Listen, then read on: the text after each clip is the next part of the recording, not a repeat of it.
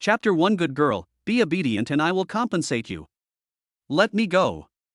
Tang Yu tried her best to push the man away but failed. The man still possessed her madly and coaxed her. Good girl, I will compensate you, what's your name? No, no. In the dark night, Tang Yu cried heart-wrenchingly. But so helpless. You are so soft and smell so good. Men can't control themselves. I don't know if it was because the girl was too delicious or because his control was overcome by the drugs. He really wanted to embed the girl into his body. The night is blurry. The room is full of beauty. It was unknown how long it had been, but Tang Yu fell into a coma from the torture. When she opened her eyes again, Tang Yu didn't dare to look at the man sleeping next to her because she was afraid. She gritted her teeth, got out of bed, picked up the clothes that were torn by the man on the ground, put them on, and ran away. Her whole body ached, and it hurt even more down there. The man raped her like a wild beast. My nose felt sore and tears flowed like seawater. Sudden. The dazzling flashlights clicked. Tang Yu raised her eyes, and the reporter's microphone almost poked her in the face. Miss Tang, what's wrong with you? Did you check into a room with another man? Miss Tang, is the person you had sex with your fiancé, Mr. Lu Nancheng? Miss Tang, you have so many kiss marks on your body. How many men did you do it with? Tang Yu raised her hand to block the flash, and hugged her body under her torn clothes. She backed away in fear, but the reporter kept pressing on. Miss Tang, will your engagement party with Mr. Lu be held as scheduled tomorrow? You are. Tang's father pushed through the crowd and saw Tang Yu naked. The dense kiss marks on her neck were even more glaring. Tang's father raised his hand and slapped Tang Yu hard. You idiot. Tomorrow you will be the fiancé of the richest man in the country, and you are still fooling around. Ah. Tang Yu, who was already shaky, fell to the ground after being slapped by her father. You bitch. Do you want to kill us? The stepmother showed a very angry face. It seemed that the elders were educating the younger generation, but in fact, she was fanning the flames of Tang's father. Jia Chang, what will we do if Master Lu finds out about this? Master Lu will definitely not let us go. The reporters are still taking pictures crazily. Now the whole world knows that Tang Yu checked into a hotel with a strange man the day before her engagement party. Tang Jiaqiang turned to the reporter and said, Today, I officially sever my father-daughter relationship with this bitch. In just a few seconds, the news that Tang Yu had checked into a hotel with a strange man spread like wildfire. At this time, Lu Nancheng in the presidential suite had a livid face and said angrily, Go find out who drugged me last night. Also, find out who that girl was last night. Yes. Lin Xiao turned and walked out. Lu Nancheng was filled with resentment. Last night, someone had given him an aphrodisiac and he uncontrollably raped the girl. His eyes caught sight of the bloodstain on the bed. Lu Nancheng turned his head and saw a shiny object on the bloodstain. He picked it up and saw that it was actually an earring. It's that girl's. Lu Nancheng held the earring in his hand, frowning. He was drugged last night. He knew he couldn't go to his room, so he went into this room. Unexpectedly, there was a girl lying on the bed. The girl seemed to be asleep. He wanted to wake the girl up and ask her to leave. But by the time the girl woke up, the effect of the drug had reached its peak and he could no longer control himself. That girl's body is so soft. The faint scent on her body made him addicted. So he raped the girl. He promised the girl that he would be responsible for her. But when he woke up in the morning, the girl was gone. Tang Yu ran to Lu's house. Before she could finish her explanation, Lu Nancheng said, Tang Yu, our engagement is off. It's not entirely because of you. I have someone I like. The person he likes is the girl from last night. It is also to fulfill the promise I made to the girl last night. Tang Yu cried and said, Mr. Lu, please help me. I don't dare to hope that you will get engaged to me. I beg you to help me find out who that man is. Only you can help me. Go call the police. Lu Nancheng politely said something cruel, someone, show him up. Looking at Lu Nancheng's ruthless turn, Tang Yu didn't know how she walked out of the Lu family. The reporters guarding the Lu family's door once again reported the incident extensively. They even exaggerated and said that Tang Yu had been fooling around with a man behind Lu Nancheng's back, and that they had a threesome, and that she was almost beaten to death by Lu Nancheng. Tang Yu has become a veritable celebrity in the city of Beijing. Become a rat crossing the street. It became the biggest joke. There is no place for her in this city anymore. 4 years later. Sijiacheng International Airport. Dad. It's Dad. Tang suddenly let go of Tang Yu's hand and ran away. Tang. Don't run around. Tang Yu hurriedly chased after him. After running a step, she turned back and reminded her son, Daodu, don't run around. Wait for mommy here. Lu Nancheng, who was surrounded by bodyguards, saw a little girl running towards her and quickly stopped the bodyguards from stopping her. He was worried that the bodyguards might hurt the little girl with their rough hands and feet. However, the little girl rushed over and hugged his legs. Daddy! Tang missed you so much. Lu Nancheng froze, confused by the little guy. There are only adults in the circle, how to deal with such a cute little kid? Chapter 2. My father's name is Lu Nancheng. When Tang Yu caught up with her daughter, she was already hugging a man's legs and excitedly shouting Dad. Dad! Tang! You can't just call someone Dad. I'm sorry. Tang Yu looked up and froze in her words as she tried to apologize to the other party. The man Tang was hugging turned out to be Lu Nancheng. Lu Nancheng was also surprised to meet Tang Yu at the airport. Tang Yu was at a loss for a moment. Lu Nancheng lowered his eyes to look at the cute little girl who was still hugging his legs. He asked Tang Yu, "Is this your daughter?" Tang Yu nodded, quickly pulled Tang into her arms, and whispered, "Don't call other people daddy anymore. He is daddy." Tang pouted in grievance, hugged Lu Nancheng's legs again, raised her chubby little face and called Lu Nancheng again, Daddy. Lu Nancheng lowered his eyes and met the little girl's black bean-like eyes. He didn't hate this little guy at all. "Are you married?" Lu Nancheng asked Tang Yu again. Tang Yu pursed her lips. She did not answer Lu Nancheng's words. She just picked up Tang and said to Lu Nancheng again, "I'm sorry," and left. Tang pouted in grievance, "Mom, why don't you let me recognize Dad? Why doesn't Dad hug me?" When Lu Nancheng heard the little girl's words, he turned around and saw the slender figure of Tang Yu holding the little girl. He felt inexplicably uneasy, and then he heard Tang Yu say again, "He is not my father." Tang Yu's back, holding her daughter, disappeared in the crowd. Lu Nancheng boarded the plane. Yeah. Wen Yan ran over breathlessly and apologized repeatedly, "I'm sorry I'm late. King Lu left the palace today and closed the road to the airport." Tang Yu didn't tell Wen Yan what happened between her and Lu Nancheng just now. She just said, "I saw him." Wen Yan paused, then hugged Tang Yu and cried excitedly, "You have suffered a lot outside in the past few years." Although Tang Yu also shed tears, she smiled and said, "It's not bitter. I have spiritual support." Wen Yan let go of Tang Yu, quickly wiped away her tears, squatted down, and pinched the two little chubby faces. "Oh my! This is Tang and Daodu. You two are so cute." Tang and Daodu raised their hands to wipe the remaining tears from Wen Yan's eyes. "Auntie Wen Yan." Wen Yan smiled warmly, with tears in her eyes, picked up the two little ones and put them on the suitcase, then pushed the suitcase and walked out of the airport with Tang Yu. "Let's go. Let's go home. Let's go home and eat delicious food." With Wen Yan's careful arrangements, the two babies ate and drank enough and fell asleep. Tang Yu said, "I won't say much to thank you. If you need me in the future, I will do my best." Although Tang Yu did not say the word thank you, her heart was full of gratitude towards Wen Yan. "What's this little help?" Wen Yan said, "Come to work at Wen's. I can take care of you every day." "No, I've already agreed to work at LK Company and will report there tomorrow." LK is a world-famous jewelry design company. Being signed by LK shows that you are quite capable. Wen Yan raised his glass, "Congratulations on becoming a world-famous designer soon. When the time comes, you have to customize a piece of jewelry for me." "Okay. I will strive to become a great designer when you get married and give you a set of exclusive designs to make you the most beautiful bride." As Tang Yu spoke, her eyes fell on Wen Yan's neck. She was already designing something for Wen Yan. She wants to design a unique set of jewelry for Wen Yan that suits her skin color and face shape, and give it to Wen Yan when she gets married. "Okay, we'll hold the wedding together then." Tang Yu smiled bitterly, "I'll let it go. Raising Daodu and Tang to adulthood is everything in my life. You are so good, why do you have to worry about finding a boyfriend? Mr. Gao has been pursuing you." The ringing of the cell phone interrupted Wen Yan's words.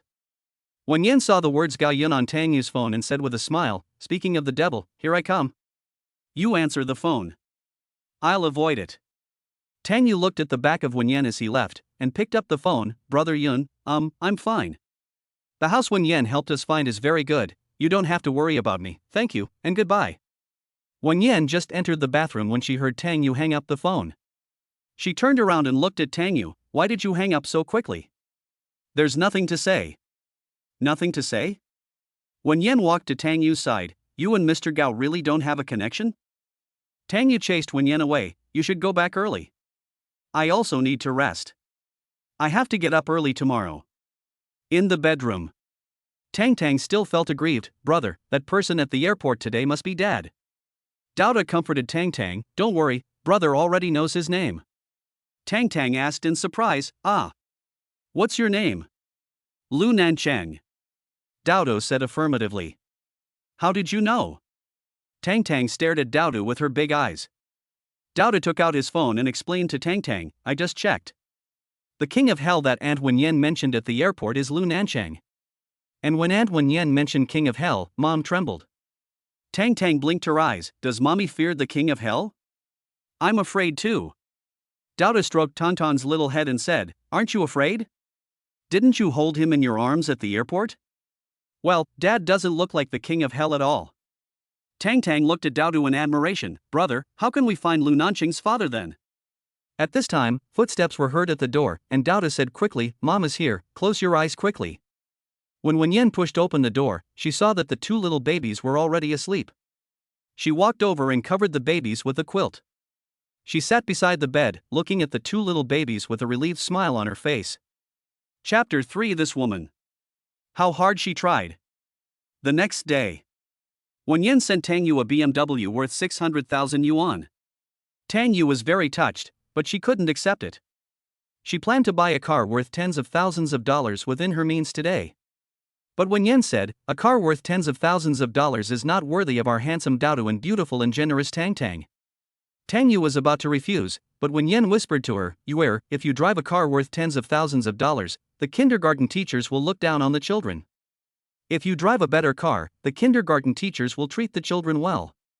Is there such a thing? Tang Yu was very surprised. What do you think?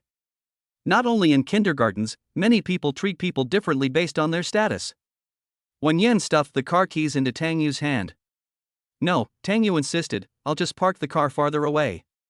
Tang Yu sent the children to kindergarten, told them to listen to the teacher, and then went to work.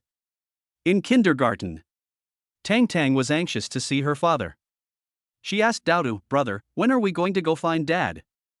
Daudu said, don't worry, we need to take a long-term view. How long? It can't be too long. Tang pouted. She missed her daddy so much. It won't be long. Dauda comforted Tang, don't worry, brother will definitely let you see daddy. Tang has always been very obedient to her brother because her brother is very capable and he never lies to her. Today a designer who returned from abroad is going to join LK. As the founder of the LK brand, Lu Nancheng wants to meet the designer in person. On the road, Lu Nancheng saw a woman holding a little girl's hand across the zebra crossing. He suddenly remembered seeing Tang Yu and her daughter at the airport yesterday. The little girl still calls him Dad. When Lu Nancheng arrived at the company, a man suddenly came over from the corner. He always walked very fast, and before he could stop, the other person bumped into his arms. His body was very strong due to long-term exercise. The other person was a thin woman. Although she crashed into his arms, the inertia caused the woman's body to fall backwards quickly. Lu Nancheng quickly hugged the other person. Take a closer look. It turned out to be Tang Yu. Tang Yu, who was afraid of falling, subconsciously grabbed his arm tightly. Tang Yu breathed a sigh of relief when she felt the other person hugging her, but her back stiffened again when she saw it was Lu Nancheng. Lu Nancheng let go of Tang Yu. Tang Yu still held Lu Nancheng. Lu Nancheng lowered his eyes and looked at Tang Yu's hand on his arm. Why don't you let go? Tang Yu quickly let go of Lu Nancheng. She was about to say sorry, but Lu Nancheng's cold voice came from above her head. Why are you here? Tang Yu raised her eyes to look at Lu Nancheng, only to see that he had a gloomy face. Who is this dead face for? Tang Yu is not the kind of pretentious woman, but Lu Nancheng's cold face made her very uncomfortable. He walked so fast and bumped into her. He didn't apologize, but she did. It's still so cold now, why is she here? Come grab the money. Come and take a shit. Come to the grave. Is this your land? Tang Yu muttered, then turned and left. Lu Nancheng looked at Tang Yu's back, rubbed his arm, and turned into his office.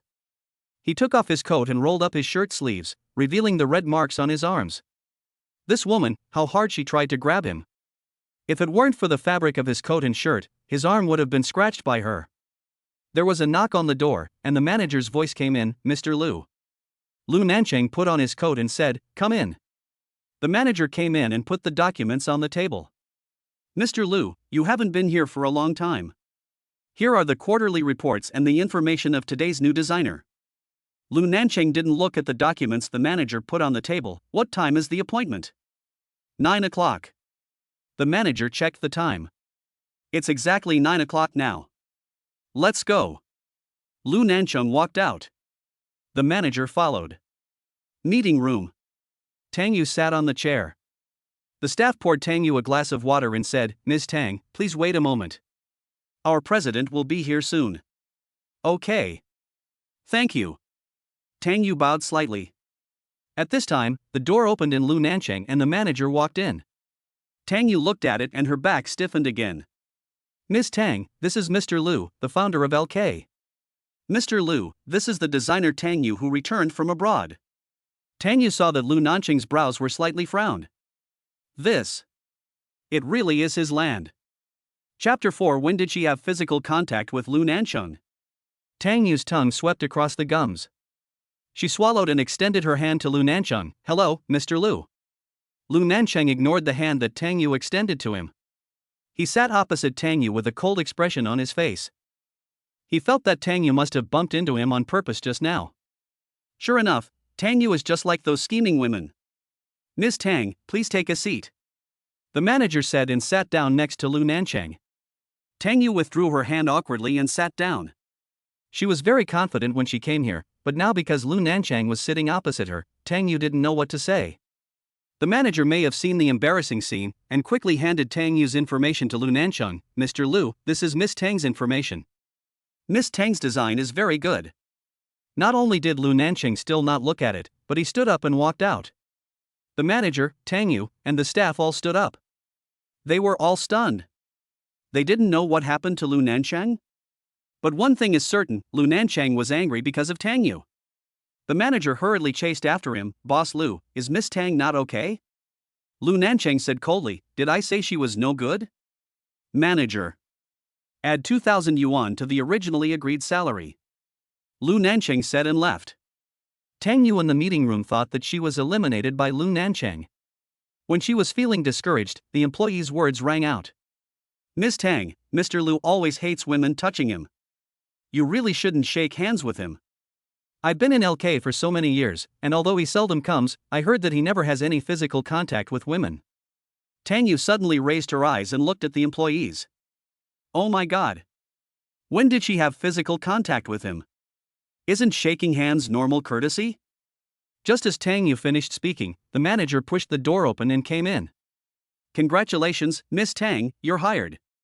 President Lu said that our salary is too low, so we'll give you an extra 2,000. You can officially start work tomorrow."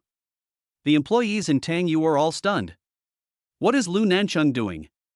After Tang Yu came out of LK in Lu Nancheng, she went to buy a car. Although Lu Nancheng gave her another 2,000, Tang Yu still bought a car for 50,000 yuan because she still had 2 babies to raise. Looking at her balance, Tang Yu called Wen Yan and said, "Yan Yan, I will officially start working tomorrow. I will treat you to a meal after get off work tonight, but it can't be too expensive. I will treat you to a big meal when I get my salary next month. Save your money and buy yourself a couple of outfits. I'll treat you tonight." School time. Tang Yu picked up the 2 babies from the kindergarten, squatted down and asked them, "Were you good today?" "Mom, the teacher said we are very good. You are such a good baby to your mother." "Baji, Baji." Tang Yu kissed both babies and walked out of the kindergarten holding one in each hand. She parked her car far away because she was worried that the teacher would see her 50,000 yuan car and think it would be bad for her babies. Tang walked a few steps and didn't want to walk anymore. She stretched out her little hands and said to Tang Yu, "Mom, I can't walk anymore. I want a hug." Tang Yu squatted down and picked up the 2 babies. Doubta said, Mom, I can walk by myself. Mommy, hold them. Tang Yu always treats the two babies equally. She believes that boys should also have enough maternal love. The children have been without a father since they were young, so her motherly love is absolutely indispensable. Lu Nancheng happened to pass by this street and saw Tang Yu holding two babies. Although Tang Yu is over 1.6 meters tall, and the two little ones are not big either, it seems very strenuous for Tang Yu to hold the two babies. Lu Nancheng said to the driver, Lin Xiao, drive over and give them a ride. Lin Xiao turned the car and slowly drove towards Tang Yu. Tang Yu carried the children to the front of the car, put them on the ground, and opened the door. Dao Dao Tang Tang, this is the new car that Mom bought. Is it okay? The two little babies climbed into the car. Mom, this car is so nice. Lin Xiao turned around and looked at Lu Nancheng. Mr. Lu. Lu Nancheng frowned, feeling a little lost for some unknown reason. He said, turn around and go back. Yes. Lin Xiao turned again. The black Bentley drove past the $50,000 car quickly. Chapter 5. What kind of friend? Wen Yan ordered a private restaurant. The food here is good, the taste is light, and it is very suitable for children's nutrition and taste. Tang Yu looked at Wen Yan with gratitude. Thank you. You want to thank me? Wen Yan asked Tang Yu, then can I be the children's godmother? That's great. Tang Yu naturally had no objection. Wen Yan immediately asked the two babies to call her godmother. The children also like Wen Yan very much and obediently call her godmother. Wen Yan took out the car keys from the morning and gave them to Tang Tang and Dao. This is a gift from my godmother. Tang Yu quickly declined on behalf of the children. Yan, I appreciate your kindness, but this car is too expensive. We can't take it. I have to go to work tomorrow, and I will have to work overtime. When I'm busy, the children will have to trouble you. Tang Yu. Why are you always so polite to me? You had such a hard time back then, you would rather leave secretly by yourself and not tell me. Do you know how sad I was when I saw those news? What kind of friend am I if I didn't help you when you were in your most difficult time? 4 years ago, Wen Yan looked for Tang Yu everywhere after seeing the news, but couldn't find her. Later, he learned that she had gone abroad. Even my father is afraid of Lu Nancheng's power. How can I implicate you? Besides, if you hadn't sent me money over the years, would we have survived? To be honest, if you hadn't been in this city, I would never have come back. Tang Yu handed Wen Yan a tissue and said, if you cry again, we won't be able to eat. Wen Yan wiped her tears and pinched the two little babies' faces. I'm sorry, Auntie scared you, eat quickly. Tang Yu picked up some food for the children and said to Wen Yan, LK actually belongs to Lu Nancheng. Wen Yan almost choked herself. Is it so mysterious? Lu Nancheng hid it so deeply that we didn't even know about it. He also gave me a 2,000 increase in salary. Tang Yu took a bite of the food. Her voice was a little lonely, as if she was talking to herself, and as if she was saying to Wen Yan, I know, he feels sorry for me. Dao and Tang Tang ate their meal in silence, but listened carefully to the conversation between their biological mother and godmother. Tang Tang was so excited and heard her father's name several times. Dao secretly gave Tang Tang a look, asking her to control her emotions. Seeing that Tang Tang was about to ask about her mom and dad, Dao quickly grabbed Tang Tang and said, Mom, let's go to the bathroom. Brother, why don't you let Tang Tang speak? Tang Tang didn't understand. Dao said, Tang Tang, I don't think Mom wants us to recognize Dad, but she doesn't know that Dad is Lu Nancheng. Ah. Then let's go tell Mom. Tang Tang said and was about to leave. Dao held Tang Tang back and said, Tang Tang, let me think about it for a while, and then we'll make a decision. Where did you come from, little brat? Why are you standing in the middle of the road? Get out of here. A hand reached out towards Tang Tang. Tang Tang. Dao quickly pulled Tang Tang to his side, so Tang Tang was not pushed down by that hand. Dao and Tang Tang looked up and saw a beautiful and charming woman glaring at them and walking away with her but twisted. Tang Yu and Wen Yan were just about to go look for the two children when the two children came back. Why did you take so long? Did you wash your hands? Tang Yu carried Tang Tang to the chair. I have washed it. As soon as Dao finished speaking, a voice that sounded almost like a scream came out, Tang Yu. Is it really you? Tang Yu, Wen Yan, Tang Tang, and Dodo looked up. Chapter 6. Lu Nancheng's concern.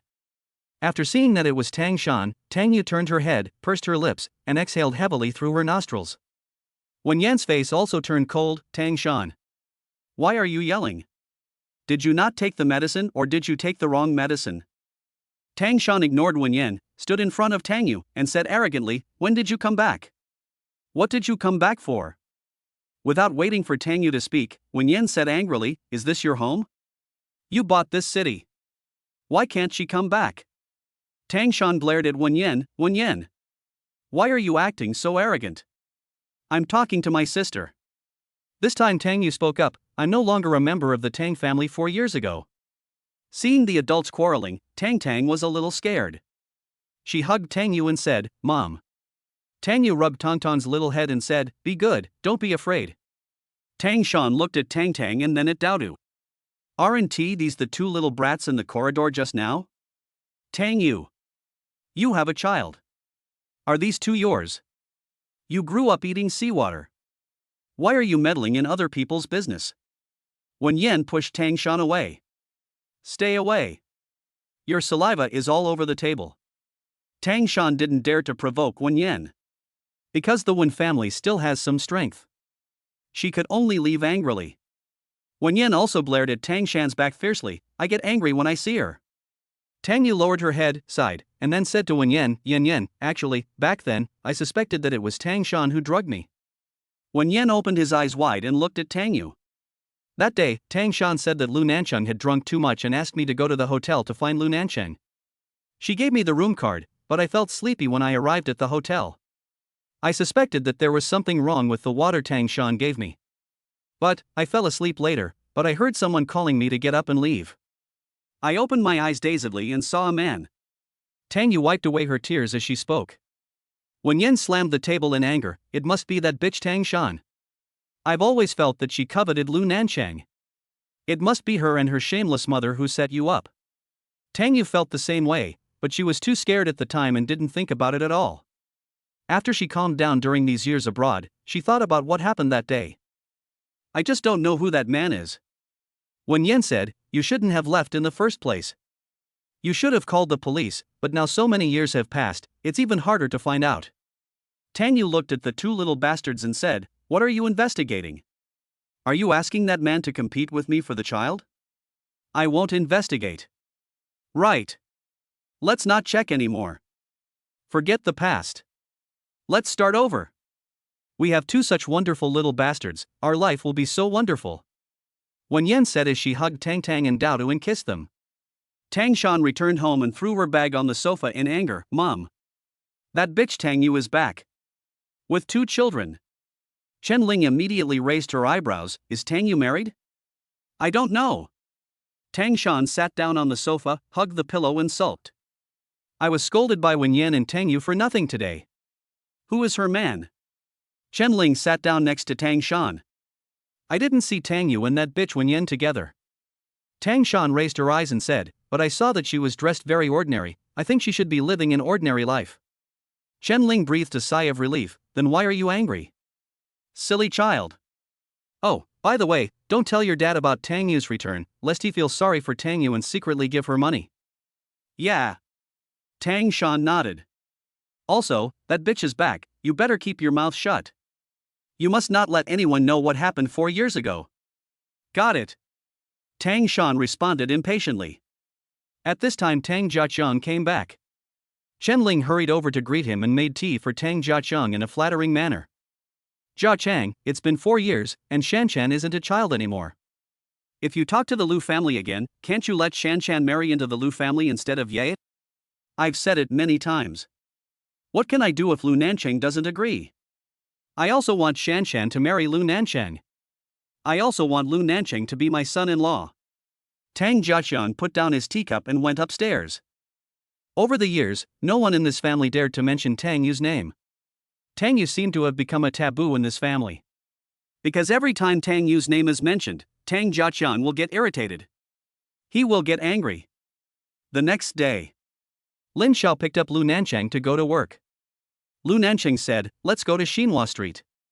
Lin Xiao said without thinking, you have an important meeting at 8:30. It's the time when parents send their children to the Duo kindergarten on Xinhua Street. The traffic is very congested. Lu Nancheng immediately held his breath in his chest, but he couldn't find a reason to curse. Lin Xiao had followed Lu Nancheng for many years. He saw Lu Nancheng's cold face in the rearview mirror and then realized that he had made a mistake. He quickly turned the car and drove towards Xinhua Street. Lu Nancheng pursed his lips and glanced at the back of Lin Zhao's head. When they arrived at the Duo kindergarten, Lu Nancheng kept his eyes on the road outside the window. Lin Zhao slowed down the car as there were many cars on the road. However, the car still quickly passed the Duo kindergarten section of Xinhua Street. Lin Zhao felt that the air pressure in the car was very low. He didn't even dare to breathe, for fear that his breathing would be too loud and disturb Lu Nancheng's thoughts. Chapter 7 You Can't Marry Anyone. Lu Group. Meeting Room. The speakers spoke freely. Lu Nancheng listened silently and finally expressed his opinion. After the meeting, my mother called and said, "Nancheng, come back to the old house for dinner tonight. Your grandfather misses you." I see. I'm in a meeting now, so I'll hang up now. Lu Nancheng hung up the phone. He knew that his mother asked him to go back because it was about his marriage again. He took the earring out of the drawer and looked at it. The girl was never found. He also checked the earring, which was just an ordinary earring, and there were many of them sold in shopping malls and online. Lu Nancheng put the earrings into the drawer. Since he couldn't find the girl, he could marry anyone. In the evening, Lu Nancheng returned to the old house and found that there were guests at home.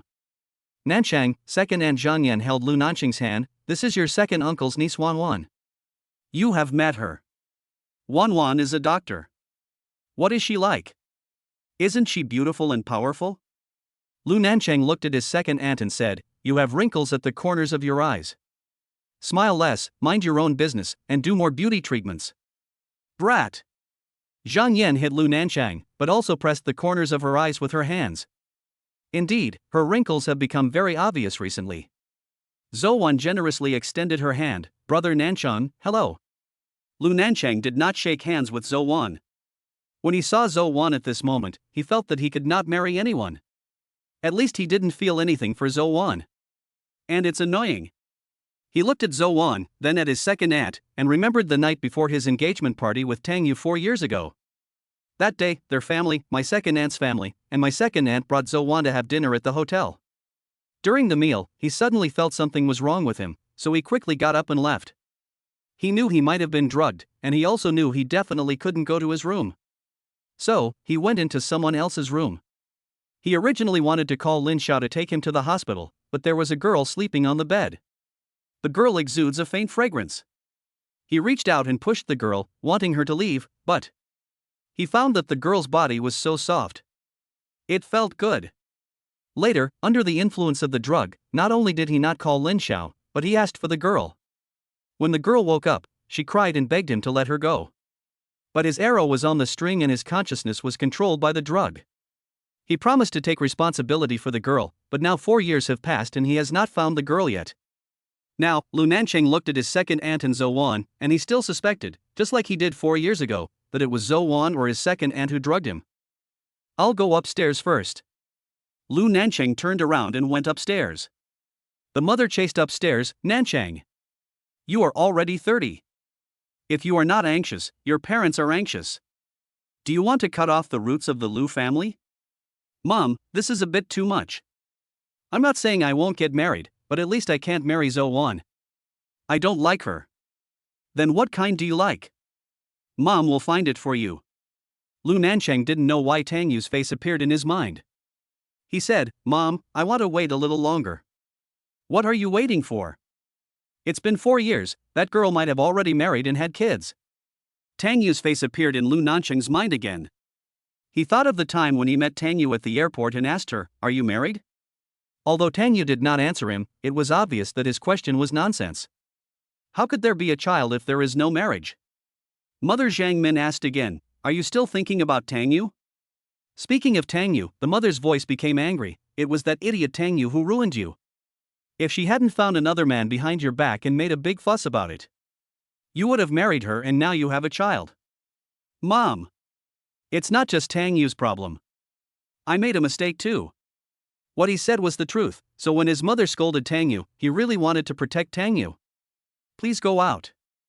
I want to be alone for a while." Just as his mother left, the door was pushed open again. Lu Nancheng thought it was his mother again. Just as he was about to speak, a pair of slender arms hugged him from behind. Brother Nancheng. Lu Nancheng pried Zou Jing's hands apart. Zou Jing, stop making trouble. Brother, you don't like Zou Wan, and I don't like her either, Zou Jing said shyly, lowering her head and said delicately, then why don't I marry you? Lu Nancheng's face suddenly darkened. I'm tired, you go out. Brother, I know what you are concerned about. Jiao Baoyu and Lin Daiyu are cousins, and we are even more distant than cousins. Zou Jing. Don't let me beat you. Lu Nancheng interrupted Zou Jing, picked up the coat he had just taken off, and left angrily. Chapter 8, Cute Baby Goes Out to Find Dad. Morning. Lin Xiao held the steering wheel and asked Lu Nancheng, Mr. Lu, are we still going to Xinhua Street today? Lu Nancheng looked out the window with his deep black eyes and said, no. Tang Yu parked the car one stop away from the kindergarten. Mom, why do we have to stop so far away? Tang asked Tang Yu. Tang Yu naturally couldn't tell the children the real reason. She said, there are too many cars in front of the kindergarten, and it's easy to get stuck in traffic. Tang nodded and wanted to be lazy again. Mom, Tang can't walk, I want to be held. Tang Yu was wearing high heels today. She said, it's not far. Tang, walk by yourself. Tang no longer insisted on being hugged by her mother. When we got to the kindergarten gate, Dauda said, Mom, you must be tired from walking in high heels. Tang and I will go in by ourselves. You can go to work. Not tired, Mom will take you in. Mom, you'll be tired if you walk back. Daudu and Tang persuaded Tang Yu to leave, and also told Tang Yu, Mom, put on flat shoes and drive. Okay, thanks for the reminder, baby. Listen to the teacher, and Mom will pick you up after school.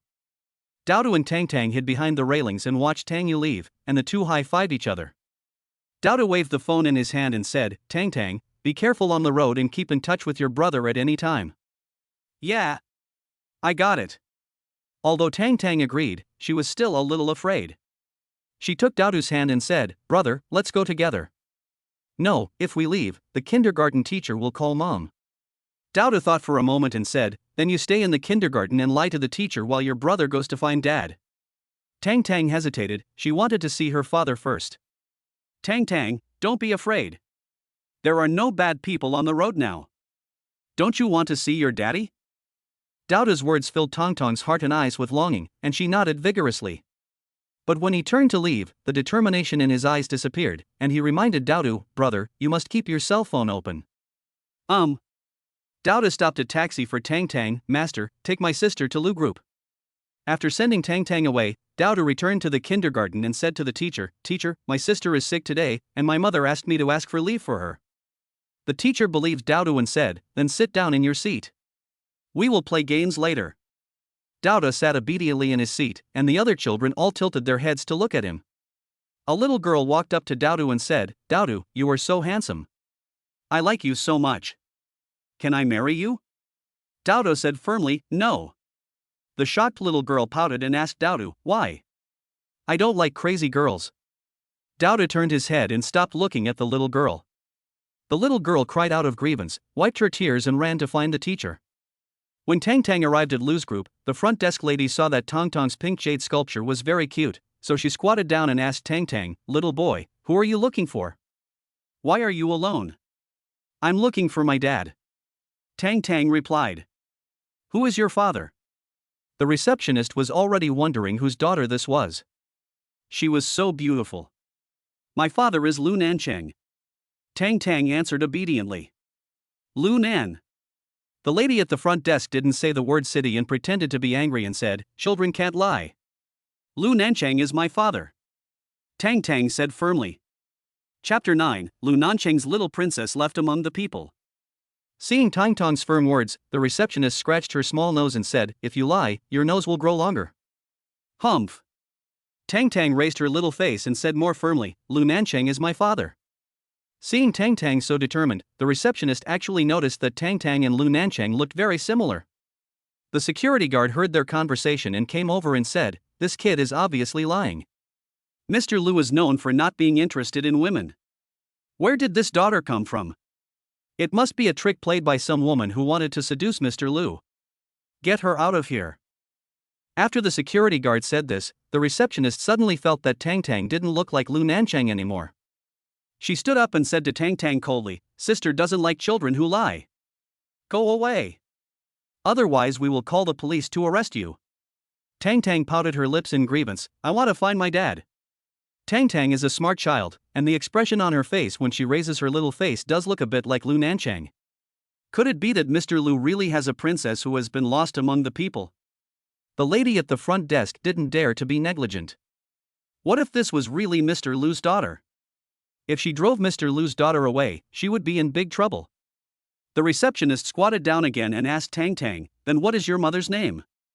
Tang said, "Tang Yu." "Tang Yu?" The receptionist and the security guard are both locals. They immediately remembered Tang Yu, who was very popular in the city back then.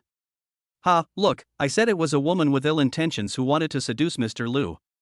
The security guard sneered. The receptionist also lost her good impression of this cute little girl. She stood up and looked down at Tang. "Do you know who your mother is? She was driven out of the country by President Lu. She is a rat crossing the street. Everyone wants to beat her up." Although Tang is only 3 years old, she can understand what the receptionist says. The receptionist says bad things about her mother. "You are all bad guys." Tang pointed at the receptionist and the security guard and said, "I'm going to tell Dad.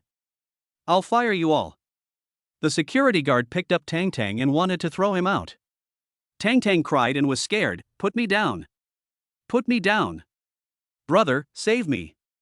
Dad, save me." As Lin Xiao walked out of the elevator, he heard a child crying in the hall, and there were a lot of people gathered around watching the fun. Lin Xiao frowned and walked out while questioning the security guard, "Why is there a child crying? Deal with it quickly." "Yes."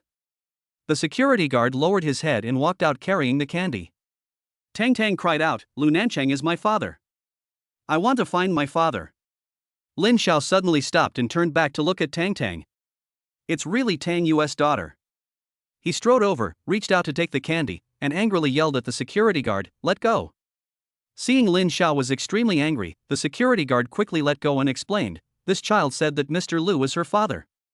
Lin Xiao hugged Tang and looked again. She was really Tang Yu's daughter.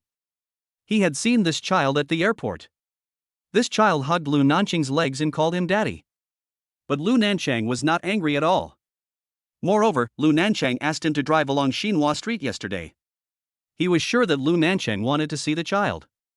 Lin Xiao glared at the security guard, picked up Tang and left. "I'll take you to find your dad." "Thank you, uncle." Tang wiped her tears and snot, and put her little hands around Lin Xiao's neck. Several security guards and the front desk lady saw with their own eyes that the tears and snot on Tang's little hands were rubbed onto Lin Xiao's clothes. Lin Xiao is famous for his misophobia. In the entire Lu group, except for Lu Nancheng, no one can get close to Lin Xiao. They watched with terrified eyes as Lin Xiao carried Tang into Lu Nancheng's exclusive elevator. The security guard and the receptionist were paralyzed with fear. It's over. Is this child really Mr. Lu's? We are finished. Chapter 10. Dad, are you the king of hell? Lin Xiao put Tang in Lu Nancheng's office, then went to the conference room to call Lu Nancheng. The secretary stopped Lin Xiao and said in surprise, "Assistant Lin? President Lu is in a meeting." "Of course I know." Lin Xiao said, "I have something important to discuss with Mr. Lu." Naturally, the secretary didn't dare to stop Lin Xiao again. Lin Xiao pushed the door open and walked in. The people sitting in the conference room at this moment were all billionaire bosses. How dare a small assistant interrupt their meeting? Everyone looked at Lin Xiao. Even Lu Nancheng was a little surprised. But he knew that Lin Xiao was a sensible person and must have something important to tell him before he dared to come in and interrupt his meeting. Lin Xiao walked straight to Lu Nancheng's side, bent down and whispered in Lu Nancheng's ear, "Mr. Lu, Miss Tang's daughter is here to see you. I brought her to your office." Lu Nancheng looked at Lin Xiao with disbelief in his eyes, but he still stood up and walked out. "Wait for me 10 minutes. Lu Nancheng left a word and walked out of the meeting room. "Did Tang Yu bring her here?" Lu Nancheng asked in the corridor. Lin Xiao replied, "She is alone." Lu Nancheng stopped and looked at Lin Xiao. What a little kid. He must have just learned to walk. Why did he come alone? Lu Nancheng raised his foot and increased his speed. Pushing open the door, Lu Nancheng looked towards his office. "Dad!" Tang jumped off the sofa and rushed towards Lu Nancheng. Lu Nancheng quickly caught the little guy and saw that there were still traces of tears on his face and tears in his eyes. Lu Nancheng's heart suddenly felt heavy for no apparent reason. He felt sorry for the child. Raising his hand, Lu Nancheng wiped Tang's tears and asked, "How did you get here?" "I miss my dad. I'm going to find my dad." Tang stretched out her little hands and hugged Lu Nancheng's neck. At this moment, Lu Nancheng's heart stagnated again, and his heart felt soft, as if it had been scratched by a cat. "Dad, why don't you want us anymore?" Tang said, burying her face in Lu Nancheng's shoulder and crying, "Dad, please don't abandon us, okay?" Lu Nancheng patted Tang's back gently and stroked Tang's little back. Tang raised her head and looked at Lu Nancheng with her little mouth pouting. Lu Nancheng was almost burned by Tang's tears. He carried Tang into the bathroom and washed her face. This was his first time washing someone's face, and the person was a child. "Don't cry, you won't be beautiful if you cry." Lu Nancheng comforted Tang, but in fact he couldn't bear to see Tang cry. His heart broke when the little guy cried. After washing his face, Lu Nancheng carried Tang out of the bathroom and put her on the sofa. He wanted to find something to eat for the child, but found that there were no snacks in the office. He had no choice but to pour the child a glass of water. The water was a little hot, so Lu Nancheng blew on it for Tang. Tang took Lu Nancheng's water cup and said, "Thank you, Dad." Lu Nancheng said, "You're welcome." Tang put down the cup, stood up and got into Lu Nancheng's arms, and then put her little hands around Lu Nancheng's neck. "Daddy, can I kiss you?" Lu Nancheng's body stiffened because Tang had kissed his face. Looking down, Lu Nancheng saw Tang standing on his legs with her shoes on.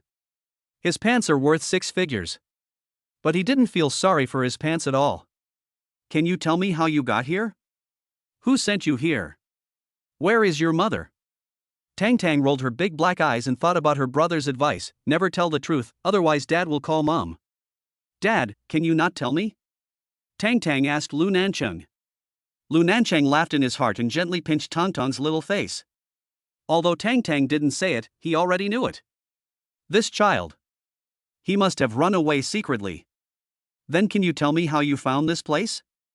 Lu Nancheng asked Tang again. Tang blinked her big eyes again, tilted her head and said to Lu Nancheng, "Then Daddy, can you answer a question for Tang first?" Lu Nancheng nodded, "Okay." "Dad, are you the king of hell?" Lu Nancheng froze. "Who said that to you?" Although Lu Nancheng asked, he thought it was Tang Yu who told the children. However, Tang said, "Godmother said that King Lu had left the palace and blocked the road." Mom was shaking with fear when she heard King Lu. Lu Nancheng's tongue swept across his gums, and he raised his hand and rubbed the tip of his nose. In order not to scare the child, he softened his voice and asked Tang, "Who was the godmother?" Chapter 11. Let Tang Yu come to Lu's to find me. Wen Yan. Tang not only answered the question, but also said, "Godmother Wen Yan loves us so much and even gave us a luxury car, but Mom didn't want it." Lu Nancheng didn't know who Wen Yan was. Back then, he and Tang Yu had a marriage of arrangement, and it was only a month from the time they made the engagement to the time they separated due to the accident. Moreover, he and Tang Yu only met 2 or 3 times during that month. He agreed to his parents' marriage with Tang Yu because he didn't think Tang Yu was unpleasant when he first met her. Since his family was urging him to do so, he agreed to his parents' request. Therefore, he knew nothing about Tang Yu as friends. "Tang, how old are you?" 3 years old. Tang actually stretched out 4 fingers. Lu Nancheng smiled and held one of Tang's fingers. "This is 3. Tang licked her lips and smiled too. Lu Nancheng thought Tang was particularly beautiful when she smiled, even prettier than Tang Yu. However, Tang Yu was too careless and let such a cute child run away by himself. How dangerous it was. This kind of Tang Yu makes Lu Nancheng hate her a little bit. "Tang, do you have a brother?" Lu Nancheng recalled the day he saw Tang Yu bringing 2 children into the kindergarten. "Yeah. My brother misses Dad too. My brother is so smart. Just as smart as Dad." Tang's eyes sparkled when she talked about her brother. "Dad, do you love my brother?" Lu Nancheng tapped Tang's little nose gently. "Love." Tang smiled happily. Lu Nancheng looked at Tang. "Tang, is your mother married?" Lu Nancheng asked, but he was worried that the child would not understand, so he asked Tang, "Who is your father?" Tang looked at Lu Nancheng in confusion. "You are our father." Lu Nancheng still felt that it was difficult to communicate with a 3-year-old child. He stood up holding Tang. Should I take you back, or should Uncle Lin take you back? I won't go back. Tang wants to be with Daddy. Tang interrupted Lu Nancheng, her eyes reddened again, and she hugged Lu Nancheng's neck tightly. Dad, please don't leave us, okay? Lu Nancheng's heart was about to melt. In order to stop the child from crying, he quickly said, okay, I won't go back. I'll just stay with Dad. After that, Lu Nancheng looked at the time and said, ask Uncle Lin to buy you something delicious. You wait here for Dad. Dad will be back as soon as he finishes work, okay? Tang's little hands tightly grasped Lu Nancheng's clothes and whispered, then will you abandon Tang? Lu Nancheng shook his head and said affirmatively, no. Although Tang let go of her hand, her reluctant eyes made Lu Nancheng unable to move. So, Lu Nancheng called his secretary and said, connect to the conference room video. I'll start a video conference. Lu Nancheng put Tang on the sofa, pointed at the desk and said, Dad works there, Tang sit here. Tang nodded, so well behaved that it made people feel distressed. Lu Nancheng was sitting in his office chair, having a video conference.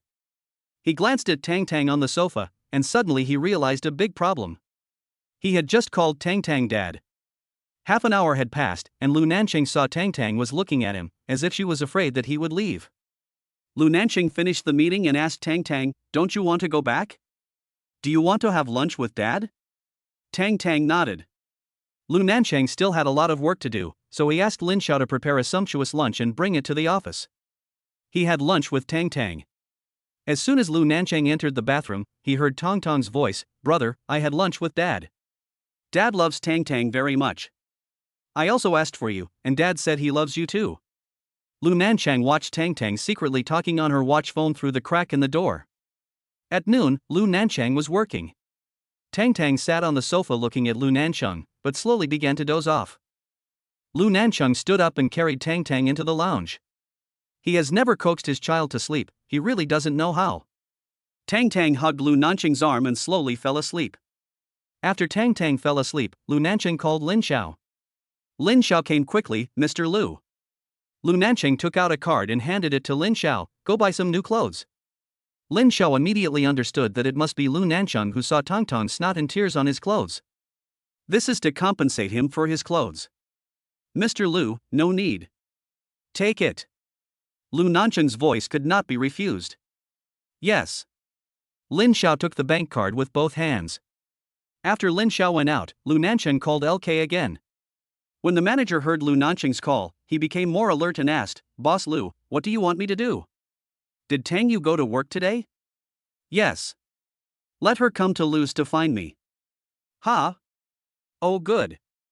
The manager ran to find Tang Yu as fast as he could. Miss Tang, Mr. Lu asked you to go to Lu's to find him. Chapter 12 How did such a stupid woman raise 2 children? Tang Yu was confused. Mr. Lu? Which Mr. Lu? Lu Nancheng? Of course. The manager said, go quickly. Tang Yu stood still. Why did he look for me? Oh Miss Tang, how dare we ask? I'm not used to him, and we don't have much in common. Why did he ask me to do that? Tang Yu muttered softly, still standing there without moving, obviously not wanting to go. How would we know? Since Mr. Lu asked you to come over, just go over there as soon as possible. Faced with the manager's urging, Tang Yu still stood there without moving. She said, could you please give me Mr. Lu's phone number? I want to ask him what's going on. The manager was stunned. You don't know Mr. Lu's phone number? He thought Mr. Lu and Tang Yu had a close relationship. After getting Lu Nancheng's phone number, Tang Yu walked to the corridor and called Lu Nancheng. Lu Nancheng picked up the phone. Hello. Mr. Lu? I'm Tang Yu. The manager said you were looking for me? Lu Nancheng said, well, come over now. I'm in the office. What is it? Although they were separated by a phone call, Lu Nancheng could still hear Tang Yu's caution. He said unhappily, can I eat you? Tang Yu also heard Lu Nancheng's displeasure, and she said, if you have anything to say, just tell me over the phone. Aren't you afraid of offending the boss at all? Lu Nancheng didn't know why he said that. He only heard Tang Yu's confident voice, I make a living by my own ability. I am doing a legitimate job. Lu Nancheng was so angry that he was breathing heavily. He looked back at the lounge. That smaller version of Tang Yu was so lovable and cute, but this Tang Yu was really irritating. Angry at him 4 years ago. Now I'm still angry at him over the phone. But think about it, even if Tang Yu didn't fool around with the man in the hotel, he wouldn't be engaged to Tang Yu. Because, not only Tang Yu made a mistake, he also made a mistake. Moreover, he has promised the girl that he will be responsible for her.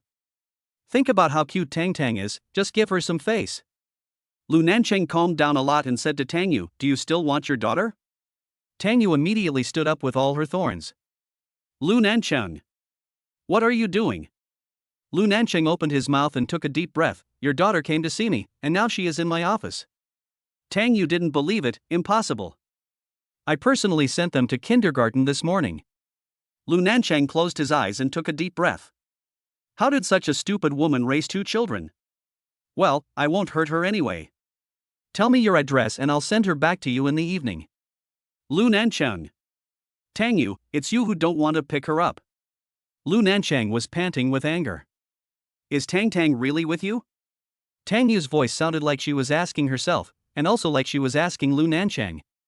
Lu Nancheng said, do you think I'm bored in talking to you on the phone?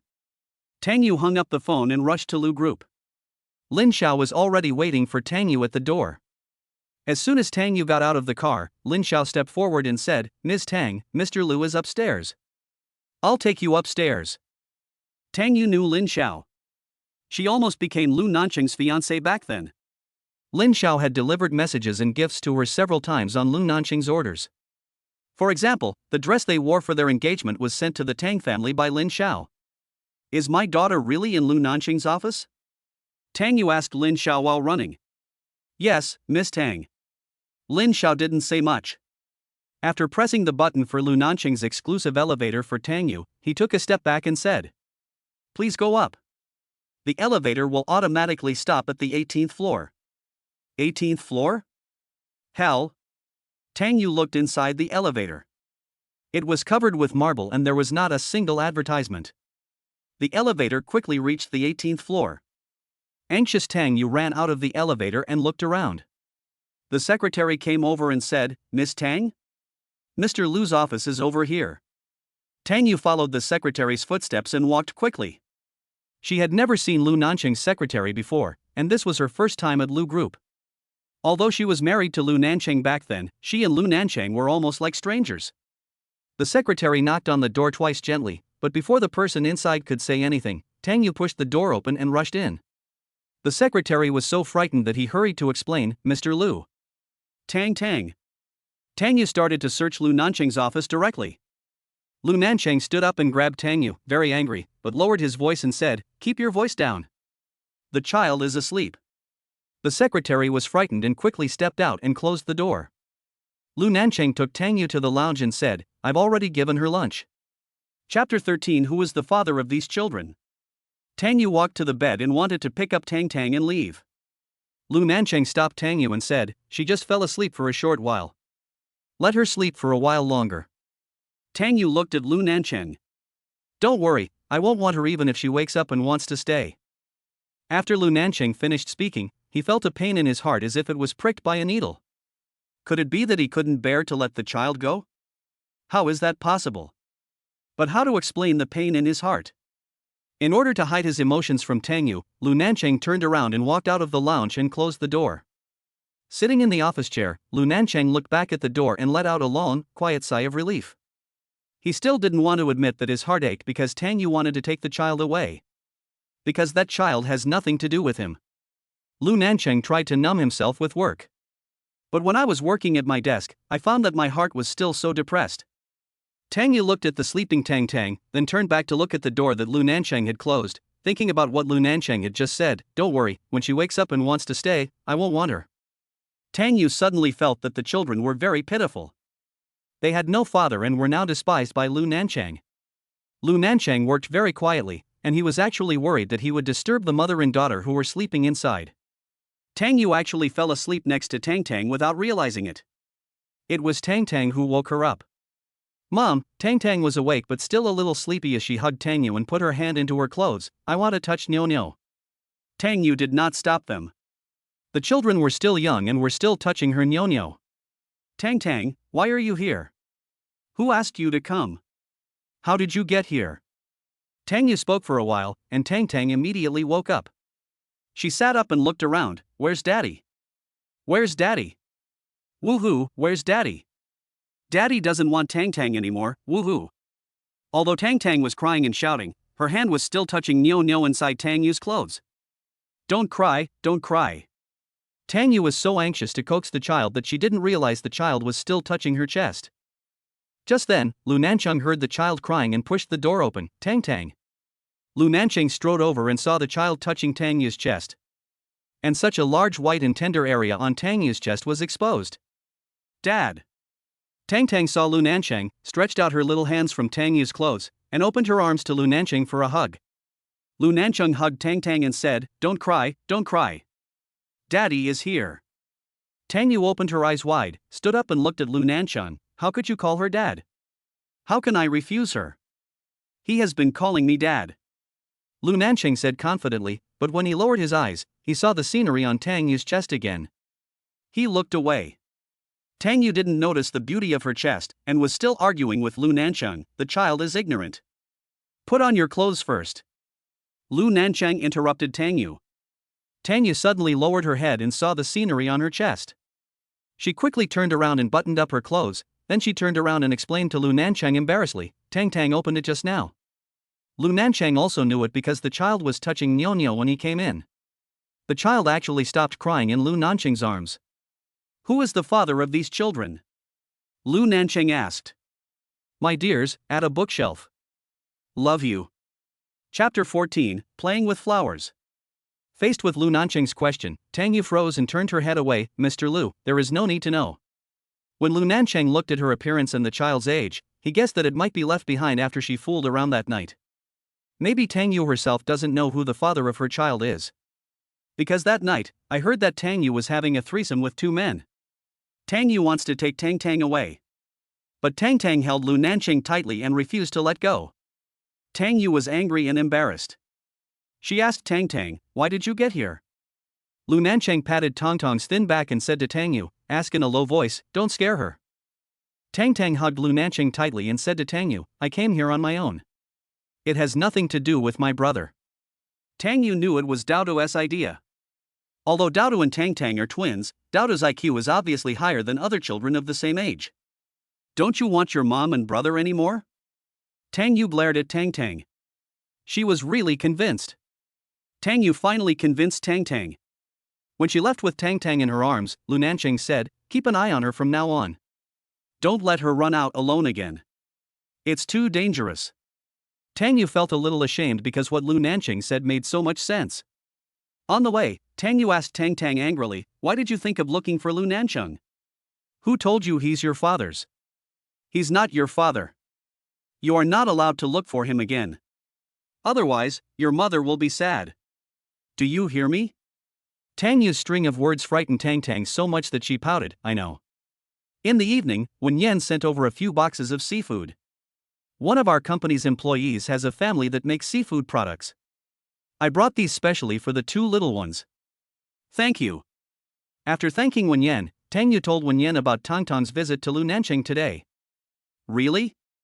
So fantastic? Oh, these 2 babies know how to recognize their father, and they recognize the richest one. Ha ha ha.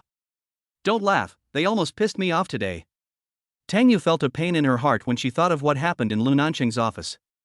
She exposed most of her chest and asked Lu Nancheng to remind her to put on her clothes. The daughter that she raised herself didn't want her to hold her, but wanted Lu Nancheng to hold her. Tang pressed her chest, she was almost suffocating. Paradise Bar. Lu Nancheng and his good friend Tang Shangnan were drinking. Lu Nancheng drank a glass of wine and told Tang Shangnan what happened today. Do you suspect that Tang instructed the child to do that? Tang Shangnan asked Lu Nancheng. Lu Nancheng sneered, the child is only 3 years old. If she hadn't taught him, why would he run to me? Tang Shangnan didn't know Tang very well. He clicked his tongue twice and said, this Tang is quite scheming. If I had been nicer to him, maybe she wouldn't have fooled around with other men. Maybe I wouldn't have been drugged and what happened that night would not have happened.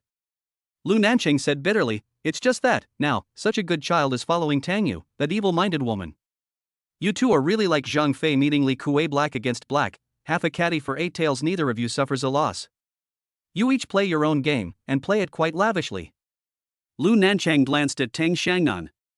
Tang Xiangnan smiled and said, "Don't be angry. There will be a film festival next week. Let's go and see what's going on." "No." Lu Nancheng refused decisively. He had no interest in those things. All the girls there are young and beautiful female stars. Maybe you'll be able to catch a glimpse of one of them. Lu Nancheng sneered, "I don't like female stars." Tang Xiangnan shook his head helplessly. "Do you still want to find that girl? Maybe she's already married and has children. Otherwise, it's been 4 years, and she hasn't come to find you? With your worth, every woman would love you. Maybe she doesn't know who I am." Lu Nancheng said, "I'll wait a little longer. I promised her that I would be responsible for her." Tang Xiangnan looked at Lu Nancheng carefully. "How come I didn't realize that you were still a lovesick person after all these years?" Chapter 15. I want my dad to kidnap me. After returning home, Tang Yu criticized the two little guys seriously. "You can't go looking for Lu Nancheng anymore. He is not your father. If you don't obey me, Mom will be angry." Tang blinked her big eyes and didn't dare to speak. She was afraid that her mother would be angry. Dao took the initiative to apologize. "Mom, we are obedient. Don't be angry." When Tang Yu heard Dao's words, she realized that this was clearly an attempt to exploit a language loophole. She deliberately put on a stern face and said to Dao, "Are you going to look for Lu Nancheng again?" Dao shook his head and said, "No." Tang Yu said sternly, "Don't let your sister go to look for it." "Well, I won't let my sister look for it." Only after getting an affirmative answer from her son did Tang Yu let the two little guys go. After Tang Yu went out, Tang pouted and said, "Brother, Mom is angry." Dao stroked Tang's little head with her little hand and said, "Mom is worried that we will be kidnapped by bad guys. Why doesn't Dad kidnap me?" Tang clasped her hands together and looked out the window longingly. "I really want Dad to kidnap me." "Do you want Dad to be a bad guy?" Tang shook her head repeatedly. "I don't want Dad to be a bad guy. In fact, I also want to be with Mom, brother. I want Mom and Dad to be with us." Dao shook his head helplessly. "I didn't expect Dad would call Mom. It's all your fault for being too greedy. I told you I'd be back in a while, so how could you fall asleep at Dad's place?" Tang pouted and said aggrievedly, "I feel sleepy after eating a full meal." "Then why eat there? Dad wouldn't have called Mom if you came home earlier." After being scolded by her brother, Tang shed tears. "It's because Dad is so good, I don't want to leave him." "Woo. Don't cry." Dao quickly covered Tang's mouth. "Don't be sad, Tang. I promise I'll find a chance for you to see Daddy next time." Tang really stopped crying. But Tang said something. "Brother, Dad and Mom had a fight because of me today." "It's okay. It's better to quarrel than not to meet." Tang didn't quite understand what her brother said, but she thought it must make sense. Tang Yu had just finished washing the children's clothes when she saw a missed call. She thought it was a wrong number and did not call back. When Yen called at this time, "Yeah, why didn't you answer Xia's call?" Tang Yu suddenly understood. That missed call was from Xia. "I was washing clothes just now and didn't hear it. When I came back after washing clothes, I saw a missed call. I thought it was a wrong call, so I didn't call back." "Oh, Xia is anxious to find you," Wen Yen said. "Do you know? Xia is a popular star now." Tang Yu smiled and said, "Of course I know. With such a big star, it's hard not to know. There's a film festival next week. Xia won an award, and she invited us to go." "Then we must go," Tang Yu said excitedly. After hanging up the phone with Wen Yen, Tang Yu couldn't wait to call Jiang Nanxia. On the phone, the two good friends were chatting excitedly. Her face was always filled with smiles, and she even forgot about her own suffering. Jiang Nanxia said sadly, Yeah, you have suffered a lot these years. I'm sorry that I couldn't help you." Tang Yu shook her head. "I'm fine. You finally see the sun after all the clouds have cleared. Congratulations." Yeah, will you come to the film festival next week?" "Of course." Tang Yu said, "I miss you so much." "Me too." Jiang Nanxia said, "I especially miss the days when we were together, without any worries." How could Tang Yu not miss him? The two chatted for a long time before reluctantly hanging up the phone. Chapter 16. Now she doesn't want to be a soft persimmon anymore. A week goes by quickly. Tang Yu works very hard and she hopes to get a chance to ask for leave tomorrow. When the manager heard that Tang Yu wanted to ask for leave, how could he refuse to approve it? Since Lu Nancheng had called to invite him personally, he naturally wouldn't dare to neglect him. Tang Yu actually received a call from Tang Shan. Tang Shan said, "Sister, there's a film festival tomorrow. I want to go. You and Jiang Nanxia are good friends, can you help me get a ticket from her?" Tang Yu's happy face suddenly turned unhappy when she heard Tang Shan's words. Every word Tang Shan spoke was spoken with a commanding tone. Why? Nothing can be done. Tang Yu only said 4 words and hung up the phone. Then the phone rang again. Tang Yu didn't answer. But the ringing continued. Tang Yu picked up the phone helplessly. But before she opened her mouth to speak, she heard Chen Ling's voice. Yeah, your sister wants to enter the entertainment industry. If she can go to the film festival tomorrow, she might be able to meet a famous director. Please help her." Although Chen Ling's voice was very gentle, Tang Yu still didn't buy it. Because Chen Ling's face is worthless to her. Because she will never forget how Chen Ling bullied her. She was only 3 years old at the time, and her mother had passed away only 2 months earlier, and her father married Chen Ling right after. Moreover, Chen Ling was already 7 months pregnant when she entered the house. From then on, she lived with a stepmother. She was beaten and kicked, and used harsh words. It can be said that she grew up in fear. Chen Ling not only became a stepmother herself, but also encouraged her father to become a stepfather. It is said that if you have a stepmother, you will also have a stepfather. This statement is really true. Father Tang Jiaqian listens to Chen Ling, and even Chen Ling's farts smell good. Tang Yu still feels resentful when she thinks about the past. Now she doesn't want to be a soft persimmon anymore. Yes. She will never forget the pain that Chen Ling gave her. I've already told Tang Shan that there's nothing I can do. Tang Yu hung up the phone directly. The next day, Tang Yu deliberately picked out a newer piece of clothing. Because she has 2 children to raise these years, Tang Yu is very frugal with herself. She hasn't bought new clothes for 4 years. After sending Tang and Dao to kindergarten, she went to the film festival. She, Wenyan, and Jiang Nanxia are college classmates and best friends. But Wenyan and Jiang Nanxia are both orphans. Although she is not an orphan, she is very much an orphan. Wenyan was later adopted by the Wen family. The Wen family treated her very well, so Wenyan was always very happy. But Jiang Nanxia was not so lucky. She was sold to the mountains by her adoptive parents. She had a strong temper and jumped off a cliff several thousand meters high. Fortunately, he was caught by a tree branch and saved his life. He was later rescued by the police. But her adoptive parents never let her go, and she had a very hard life over the years. As soon as Tang Yu arrived at the entrance of the venue, she was stopped by Chen Ling and Tang Shan. Tang Shan wore a one-shoulder dress and expensive jewelry, and looked very exquisite. "I knew you would come." Chen Ling glared at Tang Yu fiercely. "You must take us in today." Tang Yu sneered, "How capable do you think I am?" Chen Ling softened her attitude, then called Jiang Nanxia and asked her to come out to pick us up. Tang Yu knew what Chen Ling was up to. Chen Ling wanted everyone to see Jiang Nanxia coming out to pick them up, and then used Jiang Nanxia's popularity to find connections. When Jiang Nanxia was suffering, not only did you not help her, you also stopped me from interacting with Xia Xia.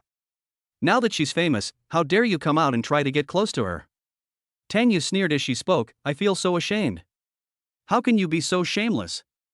Chen Ling's face turned red and white when Tang Yu scolded her, and she rolled her eyes in anger. "I'm grown up now. I won't be bullied by you anymore." After saying that, Tang Yu walked away. Chen Ling grabbed Tang Yu and said, "Look, you're dressed like a bumpkin. If you agree to take us in, I'll buy you a dress." Tang Yu looked down at her clothes, which were indeed a bit low class. She was not afraid that others would laugh at her, but she was afraid that others would laugh at Jiang Nanxia. Just as Tang Yu was in a daze, 2 girls came over and asked, "Tang Shan? Are you here to attend the film festival too?" Tang Yu looked and saw that the 2 girls were Tang Shan's best friends. Tang Shan immediately put on a smug, even boastful smile on her face and glared at Tang Yu. "Tang Shan, is this your sister Tang Yu?" When the 2 girls saw Tang Yu, they opened their eyes wide in surprise and said hurtful words without mercy. She suddenly disappeared after that incident 4 years ago. How come she is back again? Facing the 2 best friends' ruthless ridicule of Tang Yu, Tang Shan glared at Tang Yu with a mocking look, and then said to the 2 best friends in a flattering way, "She thinks that people in the city of Beijing all have amnesia." He. The 2 best friends covered their mouths and laughed. In my opinion, my ugly face is more beautiful than your fake faces. Tang Yu raised her hand and fanned her nose, then pushed the two girls away. Get out of the way. The smell in your mouth is too strong. It's killing me. Tang Yu walked away. Tang Yu. What did you say? The two girls grabbed Tang Yu and wouldn't let her leave. Tang Yu was not afraid of the two girls' glaring eyes. Are you going to quarrel or fight? There were too many people passing by at this time, and it was impossible for the two girls to quarrel with Tang Yu, let alone fight. Because they are here to hook up with rich men. They have to maintain the image of elegant ladies. Tang Yu was sure that they didn't dare to quarrel. In fact, she didn't dare to quarrel either. She was not worried about herself, she was just afraid of embarrassing Jiang Nanxia. Tang Yu ignored them and walked away. Chen-Ling smiled and said to the two girls, Xiaomin and Xiaoya, don't be angry. Don't bother with that stupid Tang Yu. Come on, let's go in. Who's going with you? Stay away from us. Xiaomin and Xiaoya took out all the anger that Tang Yu had on Tang Shan and Chen-Ling. Xiaomin and Xiaoya, please take us in. Chen-Ling said quickly. You don't have an admission ticket? The two girls opened their eyes wide in surprise. Then Xiaomin and Xiaoya looked at Tang Yu, who had already walked to the door. They caught up with Tang Yu and said, Tang Yu. Stop. Xiaomin pointed at Tang Yu and said to the security guard, this woman doesn't have a ticket. Don't let her in. The security guard was very responsible. He said to Tang Yu, Miss, you cannot enter without a ticket. Humph. You want to get in without a ticket? Everyone, be careful. This woman doesn't have a ticket. Xiaomin's words made everyone not only look at Tang Yu with strange eyes, but also avoid Tang Yu. Some even pointed fingers at Tang Yu. Xiaomin and Xiaoya took out their admission tickets and were about to go in proudly. However, what Tang Yu took out of her bag was an invitation letter. Xiaomin and Xiaoya were stunned. Tang Yu actually got an invitation letter. Only top guests can get invitations to this film festival. And an invitation letter cannot be bought with money. The admission tickets they had were bought at high prices from scalpers through intermediaries. Can this be brought in? Tang Yu asked the security guard. When the security guard saw that it was a golden invitation letter, he immediately stepped back and bowed, saying, Miss, please. Xiaomin and Xiaoya came to their senses and stopped Tang Yu immediately. Xiaomin said to the security guard, she couldn't have gotten the invitation. Look how shabby she is. This invitation must be fake. Check it out. You'd better check it out. If this invitation letter was stolen, you can quit your security job. Xiaoya said. The security guard looked at Tang Yu. Tang Yu did not make things difficult for the security guard and handed him her invitation letter. The security guard took a look at the invitation letter, returned it to Tang Yu, and said respectfully, Miss Tang, please come in. What's going on? Xiaomin was furious, how dare you let her in? The security guard said, this invitation with golden characters is from Miss Tang. Invitation letter with golden letters. Xiaoya and Xiaomin suddenly remembered that there were two types of invitations for this film festival. One was the ordinary invitation, which were for general directors and small stars below the third line. The gold-lettered invitations are for heavyweights. For example, a popular star. For example, a famous director. For example, a billionaire. Ha! How do you know this invitation is hers? Xiaoya questioned the security guard.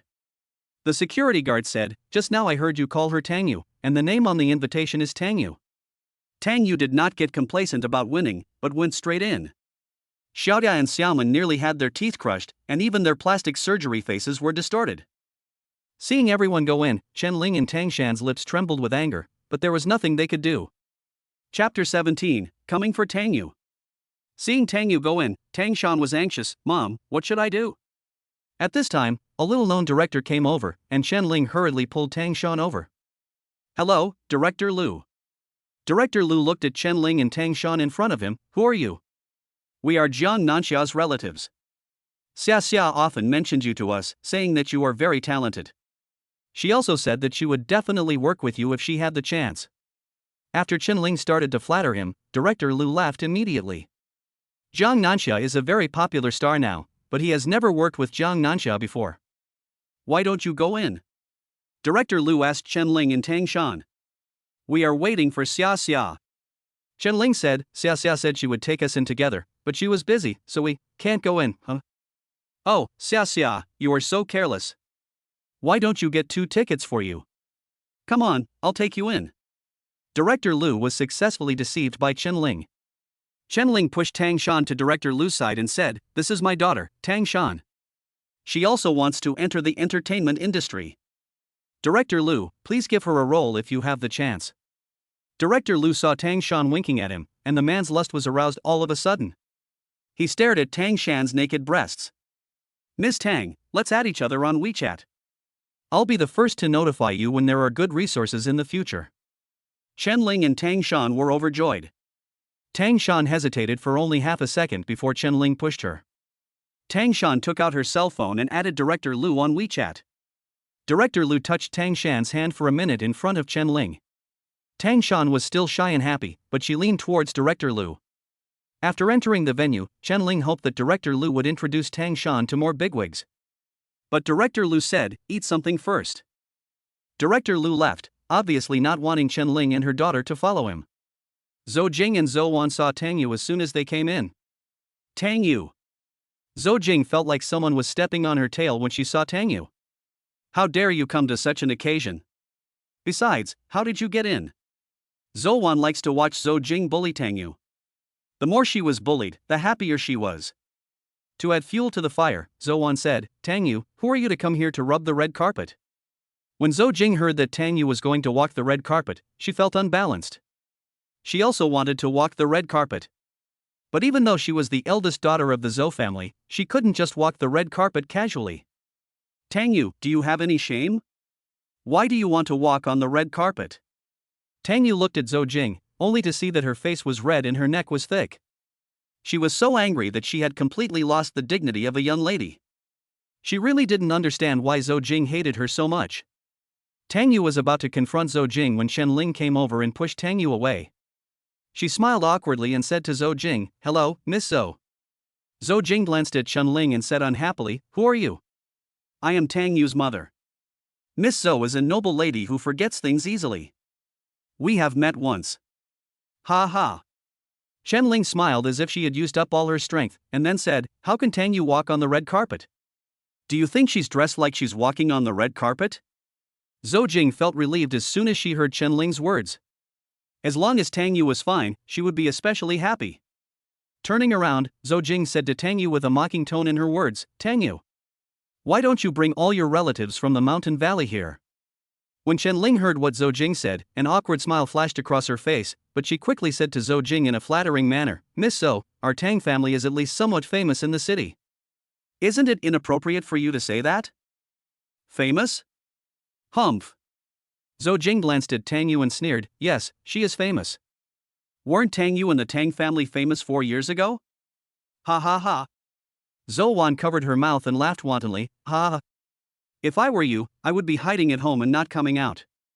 It would be really embarrassing. You'd better get out of here. There are so many people here, everyone will recognize you soon." Zou Jing raised her head high as she spoke, feeling full of a sense of superiority. Yeah.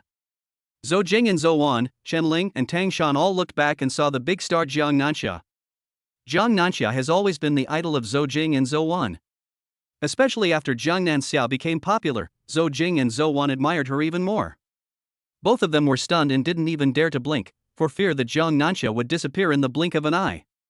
Jiang Nanxia walked directly to Tang Yu's side, not only hugged Tang Yu intimately, but also said happily, "I thought you didn't give me face and didn't come." Zou Jing and Zou Wan looked at each other and couldn't believe their own eyes and ears. The much-anticipated superstar Jiang Nanxia actually hugged Tang Yu enthusiastically. She even said something that made them extremely jealous. "Do you know each other?" Zou Jing couldn't help but ask. As Tang Yu's best friend, Jiang Nanxia naturally ignored Chen-Ling and Tang Shan. Jiang Nanxia heard what Zou Jing said just now, and also saw the discriminatory expressions of Zou Jing and Zou Wan towards Tang Yu. She didn't even glance at Zou Wan and Zou Jing, but said to Tang Yu, "There are so many delicious foods over there, why don't you go eat them, and why don't you look for me? Why are you hanging out with a bunch of rubbish?" Zou Jing and Zou Wan couldn't help but open their eyes wide. But they didn't dare to get angry when Jiang Nanxia called them trash. Zou Jing smiled and said to Jiang Nanxia, Miss Jan, my name is Zou Jing, I am. Yeah, I'll take you over there. I'm allergic to disgusting people. Jiang Nanxia interrupted Zou Jing directly and pulled Tang Yu away.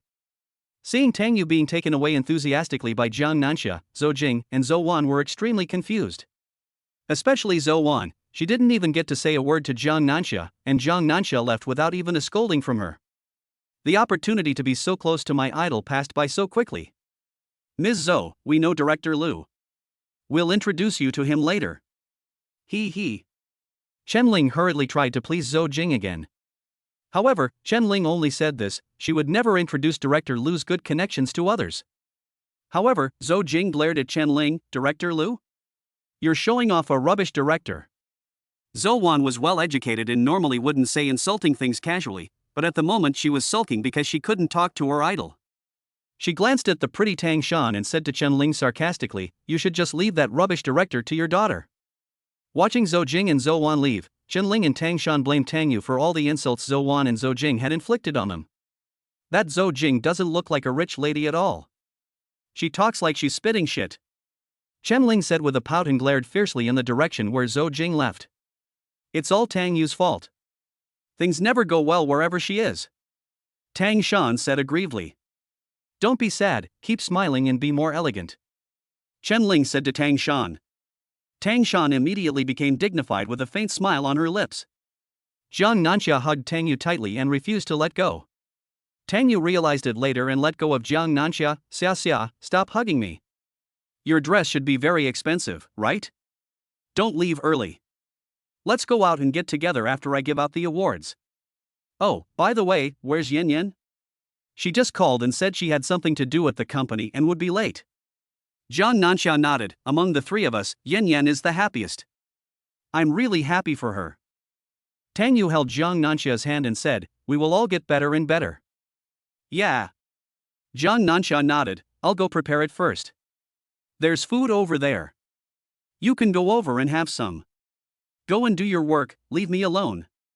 Chen Ling and Tang Shan saw Tang Yu and Jiang Nanxia hugging each other, and hurried over to say hello to Jiang Nanxia, but they didn't expect that Jiang Nanxia left before they went over. Tang Shan stamped her feet in anger, Mom. Chen Ling comforted Tang Shan, don't worry, they have such a good relationship, Jiang Nanxia will definitely come out soon, we have plenty of opportunities. Tang Shan still pouted, Tang Yu, that bitch. She's so lucky. I didn't expect Jiang Nanxia to survive the disaster and become a big star. Chen Ling looked around and patted Tang Shan's hand. Look, that bitch Tang Yu came here alone, which means she's not married yet. If you work hard and find a rich second-generation guy, or if the director is married, aren't you better than her? Tang Shan then smiled, her face looking shy. Let's go walk around and see if we can get any opportunities. Chen Ling pulled Tang Shan to where there were groups of rich men. As soon as Tang Shangnan entered the venue, he saw Tang Yu, but he was not sure if it was Tang Yu, so he secretly took a photo and sent it to Lu Nancheng. Nancheng, do you think this woman is Tang Yu? Lu Nancheng was working at his desk. When he opened the picture, he saw a photo of Tang Yu eating. He asked Tang Shangnan, where? Film festival. After Tang Shangnan turned around, he didn't expect that he would see Lu Nancheng coming in just over 10 minutes.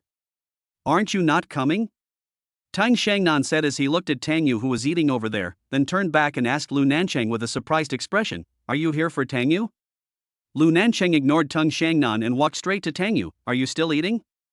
It's been almost 20 minutes. Are you so hungry? You look like you can't afford to eat. Tang Yu turned around and saw that it was Lu Nancheng. She said, did you eat your food? After saying that, Tang Yu straightened her back and said, you are not the one who hosted this event, are you?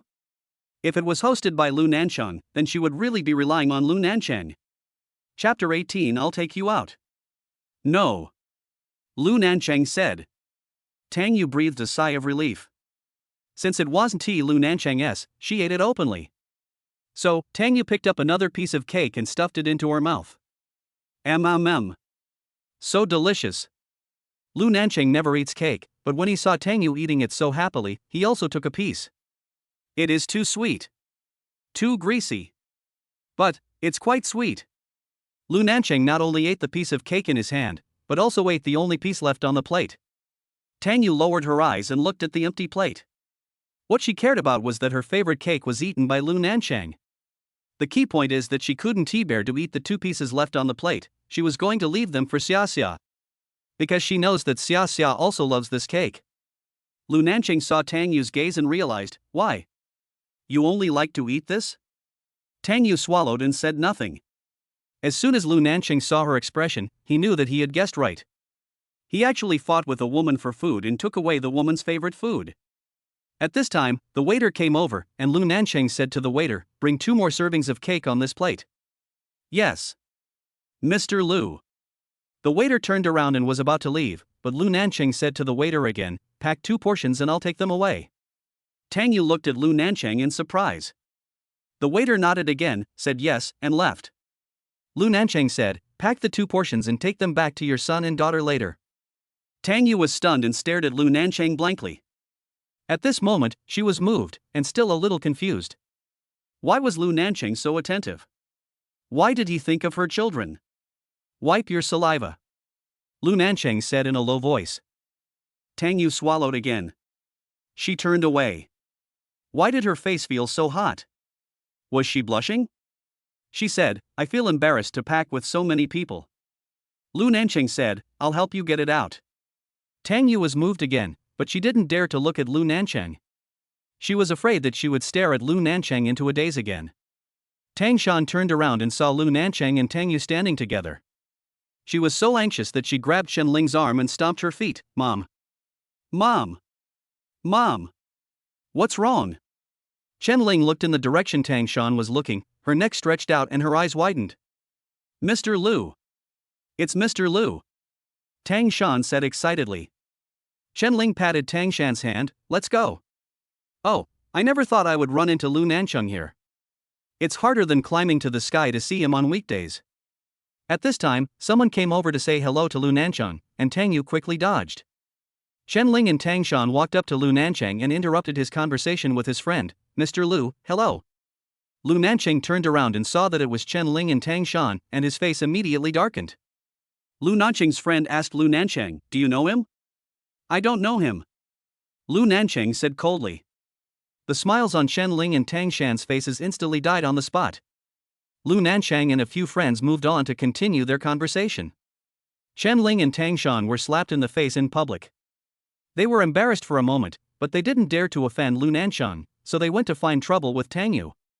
"Tang Yu, do you think we can't get in if you don't bring us in?" "Humph. There are so many people who want to bring us in. You are awesome." Tang Yu gave Chen Ling and Tang Shan a thumbs up, then turned and left indifferently. However, Chen Ling and Tang Shan caught up. Tang Shan always acted superior to Tang Yu. She pointed at Tang Yu and said, "Why are you so arrogant? Mr. Lu still ignored you." Tang Shan and Chen Ling thought that Lu Nancheng treated Tang Yu the same way he treated them. Because Lu Nancheng was standing next to Tang Yu just now, but now Lu Nancheng is no longer next to Tang Yu.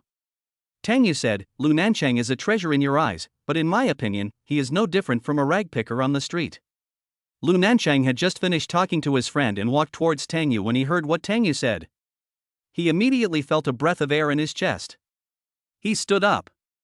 Tang Shan was still arrogant. "Tang Yu, stop pretending. Humph. You wouldn't like a man like Mr. Lu. Is it true that you went to ask Mr. Lu for help 4 years ago and he kicked you out?" Tang Yu's hands hanging on both sides of her thighs were clenched tightly and her body was trembling slightly. Yes, Tang Shan successfully sprinkled salt on her scars. She thought her scars had healed, but they were still bleeding. Chapter 19. Lu Nancheng is the source of disaster. A big hand hugged her waist. Tang Yu turned her head suddenly and met Lu Nancheng's eyes, which were as deep as a lake. Subconsciously, Tang Yu wanted to hide. But Lu Nancheng held her waist tightly. "Boss Lu," Tang Shan's eyebrows lit up immediately. She walked to Lu Nancheng and stretched out her hand to pull Lu Nancheng's arm. "My sister. Get out of here." Lu Nancheng not only interrupted Tang Shan, but also pushed her away. Tang Shan almost fell down, but she didn't give up. She hadn't had a chance to see Lu Nancheng in the 4 years since Tang Yu left.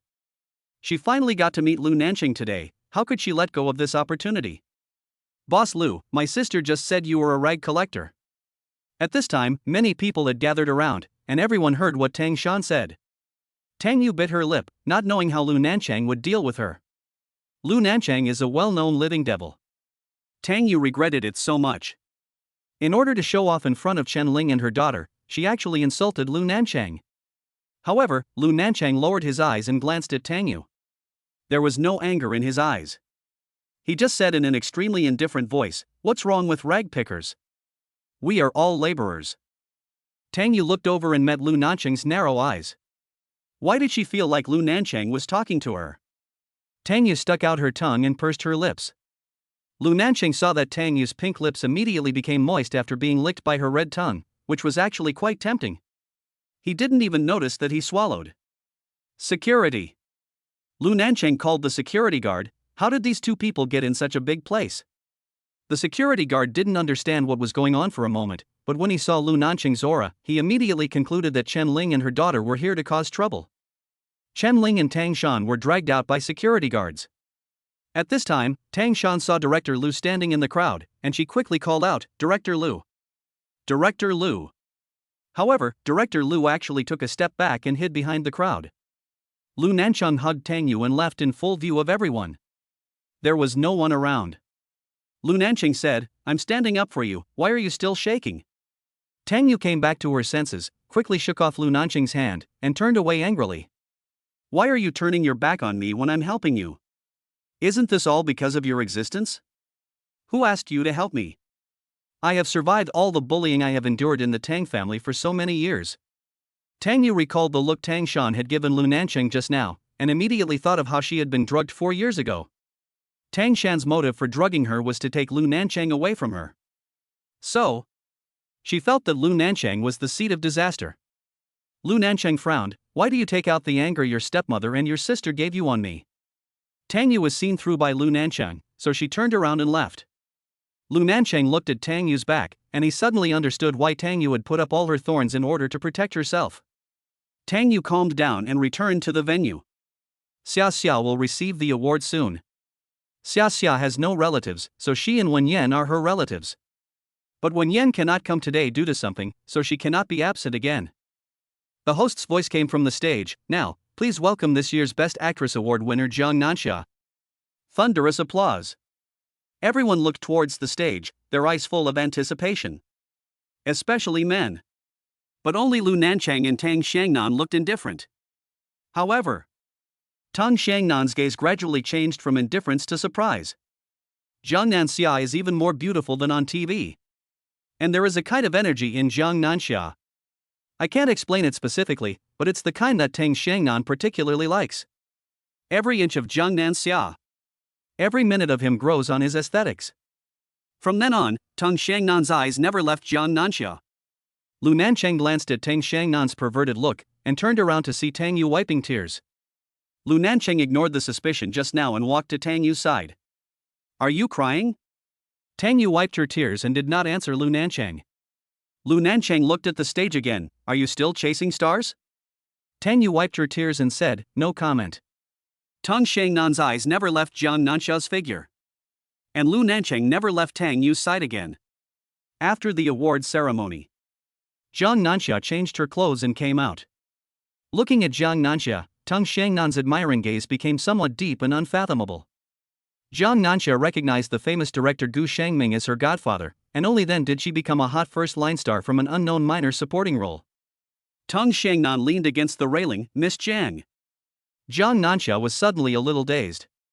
The man in front of her was so suave and elegant, and there was something about him that touched her heart. Yes, Tang Xiangnan immediately struck into her heart. Tang Xiangnan, he stretched out his hand. "Tang Xiangnan. Mr. Tang, I've long heard of your name." Zhang Nanxia politely shook hands with Tang Xiangnan and then tried to pull his hand away. But Tang Xiangnan held Zhang Nanxia's hand and did not let go. Instead, he smiled and asked Zhang Nanxia, "Didn't I see your godfather come today?" He was talking about your godfather, not Director Gu. The ill intention in Tang Xiangnan's voice was obvious, and Zhang Nanxia stopped smiling. But Zhang Nanxia still maintained proper courtesy towards the man she fell in love with at first sight. She answered Tang Xiangnan's question generously and magnanimously. He was filming abroad and didn't make it back. After Zhang Nanxia finished speaking, he tried to pull his hand out of Tang Xiangnan's hand again. But Tang Xiangnan not only did not let go, but pulled Jiang Nanxia to his side. He leaned over and whispered in Jiang Nanxia's ear, "Is your godfather good at that?" Chapter 20, Relying on Godfather to Reach the Top. Tang Xiangnan's extremely insulting words made Jiang Nanxia freeze. Her delicate little face became extremely embarrassed. My heart felt as if it was stabbed by a sharp weapon. Pain. She glanced sideways at Tang Xiangnan. Tang Xiangnan's smile was dark and sarcastic. Jiang Nanxia thought quickly in her mind. She didn't remember any contact between her and Tang Xiangnan, let alone a holiday. Today should be the first time they meet, right?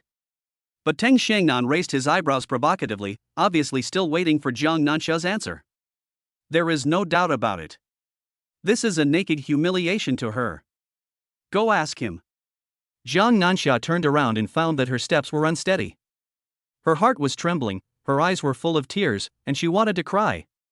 But when she saw Tang Yu walking towards her, Jiang Nanxia quickly hid her emotions. Tang Xiangnan looked at Jiang Nanxia's back, and in his mind was the sudden change in Jiang Nanxia's expression just now. This was clearly the first time he and Jiang Nanxia met.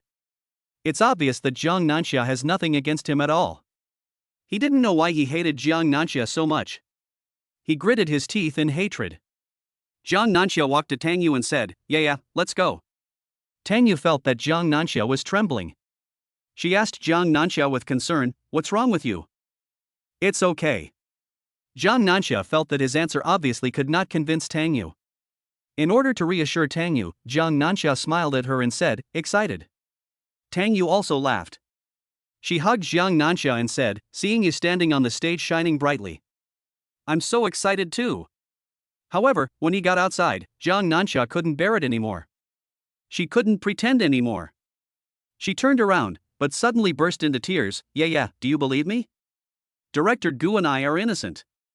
Tang Yu immediately understood that someone must have been discussing the matter of Jiang Nanxia recognizing Gu Shengming as his godfather. Xia, I believe you." Tang Yu hugged Jiang Nanxia, "Don't be sad." Jiang Nanxia wiped her tears. She had heard too many insulting words like this in the past 2 years. Her ears had already become calloused. She didn't care anymore.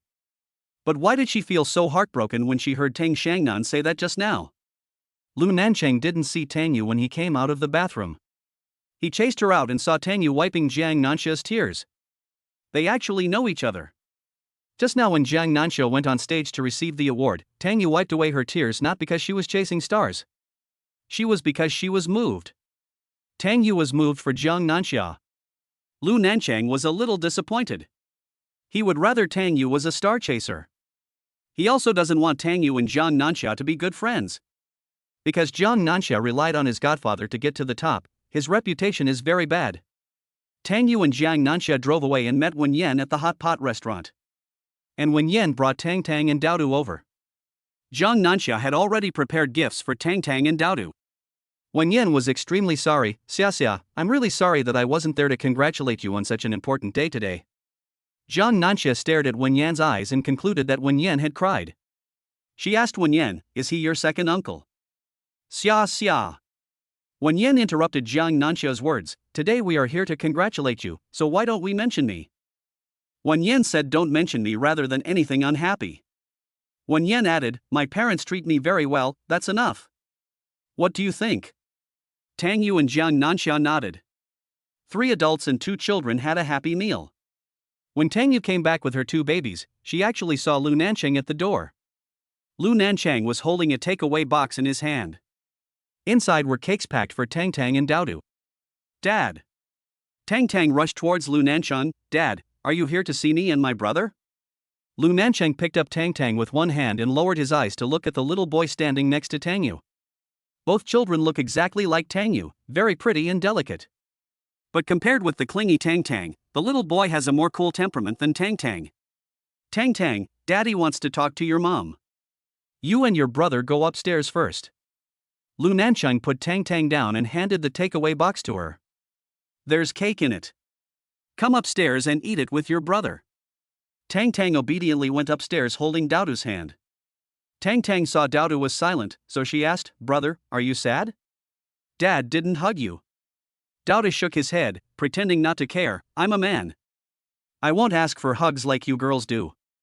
Tang listened to her brother's words absent-mindedly, staring at the cake in her hand, swallowed her saliva and said, "Oh. Hey brother, do you think this cake is delicious?" Dao held Tang's hand and said, "It should be delicious." Tang became even more greedy and swallowed twice. Downstairs, Lu Nancheng got straight to the point without any nonsense and went straight to the topic of today's visit. He said, "I don't care what your relationship with Jiang Nanxia is. Stay away from her. Aren't you meddling too much? I'm doing this for the sake of the two children. Don't let them learn bad things from you." Tang Yu was so angry that she sighed several times. She said, "Lu Nancheng, Xia is not that kind of person. I don't want you to learn from those boring people and talk about her behind her back." Tang Yu. Lu Nancheng. Tang Yu interrupted Lu Nancheng and said angrily, "It's hard for a woman to work hard outside without any support. Don't add fuel to the fire. She doesn't eat your rice or drink your water. Don't destroy her." Tang Yu turned and walked into the corridor. Lu Nancheng saw Tang Yu's angry back that seemed to still be burning with flames. He didn't expect Tang Yu to be so excited for a friend. She looked like she was going to fight him. It seems that his trip was unnecessary. My dears, today Lu Nancheng and Tang Yu officially signed a contract.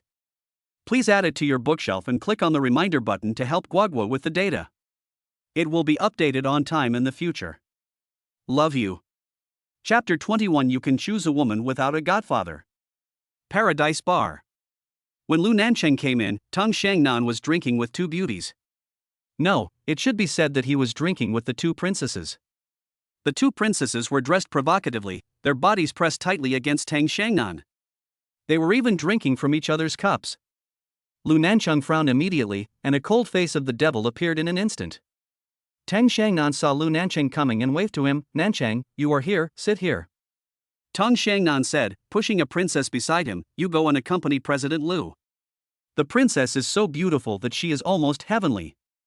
These two big CEOs are famous for not being interested in women. Today is really a treat for them. However, Lu Nancheng glared at the princess with a glare as cold as a knife, making her stand still. Lu Nancheng looked at Tang Shangnan and said, "I'm leaving." "Hey! Why are you leaving? Just have fun while you're here."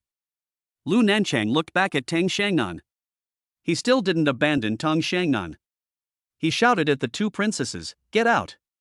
In view of Lu Nancheng's deterrent power, the two princesses quickly got up and left. Lu Nancheng sat down with disgust. "What's wrong?" Tang Shangnan poured a glass of wine for Lu Nancheng. He did not answer Lu Nancheng's question, but asked Lu Nancheng, "Do I think you are interested in Tang Yu?" Lu Nancheng picked up the wine glass and took a sip, but did not answer Tang Shangnan. "How can you still like that woman who was so indecent?" Tang Shangnan was talking about the incident 4 years ago when Tang Yu had a threesome with two men in a hotel. Lu Nancheng put the wine glass heavily on the table, obviously not wanting to hear what Tang Shangnan said. "You can't correct your mistakes?" Lu Nancheng said angrily, "You don't make mistakes?" Tang Shangnan looked at Lu Nancheng, as if he had seen a monster for the first time. "Are you going to accept her? You're not going to wait for that girl anymore?" At this moment, Tang Yu's face appeared in Lu Nancheng's mind. "When did you become so non-picky about food?" Tang Shangnan still looked at Lu Nancheng as if he was a monster. Lu Nancheng glanced at him. Although Lu Nancheng did not speak, Tang Shangnan had seen through Lu Nancheng's heart and said, "That's true. You're not a virgin anymore. It's just that you slept with one man and she slept with two. But do you know if Tang Yu has had any men over the years? If she has, you've lost a lot." Lu Nancheng particularly disliked listening to Tang Shangnan's words, even though what Tang Shangnan said was true. "I noticed something was wrong with you today." "What's wrong?" Lu Nancheng changed the subject and asked Tang Shangnan. Tang Shangnan raised his head and drank the whole glass of wine. He said, "I'm a bit disappointed." "What do you mean?" Lu Nancheng asked. Tang Shangnan did not hide anything from Lu Nancheng. He said, "I like Jiang Nanxia very much, but my body is pure." But Jiang Nanxia. Everyone in the world knows that Jiang Nanxia has recognized the famous director Gu Shangming as his godfather. The role of this godfather is to serve his goddaughter. Lu Nancheng glanced at Tang Shangnan again. "If you mind, you can choose someone without a godfather." "Nancheng, you said I should find a few women to play with, so that I can be even with Jiang Nanxia?" Lu Nancheng felt nauseous and almost vomited out the wine he had just drunk. However, Tang Xiangnan said again, I really don't understand. How can she face such an old man?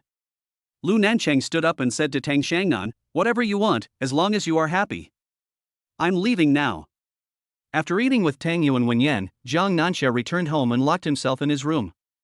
Many friends called her and asked her to go out to celebrate with her, and several big directors asked her to discuss acting, but she did not go out. There have been a lot of rumors ever since she acknowledged Gu Shengming as her godfather, but she always faced them calmly with her head held high. Those words that poked her in the back didn't knock her down.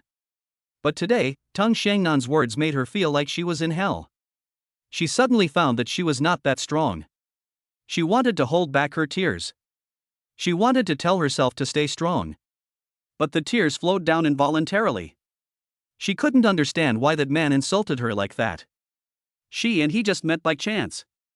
If he doesn't like her, he can just ignore her. Why? Jiang Nanxia could never figure out why Tang Xiangnan did this. She called Gu Shengming, Godfather, I have something to ask you. Xia Xia, what's wrong? Gu Shengming could tell that Jiang Nanxia had a heavy nasal tone. I have a slight cold. Jiang Nanxia said, do you know the eldest son of the Tang family, Tang Xiangnan?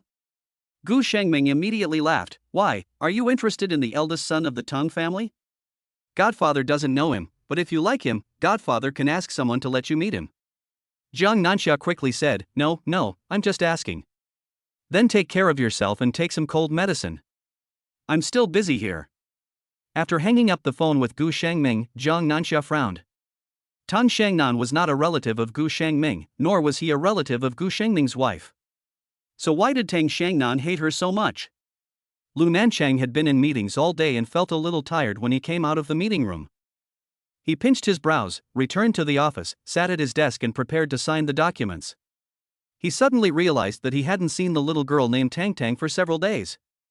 I don't know how they are doing recently. At this time Lin Xiao came in to deliver the information. Lu Nancheng picked up the documents handed over by Lin Xiao and signed them. He said, tell the security guards on the first floor not to stop Tang outside when she comes. Yes. Lin Xiao responded and looked at Lu Nancheng. The boss was missing Tang. However, Lu Nancheng sighed softly. He thought, Tang Yu would not be so stupid as to let the child run away. Tang sneezed.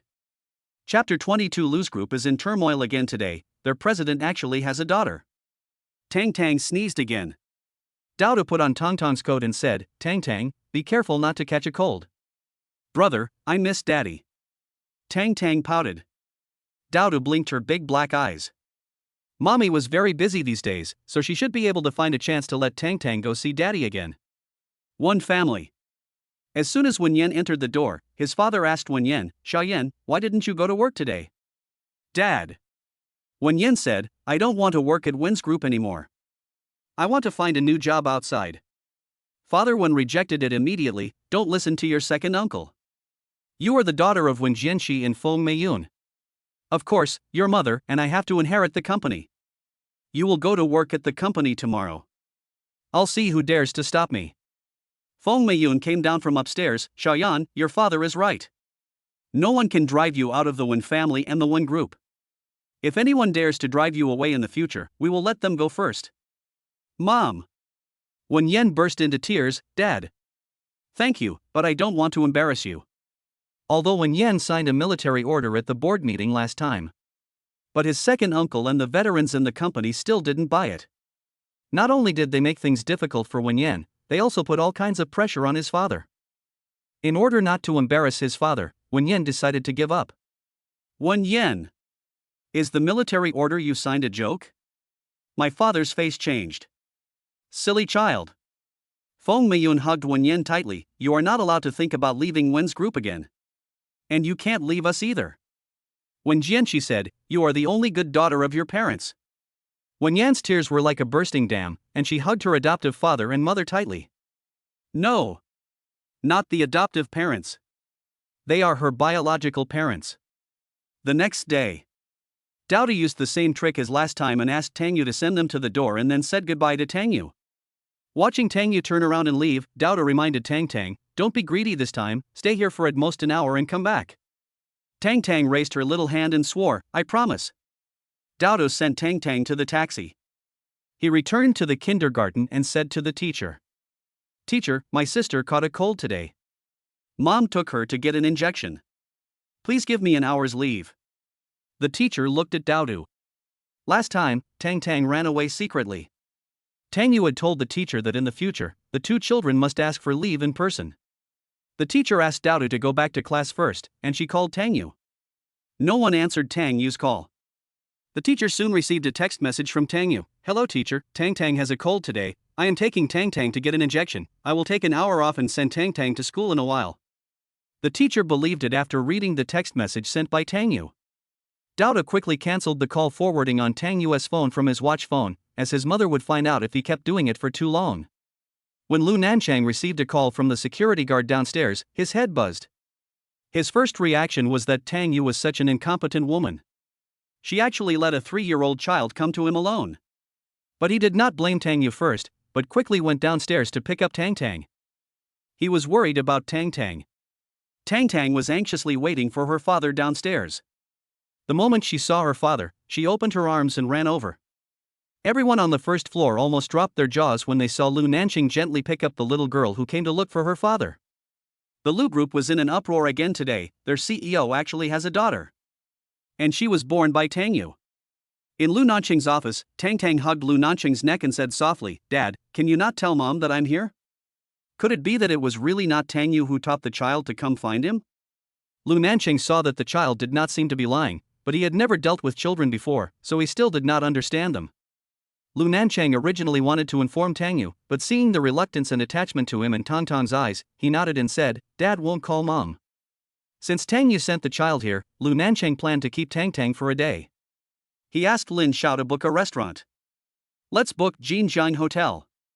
Ask the chef to prepare songhua fish and steamed crab early. Lu Nancheng then asked Tang, do you like seafood? Tang licked her lips and nodded vigorously. Every cell on Lu Nancheng's face was smiling.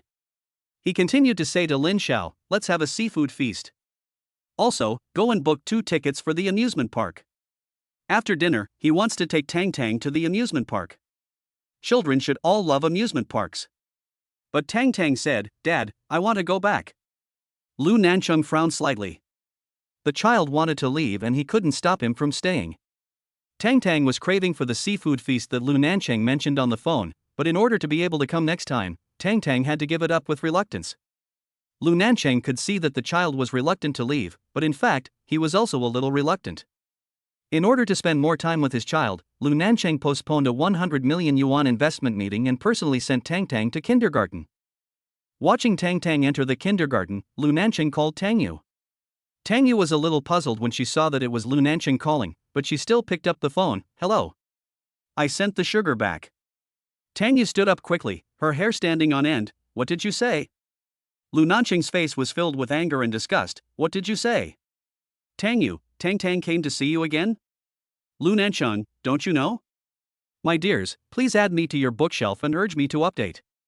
I love you. Chapter 23. Tang Yu refuses to add Lu Nancheng on WeChat.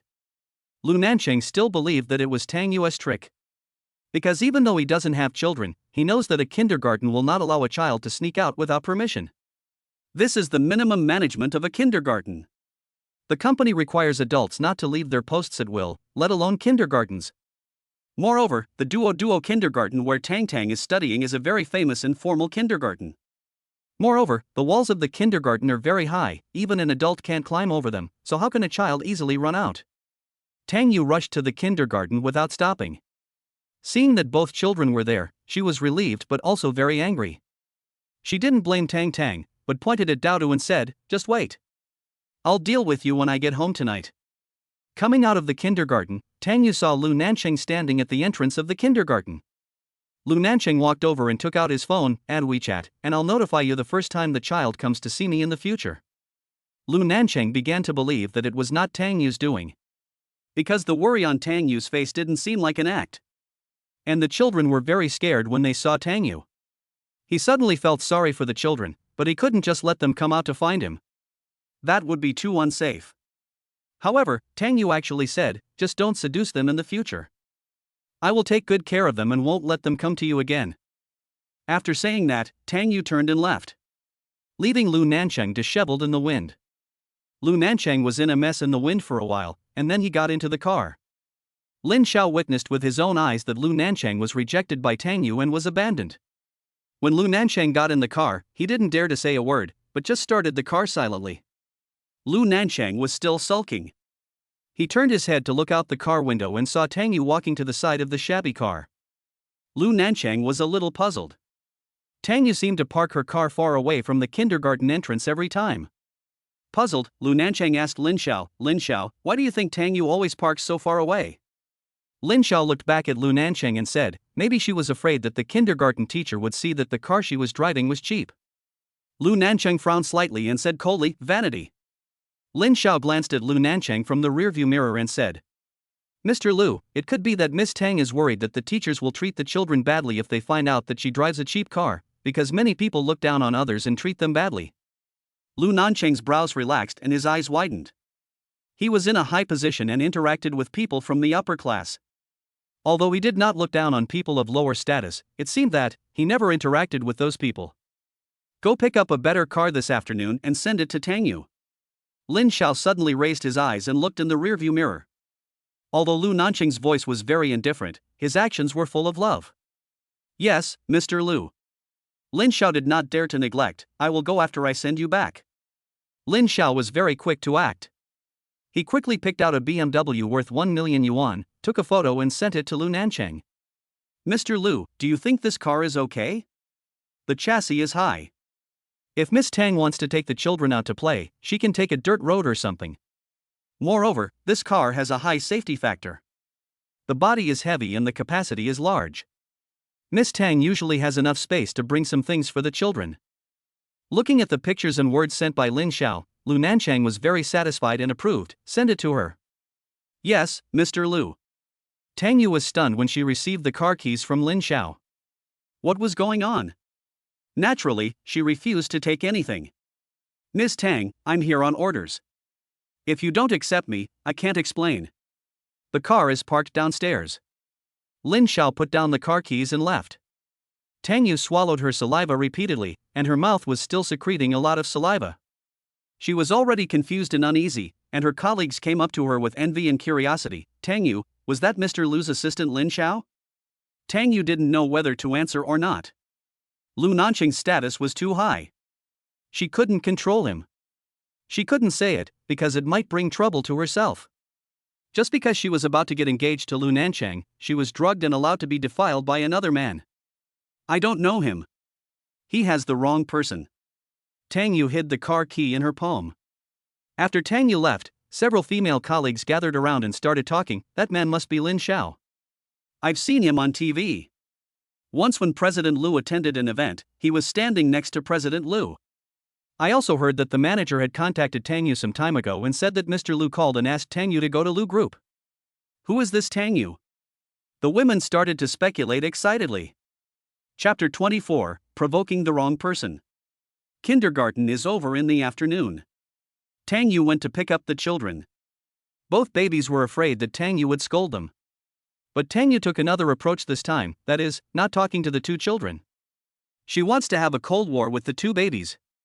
She wanted to let the two babies know that she was really angry.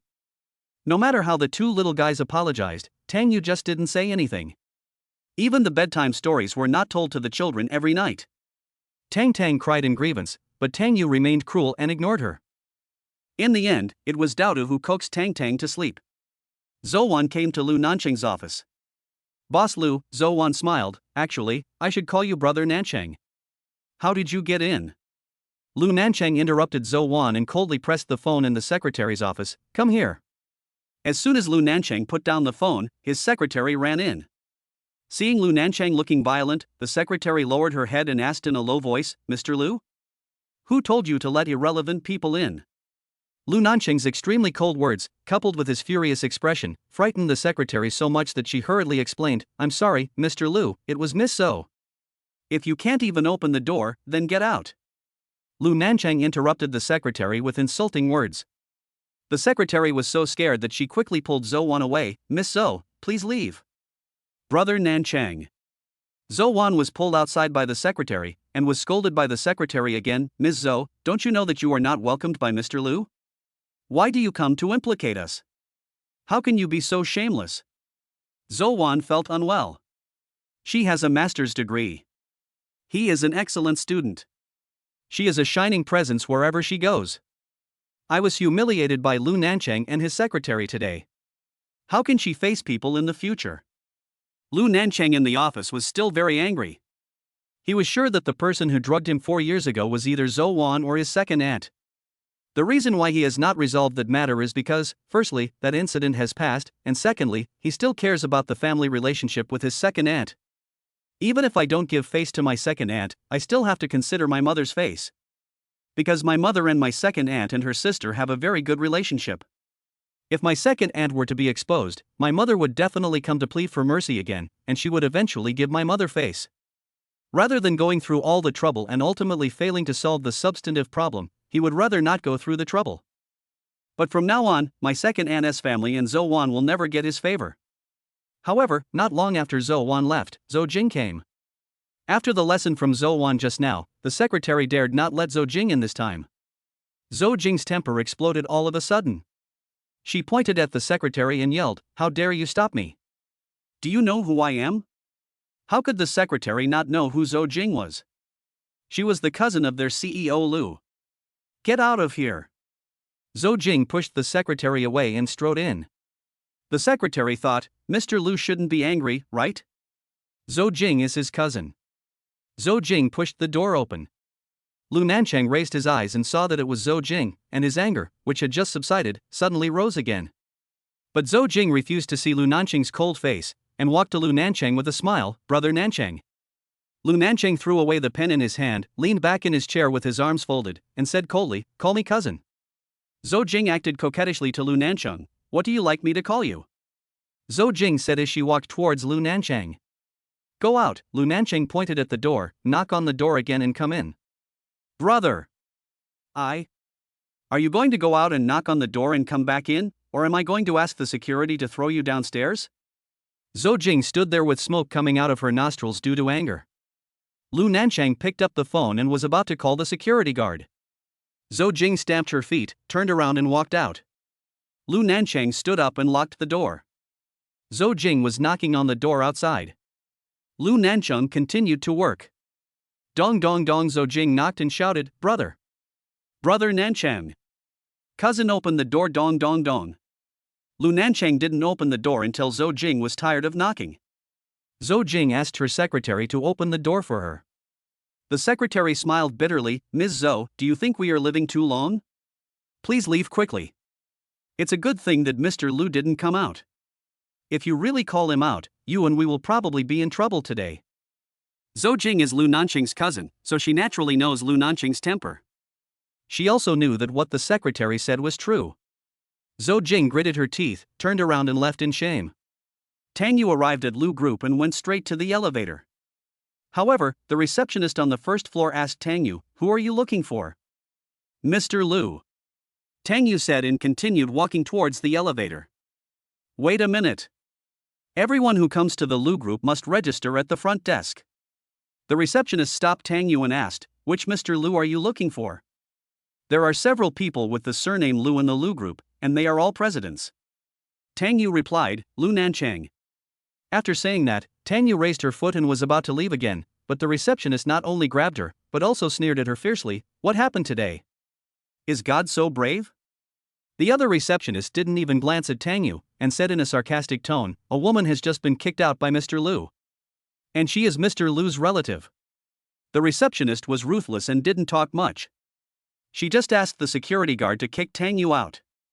Tang Yu was angry, but helpless. She could only say, "I can call Lu Nancheng, right? If he agrees, I can go up." The receptionist and the security guard saw Tang Yu take out her phone to make a call. They were all a little scared, wondering if they had really offended someone they shouldn't have. Chapter 25. Those photos back then were so explosive. However, Lu Nancheng's phone kept ringing, but no one answered. The front desk clerk and security guard breathed a sigh of relief when they saw that Tang Yu failed to get through the call. The receptionist concluded that Tang Yu was pretending to make a phone call. You dialed the universe's number? Humph. No one answered yet. And you're trying to scare us with this trick. How shameless. Why are you swearing at me? Tang Yu glared at the receptionist fiercely. Humph. Mr. Lu is upstairs. If you really called him, why wouldn't he answer? Tang Yu gritted her teeth in anger. Beat him. Tell him my name is Tang Yu. When the receptionist heard Tang Yu's name, her eyes immediately opened wide and she pointed at Tang Yu and said with sudden realization. I was wondering why you looked familiar. So you are Tang Yu.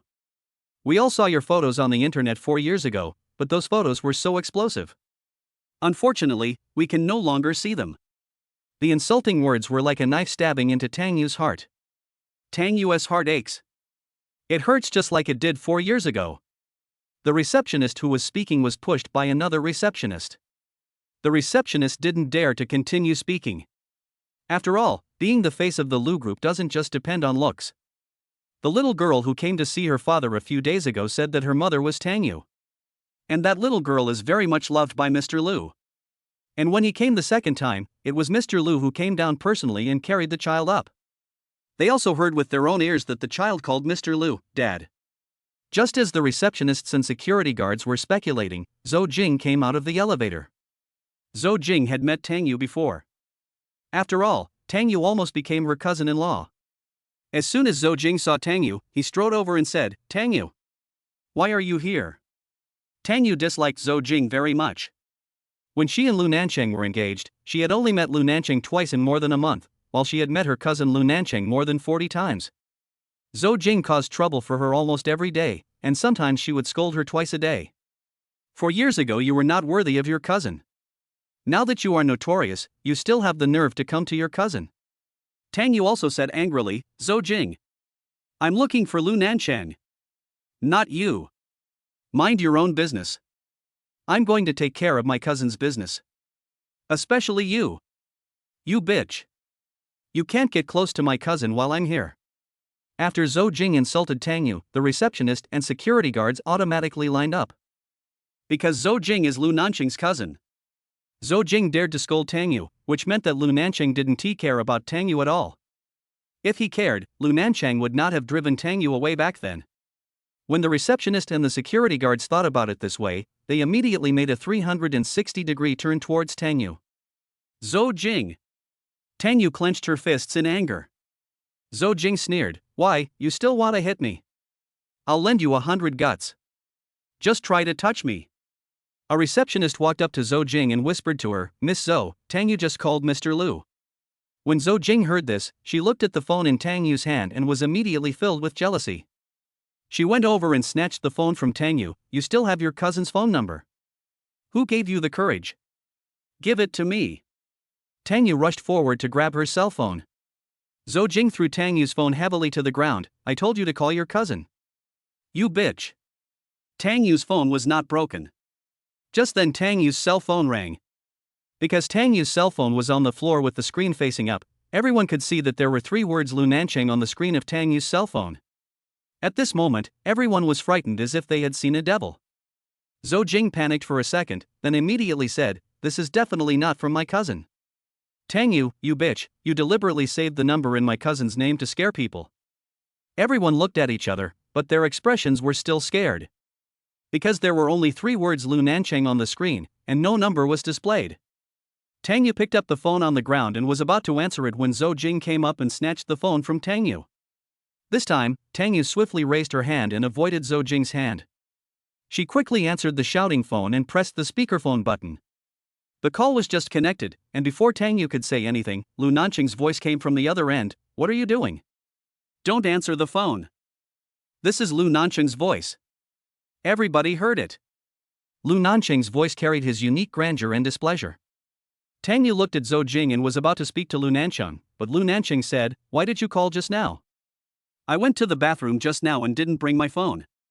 Chapter 26, Tang Yu seduced Lu Nancheng with irrefutable evidence. Everyone was stunned again. That arrogant man actually said something like going to the toilet to Tang Yu. Tang Yu didn't expect Lu Nancheng to say such private words. She said, I'm downstairs. I have something to talk to you about. Your cousin, the front desk, and the security guard wouldn't let me go up. Lu Nancheng stood up suddenly, and he was angry because he thought of Zou Jing and the front desk clerk making things difficult for Tang Yu. But Lu Nancheng quickly controlled his anger, because he thought that Tang Yu came to him to return the car to him. I'm just about to go out. You go back first. I'll come find you tomorrow. Regardless of whether others were frightened or not, Tang Yu was frightened anyway. She said, "Why are you looking for me? I have something to ask you now. If you let me go up, it will only take up 1 minute of your time." A minute later, Lu Nancheng was more certain that Tang Yu was here to return the car, and he immediately said, "You go back first."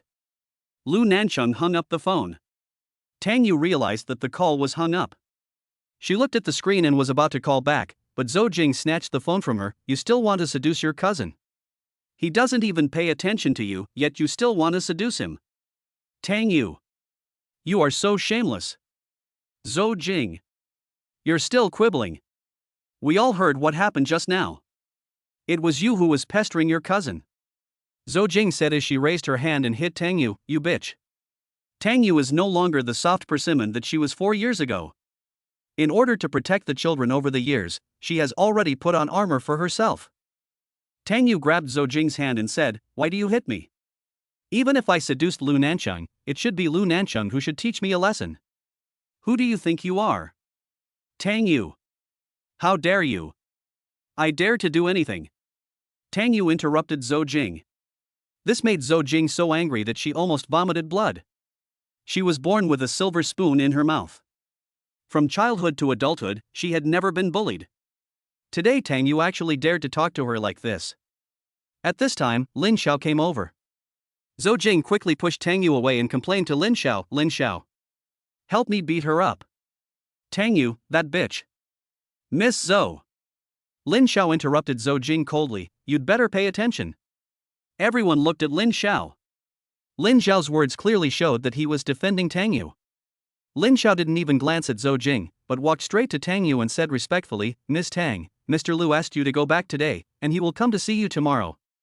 Zou Jing's eyes widened and she said angrily, "Lin Xiao, why are you so polite to her? She's pestering her cousin." "Ms. Zou." Lin Xiao interrupted Zou Jing, and both his tone and expression were very angry. On the contrary, he was very respectful when speaking to Tang Yu. Lin Xiao looked at the receptionists and security guards again. "The new receptionists and security guards will be here soon. Go back and prepare to hand over your work. You are all fired." Then, in front of everyone's shocked expressions, Lin Xiao said to Zou Jing, "Ms. Zou, Mr. Lu said that you have been banned by Lu's company. You are not allowed to appear in this building in the future." "Lin Xiao, how dare you talk to me like that? Do you know who I am?" "Miss Zou." Lin Xiao still spoke in a heavy voice. He said, "Do you want to leave by yourself or do you want me to invite you?" "You. Go." Several receptionists and security guards began to beg Lin Xiao, "Assistant Lin, we are blind.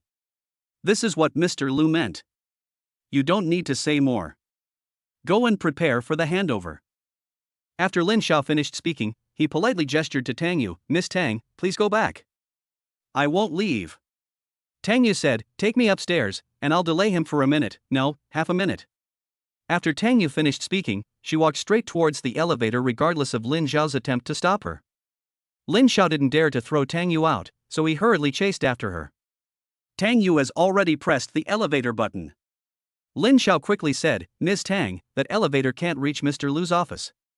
Seeing that he couldn't stop Tang Yu, Lin Xiao opened Lu Nancheng's exclusive elevator for Tang Yu. "You came here last time. The elevator will automatically stop at the 18th floor."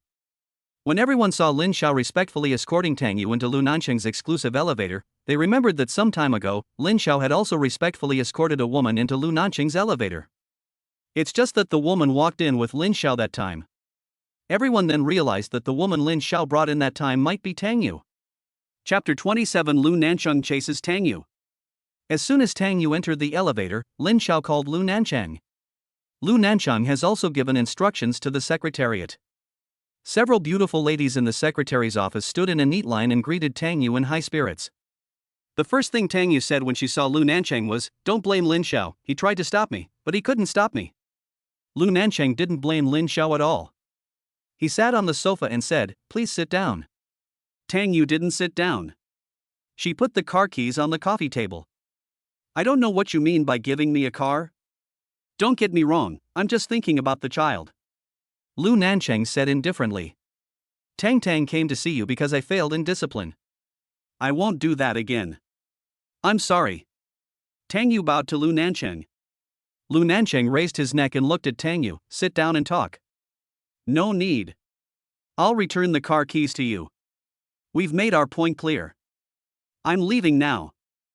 Tang Yu turned around and really left. Tang Yu. Lu Nancheng stood up, a little angry. Don't you think you are hypocritical when you take the children to walk such a distance every day to avoid the teacher? Tang Yu stared at Lu Nancheng for several seconds. For a moment, she didn't understand what Lu Nancheng meant, or how Lu Nancheng knew that this was the reason why she parked the car far away every day when she dropped off her children. Consider it my compensation for breaking off our engagement. Lu Nancheng said as he picked up the car key and handed it to Tang Yu. There was no angry expression on Tang Yu's face, but it was obvious that she was very sad. Lu Nancheng's eyes were fixed on every detail of Tang Yu's facial expression. He felt that Tang Yu didn't seem to be pretending. He took Tang Yu's hand and put the car keys in her hand, but when he was about to speak again, Tang Yu retracted her hand. She said, Mr. Lu, your help now is like a stove in summer for me. I don't need it anymore. Please donate the money to the children in the mountainous areas. I can support my children. After saying that, Tang Yu turned and left. Lu Nancheng grabbed him and angrily called Tang Yu's name. Tang Yu. Boss Lu. Tang Yu shot back, what do you want? I begged you so much 4 years ago. Please help me. I knelt down for you, but you abandoned me like everyone else. Now, I survived. I survived, and you come to be a good person again. In Tang Yu's words, every you is emphasized. Lu Nancheng was stunned by Tang Yu's shout. Tang Yu turned her head away so that Lu Nancheng wouldn't see the tears in her eyes. She added, Lu Nancheng, I will definitely keep my daughter under control this time. She will definitely not come to bother you again. After saying this, Tang Yu left resolutely. Lu Nancheng just froze in place. He thought back to 4 years ago. Tang Yu went to see him that day, and it seemed that Tang Yu asked him to help her find out who that man was. Tang Yu also said that he was the only one who could help her. But he didn't listen to Tang Yu's words seriously at that time. He was also upset because he was drugged. At that time, he just wanted to dissolve his marriage with Tang Yu and draw a clear line between them. Of course, it was not because he heard Tang Yu had a threesome with a man in a hotel room, but also because he had sex with another woman. Lu Nancheng strode out, but Tang Yu was no longer in the corridor. Where is Tang Yu? Lu Nancheng asked the secretary angrily. The secretary was startled and quickly pointed at the elevator. Miss Tang went down. Lu Nancheng walked towards the elevator. The secretary stood there, watching Lu Nancheng leave in a hurry. He asked another secretary beside him, Did Mr. Lu go after Miss Tang? The other secretary nodded slowly, I think so. Several secretaries felt like they were having a nightmare. They were cold-blooded and heartless, and President Lu, who was not interested in women, actually went after a woman. This has never happened before. Tang Yu went downstairs, and just as she walked to the center of the hall, everyone's eyes were fixed on her like searchlights.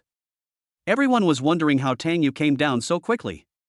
She was just sent up there by Lin Xiao himself. Moreover, Lin Xiao called Lu Nancheng the moment the elevator closed. They heard Lin Xiao say with their own ears, Boss Lu, I can't stop Miss Tang. She has already gone up. Since Lin Xiao opened the elevator, it means Lu Nancheng allowed Tang Yu to go up. But why would Tang Yu stay with the president for such a short while? Tang Yu also felt those hot gazes, so she could only lower her head and walk quickly. Suddenly Lu Nancheng's figure appeared in people's sight. Lu Nancheng caught up and called out, Tang Yu. Tang Yu's voice shocked everyone. Lu Nancheng ran down to chase Tang Yu. Too fantastic. Chapter 28. Do you want me to describe to you the details of my relationship with another man? Lu Nancheng simply put his arm around Tang Yu's waist and took her out. Lu Nancheng. Let me go. Where are you taking me? Everyone in the hall was almost tortured to death. They didn't know whether their President Lu liked Tang Yu or hated Tang Yu. If they say they like each other, why do they look like they are going to fight? If he said he didn't like her, why would their President Lu hug Tang Yu? You know, Lu Nancheng is well known for not being interested in women. Don't even mention Lu Nancheng hugging a woman. Even if there is a woman trying to get close to Lu Nancheng, it is impossible. Lu Nancheng brought Tang Yu to his car. When Tang Yu wanted to get out, Lu Nancheng held her down. Tang Yu. I didn't mean anything else. Lu Nancheng. What do you want to do? Tang Yu interrupted Lu Nancheng and burst into tears of grievance. Lu Nancheng tore off a piece of tissue and handed it to Tang Yu. Tang Yu angrily took the tissue and wiped her tears. Lu Nancheng lowered his voice, as if afraid of scaring Tang Yu, and asked Tang Yu, 4 years ago, you were also, you didn't do it voluntarily? You were also. Lu Nancheng. Hearing Lu Nancheng stuttering in difficult words, Tang Yu's blood rushed to her face. Her face turned red. She said to Lu Nancheng, what do you want? Do you want me to describe to you the details of my relationship with another man? Lu Nancheng. I had a great time that night. So great that I gave birth to twins for that man. So, they are children with a father. Don't be so sympathetic and pity me again in the future. Tang Yu said this with great force, then opened the car door and got out. Lu Nancheng saw with his own eyes that Tang Yu stopped a taxi and left resolutely. Tang Yu went home and burst into tears. She thought her injuries had healed in 4 years. She thought that 4 years had passed and people had forgotten her. But she didn't expect that so many people who thought they were God would come to attack her. Especially Lu Nancheng. Does he really think he is God? Tang Yu cried for a while and then wiped her tears, because life had to go on. She sent a text message to her manager and asked for half a day off. When it was time to go home from school, she washed her face and went to pick up the children from kindergarten. She still doesn't talk to the children these days. In fact, she couldn't help it a long time ago, but in order to completely let the children give up the idea of looking for Lu Nancheng, she still couldn't talk to the children. Mom, are you crying? Tang saw that Tang Yu's eyes were red. After being insulted by Lu Nancheng, Tang Yu returned home and felt even more sorry for the children. But in order to prevent the children from looking for Lu Nancheng again, Tang Yu still looked extremely angry in front of the children. The two babies thought their mother was still angry with them. Tang tried to hug her mother. Tang Yu still didn't say a word, she just pushed Tang's little hand away and went to cook. Dauda said to Tang, it seems that we can't go to see Dad for a while. Mom is really angry. Tang pouted even higher, why doesn't Dad come to see us? I miss him so much.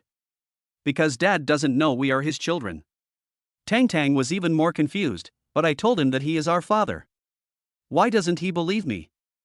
Facing Tang's question, Dauda sighed like a little adult, it's not that he doesn't believe you, it's that he doesn't believe what you said. We are too young and have no persuasive power. Then let's go talk to Dad and make things clear. Tang, look, Mommy is already crying, and you still want to go look for Daddy? Be good, and don't mention Daddy in front of Mommy anymore during this period of time. Tang looked back at Tang Yu, who was cooking in the kitchen, and pouted in grievance. During dinner, Tang asked Tang Yu pitifully, Mom, when will you talk to Tang? Tang Yu looked at Tang and felt that the time was right. She said, when you stop looking for Lu Nancheng, I will forgive you.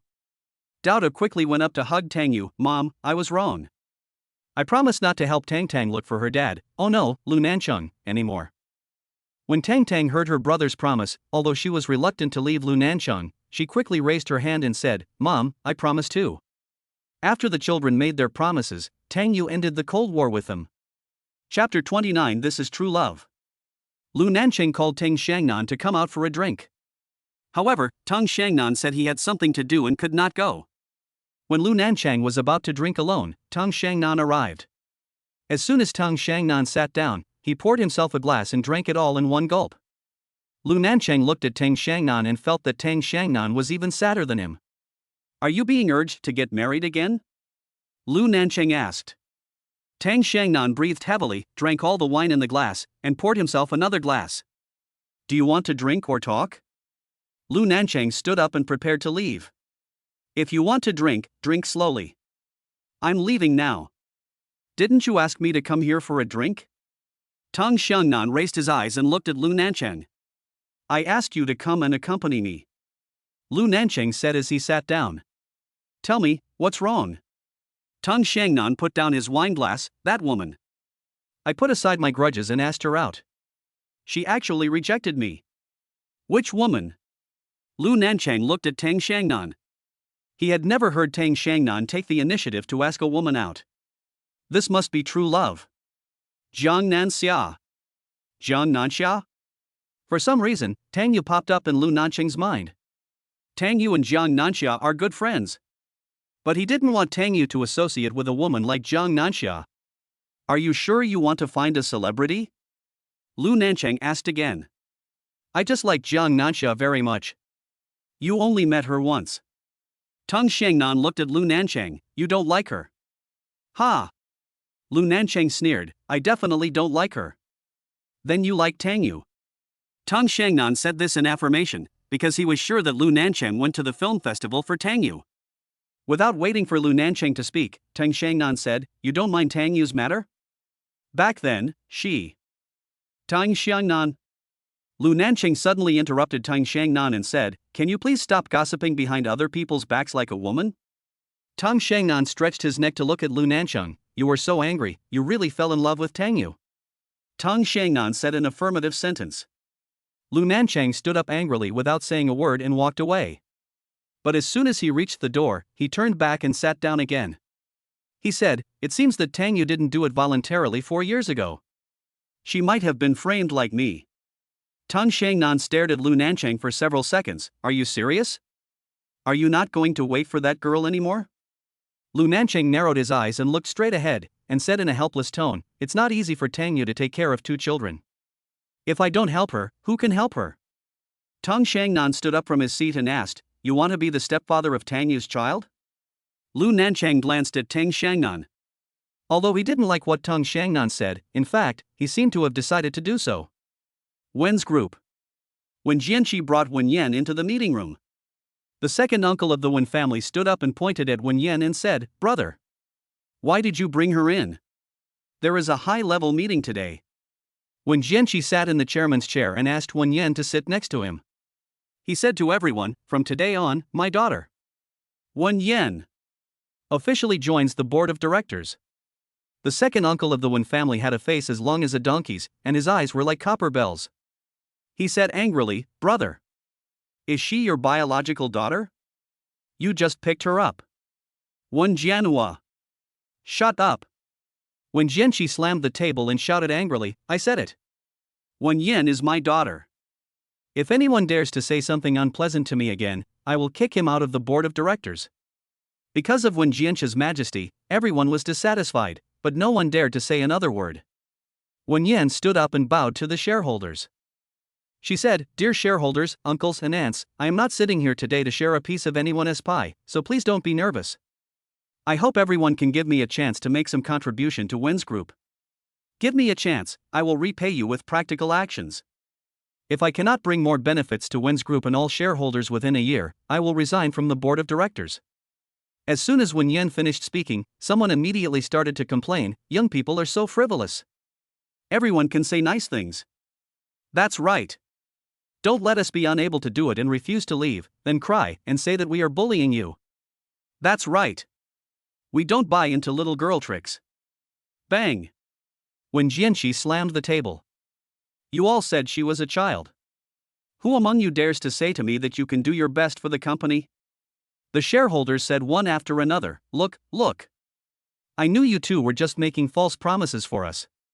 Wen Yan did not back down in the face of these sarcastic denials. She added, I can sign a military order. If I can't create value and benefits for the company, I will never join Wen's. Xiao Yan. Before Wen Jianqi could say anything, Wen Yan called out, Dad. Then Wen Yan added, I won't lose. In fact, Wen Yan was not sure, she was just comforting her father.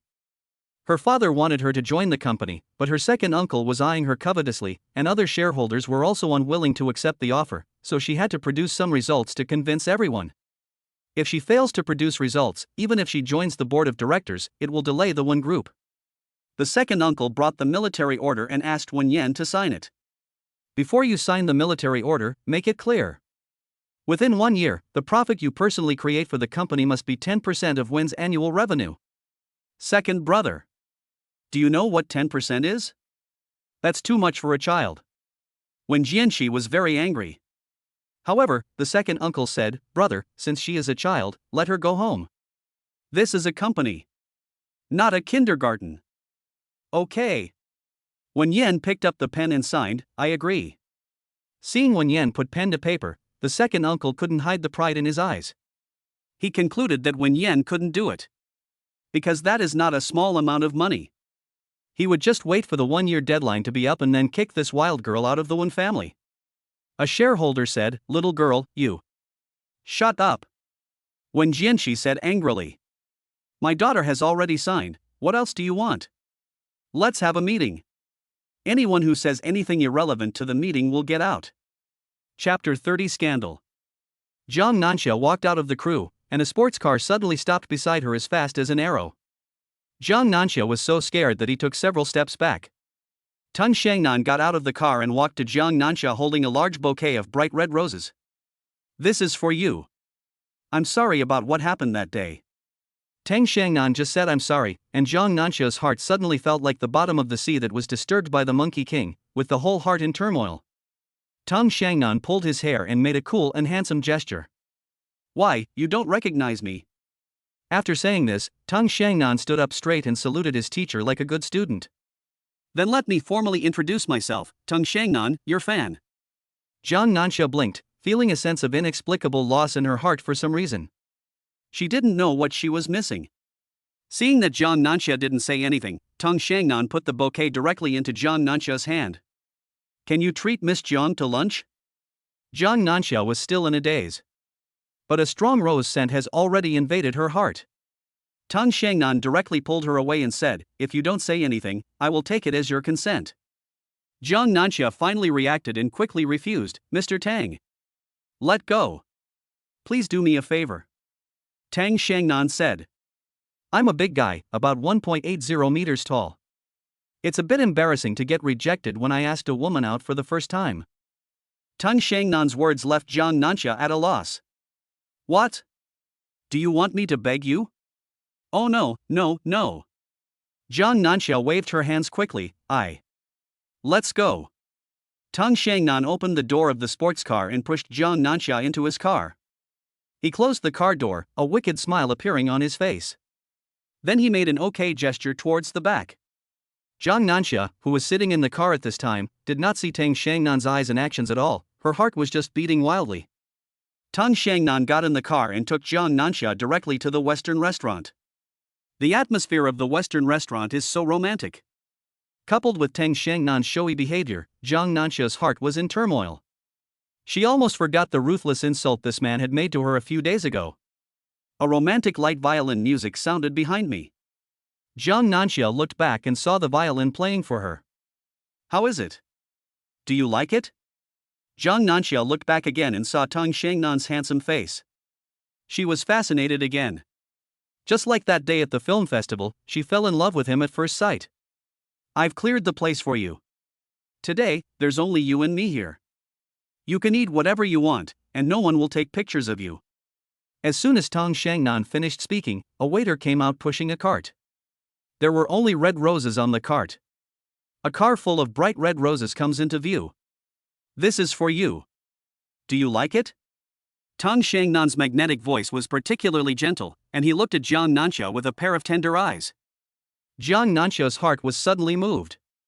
Tang Shangnan raised his glass of red wine, his eyes frivolous. "Xia." Zhang Nanxia was shocked again by Tang Shangnan's words. She was captured. She picked up her glass, clinked it with Tang Shangnan shyly, and said, "Thank you." "Thank you?" Tang Shangnan didn't know why Zhang Nanxia said thank you. He just said, "Congratulations on having a good start." Zhang Nanxia's heart was touched again. Her heart is beating fast. Tang Shangnan drank the red wine, took out an exquisite gift box and handed it to Zhang Nanxia. "What?" Although Zhang Nanxia didn't know what was in the gift box, she was very touched. Tang Shangnan opened the box, and a set of sparkling diamond necklaces came into view. Zhang Nanxia is a girl who has seen valuable items. She concluded that it was a necklace of great value. She waved her hands quickly. "This is too expensive, I can't take it." Zhang Nanxia said this firmly. Even though she liked this man very much, she really had no intention of accepting this gift. However, Tang Shangnan stood up directly and put the diamond necklace around Zhang Nanxia's neck. "No." Zhang Nanxia hurriedly stopped him. "Don't move. Tang Shangnan shouted and insisted on putting the necklace around Jiang Nanxia's neck. Jiang Nanxia's heart was blossoming and her face was already red. She bit her lip and couldn't utter a word. Tang Shangnan slowly leaned over and placed his chin on Jiang Nanxia's shoulder.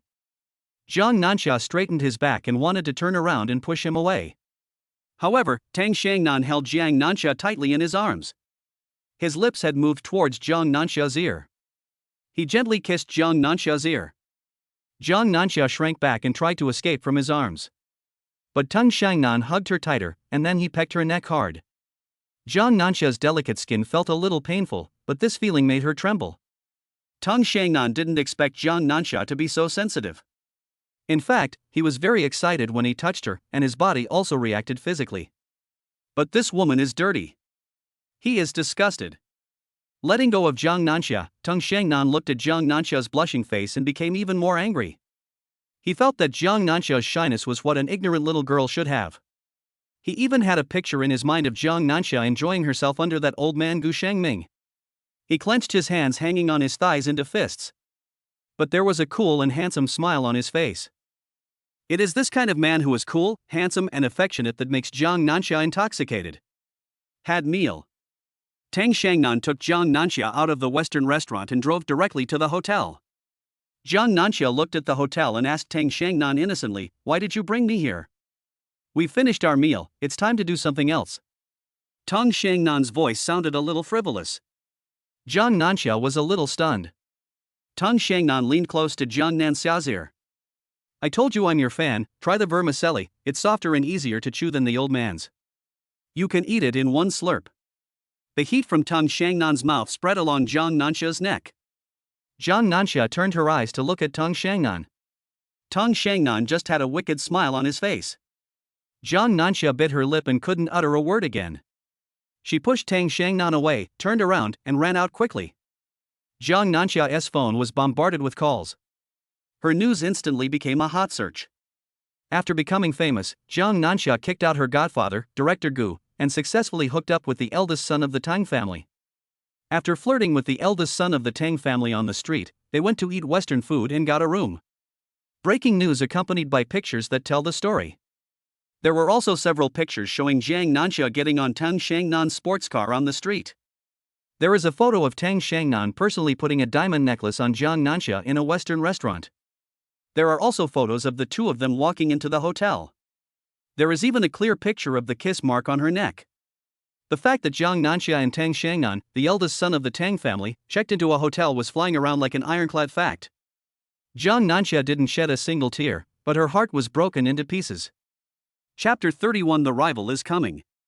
Lu Nancheng came to find Tang Yu and saw Tang Yu running out in a hurry. Lu Nancheng guessed whether Tang Yu was going to look for Jiang Nanxia, so he quickened his pace to meet her. However, a man suddenly appeared in Lu Nancheng's sight. Tang Yu was surprised to see Gao Yun. "Brother Yun? Why are you here? When did you return home?" Gao Yun saw Tang Yu's panicked and anxious expression and asked, "Where are you going?" Tang Yu was still thinking about Jiang Nanxia, so she quickly ran away. "Brother Yun, I have something urgent to do. I'm leaving first." "Hey, yeah. Gao Yun held Tang Yu. "Where are you going?" "I'll take you there." Tang Yu thought that her old car couldn't run fast, so she agreed to let Gao Yun give her a ride. She said, "Thank you then." Gao Yun also quickly opened the car door for Tang Yu. When Tang Yu got into the car, Gao Yun put his hand on Tang Yu's back to support her. Lu Nancheng's face suddenly turned dark. Then he saw with his own eyes that Kian took Tang Yu away. Lu Nancheng went straight to LKS building. He entered his office and the manager came running over upon hearing the sound. "Mr. Lu, you're here. What's the matter?" Lu Nancheng glanced at the manager and said, "Call Tang Yu over here." "Tang Yu?" The manager said quickly. Tang Yu said she had something urgent to do, so she asked for leave and left in a hurry. Of course Lu Nancheng knew that Tang Yu was not in the company. He just wanted to call Tang Yu back. The manager saw that Lu Nancheng's face was as dark as thunder and hail, and hurriedly said, "She seemed to have something urgent, so I approved her leave." Lu Nancheng originally wanted to ask the manager to call Tang Yu back, but he didn't say that in the end. Instead, he got up and left. The manager quickly caught up with Lu Nancheng. "Boss Lu, when Tang Yu comes back, I'll let her know that you came to see him." Lu Nancheng didn't say anything. he just left angrily. Bar. When Lu Nancheng arrived, Tang Xiangnan had already drunk himself into a drunkard. Look at you, you're dying. If you like it, don't mind it. Lu Nancheng was also very angry, and seeing Tang Xiangnan like this made him feel even worse. Lu Nancheng poured himself a glass of wine, but just as he picked up the glass, he was knocked over by Tang Xiangnan's drunken punch. The wine spilled on Lu Nancheng's high-end shirt. Sorry, didn't mean to do that, huh? Tang Xiangnan picked up the bottle and said, I'll pour you another glass and buy you another new piece of clothing. No, I'll buy you 10 new pieces of clothing. Why are you acting crazy while drunk? Lu Nancheng gave Tang Xiangnan a look of disdain, then stood up and walked out. Just as he arrived at the restroom and was about to deal with the wine stains on his clothes, he heard several people talking. Oh, I never thought that Jiang Nanxia would be that kind of woman. How could young Master Tang fall in love with her? Jiang Nanxia is pretty good too. She's so popular now. But she is Gu Shengming's goddaughter. Young Master Tang is clean and honest. How can she be worthy of him? Lu Nancheng then took out his mobile phone and opened the webpage, and saw that the whole screen was filled with stories about Jiang Nanxia and Tang Xiangnan. Without bothering to wipe the wine stains off his clothes, Lu Nancheng returned to the private room and grabbed Tang Xiangnan, who was lying on the sofa. Did you do this? Tang Xiangnan babbled, Are you here? Let's have a drink. Did you do this? Although it was a question, Lu Nancheng had already confirmed the answer. He threw Tang Xiangnan onto the sofa and said harshly, Do you look like a man? Do you still have any human qualities? Why would you destroy someone if you don't like them? At this moment, Lu Nancheng's mind was filled with the words that Tang Yu had said to him. It's hard for a woman to work hard outside without any support. Don't add fuel to the fire. She doesn't eat your rice or drink your water. Don't destroy her. Perhaps it was because he thought of Tang Yu's words that Lu Nancheng was so angry at the moment. Lu Nancheng suddenly thought, could it be that Tang Yu asked for leave today because she found out about Jiang Nanxia's situation? Did she ask for leave to go out and have a relationship? Or maybe it was because Tang Yu couldn't find anyone to help, so she just called a man to help. So that man is not Tang Yu's boyfriend. But it was the person Tang Yu called to help. Lu Nancheng called Tang Xiangnan's bodyguard and asked him to pick up Tang Xiangnan, and then he left quickly. After leaving the bar, Lu Nancheng called Tang Yu. The ringtone lasted several times before the call was connected. Tang Yu's soft voice came from the phone, Hello. Tang Yu, where are you? Mr. Lu, what can I do for you? Where are you? I asked. Tang Yu looked back at Jiang Nanxia, who was crying over there, and said to Lu Nancheng, Mr. Lu, I have something urgent to do here. I'm hanging up now. Just as Lu Nancheng was about to speak, Tang Yu hung up the phone without any hesitation. Tang Yu. Lu Nancheng clenched his fist in anger. No one dares to hang up on him yet. Tang Yu is the first one. Chapter 32. There is no other reason, just want to play with her. Gu Shengming comforted Jiang Nanxia on the phone, Xia, don't be sad, I will solve this matter for you. I will make that guy apologize to you publicly. Gu Shengming immediately wanted to remove the trending search, but the answer he received was, I'm sorry, Director Gu, we can't do this. We can't stop the flow of people across the country. Gu Shengming got angry when he heard this. Do you think I'm a fool? The other party then told Gu Shengming the truth. I'm sorry, Director Gu, someone above us won't let us withdraw. We have no choice. Gu Shengming naturally knew that it was Tang Xiangnan who was behind this. When he found Tang Xiangnan, he clenched his fist angrily. Master Tang, does Xia have any grudge against you? When Tang Xiangnan saw Gu Shengming, he wanted to chop this old man into pieces. Why? Are you unhappy after I cut off your beloved flesh and blood? Tang Xiangnan's reek of alcohol choked Gu Shengming, causing him to frown. But for Jiang Nanxia, the famous director Gu Shengming compromised and said, Even if Xia offended you, I will apologize to you on her behalf. A girl's reputation is very important. Please let her go. Fame? Tang Xiangnan squinted at Gu Shengming. Her and your fame have spread all over the world. Ha! Gu Shengming's face suddenly turned ugly. He said, Xia and I are not what people say on the internet. This is yours. Tang Xiangnan interrupted Gu Shengming. He didn't want to hear a man say how good he was to Jiang Nanxia in front of him. Gu Shengming clenched his fists and asked Tang Xiangnan, What do you want? Not much, I just want to play with her. Tang Xiangnan's words surprised Gu Shangming and made him very angry. He didn't expect Tang Xiangnan to speak so uncivilized. He said, "The legendary young master Tang is not so shameless." "What? You can play with her, why can't I? I have money." Tang Xiangnan threw a black gold card directly on the table. Bang! Gu Shangming punched Tang Xiangnan hard and left angrily. When Gu Shangming returned to Jiang Nanxia's residence, there was still a large group of reporters waiting outside. As soon as Gu Shangming entered the room, Tang Yu and Wen Yen came over in a hurry. "Director Gu, how is it?" Gu Shangming shook his head, and Jiang Nanxia covered her face and started crying. "Xia, how did you offend Tang Xiangnan?" Gu Shangming asked. Jiang Nanxia shook her head and cried, "I don't know." Wen Yen and Tang Yu were so anxious that they started crying along with Jiang Nanxia. Gao Yun said, "Let me give it a try." Several people looked at Gao Yun with expectation. Then, Gao Yun made several phone calls and said that he didn't dare to offend Tang Xiangnan. Jiang Nanxia covered her face and started crying again. Gu Shangming said, "Don't worry, I know that Tang Xiangnan and Lu Nancheng have a good relationship. Maybe Lu Nancheng can convince Tang Xiangnan. I will try to find a connection to see if I can contact Lu Nancheng." Tang Yu's eyes suddenly widened. Gu Shangming had already made a phone call and said flatteringly, "Boss Wan, can you talk to Lu Nancheng of the Lu Group? Help me introduce him to someone." The phone call was hung up, and everyone could see the result of Gu Shangming's call from his dejected eyes. Tang Yu said, "I'll think of a solution." After saying that, Tang Yu grabbed Jiang Nanxia's hand and said, "Xia, it will be fine. Trust me." Tang Yu didn't know why she was so confident. She even thought that if Lu Nancheng disagreed, she would kneel down.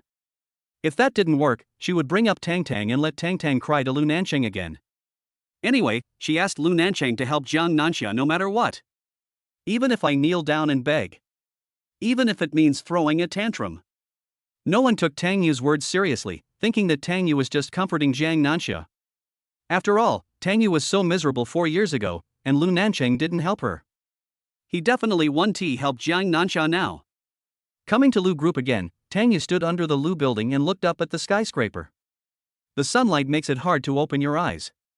Tang Yu called Lu Nancheng. "Mr. Lu, are you in the office?" "I'm downstairs in your office." Lu Nancheng just said 3 words, "Come up." Tang Yu entered Lu's company again, and no one stopped her. Arriving at Lu Nancheng's office, Tang Yu was thinking about Jiang Nanxia, so she said directly, "Mr. Lu, I have something to ask you." Lu Nancheng looked at Tang Yu. "What's the matter?" "I heard that you know Tang Xiangnan, can you help me?" Lu Nancheng didn't ask Tang Yu what he needed help with. He just said, "Sure. I'll call right away." Tang Yu looked at Lu Nancheng in surprise. She didn't say anything. She watched as Lu Nancheng dialed the phone again. "This is Lu Nancheng. Please remove all the photos and news about Tang Xiangnan and that female star from the internet." Chapter 33, How to Thank Me? After Lu Nancheng hung up the phone, he said to Tang Yu, "In 1 minute, those photos and news will no longer be available on the internet." Tang Yu looked at Lu Nancheng with her big eyes, as if she didn't believe it. Lu Nancheng poured Tang Yu a glass of wine to calm your nerves. Tang Yu did not take the wine that Lu Nancheng handed over. She was still confused, but Lu Nancheng solved such a difficult problem so easily. "So do you drink tea, coffee, or water?" Tang Yu spoke up, "Are you telling the truth?" Tang Yu said as she took out her cell phone and opened the page, as if waiting for a minute to pass. "It's almost impossible to find it, take a look." Lu Nancheng said. Tang Yu glanced at Lu Nancheng again. Why was she so unconvinced? But she still opened the web page. "However, I really can't find it. It's really gone." Tang Yu refreshed the page and tried searching again. "It's really gone. The news that used to pop up automatically when I open my phone can no longer be found even when I search for it." Tang Yu breathed a sigh of relief and looked at Lu Nancheng with tears of gratitude. She was so excited that she didn't know what to say. "The 108 strategies I thought of when I came here are now of no use to me." Seeing Tang Yu so excited that she couldn't speak, Lu Nancheng squinted his eyes and glanced at Tang Yu. He had removed her news 4 years ago, but he had never seen her so moved. Oh, of course, she might have been in a foreign country by then. Therefore, Tang Yu may not even know that he removed her news from the hot searches 4 years ago. "Thank you." Tang Yu bowed 90 degrees to Lu Nancheng and turned to leave. She wanted to go back and report the good news to Xia. Tang Yu. Lu Nancheng stopped her. Is this how you thank me? Tang Yu swallowed her saliva. Then what do you want? Tang Yu was already thinking about what gift to buy for Lu Nancheng. Good tea or good cigarettes? But she glanced at Lu Nancheng's wine cabinet, which was full of red wine. Doesn't Lu Nancheng drink tea? I've never seen him smoke. Tang Yu thought again, how expensive is the red wine that Lu Nancheng drinks? I wonder if she can afford it. When Lu Nancheng saw Tang Yu's rolling black eyes and the bitter look on her face, he seemed to be able to guess what Tang Yu was thinking. He said, if you encounter difficulties in the future, come to me. Don't just look for other men. You were fooled that year, and you still haven't learned your lesson. Tang Yu's eyes twitched, a little confused by his words. How are you doing lately, Tang Tang? Tang Yu hesitated for a moment, then quickly said, very good. Thank you. Okay, let's go back. After Lu Nancheng made the announcement, Tang Yu turned around and left, feeling relieved. However, after she relaxed, she thought of something else. She stood up and turned around to ask Lu Nancheng, well, what do you want to talk to me about today? Lu Nancheng would never admit that he called her just to actively help Jiang Nanxia. He just said, go back first, I'll tell you later on WeChat. Tang Yu blinked.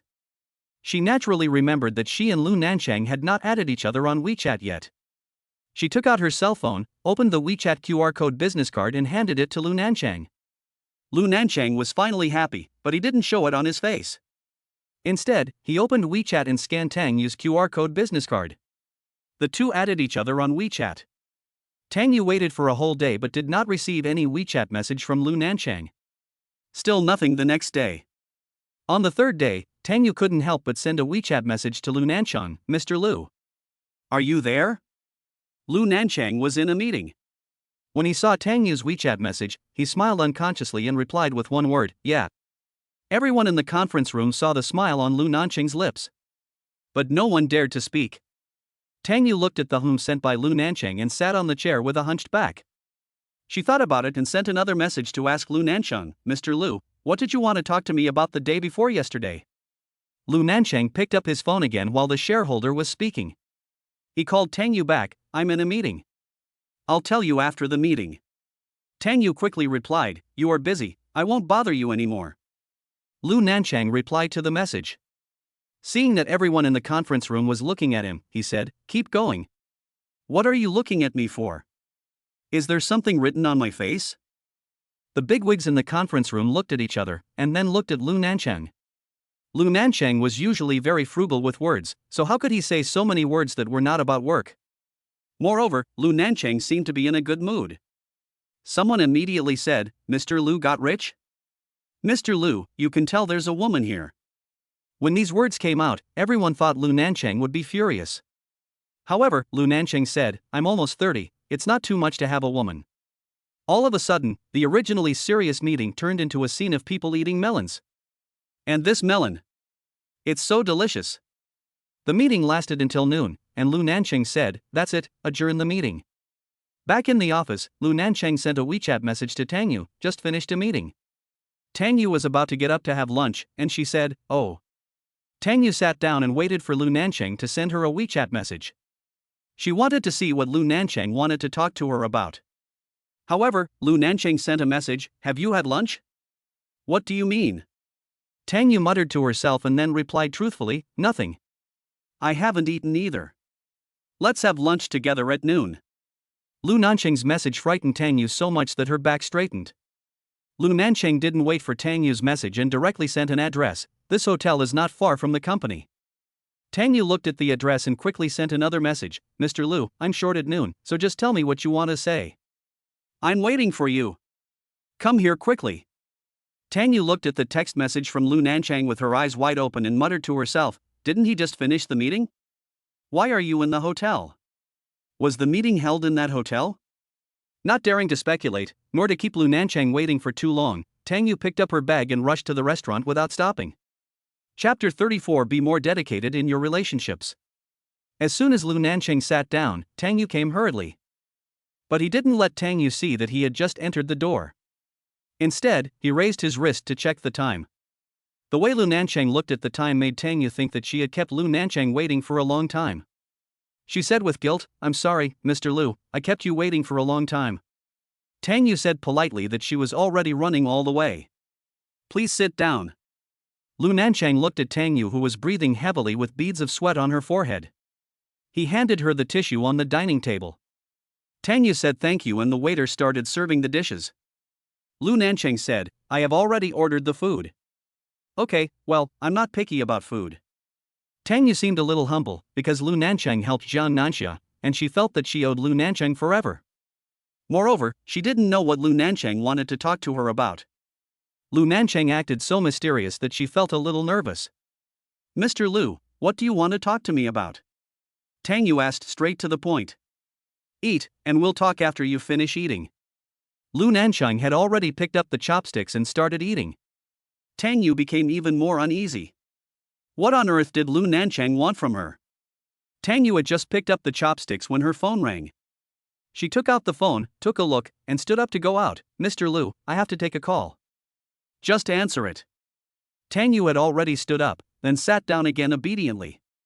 She picked up the phone and whispered, Brother Yun.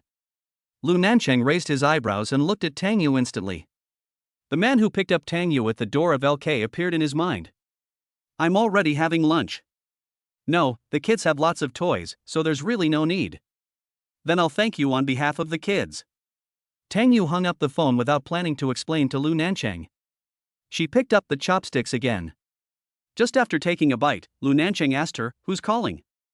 Tang Yu raised her eyes and looked at Lu Nancheng. Can't you tell me? Oh no. Tang Yu shook her head. She just felt that there was no need to tell Lu Nancheng who called. She said, a friend. Friend? Lu Nancheng said, boyfriend? Tang Yu pursed her lips. Instead of answering, she asked Lu Nancheng, Mr. Lu, what do you want to talk to me about? What are you talking about? Tang Yu was choked and confused. How could she know what he wanted to talk to her about? She didn't even know why Lu Nancheng was angry again. A man's heart is like a needle at the bottom of the sea. He just hoped that Lu Nancheng could give her a quick death. This was the first time Tang Yu had dinner alone with Lu Nancheng, and she felt very reserved. She stole a glance at Lu Nancheng, who was eating. He was so elegant. This man was handsome and looked so good while eating. It's really pleasing to the eyes. Lu Nancheng raised his eyebrows, catching Tang Yu's almost naked gaze. Tang Yu quickly lowered her head. Lu Nancheng felt a sense of superiority at this moment. There have always been people who admired him, but he has never felt as superior as he does now. But, he remembered that man. He said, I hope you can be more loyal in your relationship. Don't be like Jiang Nanxia. Tang Yu's subconscious anger and rebuttal froze on her lips. She clenched her teeth, swallowed her saliva, and explained, Mr. Lu, I believe Jiang Nanxia and Gu Shengming are innocent.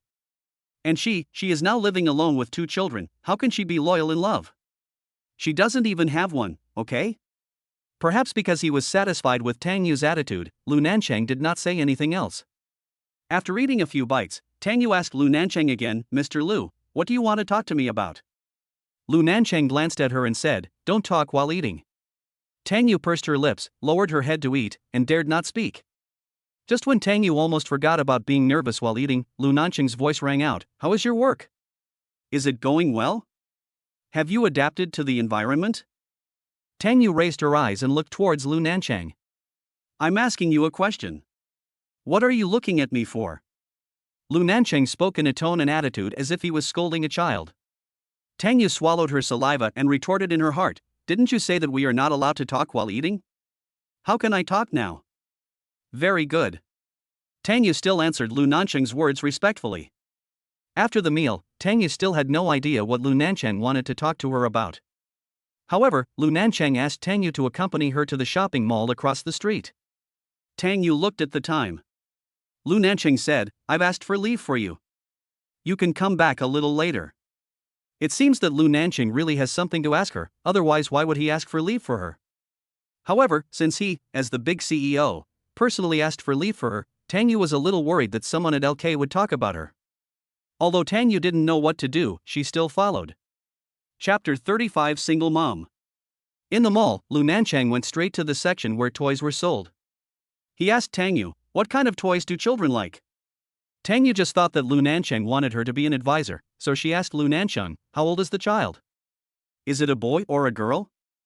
Lu Nancheng looked disgusted. Who are you asking about your child? Tang Yu was confused by Lu Nancheng. She blurted out, my child? What are you going to do? Lu Nancheng looked even more disgusted. What are you talking about? I'm buying some toys for the kids. Tang Yu bit her lip. She was really scared by Lu Nancheng. But Tang Yu's action of biting her lips made Lu Nancheng feel itchy in his heart. He moved her lips away, but the moist and shiny appearance of Tang Yu's lips remained in his mind for a long time. Tang Yu quickly rejected her idea. She didn't believe that Lu Nancheng would like her. She thought it must be Lu Nancheng or poor Tang Tang who was a child without a father. She said, Mr. Lu, it's really not necessary. The children have a lot of toys. I bought a lot for them. Lu Nancheng didn't listen to her nonsense. He just swiped his hand and said to the clerk, I want all of these. Tang Yu almost choked on her own saliva. Mr. Lu. Lu Nancheng scanned the code to pay and said to the clerk, ask her for her address. No returns allowed. After saying that, Lu Nancheng ignored Tang Yu and turned away. Mr. Lu. Tang Yu called out to Lu Nancheng. But before she opened her mouth, Lu Nancheng lied, I called you to give the children some gifts. But don't you want to thank me? Lu Nancheng interrupted Tang Yu and said, if you want to thank me, accept these toys. Lu Nancheng left quickly after he finished speaking. He was really afraid that this stupid woman would refuse. Looking at Lu Nancheng's back as he left, Tang Yu felt dazed, as if she were in outer space. This world was too magical. Miss, please tell me your address and I will send it to you. The clerk held a pen and waited for Tang Yu to tell the address. The clerk's words brought Tang Yu back to reality. Tang Yu insisted on not taking it and said to the clerk, please return the money the same way you paid. You just heard that the boss said that the goods cannot be returned. The clerk looked at Tang Yu and said enviously, Miss, that gentleman is so handsome. He likes you, can't you tell? In fact, I am also a single mother. If a man like this pursues me, I will definitely agree. Tang Yu almost choked on her own saliva again. Tang Yu? Tang Yu turned around, saw the person coming, and swallowed the saliva that almost choked her. Tang Yu. Why are you here? Zou Jing took big steps and reached Tang Yu in just 2 steps, and her voice was quite loud. Tang Yu's ears were buzzing from Zou Jing's voice. She glanced at Zou Jing coldly, why don't I tell you here? Zou Wan came up with an elegant pace. She stood beside Zou Jing, looked at Tang Yu, and asked Tang Yu gently with a friendly look on her face. Tang Yu, I saw someone who looked like Brother Nancheng just now. Were you with him just now? When Zou Jing heard what Zou Wan said, she immediately got furious. Tang Yu. You're hooking up with your cousin again. The clerk opened his eyes wide in shock at the sudden appearance of the 2 women. Zou Jing. Watch your words. Tang Yu was almost pissed off by Zou Jing. She just couldn't understand why Zou Jing acted like she was seeing a love rival every time she saw her. Zou Wan looked around the children's toy store and said, Tang Yu, you have a child? Did you ask Brother Nancheng to buy a gift for your child? Zou Jing was once again irritated by Zou Wan's words. She immediately pointed at Tang Yu and asked, you have a child? Tang Yu pushed Zou Jing's hand away in disgust, no comment. After saying this, Tang Yu was about to leave. However, Zou Jing grabbed Tang Yu and said, you already have a child, yet you still seduce your cousin. Do you have any shame? Whether I have shame or not has nothing to do with you. Who the hell do you think you are? Tang Yu couldn't bear it anymore. 4 years ago, she was engaged to Lu Nancheng, and Zou Jing scolded her. Now, she has nothing to do with Lu Nancheng anymore, and Zou Jing still scolds her. Zou Jing was so angry after being scolded by Tang Yu that she raised her hand and hit Tang Yu. Tang Yu's eyes darkened, and before Zou Jing's slap could land, she slapped Zou Jing in the face with her backhand. Tang Yu. How dare you hit me? Tang Yu sneered, you were the one who wanted to take action first. 4 years ago, Tang Yu had always been the soft persimmon that Zou Jing had always bullied. Now that she was beaten by Tang Yu, how could Zou Jing swallow this? She rushed towards Tang Yu like crazy and tried to grab her face and pull her hair. However, Tang Yu dodged and Zou Jing missed. Zou Jing turned around and wanted to hit Tang Yu again. Tang Yu grabbed Zou Jing's hand and then slapped her arm hard on the Shinmen acupoint. Ah! Zou Jing screamed and immediately fainted on the ground, motionless. Seeing Zou Jing lying on the ground motionless, Zou Wan pointed at Tang Yu and said, Tang Yu. You killed someone. This scared the clerk out of his wits.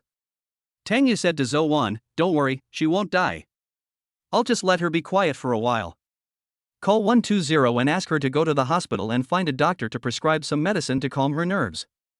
After saying this, Tang Yu left without looking back.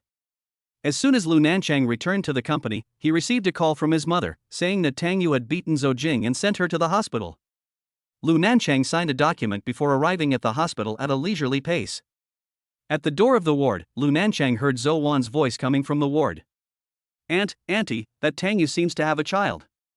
Brother Nancheng bought a lot of toys for her child. Zou Jing couldn't stand it and just said a few words to Tang Yu, and then she was beaten by Tang Yu. When Lu Nancheng opened the door, Zou Wan immediately shut her mouth with an unpleasant expression. Zou Wan tried to explain, "Brother Nancheng. Mom, second aunt." Lu Nancheng interrupted Zou Wan and walked past her without even looking at her. Zou Wan felt like her face was cramping from embarrassment. Lu Nancheng had never even looked at her. "Nancheng. Look how Tang Yu beat your sister." Second Aunt Zhang Yan wiped her tears while complaining. "Aunt, I've asked the doctor. He said I accidentally hit the Shinmen acupoint. It's just a calming effect. Zou Jing will be fine after a good sleep. Who told her to curse people in the street? You should discipline her in the future. She's a girl and she has no image at all." Second Aunt Zhang Yan gritted her teeth and had to ask her sister for help. "Sister, look at what Nancheng said." "Woo woo. Nancheng." Mother Zhang Min said sternly. "Nancheng. Your father and I have a very clear attitude. We absolutely do not agree with you marrying Tang Yu. She was a pure little girl at the beginning, and we agreed to the marriage with the Tang family. Now she has 2 children whose biological fathers are unknown, and don't you care about what happened to her 4 years ago?" As soon as Lu Nancheng heard his mother's words, he knew that his mother and second aunt had already investigated Tang Yu. He suddenly became even more unhappy. Zou Wan looked at Lu Nancheng. Although Lu Nancheng didn't say anything, she knew that Lu Nancheng must have Tang Yu in his heart. She bent her hanging hands slightly and clenched them into fists, warning herself in her heart, "Zou Wan. Your opponent is back." Tang Yu was working when the manager walked in and announced, "I have great news for you all. Mr. Lu just announced that LK will hold a design competition. The winners will be awarded a house and a car." After the manager's words, the cubicle suddenly became lively. Someone asked, "How many places are there? How many prizes are there?" "There is only one award, and there are 10 places." The manager said, "LK designers. They must be the best. There is no level to discuss. So everyone, work hard." Tang Yu silently looked at her colleagues. Some were very excited and felt that they would definitely win the award. Some were a little disappointed. Some had a determined look in their eyes. But she wondered if Lu Nancheng wanted to give her a house and a car? Tang Yu scared herself when this thought appeared in her mind. Then she immediately denied her stupid and bold idea. She also laughed at herself why she had such an idea. The manager then added, "I will post the design requirements and competition requirements in the company group later. This competition is not open to the public, but only to our own designers. This is also a benefit from President Lu. You all have to work hard. I hope everyone can win the grand prize." The applause was as loud as the rising tide of the Tang River. Afterwards, Tang Yu saw the requirements for participating in the competition in the company group. The design submitted for the competition was actually to design a piece of jewelry for children. Chapter 36. This sentence is the evidence. Lu Nancheng is flirting with her. When everyone saw the entry requirements for the design competition in the company group, they immediately started discussing, why is it a children's jewelry? Does Mr. Lu have a child? Impossible. Mr. Lu is well known for not being interested in women. I think he must be sending gifts to his relatives' children. Or maybe Mr. Lu wants to open up the children's jewelry market.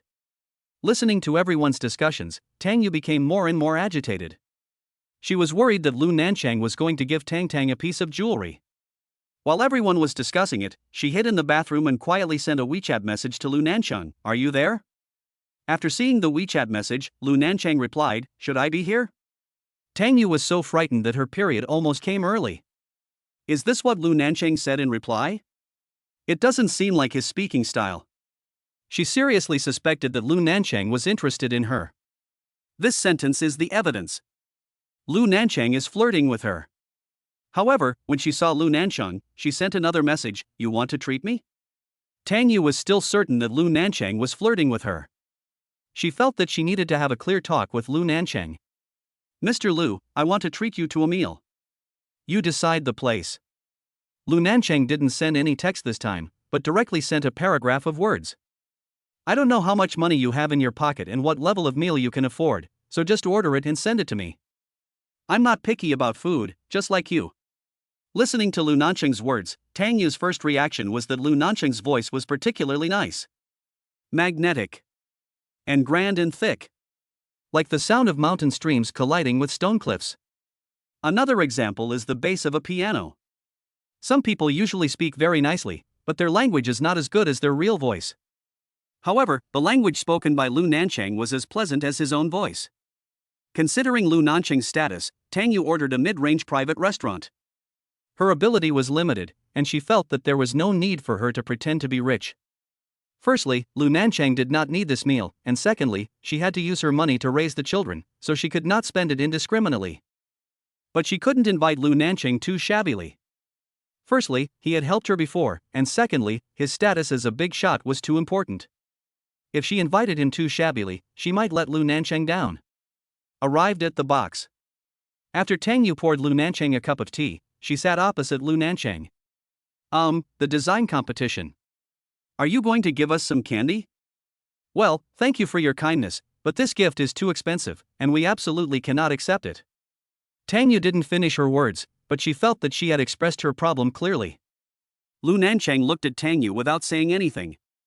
Tang Yu was a little frightened by Lu Nancheng's gaze.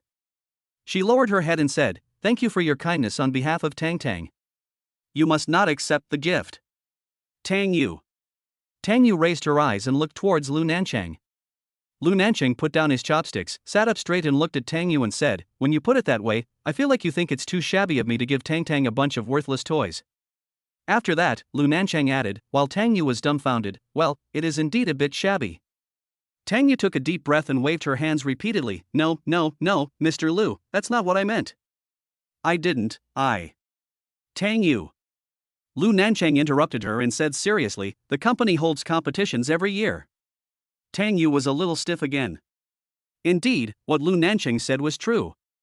The company did hold competitions every year, and the prizes were very grand. Lu Nancheng added, "There is still a gap in the children's jewelry market. I want to develop this area. Please don't make too many assumptions." Chapter 37. Why do I feel like you are setting a hongmen feast for me? Listening to Lu Nancheng's words, Tang Yu felt pain in her face. Lu Nancheng looked at the food on the table and asked Tang Yu, "Is it time to eat?" "Yes, I can." Tang Yu bit her lip. Lu Nancheng just happened to see Tang Yu biting her lips. Her pink lips turned white for a moment after biting, and then became more rosy and shiny in an instant. Lu Nancheng took a bite of the tender salmon. The meat is tender and delicious. Tasty.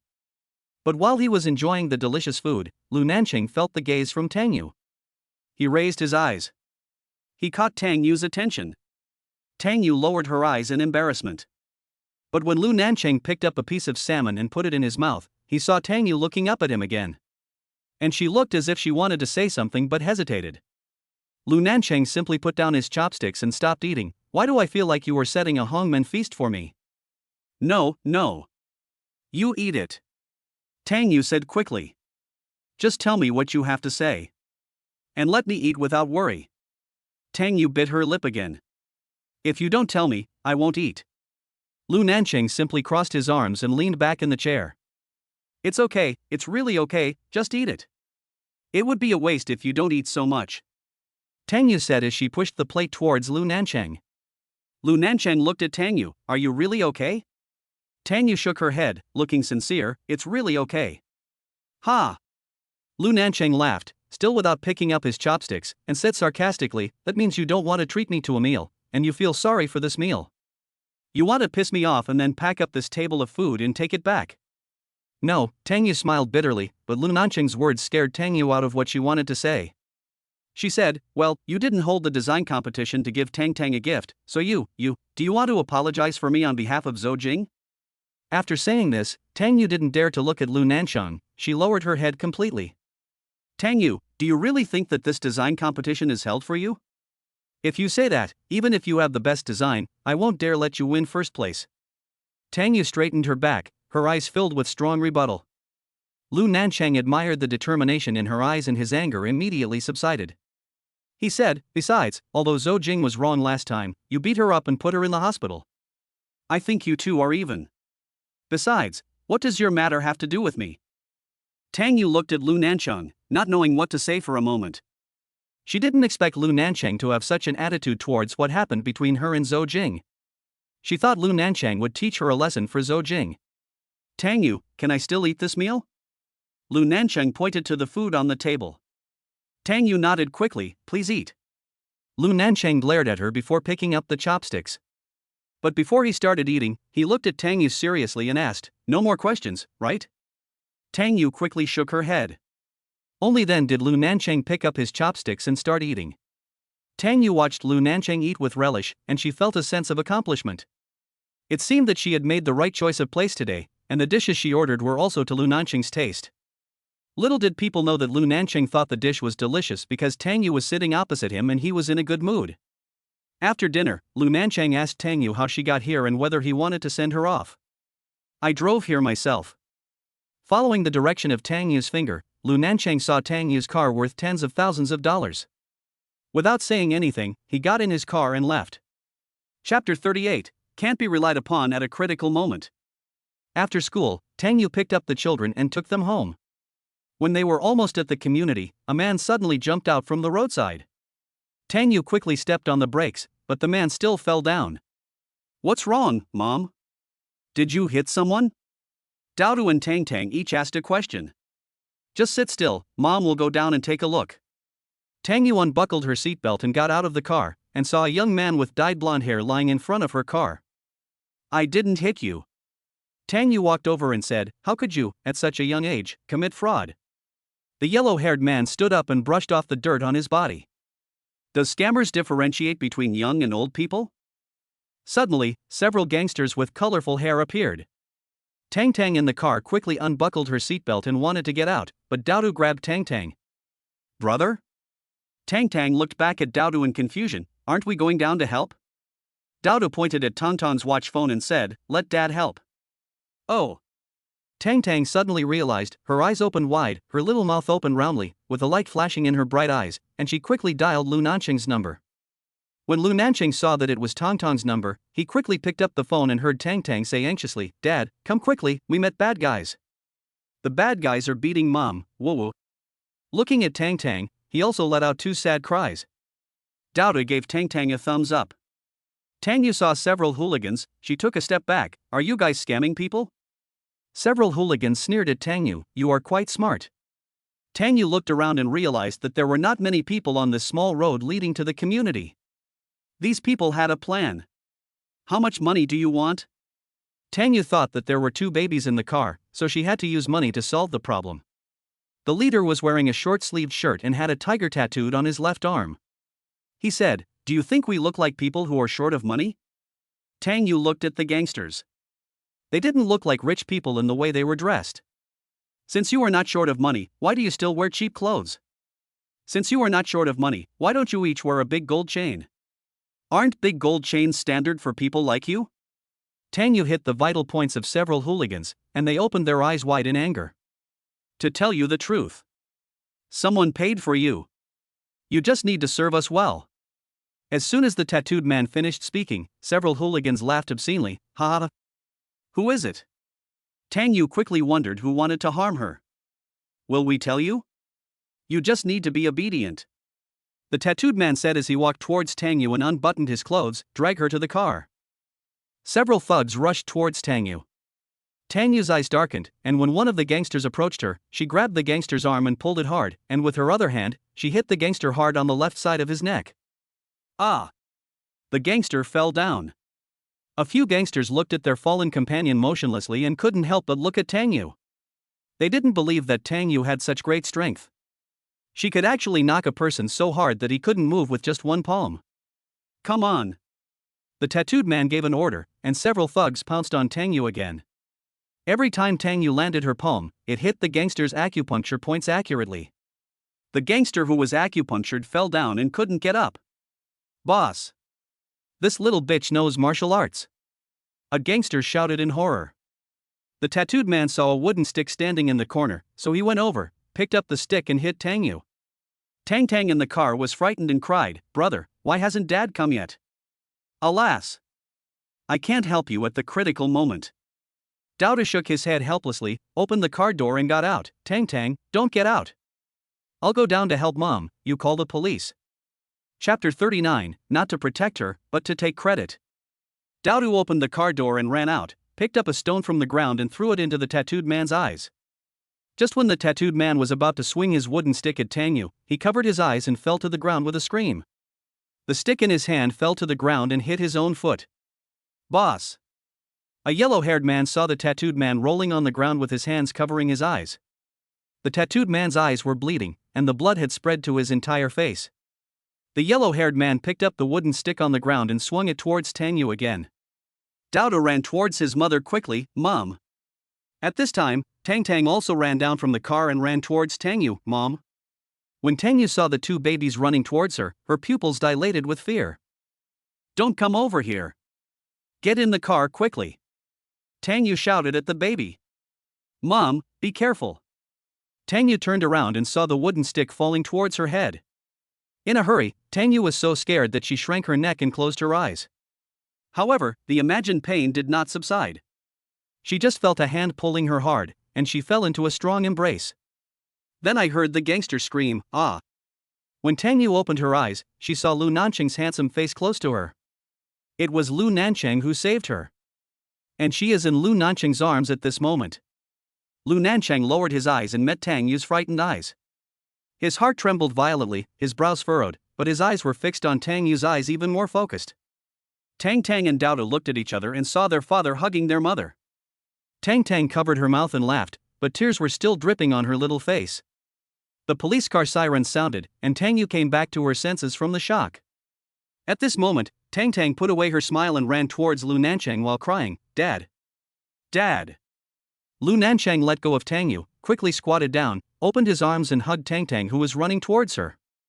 Tang was picked up by Lu Nancheng, and her little hands tightly wrapped around Lu Nancheng's neck, and she called out again, "Dad!" The sweet and trembling sound made Lu Nancheng's heart tighten and he felt truly heartbroken. Lu Nancheng didn't know why he responded loudly, "Hey, be good, don't be afraid." Tang hugged Lu Nancheng tighter and put her little face against Lu Nancheng's face. "We can't wait for Daddy, so we called the police." When Lu Nancheng heard Tong's words, his heart trembled again, and he felt an intense heartache again. Police station. The young policeman didn't know Lu Nancheng. After understanding the situation, the police asked Lu Nancheng, "Did you beat that person?" Lu Nancheng naturally had to take the blame for everything. He said, "I was the one who beat him." Tang Yu looked at Lu Nancheng but didn't say anything. The two children also looked at Lu Nancheng. When Lu Nancheng saw the mother and her two children all looking at him, he said to them sincerely, "Don't be afraid, I'm here for you." The police asked Lu Nancheng again, "Are you a martial artist?" When Lu Nancheng heard the police's words, he thought those people were beaten up. He didn't expect Tang Yu to be able to beat people up, but he said without hesitation, "I have practiced." Tang and Douda looked at Lu Nancheng with admiration. Tang Yu's look was normal, without any ripples. When will those people wake up? Lu Nancheng looked at the police in surprise. He didn't understand what the police meant by his question. The police looked at Lu Nancheng with scrutiny. "Did you hit that person?" The policeman said this and looked at Tang Yu. Lu Nancheng followed the police's gaze and turned to look at Tang Yu.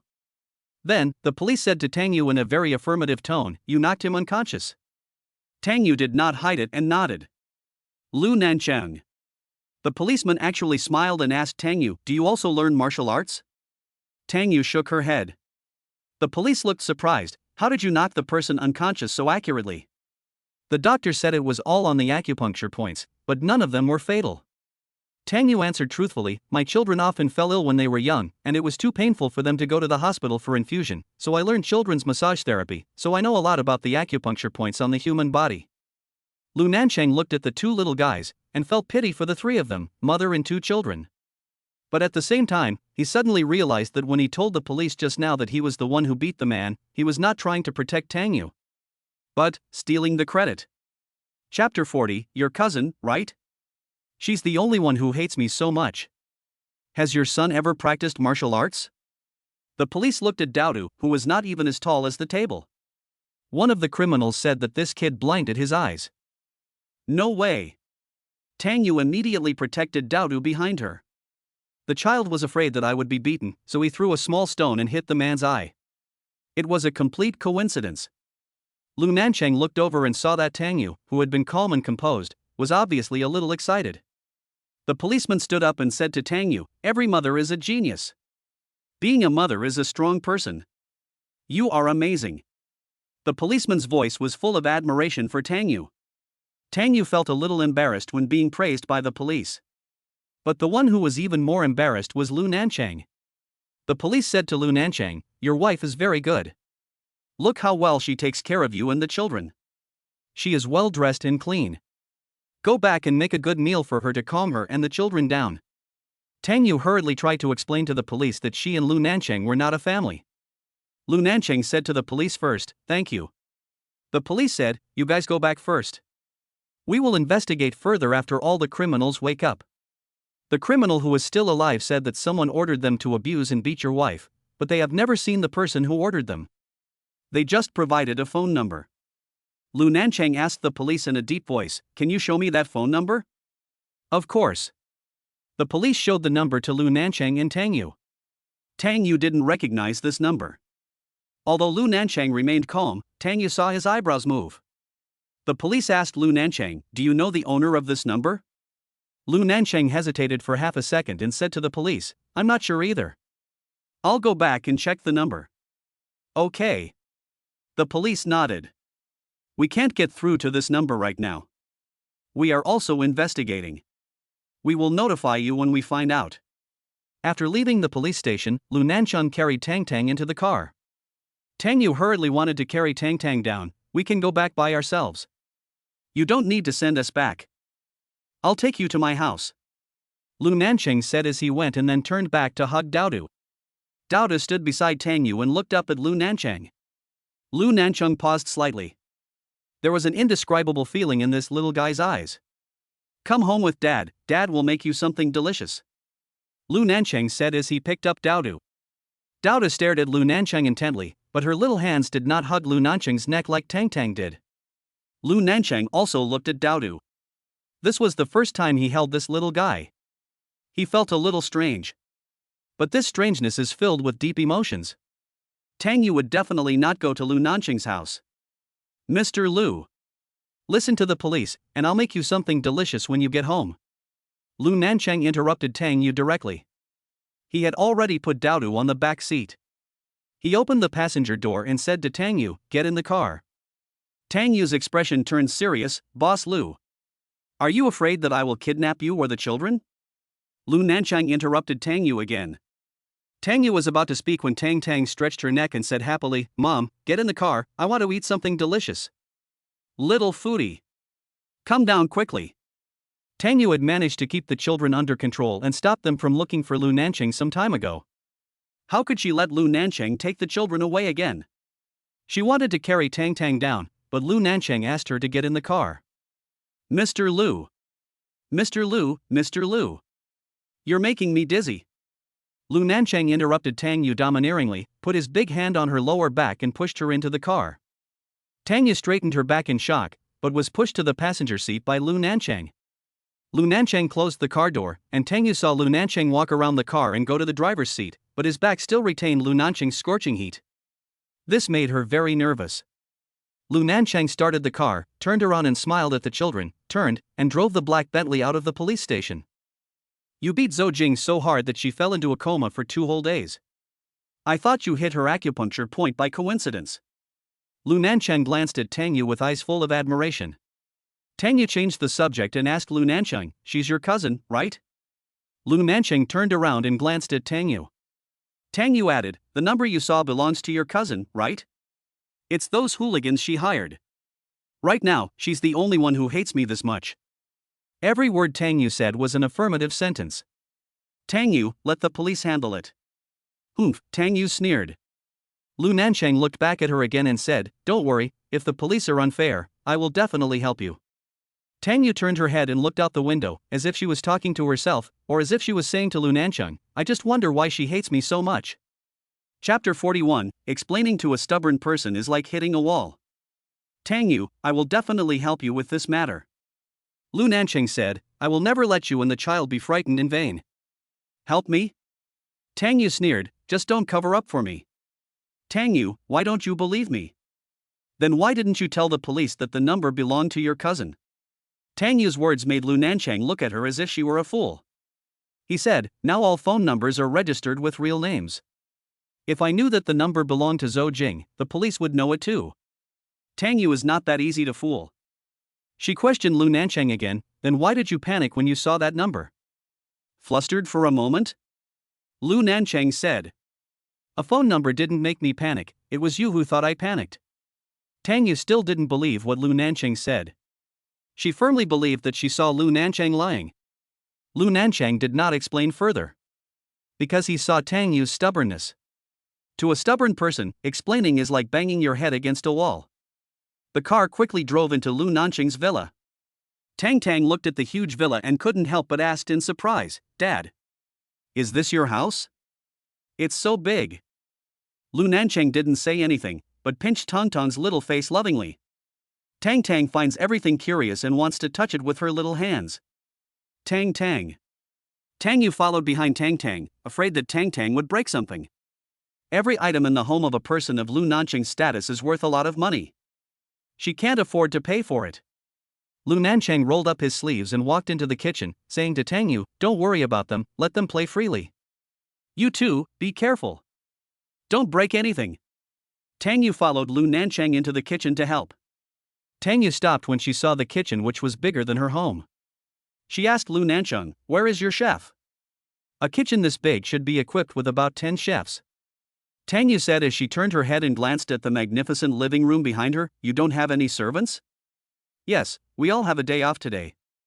Lu Nancheng said as he turned on the faucet to wash the vegetables. Tang Yu remembered that Lu Nancheng sent a WeChat message in the car. She thought at the time that the WeChat message must have been sent to Zou Jing, so she was so rude to Lu Nancheng in the car. Now that I think about it, that WeChat message might have been sent by Lu Nancheng to the housekeeper at home. He wanted the children and her to be free in his house, so he gave the servants a holiday. Lu Nancheng looked back at Tang Yu and said, go out and play with the kids. Tang Yu walked into the kitchen, I'll help you. Lu Nancheng nodded, okay, there are vegetables in the refrigerator. Pick out the ones the kids like to eat and wash them. I'll stew the ribs first. Tang Yu really didn't know Lu Nancheng could cook. From the time Lu Nancheng agreed to marry into the Tang family 4 years ago until she left the city, she had only met Lu Nancheng twice. And both times were in a coffee shop. The reason why I was in the cafe was not because I was drinking coffee with Lu Nancheng, but because Lu Nancheng had just finished a meeting and chose a meeting place nearby.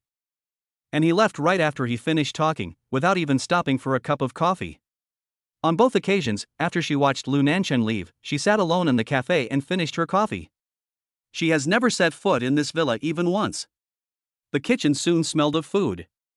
The children came running over, smelling the aroma. Yuchi Tang, the little foodie, ran ahead and hugged Lu Nancheng's legs as soon as she entered the kitchen. Dad, it smells so good. Lu Nancheng lowered his eyes and looked at Tang lovingly, it will be fine in a while, go out and play with your brother. Tang actually ran out obediently. Tang Yu couldn't help but freeze in place. Tang, this little guy. When he ran in, he ran past her and ran straight to Lu Nancheng and hugged Lu Nancheng's legs. When he ran out, he passed by her again without even looking at her. Tang Yu, help me. Lu Nancheng's voice brought Tang Yu back to her jealous thoughts. She walked over, but perhaps because she was absent-minded, she stretched out her hand and instead of helping Lu Nancheng, she ended up burning herself. Lu Nancheng said anxiously, be careful. Hiss. Tang Yu screamed in pain. Lu Nancheng quickly grabbed Tang Yu's hand and put it under the faucet to rinse it with cold water, then walked out, rinse it with water, I'll find some medicine for you. Tang Yu was about to say no, but Lu Nancheng had already walked out of the huge kitchen. Soon, Lu Nancheng walked in carrying a small medicine box. Tang Yu wanted to say it was no big deal. But Lu Nancheng had already opened the medicine box. Why are you absent-minded? What are you thinking about? Look at you. The first time you came to my house, I asked you to help with something, and you asked me for wages. As Lu Nancheng spoke, he had already disinfected it with iodine, applied ointment, and bandaged it with a band-aid. This burn medicine is very good. It shouldn't cause blisters. Lu Nancheng said, go out and tell the children to wash their hands and get ready for dinner. Because the distance was quite close, Tang Yu could even feel Lu Nancheng's breathing. And the heat from him. Tang Yu felt a little uncomfortable, so she turned around and walked out. However, he tripped over something and fell to one side. Ah! Lu Nancheng quickly hugged her. The two looked at each other. Lu Nancheng lowered his eyes and saw her frightened eyes. He remembered the day when Tang Yu went to LK to apply for a job. Tang Yu also suddenly fell down on the flat ground. And she fell into his arms. Tang Yu quickly withdrew from Lu Nancheng's arms. She lowered her head and apologized, I'm sorry, I accidentally tripped. Lu Nancheng looked at the flat and spacious ground. Tang Yu followed Lu Nancheng's gaze and saw that the road under her feet was really flat and wide. How embarrassing. Tang Yu bit her lip. But her bitten lips were moist again, which was very tempting. Lu Nancheng's pupils were fixed on Tang Yu's lips. Somehow, he suddenly possessed Tang Yu and kissed her moist and shiny lips. Tang Yu was so frightened that she froze and subconsciously grabbed Lu Nancheng's arm tightly. Lu Nancheng didn't expect Tang Yu's lips to be so soft and sweet. Then he kissed me harder and deeper. Tang Yu moaned, struggled, and pushed Lu Nancheng hard. Lu Nancheng suddenly remembered that night 4 years ago. The girl's lips are so sweet and soft. Her body was just as warm and soft as Tang Yu's in his arms. Lu Nancheng let go of Tang Yu. He looked at Tang Yu, with a pair of frightened black eyes, a shameful and angry face, and a stubborn and unyielding look like a little animal. But that night, because the light in the room was too dim, he couldn't see the girl clearly. Lu Nancheng! Tang Yu called out, her voice so angry. Lu Nancheng argued, I thought you wanted to. Tang Yuechi's forehead felt tight, as if he was wearing a tight hoop. She stamped her feet. What a nasty floor. Damn the floor. Why trip her? He even tripped her and she fell into Lu Nancheng's arms. Anyone would misunderstand this. Chapter 42 Dad, please help Mom. At the dinner table, Daodu asked Tang Yu, Mom, why is your face so red? Following Daodu's voice, Tang reached out and touched Tang Yu's forehead with concern, Mom, are you horny? Tang's pronunciation was a little unclear, but she clearly pronounced as. Lu Nancheng looked at Tang Yu. Tang Yu took a breath and said sternly, eat quickly. Tang Yu's face turned even redder. Lu Nancheng took a bite of the meal.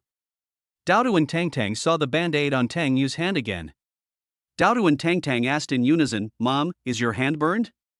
It's okay. Tang Yu responded. However, Tang looked at Lu Nancheng and said, Dad, Mom's hand is injured, can you help her? Lu Nancheng raised his eyes and met Tang Yu's eyes again. Tang Yu quickly lowered her head and said to Tang, hurry up and eat. Let's go home after we eat. I don't want to go home, I just want to stay at Dad's house. Tang pouted and asked Lu Nancheng persistently. Dad, if you call Mom, she won't be angry anymore. Tang. Mommy is not angry. Come and eat. Tang asked persistently again, then why can't we live in Dad's house? Don't talk while eating. Tang Yu didn't know why Tang liked Lu Nancheng so much. Although he didn't win the argument with his mom, the delicious food on the table defeated little Tang. Tang was so busy eating that she didn't have time to argue with Tang Yu. After dinner, Tang didn't want to go home, so she whispered to Daodu. Brother, please find a solution quickly. Tang doesn't want to leave and wants to stay at Dad's house tonight. Daodu was very worried because he couldn't think of a good solution. Seeing that Daodu couldn't think of a good solution, Tang rolled her dark eyes and said, Brother, can I pretend to be sick? If you are sick, your parents will send you to the hospital, so not only can you not stay, but you will also make your parents worry.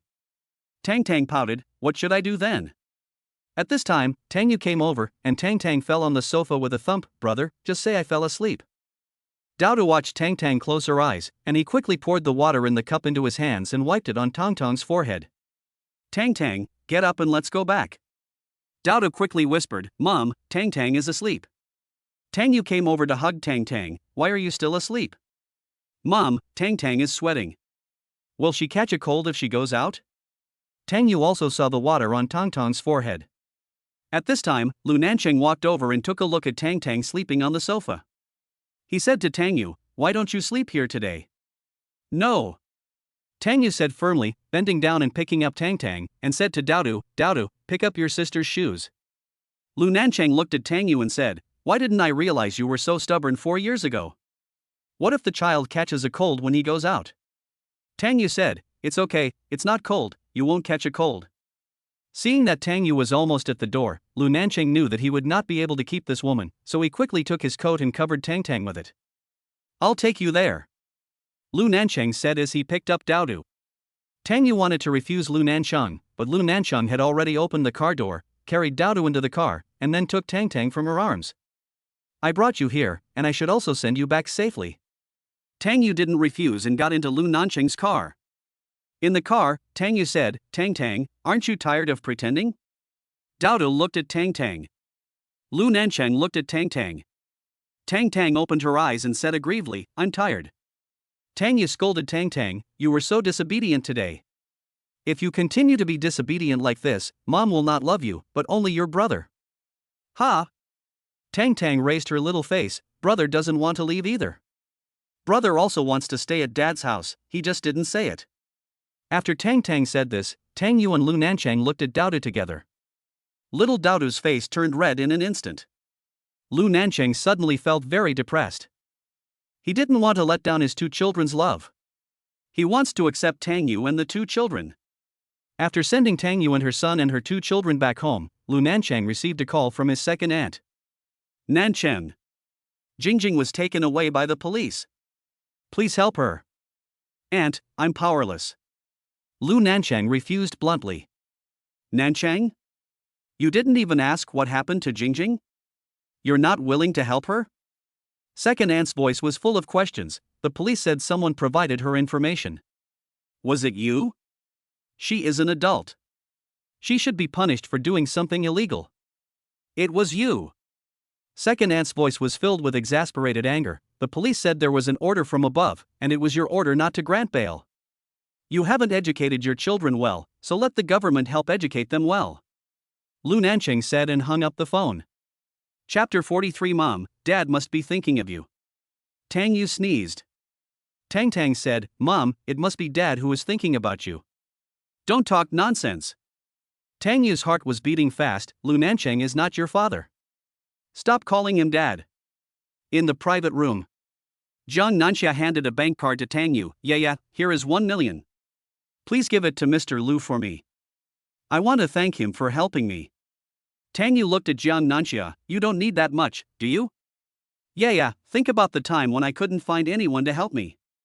Jiang Nanxia's eyes were red, and she took out another card and gave it to Tang Yu. "This is to thank you." "What are you doing?" Tang Yu was a little angry. She returned the bank card to Jiang Nanxia. "You're still talking to me about money." "Yeah, if it weren't for you, I wouldn't even be able to find the temple door with all this money."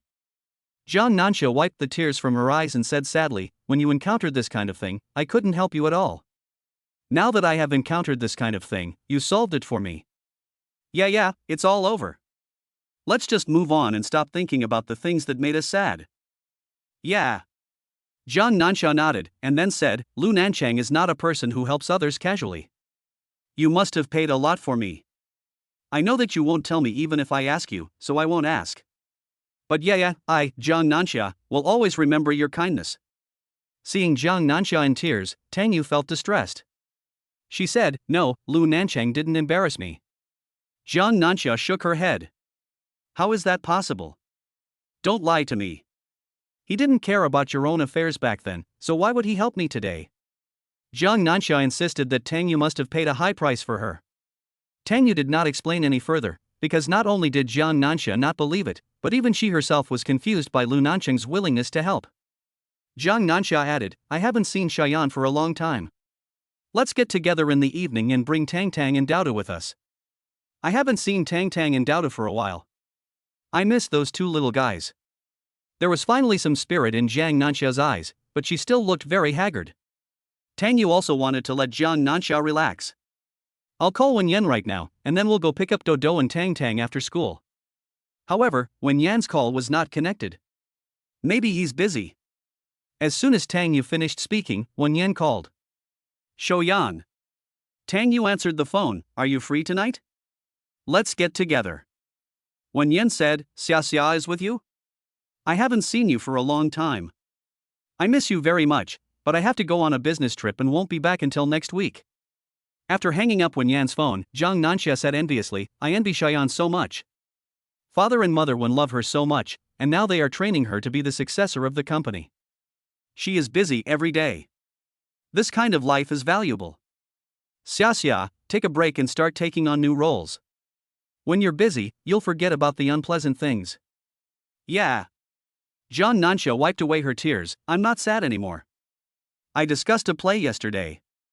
The ringing of the cell phone interrupted Zhang Nanxia's words. She glanced at the screen of her cell phone and said to Tang Yu with a smile, Look, I just said that the director called. Tang Yu quickly said excitedly, Hurry up and answer it. Zhang Nanxia picked up the phone. The other party wanted to meet with Zhang Nanxia to discuss the play now. Zhang Nanxia postponed it to tomorrow. Tang Yu quickly said, Xia, go now. Zhang Nanxia was badly hurt by Tang Shangnan this time.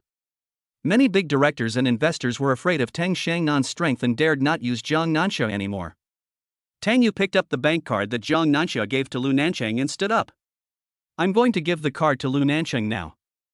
You should go see the director as soon as possible. Yeah, take this one.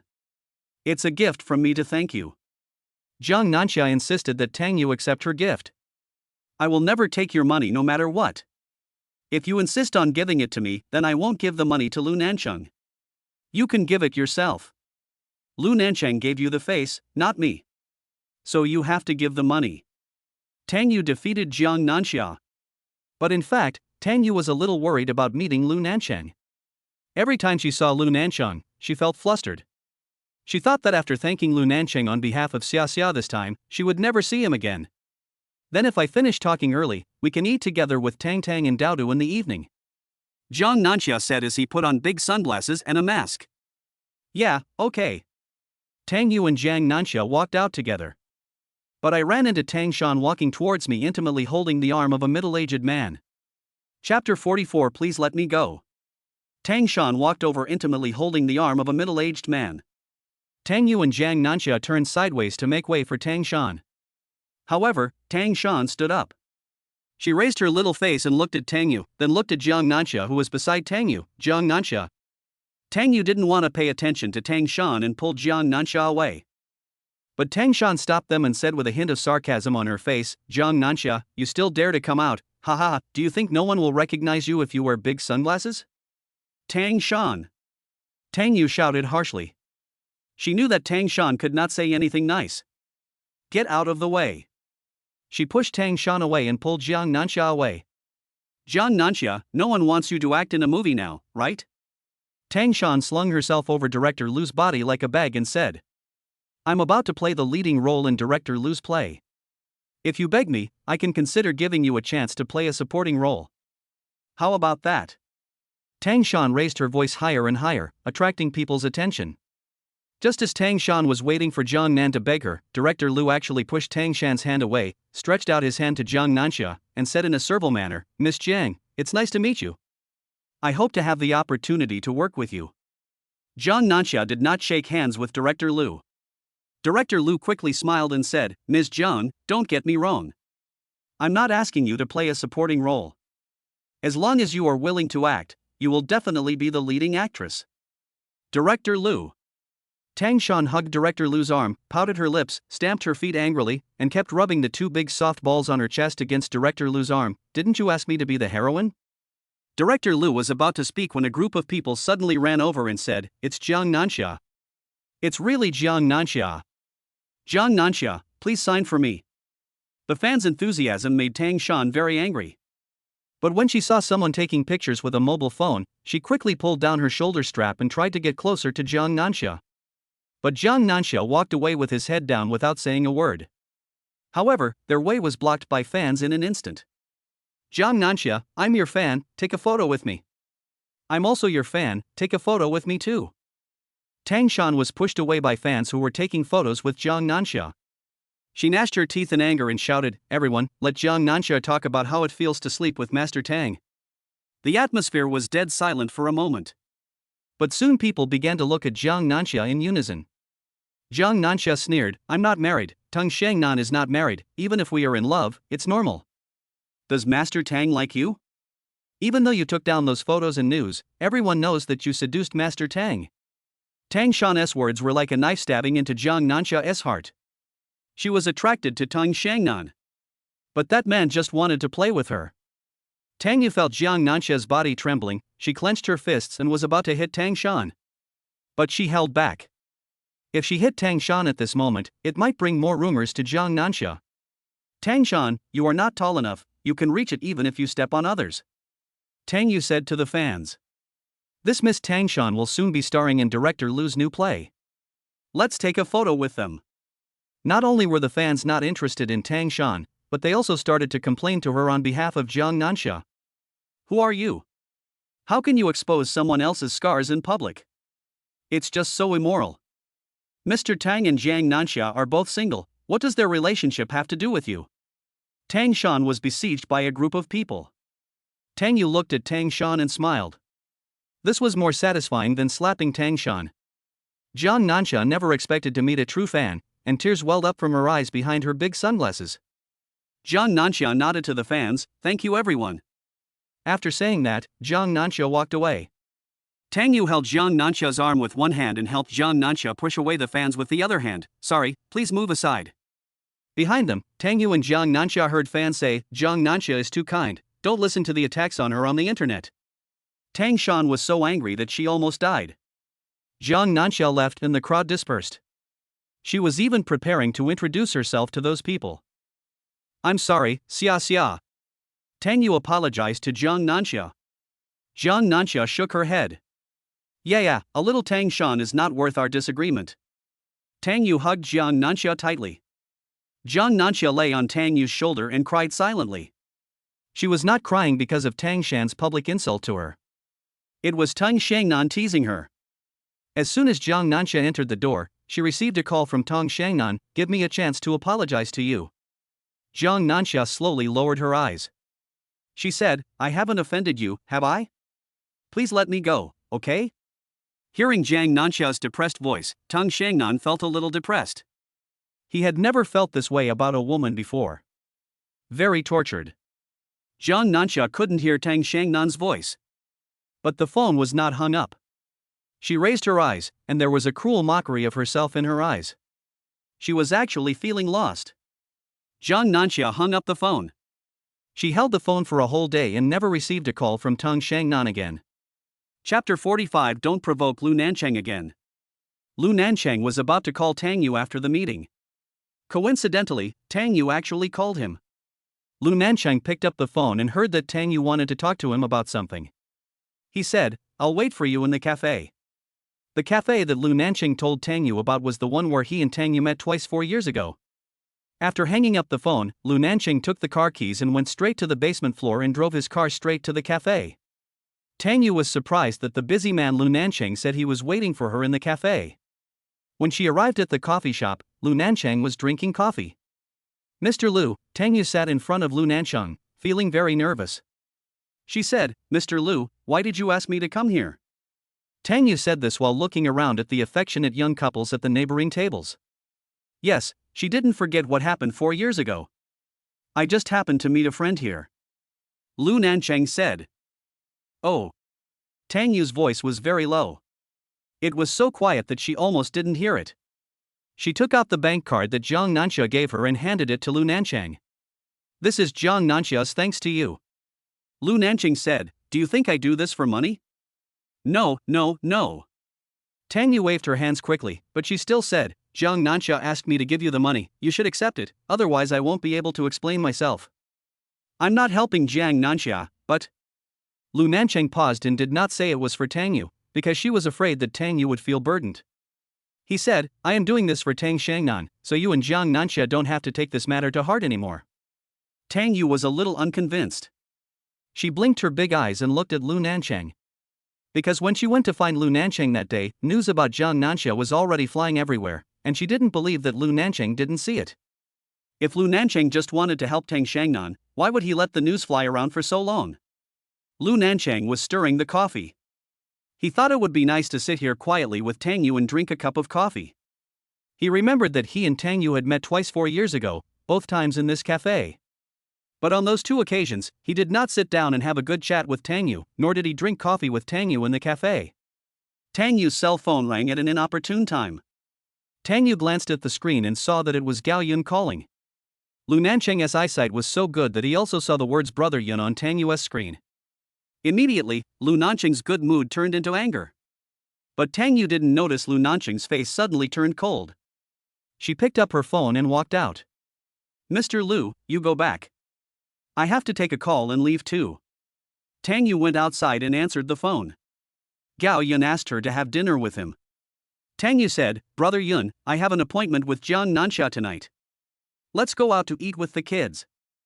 Yeah. Gao Yun's voice came from right in front of me, not from the phone.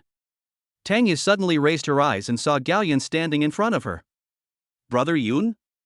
Tang Yu called out in surprise. But Gao Yun's face was obviously very ugly. Gao Yun said coldly, Yeah, there is really no need for you to lie to me.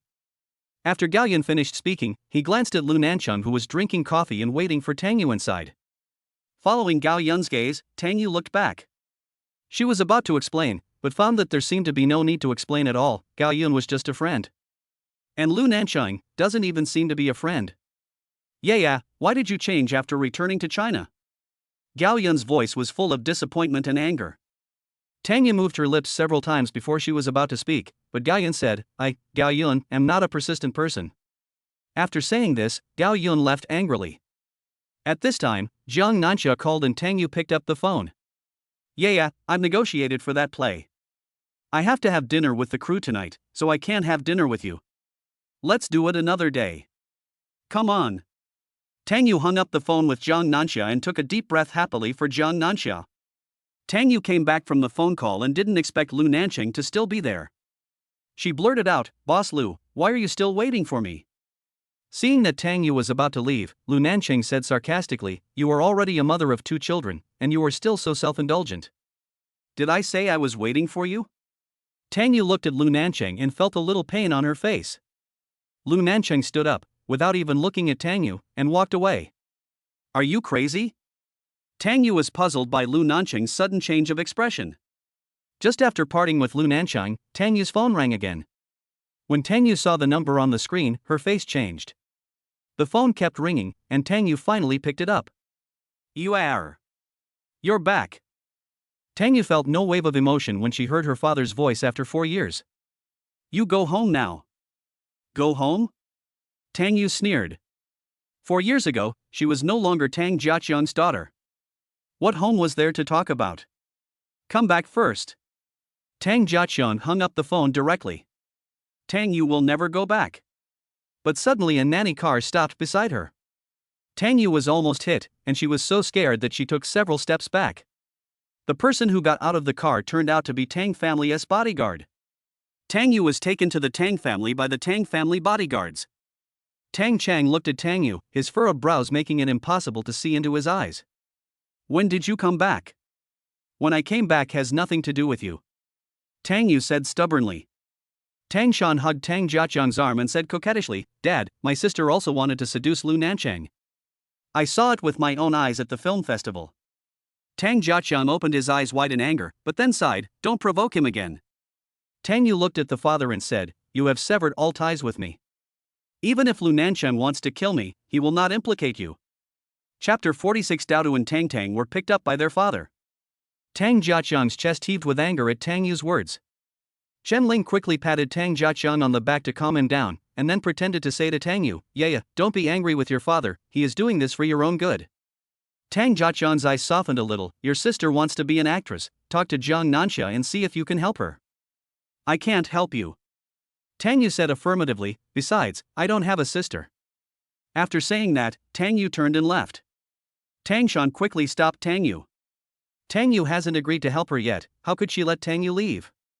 Tang Jiaqiang took out a card and handed it to Tang Yu. You don't have much money since you just came back, right? There are tens of thousands of yuan in it, use it first. Tens of thousands of yuan? Tang Yu took a look at the clothes Tang Shan was wearing. They were all new products from LV this year. That outfit cost tens of thousands of yuan. Tang Yu looked at Tang Shan's earrings and necklace again, and finally her eyes fell on the gold bracelet on Tang Shan's hand. She laughed and asked Tang Jiaqiang, how many tens of thousands?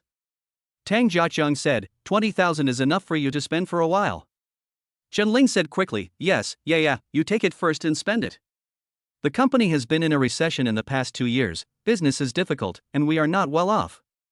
When you have spent it all, we will give it to you. Tang Yu immediately stared at Chen Ling's neck. Chen Ling subconsciously covered the necklace around her neck with her hand and said with a smile, this is not made of diamond, it's just ordinary crystal, it's not worth much. You haven't been in the city for these years, you don't know that our life is also very tight. Tang Yu was too lazy to watch her acting. She looked at the jade bracelet on Chen Ling's hand and said, give me the jade bracelet my mother left behind. Chen Ling quickly pressed the jade bracelet on her hand. This jade bracelet was worth hundreds of thousands of yuan. She was reluctant to give it to Tang Yu. Yuer, this jade bracelet is not your mother's. I don't know where your mother lost it. This is the new one my aunt bought. It's not worth much. Tang Yu turned her head away, as if she didn't want to listen to Chen Ling's nonsense. Tang Shan was anxious. She took Chen Ling's arm and whispered, Mom, give this back to her. When I become a big star, I will buy you a better one. Tang Jiaqiang also said, Lingling, please return the jade bracelet to Yaya. Chen Ling had no choice but to take off the jade bracelet and said to Tang Yu, I'll give it to you, and you go talk to Jiang Nanxia. Tang Yu snatched the jade bracelet and looked at it carefully. It was indeed the one left by her mother. After her mother passed away, Chen Ling threw away or burned all of her mother's things, leaving only this jade bracelet. She had always wanted to come back, but she couldn't beat Chen Ling. When Lu Nancheng agreed to marry her, she had fantasized about asking Lu Nancheng to help her get the jade bracelet back after they got married. But she didn't expect that she would be forced to leave the city before she could marry Lu Nancheng. Tang Yu put the jade bracelet on her hand and turned away. Tang Yu. Chen Ling grabbed Tang Yu, her eyes wide open, and said in a tone as if she wanted to eat Tang Yu, I returned the jade bracelet to you, and you want to regret it. Did I promise to help you? Tang Yu sneered, her eyes full of anger, this jade bracelet belongs to my mother. I just want to get back what belongs to me. Seeing that Tang Yu was determined not to help, Chen Ling started to fan the flames again. She said, Tang Yu. You are the daughter of the Tang family. Not only did you not do anything for the Tang family. Instead, you made it impossible for the Tang family to recover in the past 4 years. Back then, I thought that if you could marry Mr. Lu, our Tang family would still be able to get help from Mr. Lu. I didn't expect that after you got into that situation, not only did Mr. Lu not help us, but even many of our partners terminated their cooperation with us. Sure enough, when talking about the past, Tang Jiaqiang's expression changed. If you didn't sell me out, then sell Tang Shan out. Tang Shan has always been your pride. After saying that, Tang Yu pushed Chen Ling away and left. Yeah. Cough. Tang Yu stood down, looked at Tang Jiaqiang and said, don't ask me to come here again. I hope you remember that you broke off relations with me 4 years ago. After saying that, Tang Yu walked away without looking back. She heard her father coughing and scolding her behind her. But she didn't look back. After she walked out of the Tang family's gate, she looked back. She was kicked out of the house by her father 4 years ago. 4 years later, even standing in the Tang family, she didn't feel like she was home at all. She walked forward with her head down and heavy steps. She was obviously not that sad, but 2 lines of tears rolled down her eyes. It turned out that she was not sad, but was deceiving herself. She raised her hand to wipe away the tears on her face, and suddenly remembered that the 2 babies were still in kindergarten. Tang Yu took out her cell phone and checked the time. It had been more than an hour since school was over. She hurriedly hailed a taxi and headed straight to the kindergarten. But when I got to the kindergarten, there were no children there. Even the teacher is off work. There is only a doorman and a gatekeeper. Tang Yu quickly called the teacher, but the teacher told her, Daodu and Tang were picked up by their father. Chapter 47 Tang treats Lu Nancheng as a tiger skin. Hearing what the teacher said, Tang Yu was so scared that she staggered on the spot. Their dad. Who is it? The kids don't have a dad. Who could have kidnapped the children? Tang Yu quickly asked the teacher, what does that person look like? The teacher said, he is very tall, very handsome, and very elegant. Tang calls him dad.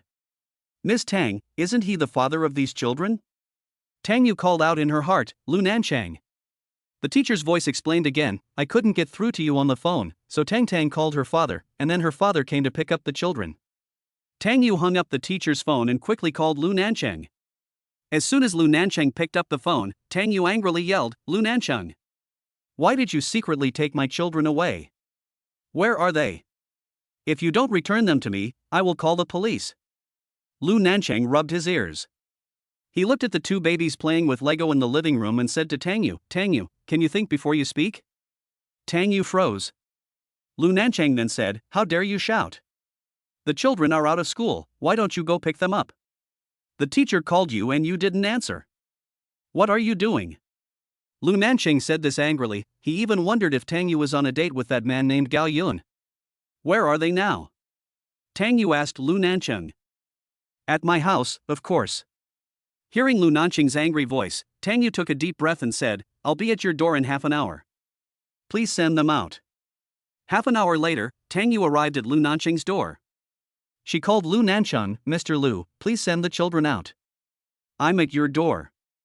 Lu Nancheng said, Tang Yu, let me ask you a question first. If my child doesn't leave your house, will you chase him away? When Tang Yu heard this, she knew that the two little guys didn't want to leave again. After hanging up the phone with Lu Nancheng, Tang Yu called Daoda's watch phone directly. Fortunately, Daoda picked up the phone and said, Mom, it's not me who won't leave, it's Tang who won't leave. Tell her that Mom will buy you ice cream. As soon as Tang Yu finished speaking, Tang's voice came from the phone, Mom, I don't want to eat ice cream today. Tang. Tang Yu called out, but she thought that Tang now treated Lu Nancheng as a tiger skin, and Tang would definitely not listen if she forced him. Then, Tang Yu softened her voice and said, Tang, come out with your brother now. Mom will be waiting for you at the gate. Then, Mom will take you to the zoo to see little squirrels, little kangaroos, lots of cute little animals. Tang was moved. She turned to look at Lu Nancheng and said to him, Dad, would you like to go to the zoo with us? Tang Yu naturally heard what Tang said. She was worried that if Lu Nancheng didn't agree, Tang might not leave Lu Nancheng's house tonight. Tang Yu said to Lu Nancheng again, Boss Lu, please send them out first. Soon, Tang Yu saw Lu Nancheng coming out with two little traitors. Tang Yu raised her hand and poked Tang on the forehead, then she turned against Lu Nancheng and said, Mr. Lu, thank you. You can go back now. We are leaving now. After Tang Yu finished speaking, she walked away holding the little baby in each hand. Tang stuck her butt out and refused to leave. She shook off Tang Yu's hand and ran towards Lu Nancheng, Daddy wants to go with us too. Tang Yu quickly coaxed the children, Tang, Mr. Lu is very busy, Mom will take you there. Without waiting for Tang to speak, Lu Nancheng said, Tang Yu, I don't think you should go back on your words in front of the children. Tang Yu finally broke her promise. It wasn't that she didn't take Lu Nancheng with her, but she didn't go to the zoo. Because the zoo was about to close. Daoda and Tang pouted to express their dissatisfaction with Tang Yu. Tang Yu quickly promised the two babies, Sunday. Mommy will definitely take you to the zoo on Sunday. The kids were still unhappy. Lu Nancheng said, Hailiang Plaza should not close until 9 p.m. There are children's play equipment there. Tang Yu had no choice but to take them to Hailiang Plaza. Tang's pouting stopped when she saw the children's playground. The two little guys came over after playing tired. Tang said, Mom, my brother and I want to eat ice cream. Without waiting for Tang Yu to speak, Lu Nancheng stood up and said, Dad will go buy it. Tang Yu quickly called Lu Nancheng, Mr. Lu, the children can't eat ice cream. Lu Nancheng's eyebrows immediately stood up. He glanced at the two children, then looked at Tang Yu and asked sternly, why can't we eat it? Chapter 48 Even if Nancheng is willing to marry you, would you have the nerve to marry him? Lu Nancheng was thinking that Tang Yu had learned children's massage because of treating children. Just when Lu Nancheng was worried that something was wrong with the children, Tang Yu said, it's not good to eat ice cream when you're sweating. Lu Nancheng asked Tang Yu again, is it because of this? Tang Yu nodded, yeah. Lu Nancheng really wanted to pin Tang Yu down and spank her. Lu Nancheng bought 4 ice creams. 2 small ones and 2 big ones. He has never eaten ice cream since he grew up, but today he wants to have one too. Lu Nancheng gave the 2 smaller ones to Tang and Daoda. Seeing Tang eating so happily, he also took a bite. Yeah, Not bad. He looked at Tang Yu eating ice cream again. The ice cream had melted in her mouth but still retained a fragrant taste. Yeah. Not bad. He looked at Dao again. Lu Nancheng didn't dislike this little guy who didn't like to talk much. He took another bite of ice cream. Well. Still pretty good. Tang Xiangnan's voice suddenly came from above his head. Nancheng? Tang Yu raised her eyes and became immediately angry the moment she saw Tang Xiangnan. She even almost threw the ice cream in her hand at Tang Xiangnan's face. But Tang Yu held back and she looked at the woman next to Tang Xiangnan again. The woman was tall and very beautiful. She held Tang Xiangnan's arm, and she and Tang Xiangnan were seamlessly connected and inseparable. Tang Yu had even less good feelings towards Tang Xiangnan. I thought I was seeing things. Oh my god.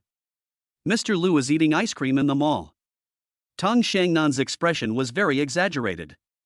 Lu Nancheng said coldly, "Get away." Tang Xiangnan laughed, ignored Lu Nancheng, and ignored Tang Yu's cold attitude towards him. He pinched Tang Tang's little face and said, "These are Miss Tang's two babies. They are quite cute." Tang Tang immediately raised her little face and said with a smile, "Thank you, uncle." Tang Yu pulled Tang Tang to her side, ignored Tang Xiangnan, and said coldly to Lu Nancheng, "Mr. Lu, we will go back first." Tang Yu left with her two little babies. Lu Nancheng frowned, glanced at Tang Xiangnan, then walked away. "Hey, why are you all leaving?"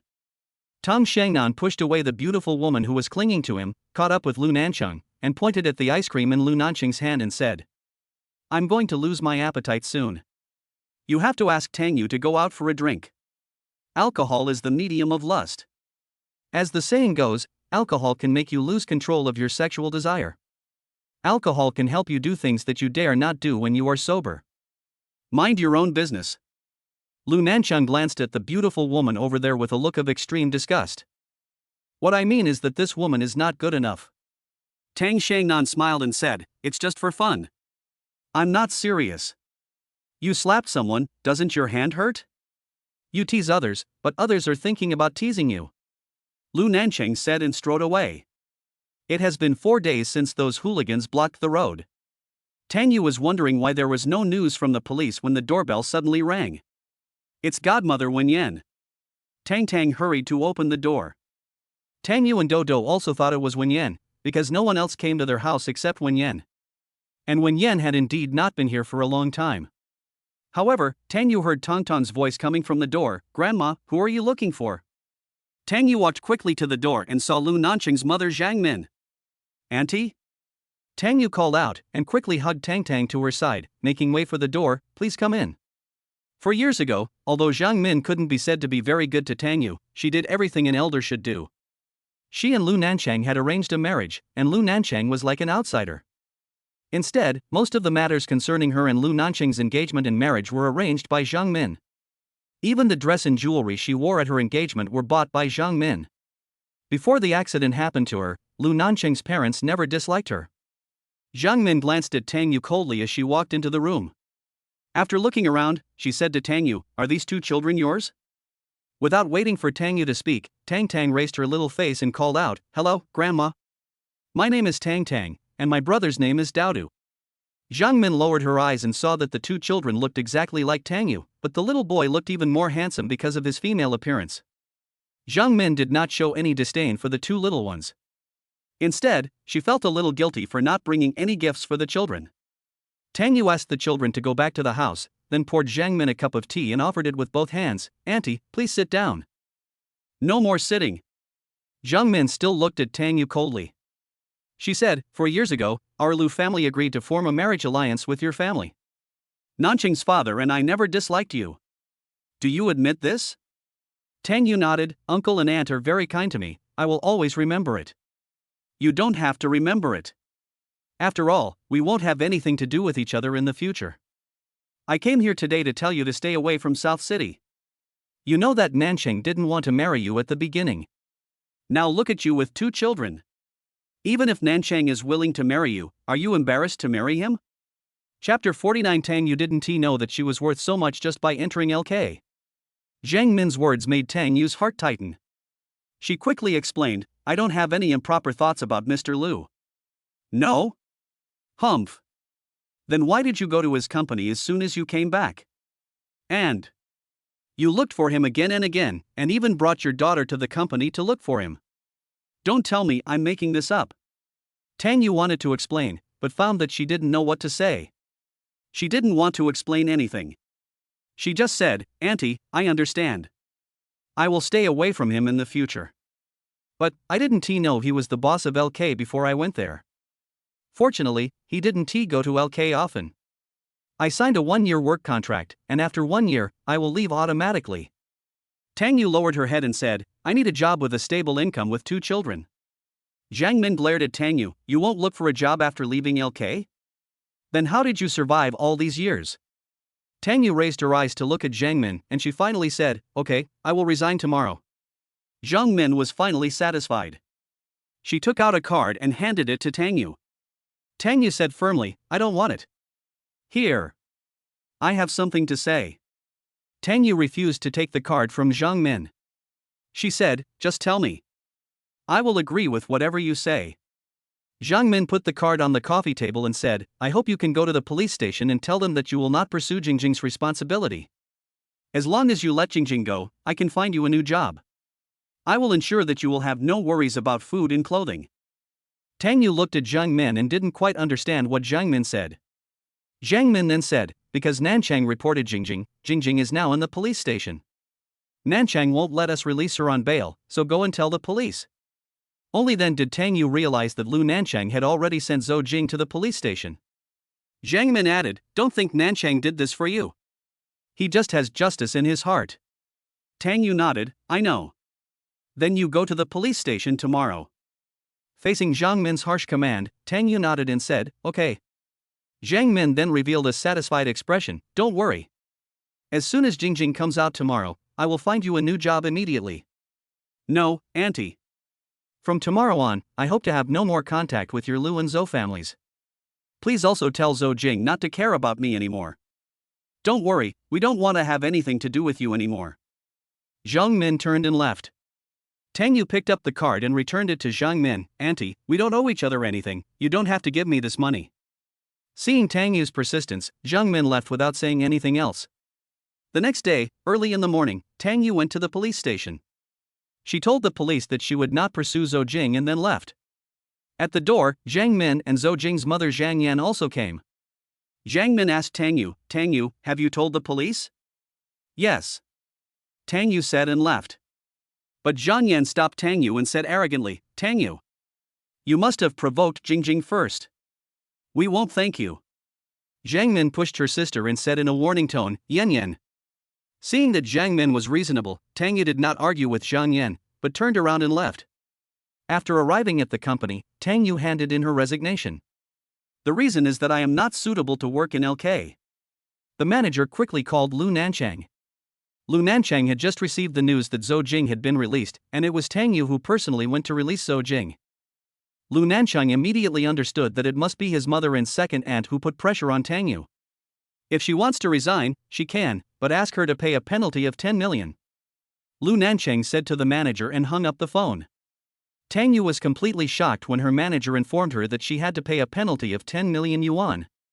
She's not worth 10 million even if you sell her. However, the manager confidently said, every designer at LK is worth tens of millions. Tang Yu didn't know that she was worth so much just by entering LK. Chapter 50. The 2 little guys are good at finding men for you, and they specifically look for rich and handsome ones. During dinner, the doorbell suddenly rang. Tang Yu's back stiffened instantly. Mom, is that fierce grandma here again? Tang Yu looked at Tang, who was talking. She was also afraid that Lu Nancheng's mother came again.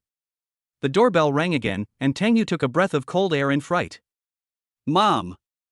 Tang hugged Tang Yu, her soft voice tinged with timidity. Douda stood up and said, Mom, even if it's that bad grandma, we have to open the door. I'll go open it. Do. Tang called Do. How could she let the child open the door? You and your sister go back to the house.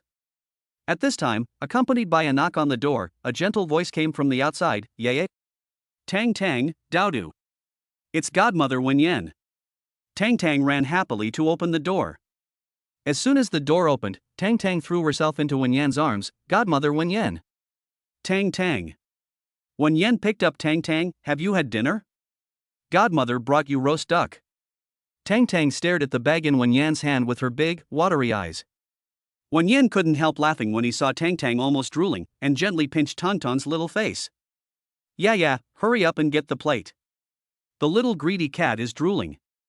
Ha ha ha. Wen Yan saw the two little guys with eyes full of love. Tang Yu smiled and went to get the plate. She asked Wen Yan, when did you come back? Last night. Wen Yan said, why were you so slow to open the door? I thought you weren't home and was about to call you. Wen Yan squatted down and looked at Daodu's pretty face and couldn't help but kiss her. Daodu, do you miss your godmother? Daodu wiped the little face that Wen Yan had kissed with her hand. What are you doing, little rascal? Do you still dislike your godmother? He. Tang Tang covered her mouth and laughed as she told Wen Yan, Godmother Wen Yan, I'll tell you a secret. My brother won't let any girl kiss him except Mom. Wen Yan opened his eyes wide. Why?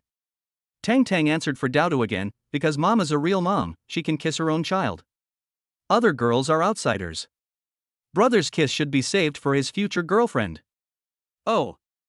You're still a loyal person. Wen Yan snorted, don't call me godmother anymore. Call me Wen Yan's real mother. Then I can kiss Daodu.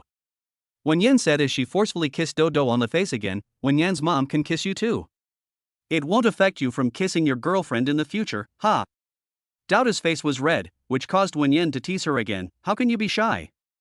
I wonder whose daughter will marry this handsome boy in the future. Afterwards, Wen Yan asked the children to eat roast duck, and she pulled Tang Yu to sit on the sofa. Did something happen? Why don't you dare to open the door? Tang Yu did not hide the truth from Wen Yan. Lu Nancheng's mother came yesterday and scolded me in front of the children. Why is she scolding you? She must be sick. Wen Yan was very angry. It's not that Tang Tang and Daodu insisted that Lu Nancheng was their father. Tang Tang went to look for Lu Nancheng twice, and his mother found out. She thought I seduced Lu Nancheng. Wen Yan burst out a laugh. The two little guys are quite good at finding men for you, specifically those who are both rich and handsome. Tang Yu was so worried that she called Wen Yan and asked, how about you? Is your work going well? Alas. Wen Yan sighed loudly, everyone in the company is targeting me, do you think I can succeed? Wen Yan said, glancing at the time, I have to go. It's already past 6 o'clock, and you still want to work? Don't be too tired. You look haggard. Alas. Wen Yan sighed and said to Tang Yu. My second uncle interfered with me some time ago. I signed a contract with a loophole. I wanted to talk to the other party's boss, but he avoided me. I heard that he was having dinner at Jinjiang Hotel today, so I went to stop him. From what you said, the other party must not be a decent person. I will go with you. To give you courage. Tang Yu immediately picked up her coat and said to the two babies, you two stay at home and eat roast duck, brush your teeth and go to bed. Mommy will accompany you. Mommy Wen Yan is out to do something and will be back soon. I'll go by myself, don't worry about it. Wen Yan said, I'm worried if you leave them at home. Without waiting for Tang Yu to speak, Daodu said, Mom, go and accompany Wen Yan's mom after school. I will take good care of my sister. Tang Yu was very relieved and said to Wen Yan, they are often alone at home, it's okay. Wen Yan wanted Tang Yu to accompany her, because as Tang Yu said, the other party was indeed not a serious person and she was really scared. But she couldn't bear to let Tang Yu feel sad with her. I really shouldn't have told you and made you worry about me. If you don't tell me, it means you don't treat me as a sister. Tang Yu pulled Wen Yan, let's go. Jinjiang Hotel. Wen Yan and Tang Yu walked to the door of a private room upstairs. She said to Tang Yu, I heard that the person is in this private room. Tang Yu also heard the conversation inside. It seems like there are a lot of people. Wen Yan nodded, then let's wait outside.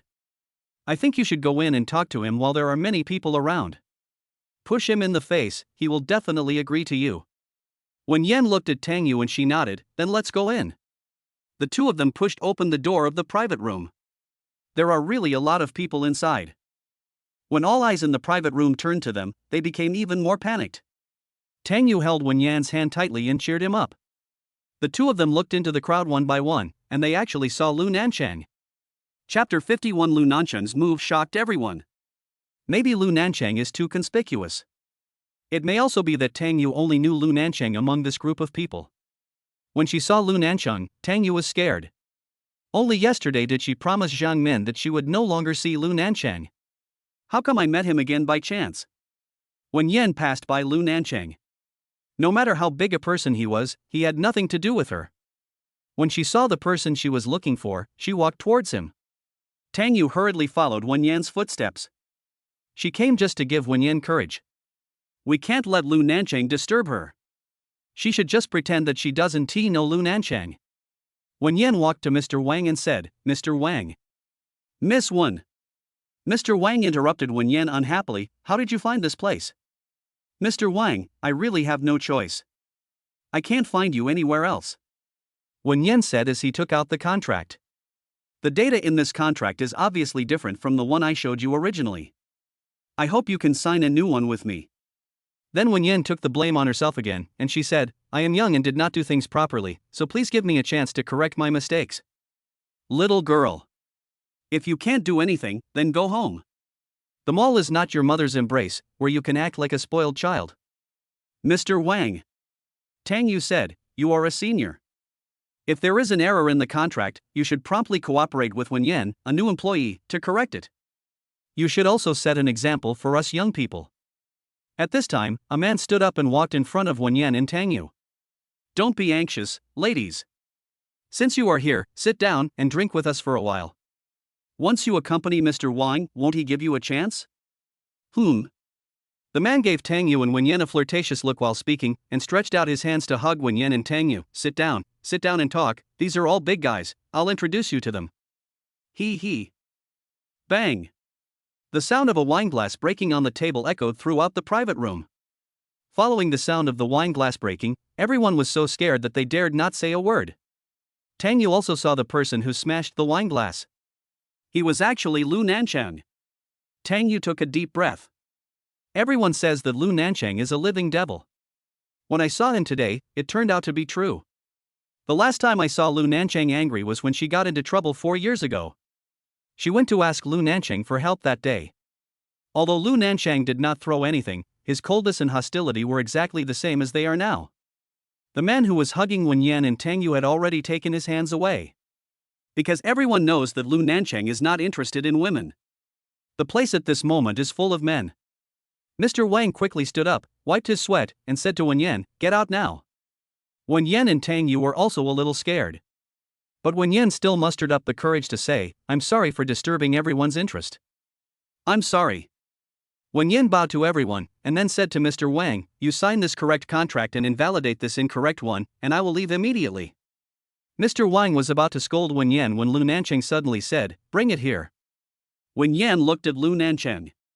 Tang Yu looked at Lu Nancheng. Everyone looked at Lu Nancheng. You don't understand what I'm saying? Lu Nancheng said to Wen Yan and then looked at Tang Yu, get the documents for her. Wen Yan and Tang Yu looked at each other. Tang Yu came back to her senses and quickly took the document from Wen Yan's hand to Lu Nancheng. Lu Nancheng took the document, without even glancing at it, and reached out to Tang Yu, pen. Tang Yu asked stupidly, what? Lu Nancheng raised his eyebrows and looked at her, what do you think I should do? Tang Yu immediately took a deep breath, turned around and excitedly called Wen Yan, Xiao Yan. Pen. Wen Yan quickly handed over the pen. Tang Yu took the pen and handed it to Lu Nancheng. Lu Nancheng turned directly to the last page and signed his name. Then he closed the document and handed it to Tang Yu. He said to Wen Yan, Ms. Wen, you have officially become a partner of Lu Corporation. Everyone was shocked. Everyone was shocked by Lu Nancheng's actions. Those present today are all bigwigs from listed companies. Who of them is here today and doesn't want to get close to Lu Nancheng? They dream of hugging Lu Nancheng, this big tree. However, unexpectedly, this little girl suddenly appeared and made Lu Nancheng sign a contract with her effortlessly. You know, everyone here is more powerful than Wen Yan as father. Any company is stronger than Wen's group. Some people even guess that Lu Nancheng fell in love with Wen Yan. President Wang smiled and said to Wen Yan, hey, niece, why didn't you tell me earlier that you knew President Lu? Come, I'll sign the document now to invalidate it. He. Wen Yan was very happy and quickly handed the invalid document to Mr. Wang. However, Lu Nancheng once again said coldly, Miss Wen. Wen Yan stood down. Everyone looked at Lu Nancheng with surprise again. Lu Nancheng said, I have acquired that document. Mr. Wang, my assistant will come to talk to you in person tomorrow. It was obvious that Lu Nancheng was angry. President Wang quickly bowed to Lu Nancheng at a 90-degree angle. President Lu, I'm sorry, I didn't know Miss Wen knew you, it's my fault, I will change, Boss Wang. Lu Nancheng interrupted Boss Wang and said coldly, just now it looked like you didn't want to give Miss Wen a chance, so don't make it difficult for her. Mr. Wang begged bitterly, Mr. Lu, please give me a chance to correct my mistakes. Lu Nancheng was still cold and ruthless and said, then why don't you give others a chance to correct their mistakes? Chapter 52. Is there a man hiding in the house? Mr. Wang wiped the sweat from his forehead. Lu Nancheng had acquired the scrapped contract that he and Wenyan had signed, so he would definitely not let him go easily. He begged desperately, Mr. Lu. You two are still standing here waiting for dinner? Lu Nancheng raised his eyebrows and said coldly to Wenyan and Tang Yu, interrupting Mr. Wang's words. Wenyan quickly bowed to Lu Nancheng, thank you, Mr. Lu. Tang Yu also nodded to Lu Nancheng, and the two of them held hands and ran out of the private room. Outside, Wenyan opened her mouth and gasped, Yeah. Was it true just now? Did Lu Nancheng sign a contract with me? Tang Yu also couldn't quite believe what had just happened. The two of them looked through the contract and on the last page, the three big words Lu Nancheng were clearly written. Yeah.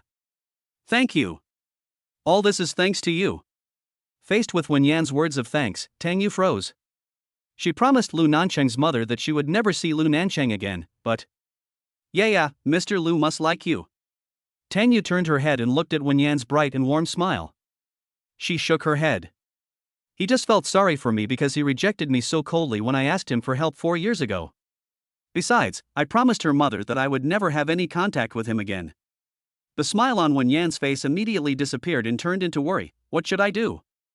Tang Yu quickly comforted Wenyan, okay, I didn't break my promise. I didn't go looking for Lu Nancheng, but I bumped into him by accident. Tang Yu counseled Wenyan, okay, go back and tell your uncle and aunt the good news, let them be happy too. Okay. Wenyan nodded and said to Tang Yu, my second uncle asked me to sign a military order to complete 10% of my personal performance within a year. With Mr. Lu, 20% will be no problem. Then work hard. Tang Yu said, then she separated from Wenyan and went home. As soon as she got home, the doorbell rang. Lu Nancheng looked disgusted. Why did you open the door just now? Is there a man hiding in the house? Tang Yu was stunned by the scolding. She wanted to retort to him, but when she thought about how he had just helped Wenyan out and given Wenyan and Lu the opportunity to cooperate, she gave up. Lu Nancheng glared at Tang Yu with even more disgust. Is there really a man hiding in the room? Tang Yu swallowed hard. She knew that Lu Nancheng was going to come in, but she still didn't make way for him. Mr. Lu, is there anything I can do for you? Lu Nancheng glared at him and raised his foot. Tang Yu quickly pressed her body against the door. Lu Nancheng entered the house and looked around. He didn't see the children. He turned around and asked Tang Yu, where are the children? Tang Yu closed the door and went into the room. Mr. Lu, what's the matter so late? Lu Nancheng said, I didn't eat dinner. Tang Yu looked at Lu Nancheng with wide eyes. Is this a question? Weren't you having dinner at the restaurant just now? How can I eat after being disturbed by you? Lu Nancheng said coldly. Tang Yu said, then I'll treat you to a meal outside. I just came up and I'm too lazy to move. Can you make me something to eat? Tang Yu frowned in surprise. Such a big shot like Lu Nancheng wanted to have dinner at her humble home? She didn't have any food to treat Lu Nancheng to. At this moment, the bedroom door suddenly opened, and Tang and Dao ran out of the room. Tang rushed towards Lu Nancheng, Dad. Lu Nancheng picked up Tang and reached out to touch Dao's little head. He asked Tang and Dao, why are you two hiding in your room and not coming out? Chapter 53. Dad and Mom sleep together. Tang was about to speak when Tang Yu interrupted her. Tang. Lu Nancheng glanced at Tang Yu and said nothing more. Tang put her little hands around Lu Nancheng's neck and said, Dad, the noodles Mom made are delicious. Noodles? Tang Yu was about to say that noodles were not enough to entertain a big shot like Lu Nancheng. I only heard Lu Nancheng say, my stomach feels uncomfortable today, so eating some noodles will be fine. Since Lu Nancheng said so, Tang Yu said, then I will show my ugliness. Unexpectedly, Lu Nancheng said, offer it. Tang Yu turned and went to the kitchen. Tang covered her mouth and smiled. Lu Nancheng rubbed Tang's little head. Tang gave Lu Nancheng a kiss on the face. Lu Nancheng looked at Tang, and suddenly, his heart felt warm and he was extremely excited. Lu Nancheng sat down holding Tang and waved to Dao. Dao, come here. Dao came over obediently. Lu Nancheng reached out and held Dao in his arms. There was a clanging sound coming from the kitchen. Lu Nancheng and the two children looked towards the kitchen. Lu Nancheng said, "Your mother won't tear down the kitchen, right? Mama's cooking is so delicious." Tang said and licked her lips. Soon, Tang Yu came out with a bowl of noodles. "Mr. Lu, you can eat now." Lu Nancheng, still holding Tang, walked to the dining table and sat down. Tang Yu put the noodles on the table. She brought out some side dishes and saw that Tang seemed to be clinging to Lu Nancheng. She reached out to hug Tang and said, "Come down and let Mr. Lu eat." At this time, Dao saw that there were no chopsticks on the table, so he quickly ran into the kitchen, took out a pair of chopsticks and handed them to Lu Nancheng. Lu Nancheng patted Dao's little head lovingly. "Why don't you take one pair of chopsticks? Take 2 more pairs. You guys can eat too. Mr. Lu, we have all eaten." Following Tang Yu's words, Tang said, "Dad, the roast duck we had tonight was bought by Wenyan's mom. It was delicious." Lu Nancheng's eyes were gentle. He nodded and picked up his chopsticks to eat noodles. "If you want to eat roast duck again one day, call Dad and he will buy it for you." Tang clapped her hands and cheered. Tang Yu suppressed Tang's excitement. She was worried that Lu Nancheng, a big shot, would not be used to the homemade noodles she made. "But I didn't expect Lu Nancheng to eat it so happily. Dad, how is it? Is it delicious?" Tang stared at Lu Nancheng, waiting for his answer, and licked her lips like a greedy little bug. Delicious," Lu Nancheng said as he fed Tang a bite. Tang Yu was terrified. Because she and Lu Nancheng were almost engaged before, she knew that Lu Nancheng had a serious obsession with misophobia. Lu Nancheng would never even look at food that others had eaten. However, Lu Nancheng used his chopsticks to feed Tang, and then he continued eating. Lu Nancheng ate the whole bowl of noodles, and even ate the 2 side dishes that Tang Yu made for him. Finally, Lu Nancheng praised it generously. "The taste is good, and the side dishes are also okay, but a little too little." Tang Yu didn't know what to say. Was Lu Nancheng not full? Didn't he say his stomach was uncomfortable? Why did he eat so much? "Then should I cook another bowl for you?" Tang Yu asked. Lu Nancheng looked at Tang Yu. Tang Yu pursed her lips, not knowing what he meant. Lu Nancheng said, "Forget it, it's late, let the children go to bed." Tang Yu didn't know what to say. She stood there motionless because Lu Nancheng had no intention of leaving. But it was he who said to let the children go to bed. He was the one who issued the order to expel him. However, just when Tang Yu was confused and didn't know what he meant, Lu Nancheng asked again, "The children don't have school tomorrow?" Tang Yu quickly replied, "Go ahead. Why don't you coax them to sleep?" Tang Yu took a deep breath and said, "Then I won't see you off. Goodbye, Mr. Lu." Tang Yu brought the 2 babies into the room. Tang was reluctant to leave Lu Nancheng. "Dad, you're not leaving tonight, are you?" Without waiting for Lu Nancheng to speak, Tang said, "The bed in Mom's room is very big. Dad can sleep with Mom." Chapter 54 Just Daydreaming.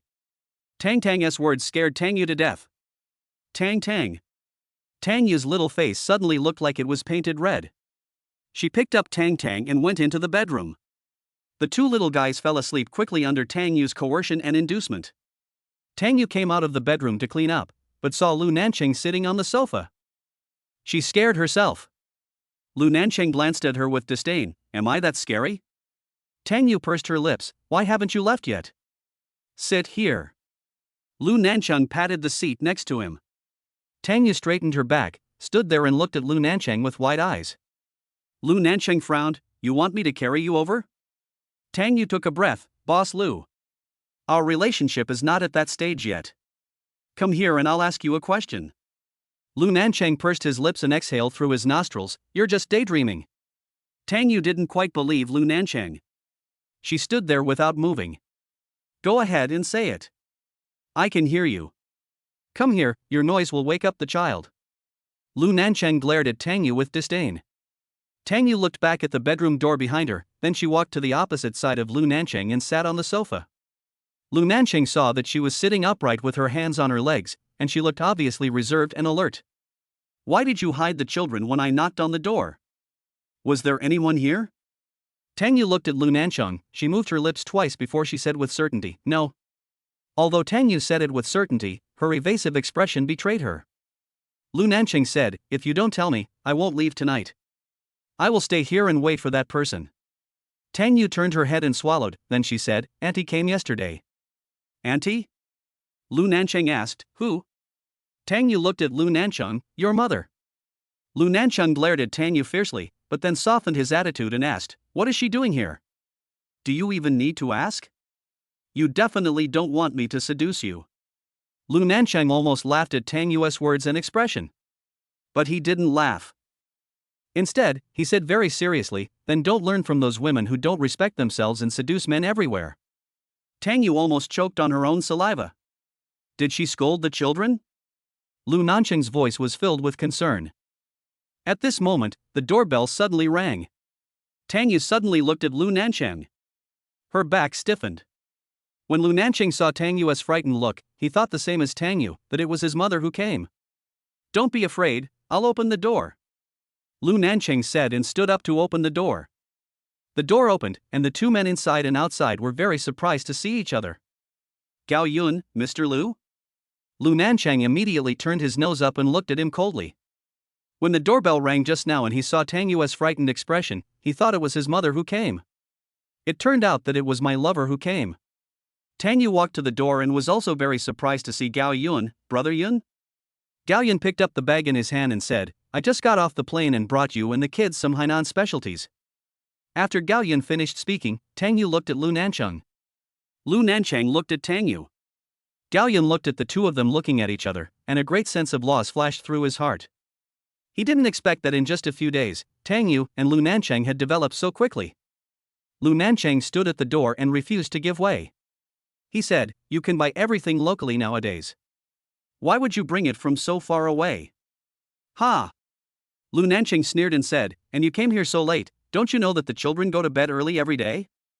Gao Yun's tongue swept across his gums, and he felt the muscles at the corners of his eyes twitching. He put the bag in his hand on the floor at the door. Sorry to bother you, I have to leave now. Wait a moment. Lu Nancheng picked up the bag that Gao Yun put down. You brought this back from far away. Take it back for your family. I'll buy some for her and the kids. Chapter 55. He released dopamine for Tang Yu. Lu Nancheng's words caught Gao Yun off guard. Gao Yun's Adam's apple rolled, he swallowed and glanced at Tang Yu. Tang Yu didn't know what to say for a moment. Seeing that Tang Yu didn't say anything, Gao Yun took the bag from Lu Nancheng's hand, turned around and left. Lu Nancheng closed the door, turned around and glared at Tang Yu with a sharp and vicious look. Tang Yu straightened her back again because of his glare. You're inviting a man to your house this late. Don't you think about yourself or your children? Tang Yu was stunned for a moment by Lu Nancheng's scolding, and then she responded, then Mr. Lu, why are you still coming up so late? Didn't you consider that I have 2 children with me? Tang Yu. Tang Yu pouted, isn't it? Am I wrong? You should leave now. Lu Nancheng thought Tang Yu was angry and drove him away because he drove Gao Yun away. He said, Tang Yu. Is there something going on between you and that man? None of your business. Just go away. Tang Yu simply reached out to push Lu Nancheng. Although it was not Jiang Min who knocked on the door just now, Lu Nancheng was here and Jiang Min would know it sooner or later. Since she has already promised Jiang Min, she can't get too close to Lu Nancheng. However, due to Lu Nancheng's height and weight, Tang Yu not only failed to push Lu Nancheng away, but because she used too much force, she lost her balance and squeezed herself into Lu Nancheng's arms. Lu Nancheng took the opportunity to hug Tang Yu. The two looked at each other. Lu Nancheng suddenly felt his heart tighten, and an impulse rose in his lower abdomen. He leaned over and kissed Tang Yu's pouting pink lips. Tang Yu was frightened by Lu Nancheng's sudden kiss and she opened her eyes wide and held her breath. When Tang Yu felt the cool temperature of Lu Nancheng's lips, she came to her senses and suddenly pushed Lu Nancheng away. She said, Mr. Lu. Lu Nancheng took a deep breath. He didn't know why he wanted to kiss Tang Yu just now. Maybe it's because Tang Yu's lips are too beautiful. Maybe it was because he felt Tang Yu's body was too soft when he hugged her. That softness stimulated his male hormones, and he released dopamine involuntarily. He released dopamine for Tang Yu.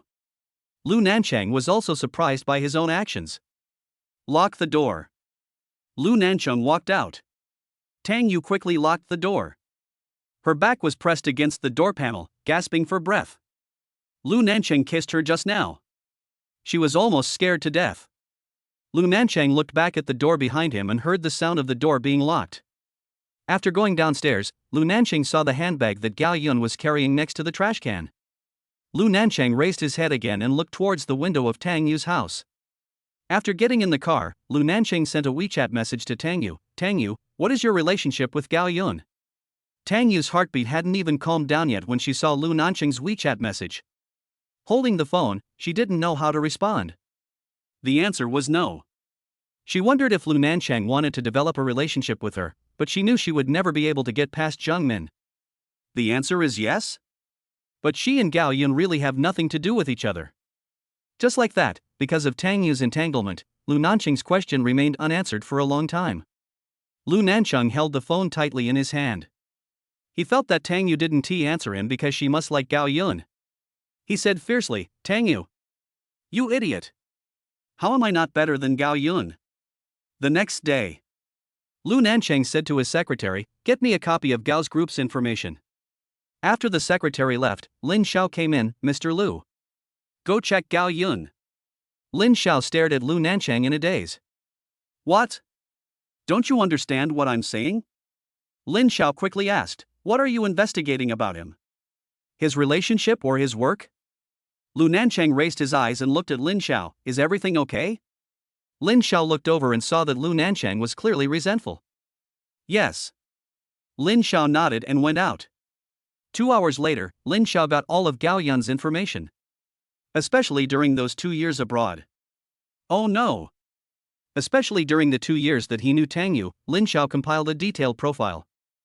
It turned out that Lu Nancheng was not resentful in the morning. But jealousy. I'm jealous. Chapter 56. Lu Nancheng always felt that it was Zhang Nanxia who led Tang Yu astray. When Yen came to see Tang Yu. Yeah, this is the shopping card my parents gave you, Parks and Children's Shopping City. Take the babies there to buy some clothes and toys. Tang Yu quickly declined, that's not acceptable. Please thank my uncle and aunt for me. Besides, Mr. Lu must have signed the contract with you because of the ability of Wen's group. It has nothing to do with me. Oh, don't be so modest.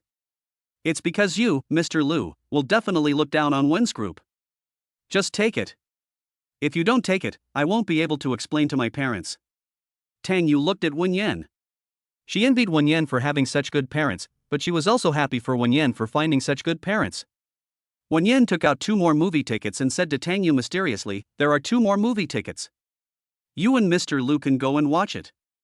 Wen Yan said as she stuffed the movie ticket into Tang Yu's hand. Tang Yu was shocked. This was also given by my uncle and aunt? Didn't you tell them that I have nothing to do with Mr. Lu? Wen Yan said, my parents gave it to me, not for you. What do you mean? Uncle and aunt want the 2 of us to go to the movies? Wen Yan pursed her lips and said to Tang Yu, Mr. Zhou of the Zhou group wants to marry me. This movie ticket is for me and Mr. Zhou to watch it. Mr. Zhou? Tang Yu murmured, Zhou Yuechen? Yeah. Wen Yan nodded, and then said, you've heard about it too, right? Not only did his wife die, but it seems like he killed her. Tang Yu frowned, and was really worried about Wen Yan, and I heard that man has a weird temper, even scarier than Lu Nancheng. Wen Yan pursed her lips and said, I don't think Mr. Lu is scary at all. These are just rumors from the outside world. Tang Yu opened her eyes wide. Could it be that Zhou Yuechen is just like Lu Nancheng, and is only as scary as the outside world says? Yeah. Wen Yan said, have you forgotten what we saw on the news last year? What did Zhou Yuechen's wife's family say? Tang Yu swallowed her saliva. At that time, Zhou Yuechen's wife passed away, and his wife's family members cursed Zhou Yuechen as a despicable person in the news, and also said a lot of things about Zhou Yuechen abusing his wife. Fortunately, my parents didn't force me. They told me to have some contact. If it was really like what was said online, they wouldn't agree. Tang Yu was so envious of Wen Yan. Wen Yan's adoptive parents really treated Wen Yan as their own daughter. But her biological father never treated her as his own daughter. For years ago, in order to get close to Lu Nancheng, her father forced her to marry Lu Nancheng. After what happened to her the night before her engagement, her father severed their relationship in front of so many people. Yeah, call Mr. Lu as soon as possible and ask him to go to the movies. Yen. Let's go together. You know, this is Xia Xia's new movie. I really want to go see it, but unfortunately I have to go on a business trip today and won't be back until tomorrow. When Yen said before leaving, don't waste the ticket. Tang Yu called Jiang Nanxia. Jiang Nanxia readily agreed, okay. I haven't seen my own movie in the cinema yet, let's go and watch it together. After hanging up the call with Tang Yu, Jiang Nanxia's phone rang. It was an unfamiliar number. Jiang Nanxia picked up the phone and heard Tang Shangnan's voice, Miss Jiang, let's go to the movies together. Sorry, I don't have time. Jiang Nanxia quickly hung up Tang Shangnan's phone. She pressed her chest. She was scared to death when she heard Tang Shangnan's voice. It is true that once bitten by the poisonous snake Tang Shangnan, one will be afraid of ropes for 10 years. Tang Shangnan changed several numbers and called, but Jiang Nanxia never answered and later turned off the phone. Looking at the movie tickets in his hand, Tang Shangnan sighed and called Lu Nancheng, I have 2 movie tickets. Let's go watch it together. It's starring Jiang Nanxia. If he hadn't told Jiang Nanxia that the role was played, Lu Nancheng might have considered it, but as soon as he heard that it was Jiang Nanxia who played the role, Lu Nancheng refused immediately. As for Jiang Nanxia, Lu Nancheng doesn't like that woman at all. He always felt that it was Jiang Nanxia who led Tang Yu astray. Cinema.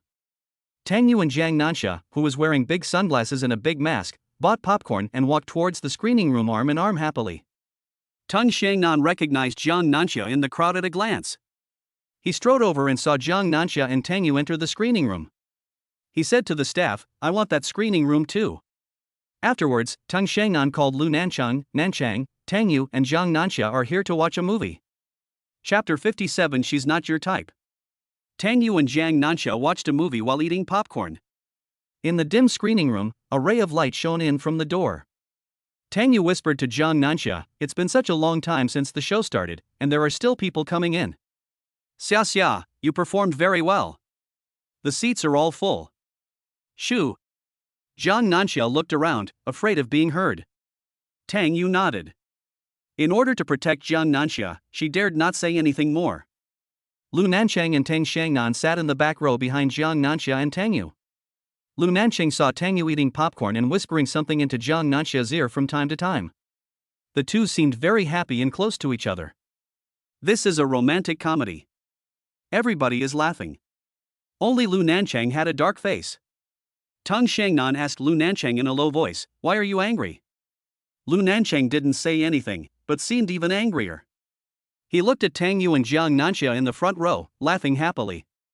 Tang Yu occasionally whispered in Jiang Nanxia's ear, Xia, you are so great. You acted so well. Thank you. Jiang Nanxia tilted his head towards Tang Yu. After a while, Tang Yu tilted her head and whispered, I admire you so much. Jiang Nanxia's voice was filled with happiness. If you act, you will definitely be good.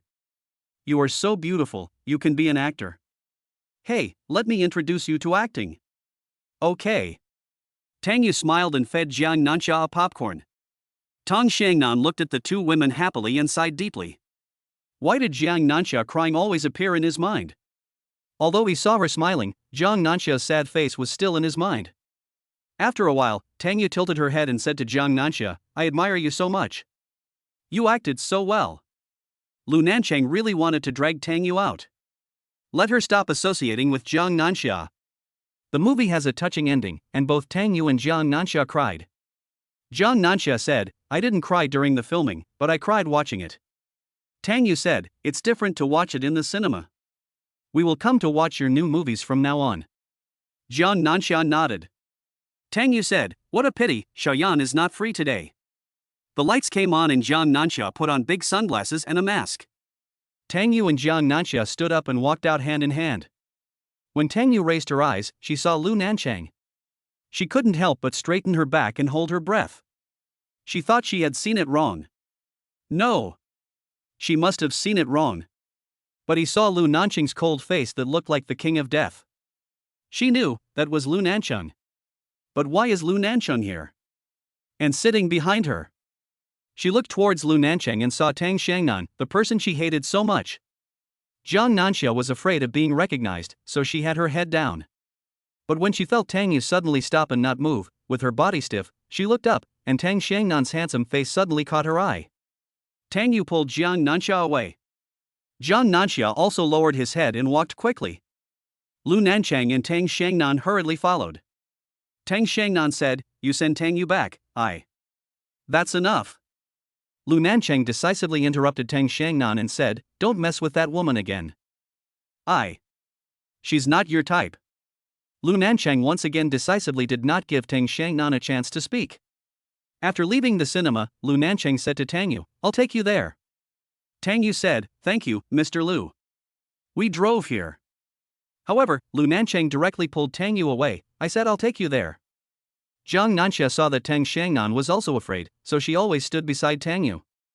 Just like that, Lu Nancheng forcefully took Tang Yu and Jiang Nanxia into his car. Chapter 58. Lu Nancheng saw Tang Yu at her most charming moment. On the way, Jiang Nanxia said to Lu Nancheng, "Thank you, Mr. Lu, and thank you for what happened last time, Mr. Lu." Lu Nancheng didn't say anything.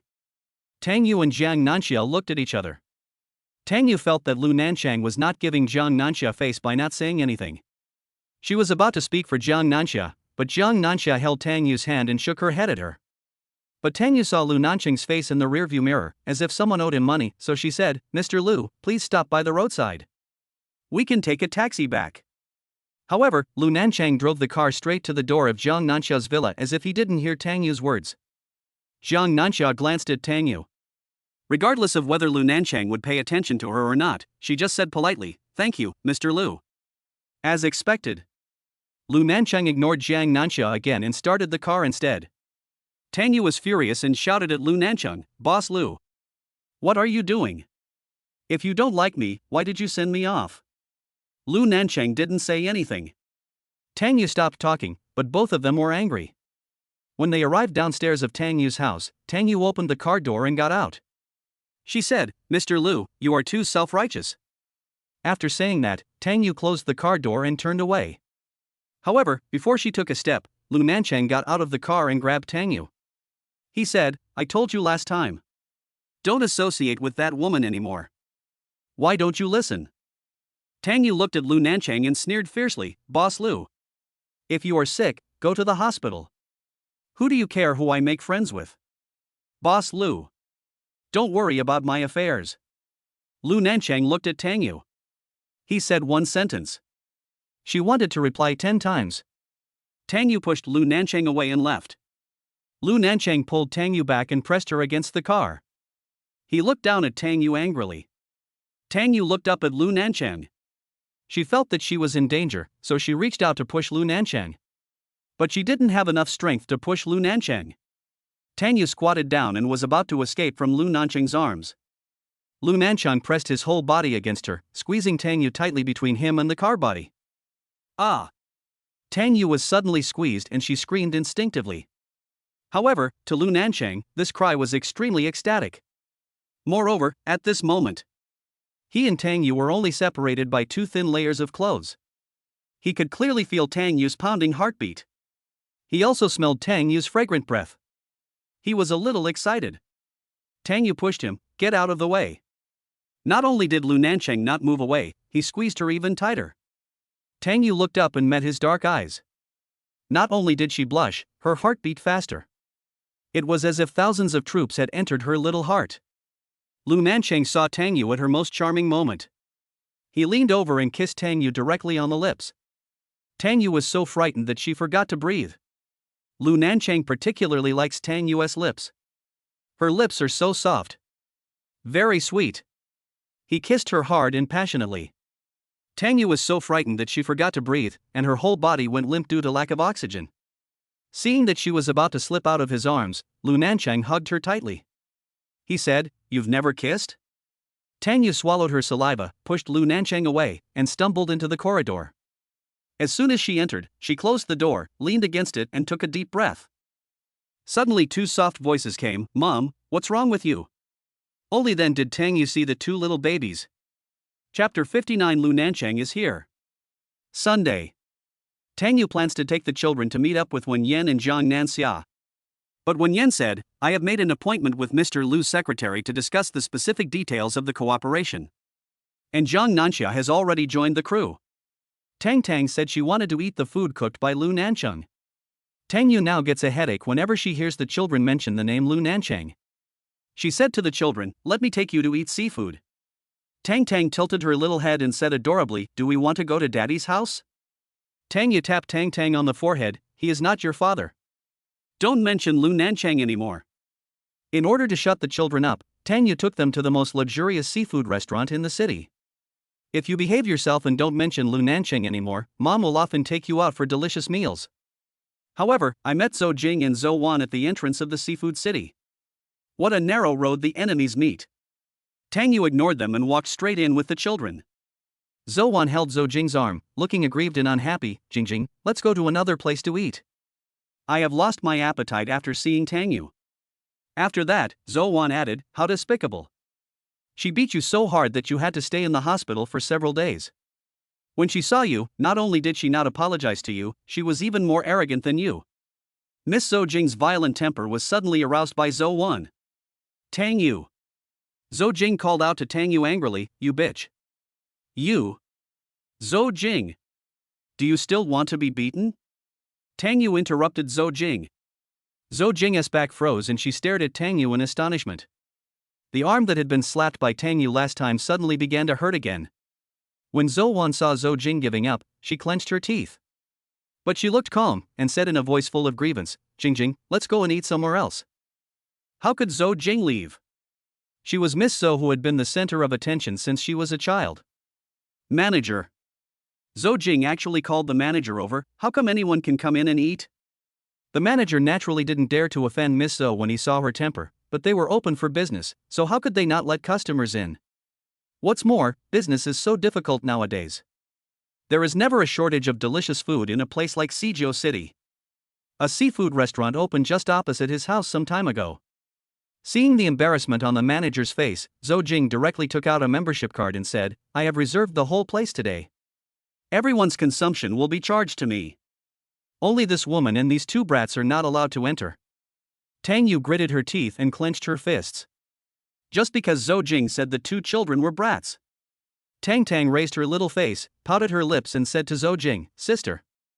We are not brats. My name is Tang. My brother's name is Daodu. Zou Jing glanced at Tang and said, get lost. The manager looked at Tang Yu. After getting Miss Zou's membership card, he was no longer embarrassed. He said directly to Tang Yu, Madam, please take your children out. When Tang heard that she couldn't eat seafood anymore, she said anxiously, Mom, I want to eat seafood. I want to eat big crabs. The manager called the security guard and said, someone, please get this lady and her children out. Let's see who dares. Tang Yu looked back and saw Lu Nancheng coming towards her. Dad. You're here. Tang rushed towards Lu Nancheng. When Tang Yu heard what Tang said, her first reaction was to look down at Daodu. She said sternly, you guys secretly called Lu Nancheng again? Chapter 60. This is still an access card. Tang Yu is angry. Daodu pouted, not daring to lie, and just pushed the responsibility onto Tang. It was my sister who said she wanted to eat seafood with Dad. You. Before Tang Yu could finish her words of reproach, Lu Nancheng hugged Tang, his brows furrowed, and his pair of black eyes like deep pools looked at the manager. The manager was already shaking with fear, Mr. Lu? The manager even looked at Tang in Lu Nancheng's arms. The kid who was about to be kicked out by him was actually being held by Lu Nancheng. The brat actually hugged Lu Nancheng's neck. Moreover, he clearly heard the child call Lu Nancheng Dad. What's going on? The manager wiped the sweat from his forehead, his tongue tied. Mr. Lu, is this your daughter? I don't know, Get your salary and get out. Lu Nancheng interrupted the manager and snatched the membership card from the manager's hand. Brother! This is my membership card. Zou Jing hurried over to get her membership card back. How could Lu Nancheng give it to her? I take it back. When Tang Yu heard what Lu Nancheng said, she immediately realized that this store might very well belong to Lu Nancheng. She quickly said, we won't eat anymore. Tang Yu said as she went to hold Tang in Lu Nancheng's arms, Tang, Mommy will take you to eat something else delicious. I won't. Tang hugged Lu Nancheng tighter. Lu Nancheng placed his big hand on Tang's back and patted her gently to comfort her. Lu Nancheng did not speak to Tang, but called the security guard. These two Miss Zou are not allowed to eat here in the future. Zou looked at Lu Nancheng. Her dark blue pupils were bottomless. Zou Jing was about to shout when she was pulled out by the security guard. The security guard begged, "Miss Zou, please don't embarrass me. Please, just go." Dao picked up a chopstick and threw it at Zou Jing's feet. Ah! Zou Jing slipped and fell flat on his face in public. Everyone looked at Zou Jing. Lu Nancheng held Tang in one hand and held Dao's hand with the other. "Dad will take you upstairs." The children were all captured and Tang had no choice but to follow them up. In the private room, Lu Nancheng handed the membership card to Tang. "Here is for you. Whenever you want to eat seafood in the future, come here with your mom and brother." Tang took the membership card and asked Lu Nancheng with a cute face, "Dad, are you coming? I'm afraid they won't let us in." Lu Nancheng rubbed Tang's little head lovingly. "This card is not only a membership card, but also an access card. With this card, no one will dare to stop you, and they will take you to the best box." Tang said, Tang. After Tang gave an order, Tang didn't dare to ask for the card that Lu Nancheng gave her. Lu Nancheng looked at Tang and said, "Last time you said I was insincere in giving the kids a bunch of broken toys, but this card is pretty good this time." Tang moved the corners of her mouth a few times. When did I say that the toy you gave me was a broken toy?" Lu Nancheng put a piece of yellow croaker on Tang's plate and said, "Don't get angry while eating, it will cause indigestion." "Who is mad at you?" Tang put the piece of fish back into Lu Nancheng's plate. Lu Nancheng picked up the piece of fish and put it into his mouth, chewing it carefully. It looked very delicious.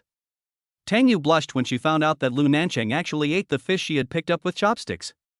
Lu Nancheng stopped looking at Tang, called the children to eat, and peeled shrimps for them. "Boss Lu, I'll peel them for them and you can eat them." As soon as Tang finished speaking, Tang hugged Lu Nancheng's arm with her greasy little hands. "No. I don't want mommy to peel it, I want daddy to peel it. Daddy's peeling is delicious." Tang saw Tang's greasy little hands hugging Lu Nancheng's arm, and her heart ached so much. Lu Nancheng's clothes are so expensive. Lu Nancheng lowered his eyes and looked at the clothes that were soiled by Tang. He said to Tang nonchalantly, "It's okay." Chapter 61. We kissed. Tang's little hands soiled Lu Nancheng's clothes. And Lu Nancheng actually said it was okay. Tang really didn't know what to say, so she quickly put on gloves and started peeling shrimp for Tang. But when she peeled the shrimp and handed it to Tang shook her head and said she didn't want to eat the shrimp. She pointed at the squid and said, "I want to eat this." Tang picked up a piece, but Tang pointed at the big piece and said, "I want to eat the big one. That piece is too big, you can't eat it." Tang fed the small piece to Tang. But Tang shook her head and refused to eat. "How did you learn to be so annoying?" Tang was getting angry. Lu Nancheng said, "Just let her do what she wants. Besides, the big one looks delicious." Tang, however, did not indulge Tang. "Don't be picky. If you don't follow the rules, you are not a good child. What rules should we follow when we eat together as a family?" Lu Nancheng wanted to pick up the plate for Tang, but the plate was next to Tang's hand.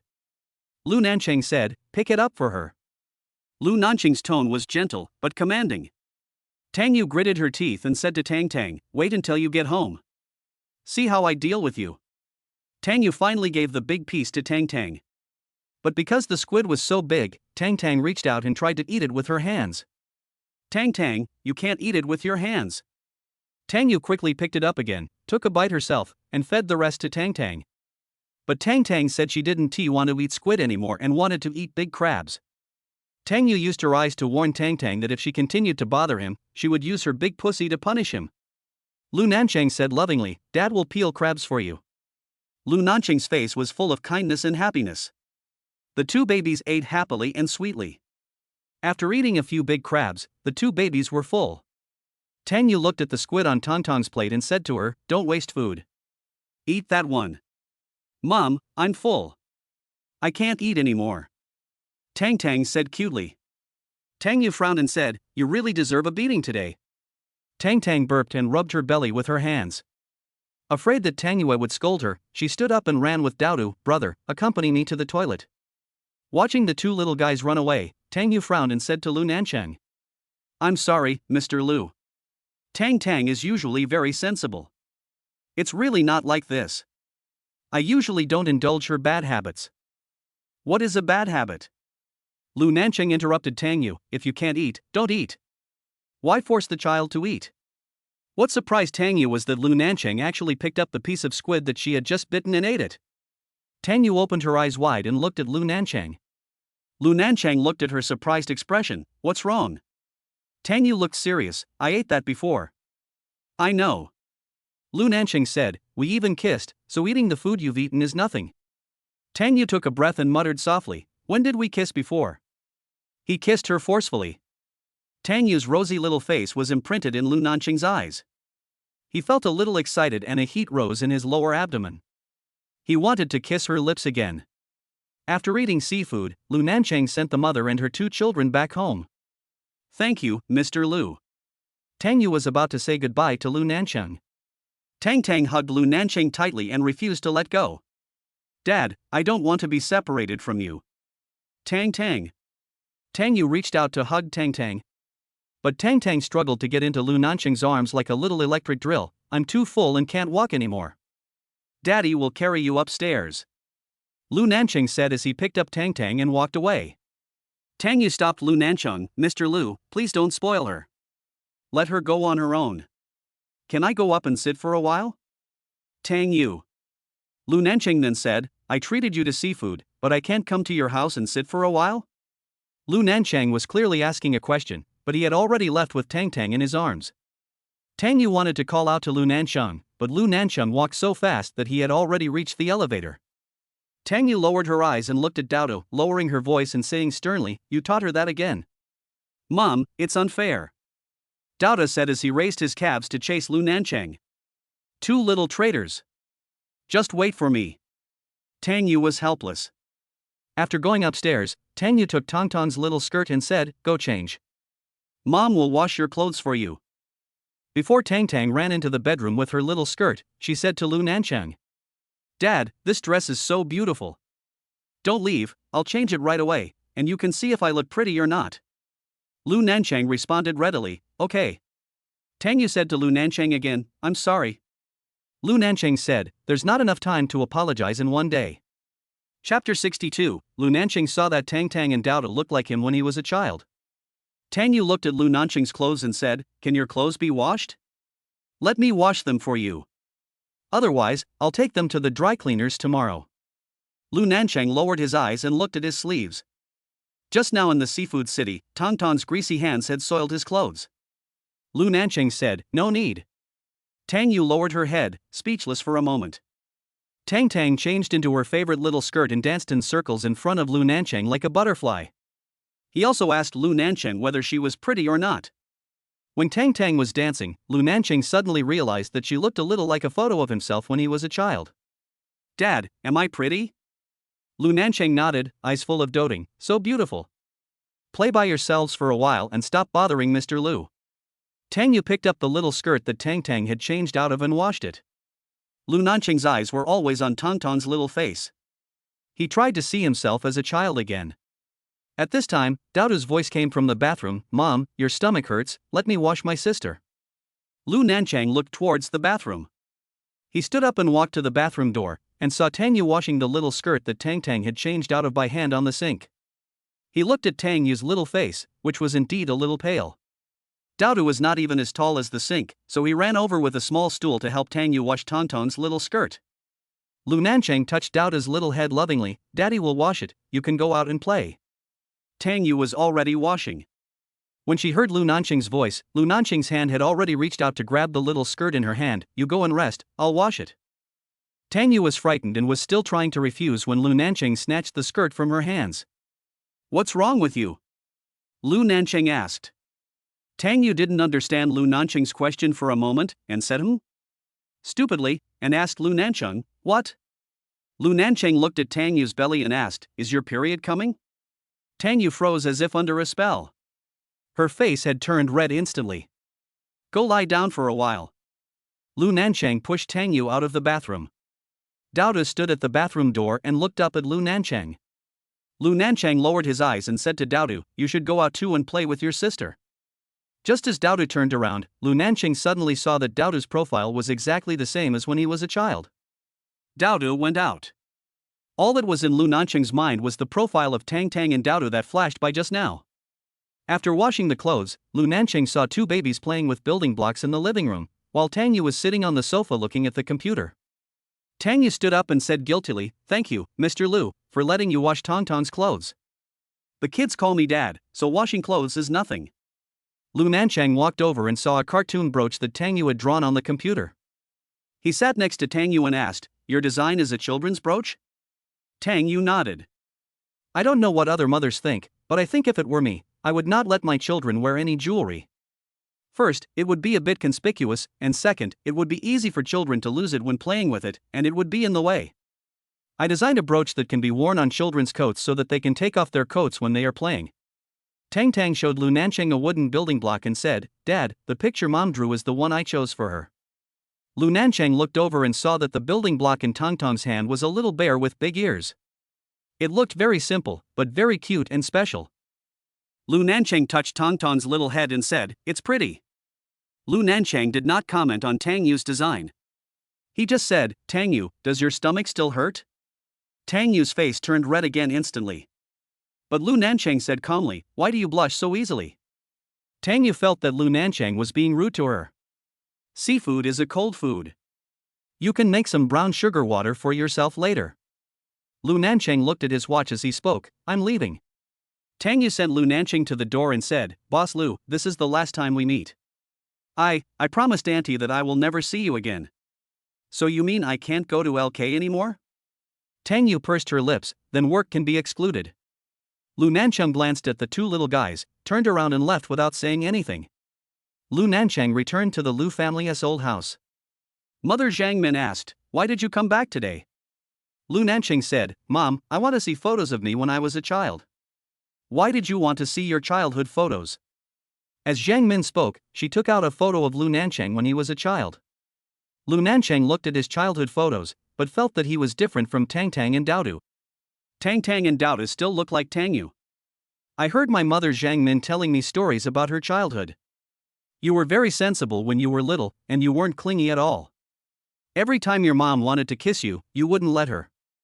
You've always been cold since you were little, huh? But you were very smart, and your little head was full of schemes. Mom has always wanted a daughter, but unfortunately I didn't give birth to a girl.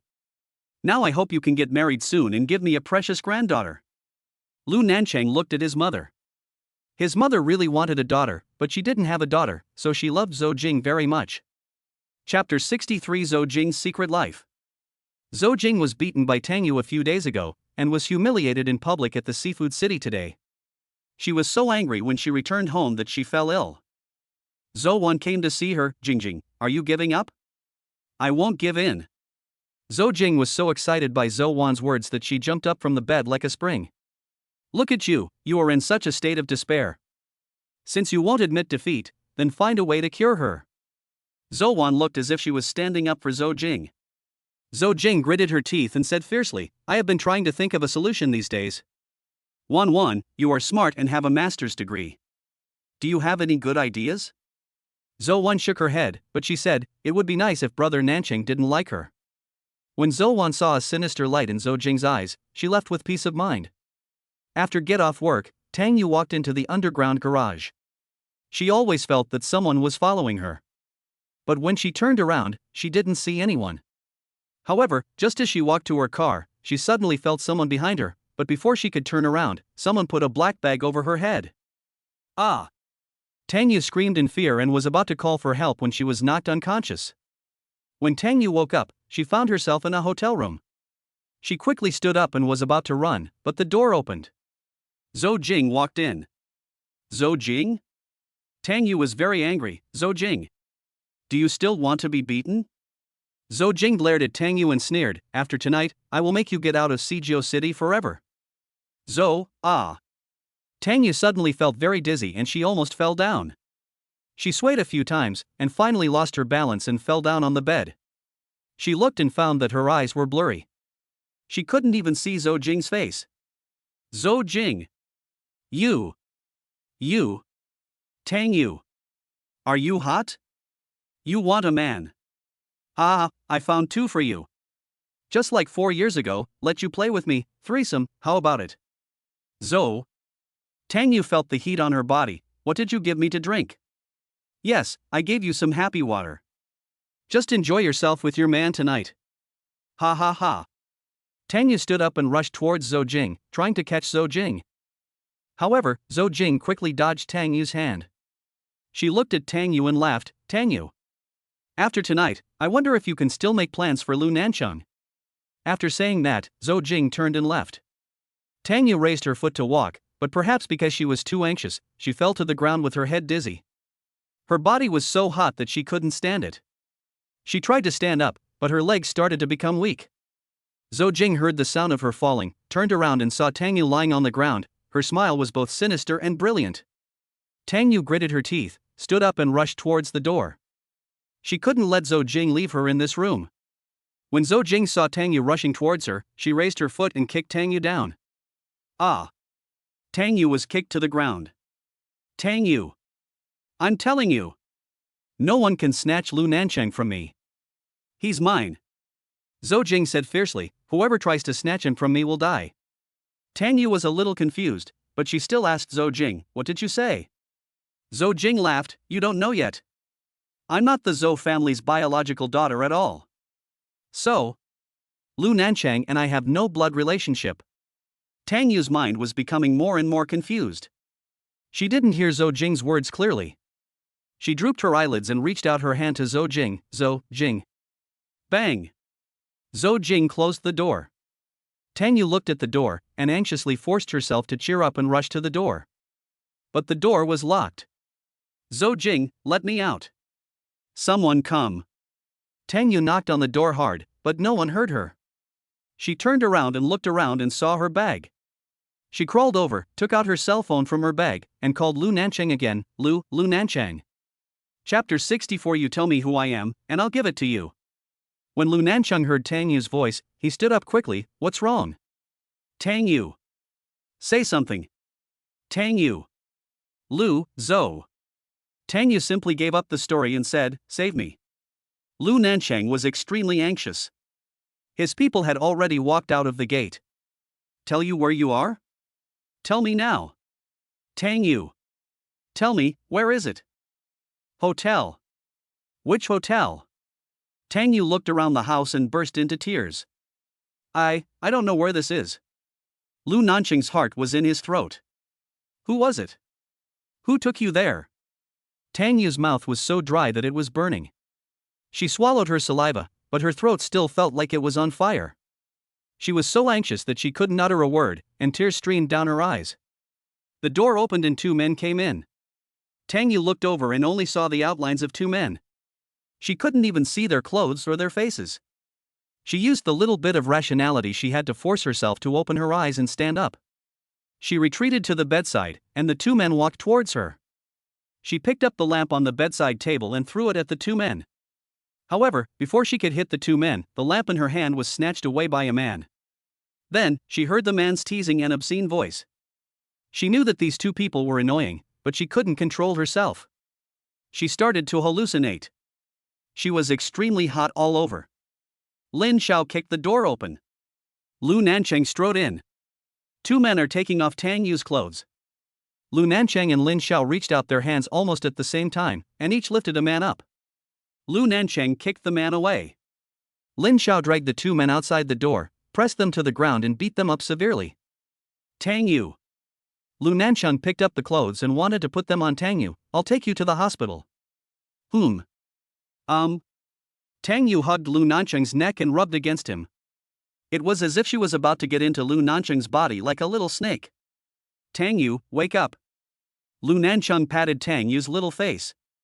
Tang Yu refused to cooperate with her in putting on clothes. Lu Nancheng simply pulled the quilt to wrap up Tang Yu. When he was about to carry Tang Yu away, Tang Yu pulled the quilt away again. It's so hot, so hot. Lu Nancheng stared at Tang Yu's jade-white body with his pupils dilated. At this time Lin Xiao came in. Lin Xiao's words froze. Get out. Lu Nancheng said. Lin Xiao quickly retreated and closed the door. Tang Yu kissed Lu Nancheng's lips and bit them randomly. Lu Nancheng kissed her back fiercely. But Tang Yu wanted more. Lu Nancheng pressed her under him. He said, Tang Yu, do you know who I am? Tang Yu just kissed him and touched him randomly. Tang Yu, who am I? I want. You tell me who I am, and I'll give it to you. Lu Nancheng. Lu Nancheng breathed a sigh of relief and kissed Tang Yu fiercely. When Zou found out that Zou Jing bought that kind of medicine, she was in such a good mood. She changed into a black dress. Lu Nancheng likes black the best. Zou received the call, and the other party said, Hua Hotel. 801. However, when she arrived at the hotel, she found out that Zou Jing did not drug Lu Nancheng. Instead, he drugged Tang Yu. What made her even more angry was that Lu Nancheng had already rushed to room 801. That means right now. Lu Nancheng and Tang Yu are in room 801. Zou clenched her fists and cursed, Zou Jing. You idiot. Tang Yu had already lost her virginity 4 years ago. If Lu Nancheng despised her, he would have ignored Tang Yu 4 years later. Idiot. Why don't you drug Lu Nancheng? Zou was so angry that she held onto the wall. She originally thought that Zou Jing would give the medicine to Lu Nancheng. She has already thought of a way to take Zou Jing away. She was also ready to make things a fait accompli with Lu Nancheng. This way she would be qualified to be Lu Nancheng's girlfriend. If I'm lucky enough to get pregnant with Lu Nancheng's child, then the position of Mrs. Lu will be secure. Zou almost bit her lip. She drugged Lu Nancheng 4 years ago just to get him. But I didn't expect that Lu Nancheng escaped. 4 years later, she failed again. Zou Jing was happily drinking red wine at home, waiting for the news that Tang Yu was insulted to come out tomorrow. Lu Nancheng would never be nice to Tang Yu again. Chapter 65. I heard that women need tenderness to feel safe after sex. After a night of passionate love, Lu Nancheng and Tang Yu fell asleep in each other's arms. When Tang Yu woke up again, the room was dim and there was no light at all. Glancing at the heavy curtains, Tang Yu wondered what time it was. I don't even know whether it is day or night. Are you awake? Hearing a man's voice, Tang Yu turned around suddenly and jumped up. Because of the dim light, Tang Yu could only see the outline of a man. But she recognized the man's voice. Lu Nancheng? Tang Yu screamed out based on her feeling. When Lu Nancheng heard Tang Yu calling his name, a smile appeared on his face. Very good, this woman can tell it's him by feeling. Lu Nancheng put his arms around Tang Yu, but before he could say anything, Tang Yu pushed him away as if she had been electrocuted. Don't touch me. Tang Yu was eager to get out of bed, but the pain in her body made her scream and fall down on the bed. Especially the private part hurts more. Tang Yu. Lu Nancheng turned on the light. The sudden bright light is blinding. Tang Yu quickly raised her hand to block her sight. When Lu Nancheng saw her smooth body, he could feel the desire in his body after a whole night of lovemaking. But he still pulled the quilt to wrap Tang Yu's body. However, Tang Yu was so excited that she didn't know that she was completely naked at the moment. Her first reaction was to reject the quilt that Lu Nancheng wrapped her in like a prickly hedgehog. She yelled at Lu Nancheng again, "Don't touch me." Lu Nancheng froze and looked at her. Tang Yu finally realized what was happening and lowered her head. Ah! Tang Yu screamed, and quickly pulled up the quilt that Lu Nancheng had just wrapped around her and wrapped herself in it. She saw that Lu Nancheng was also naked. She shouted, "Put on your clothes." She turned her head away and didn't dare to look at Lu Nancheng, but tears fell. She didn't forget last night. She remembered. Tang Yu, don't be sad. Lu Nancheng put on his clothes obediently, hugged Tang Yu again, and comforted her softly. Tang Yu wanted to push Lu Nancheng away. Don't move. Lu Nancheng said softly. Tang Yu was stunned and didn't dare to move. Because she felt the changes in Lu Nancheng's body. Lu Nancheng hugged Tang Yu tighter again. He knew that Tang Yu would feel extremely uncomfortable when she woke up. So he didn't leave early in the morning, but chose to stay and wait for Tang Yu to wake up so that he could give her some warmth and comfort. Tang Yu burst into tears. Lu Nancheng felt distressed and he wiped Tang Yu's tears. He said, "Don't worry, I will give you an explanation." Tang Yu looked at Lu Nancheng with tearful eyes. Lu Nancheng raised his hand to wipe Tang Yu's tears, but the tears flowed out again, like a broken dam, causing a flood. It's Zou Jing. Tang Yu said, "It's Zou Jing. I know, I will definitely avenge you." Lu Nancheng comforted the excited Tang Yu. Why does she hate me so much? Tang Yu no longer remembers what Zou Jing said last night. So she didn't understand why Zou Jing hated her so much. Lu Nancheng hugged Tang Yu tightly, his dark eyes were gloomy. Tang Yu suddenly thought of the babies. She opened her eyes wide and pushed Lu Nancheng away, ready to get out of bed. Daodu and Tang are still in kindergarten. Tang Yu. Lu Nancheng hugged Tang Yu tightly. I sent someone to pick up the children last night. They should be going to kindergarten now. Don't worry. Last night? It's already the second day. Tang Yu interrupted Lu Nancheng and turned to look at the window. The heavy curtains blocked out all light. It also blocks out all sounds from the outside world.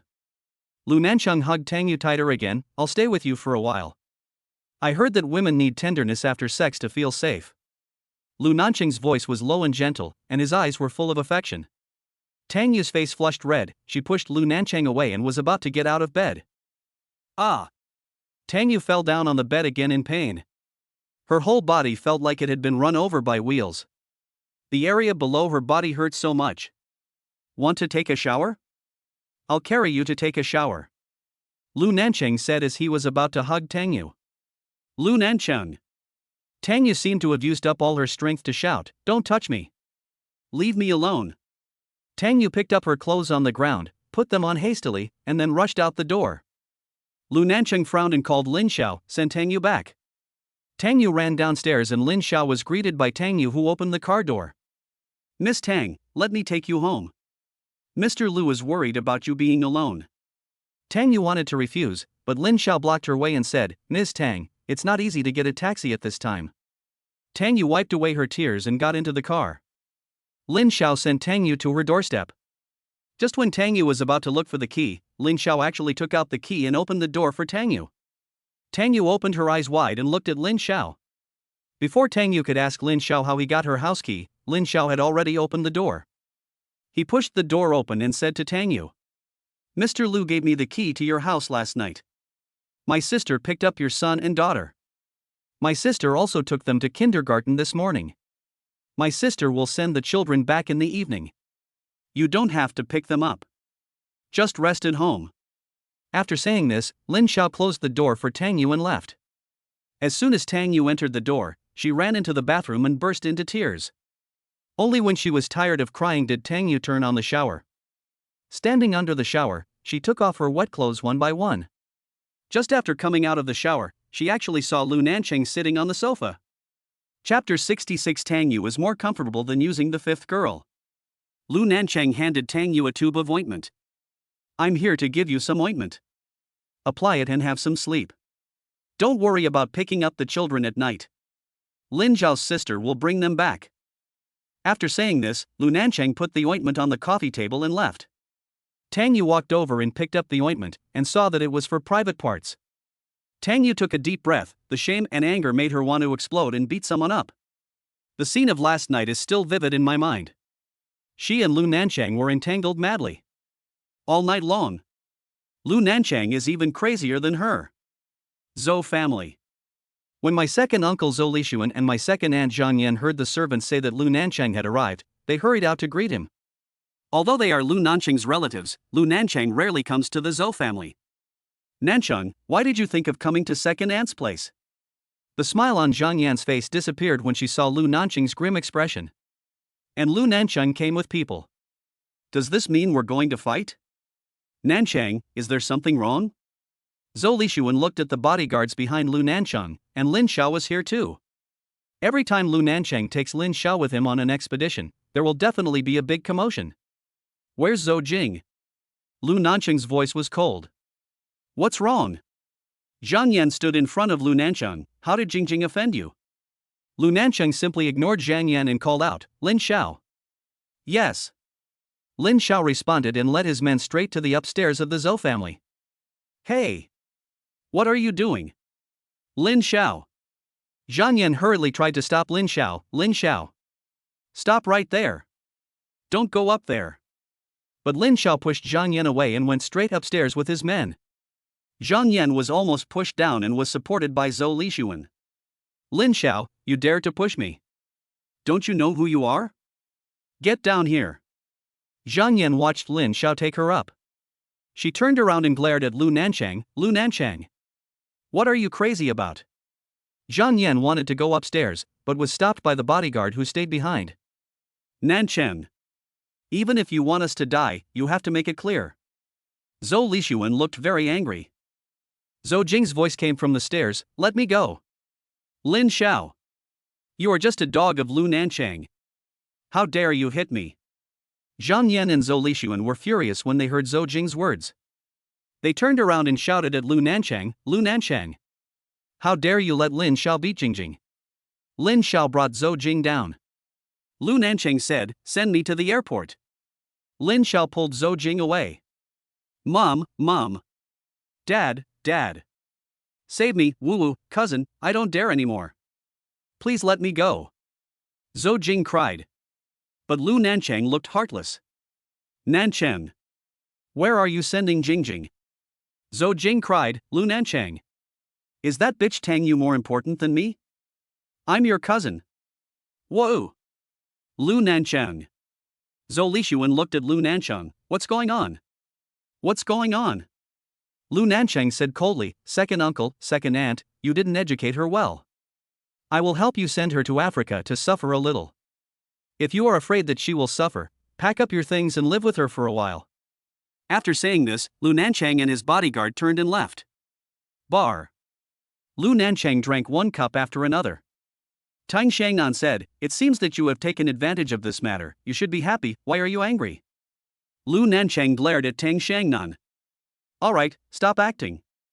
I know you like Tang Yu, otherwise you wouldn't touch her even if she was stabbed, let alone drugged. Tang Shangnan pursed his lips and looked at Lu Nancheng's crotch and said, now you have her legitimately. Isn't this better than using the fifth girl every day? Although Tang Yu is the mother of 2 children, she is much more beautiful. Lu Nancheng's phone rang at this moment. Tang Shangnan stretched his neck to look, and saw 2 big words on the screen of Lu Nancheng's phone, Mom. You are too impulsive. If you send Zou Jing to Africa, can you be at peace? Tang Shangnan pointed at Lu Nancheng's phone and said, Auntie loves Zou Jing so much, just wait for your scolding when you go back. Lu Nancheng frowned, stood up and left. Chapter 67 If your cousin hadn't done something wrong, would you have been satisfied? Lu family. Zhang Yan burst into tears and hugged Zhang Min's arm and said, Sister, I only have this one daughter, you can't just ignore her. Don't worry, I will definitely take care of it. Zhang Min handed Zhang Yan a tissue and said, I sent someone to pick up Jingjing. However, as soon as Zhang Min finished speaking, the phone rang. Zhang Min picked up the phone and the other party said, Mrs. Lu, the African side refused to release her.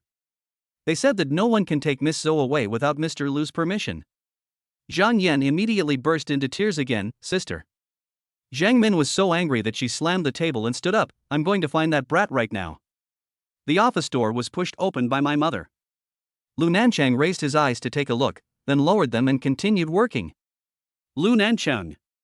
You've grown too independent and don't want to recognize me anymore. Mom, this is the company. Let's talk about it when we get home. Lu Nancheng said and continued to work. Zhang Min walked to Lu Nancheng's desk and said, hurry up and bring Jingjing back. Otherwise. What if you don't want me as your son? Lu Nancheng put down his pen and looked at his mother. Zhang Min sighed deeply, softened her attitude, and played the emotional card, she is your cousin after all. Mom. It's because of your and second aunt's indulgence. Look at what she has done. Zhang Min has indeed investigated everything clearly. Seeing that Lu Nancheng was very angry, Zhang Min said, it is true that Jingjing did something wrong, but isn't it you who benefited from it? Mom. Lu Nancheng looked at Zhang Min in disbelief. Am I wrong? Zhang Min said, don't you like Tang Yu too? Tang Yu can do that with you, and she won't suffer any loss. Lu Nancheng took a deep breath, what are you talking about? Am I wrong? Look how good you look today. If your cousin hadn't done that, would you have been satisfied? In this case, it was your cousin who gave you the chance. Lu Nancheng took another breath, moved the corners of his mouth a few times but ultimately said nothing. But Zhang Min saw Lu Nancheng blushing. Nancheng, Jingjing is a girl who has never suffered since she was a child. You can't let her stay in that place in Africa. Calm down and let her stay there for 2 days and then let her come back. Zhang Min said aggressively, even if mom begs you. Lu Nancheng said firmly, no. Lu Nancheng. Jiang Min widened her eyes in anger again. Mom, I have to teach her a lesson this time. I'm doing this for her own good. If I let her come back easily this time, she won't change. Lu Nancheng called Lin Xiao and said, Lin Xiao, come here and send my mother back. After Jiang Min was kicked out by Lu Nancheng, she went to Tang Yu's house. Jiang Min saw that Tang Yu looked listless and had several kiss marks on her neck, so she glared at Tang Yu fiercely. Tang Yu didn't expect Jiang Min to come. She swung her collar and called out, Auntie? What, you're not going to invite me in? Jiang Min said, staring at Tang Yu with disdain. Tang Yu made way for the door. Auntie, please come in. Jiang Min comes in. Tang Yu closed the door, still maintaining respect for Jiang Min. Please sit down and I'll pour you some tea. Tang Yu. Jiang Min called out to Tang Yu, I didn't even know you were a person who didn't keep your word. Tang Yu explained, Auntie, last night I called Mr. Lu because I couldn't think of anyone who could save me. If Zou Jing hadn't wanted to harm me, I wouldn't have thought of asking Mr. Lu to save me. I think you just want to get into Nancheng's bed. Auntie. Tang Yu turned her head away, I wanted him to take me to the hospital, What about before that? Jiang Min interrupted Tang Yu, don't think I don't know. You promised me that you wouldn't see Nancheng again, but you met him several times right after that. Chapter 68, Nancheng knows about the drugging 4 years ago. Jiang Min said to Tang Yu in an imperative tone, call Nancheng now and ask him to release Jing. Tang Yu didn't know how Lu Nancheng punished Zou Jing. I don't know where Lu Nancheng sent Zou Jing. She didn't want to know either. She just said, are you sure you want me to have her back? What do you mean? Tang Yu looked at Jiang Min, what she did has violated the law. I won't call Mr. Lu. If you insist, I can only call the police. Tang Yu, don't be so ungrateful. Jiang Min gave Tang Yu a look of disdain, I'm telling you, even if Nancheng sleeps with you, you can never marry into our Lu family. Jiang Min took out a bank card and said, here is 10 million. Not only did you sleep with our Nancheng this time, but you also got the money. I think you shouldn't be too greedy. Tang Yu stared at Jiang Min blankly, as if she didn't know Jiang Min. Jiang Min sneered, you don't have to act. You women are just dying to sleep with us, Nancheng. Auntie, since you think so, I will call the police. Tang Yu took out her cell phone and was about to call the police. And she had already dialed 110, I want to call the police. Pa. Jiang Min slapped Tang Yu on the face. Ah. Tang Yu's cell phone also fell to the ground. The police asked Tang Yu what happened on the phone.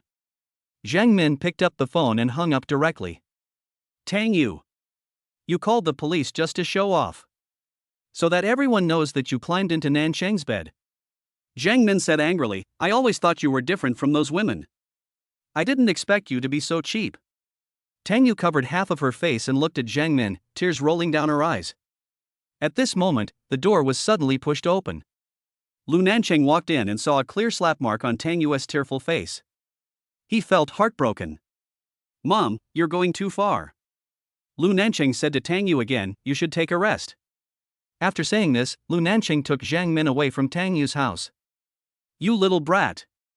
As soon as I saw Tang Yu, I knew you had a great time last night. Look at how you tortured her so much that she couldn't even stand steadily. So you should thank Jing. Lu Nancheng held his forehead with his hand. He didn't know what to say to his mother's words. He can only take his mother away. After returning to the Lu family, Lu Nancheng said to his mother earnestly, I sent her out, actually I was helping her. If Tang Yu calls the police, Jing's behavior will constitute a crime. I sent her out, and it was also an explanation to Tang Yu. At least she won't sue Jing. Jiang Min remembered that Tang Yu was about to call the police in front of her. Mom, let Jing stay in Africa for a while, at least until Tang Yu calms down. Jiang Min then asked Lu Nancheng, so when do you plan to let Jing come back? Lu Nancheng said coldly, Mom, if you and second aunt really miss her, you can go over there to accompany her. You little bastard. Do you want to drive me and your second aunt away too? Lu Nancheng raised his eyebrows and looked at his mother. He said, Mom, 4 years ago, I was drugged. You should know who drugged me, right? Jiang Min paused, her eyes clearly showing panic. Lu Nancheng sneered and said sarcastically, this is my closest relative, huh? Nancheng, Jiang Min moved her lips several times before saying, Mom only found out about it afterwards. I've already criticized your second aunt, and she said she would never dare to do it again. She doesn't dare to do that. She let her daughter go and harm Tang Yu again. What did Tang Yu do wrong? How did she offend you? After saying this, Lu Nancheng slammed the door and walked out. When Zhang Yan came to Zhang Min crying again, Zhang Min said irritably, Yan Yan, stop crying. Nancheng already knew that you drugged him 4 years ago. Zhang Yan's crying suddenly stopped. Chapter 69. All of Mama's unhappiness is caused by Dad. After kindergarten in the afternoon, the children came back. Mother! Mother! As soon as the two babies came in, they threw themselves on Tang Yu. Mom, where did you go last night? Tang Yu had no answer. She looked up at the young girl who brought the children back. The girl came over with a gentle smile on her face. Hello, Miss Tang, my name is Lin Chenmei, and I am Lin Zhao's sister. Tang Yu nodded, thank you. You're welcome. The kids are very cute. Well, if there's nothing else, I'll leave first. Lin Chenmei waved to the two little babies again. Daodu, Tang, bye, sister will come to play with you on Sunday. After Lin Chenmei left, Daodu and Tang clung to Tang Yu like two small bags. Tang Yu played with the children for a long time before they finally relieved the pain of missing each other after not seeing each other for a whole night. While Tang Yu was busy with housework, Tang whispered to Daodu, brother, I think mommy is unhappy. It's not like. It's definitely. Daodu said firmly. I'll call Dad and ask him to come and cheer Mom up. Tang said as she called Lu Nancheng. Tang Yu was extremely nervous when she heard the doorbell ring. She was worried that it was Zhang Min who came, and she was even more worried that Zhang Min would scold her or even beat her in front of the children. Dad is here. Tang ran to open the door. As expected, Lu Nancheng is here. Tang Yu understood immediately. She frowned and asked Tang sternly, Tang, was it you who called Mr. Lu? Lu Nancheng held Tang in his arms, patted her thin back comfortingly, and said to Tang Yu, don't blame them, I miss the children, come and see them. Lu Nancheng played with the children for a while, and Tang Yu began to order them to leave. Mr. Lu, the children are going to sleep. After saying that, Tang Yu took the children directly into the bedroom. The two little guys fell asleep quickly, and Tang Yu got up and walked out. Daodu and Tang opened their eyes. Tang said, brother, why does Mom seem even more unhappy when Dad comes? Daodu thought for a moment and said, from what I've observed, all of Mom's unhappiness is caused by Dad. Tang Yu came out of the bedroom and saw that Lu Nancheng had not left. She said coldly, Mr. Lu, it's very late. Lu Nancheng stood up and walked to Tang Yu's side. He said, Tang Yu, I can satisfy you with whatever you want, including marriage. Tang Yu looked at Lu Nancheng and her heart suddenly stagnated. But she quickly came to her senses and said, Mr. Lu, I don't need your sympathy. It's not sympathy. Lu Nancheng interrupted Tang Yu, Boss Lu, Tang Yu interrupted Lu Nancheng, I have to go to work tomorrow. Lu Nancheng breathed a sigh of relief when he heard that Tang Yu would go to work tomorrow. He was really worried that Tang Yu would quit her job at LK because of this incident. He said, okay, think about what I say. After Lu Nancheng left, Tang Yu fell heavily on the sofa, her heart was in turmoil. It's not that she doesn't tea like Lu Nancheng. But, Zhang Min doesn't tea like her. Lu Nancheng returned home and tossed and turned in bed, unable to sleep. He simply got up and walked out of the bedroom and went to the guest room next door. He thought about it in his mind. Both guest rooms are facing the sun and have good lighting, which would be perfect for using as two children's rooms. He even thought about how to design Daodu's room, and how to make a princess bed for Tang's room, and put all the dolls Tang liked on the bed. Chapter 70. Ranyu. The next day, Tang Yu came to the company to work. She always felt that everyone's eyes were on her. When she turned around, she saw that everyone was busy. At this time, the manager walked into the cubicle with a young and beautiful girl. Everyone, stop for a moment and let me introduce the new intern to everyone. The manager said, Ranyu, you can introduce yourself. Hello, seniors. My name is Ranyu. I am currently a senior in college. I just transferred back from abroad. I am very happy to be an intern at LK. I hope you can give me more guidance in the future. The manager pointed to the seat next to Tang Yu and said to Ranyu, you sit there first. Ranyu thanked the manager, walked to the seat next to Tang Yu and sat down, extending her hand to Tang Yu. Hello. Hello, Tang Yu shook hands with Ranyu, my name is Tang Yu. Sister Tang Yu, which month are you? The moon next to the character. What a coincidence, I'm this you too. Ran Yu and Tang Yu seemed to hit it off right away. The little girl was good at chatting, and Tang Yu's worries were distracted by her and she almost forgot about her physical and mental pain. Lu Nancheng received a call from Africa saying that Zou Jing was on a hunger strike. Lu Nancheng called Lin Xiao and said, "Go there." Yes. Lin Xiao flew to Africa at full speed. Africa. Inside a villa in a wealthy area. Zou Jing was locked in the room. "Let me out. If you don't let me out, I'll die in front of you." Zou Jing looked around the room, but couldn't find anything threatening, so she ran into the wall. Bang! Ah! Several bodyguards looked at Lin Xiao and said fearfully, "Brother Lin. Did something happen to Miss Zou?" Lin Xiao quickly raised his foot and walked towards the room. The door opened and Zou Jing fell against the wall with blood flowing from his head. Not only were several bodyguards terrified, even Lin Xiao was scared. This is the treasure that the Zou and Lu families hold in their hands. Because the Lu family has no daughter, and Zou Jing has been at the Lu family almost every day since she was a child, Zou Jing is not only the apple of the Zou family's eye, but the Lu family has also long regarded her as their own daughter. Call Davis. Lin Xiao picked up Zou Jing without hesitation. Zou Jing opened her eyes and looked at Lin Xiao. "Lin Xiao. You Lu Nancheng's dog. Let me see how you're going to explain this to my parents and my aunt." Lin Xiao put Zou Jing on the bed and said, "Miss Zou. Since you said I was a dog, you still want to gamble your daughter's life with me. Your daughter's life is as cheap as a dog's." Lin Xiao. Zou Jing raised his hand and was about to hit Lin Xiao. Lin Xiao put Zou Jing on the bed. Zou Jing failed to hit Lin Xiao. She was angry and in pain. She closed her eyes and said, "Don't save me. I don't want to see a doctor." A black man pushed the door open and came in. "Mr. Lin. Davis." Lin Xiao said, "Miss Zou must not be allowed to get into any trouble." "Okay." Davis glanced at Zou Jing and assured Lin Xiao in broken Mandarin, "I promise she won't die. But it looks like Miss Zou will have a scar on her forehead."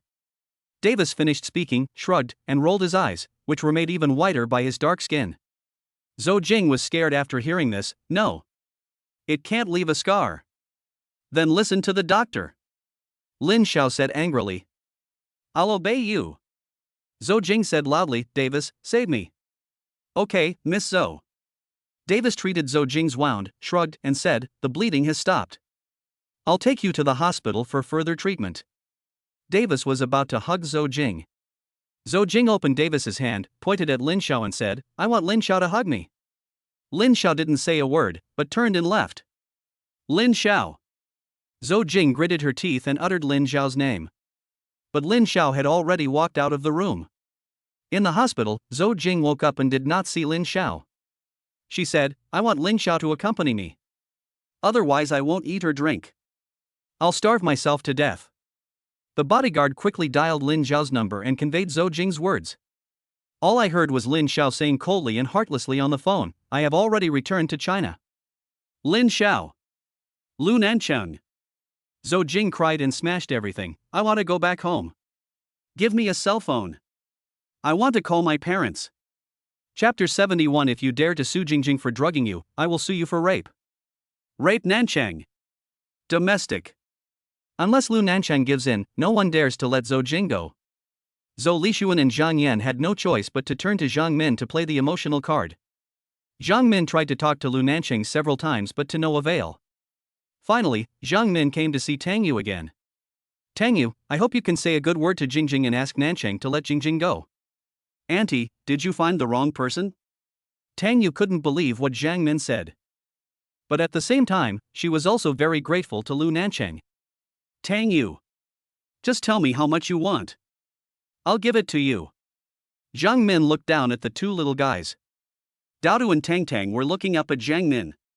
Two pairs of big eyes as black as ink and clear, so innocent, Zhang Min felt a deep sense of tenderness in her heart. She always felt particularly warm every time she saw these two little cuties. But this time, she forgot to buy gifts for the two little guys. Zhang Min raised her eyes and looked at Tang Yu again. She said, "You are a woman who has given birth to a child, and you slept with Nancheng this time, so you won't suffer any loss. Besides, it's better for you to ask for some money to raise the children than to sue Jing, right? If you sue Jing, not only will you not get any money, but you will also have a bad reputation. I don't think you want to be criticized, right? Jiang Min raised her head proudly and said, besides, even if you sue Jing, you may not win. Tang Yu looked over and saw Jiang Min with a proud look as if she was sure of victory.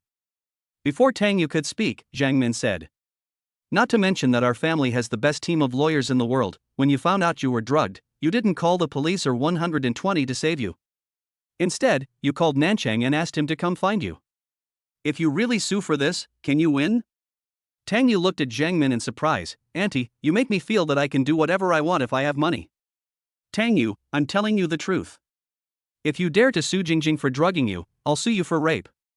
Rape Nancheng. After Jiang Min finished speaking, she placed a check on the coffee table. Tang Yu, fill out the check yourself for how much you want.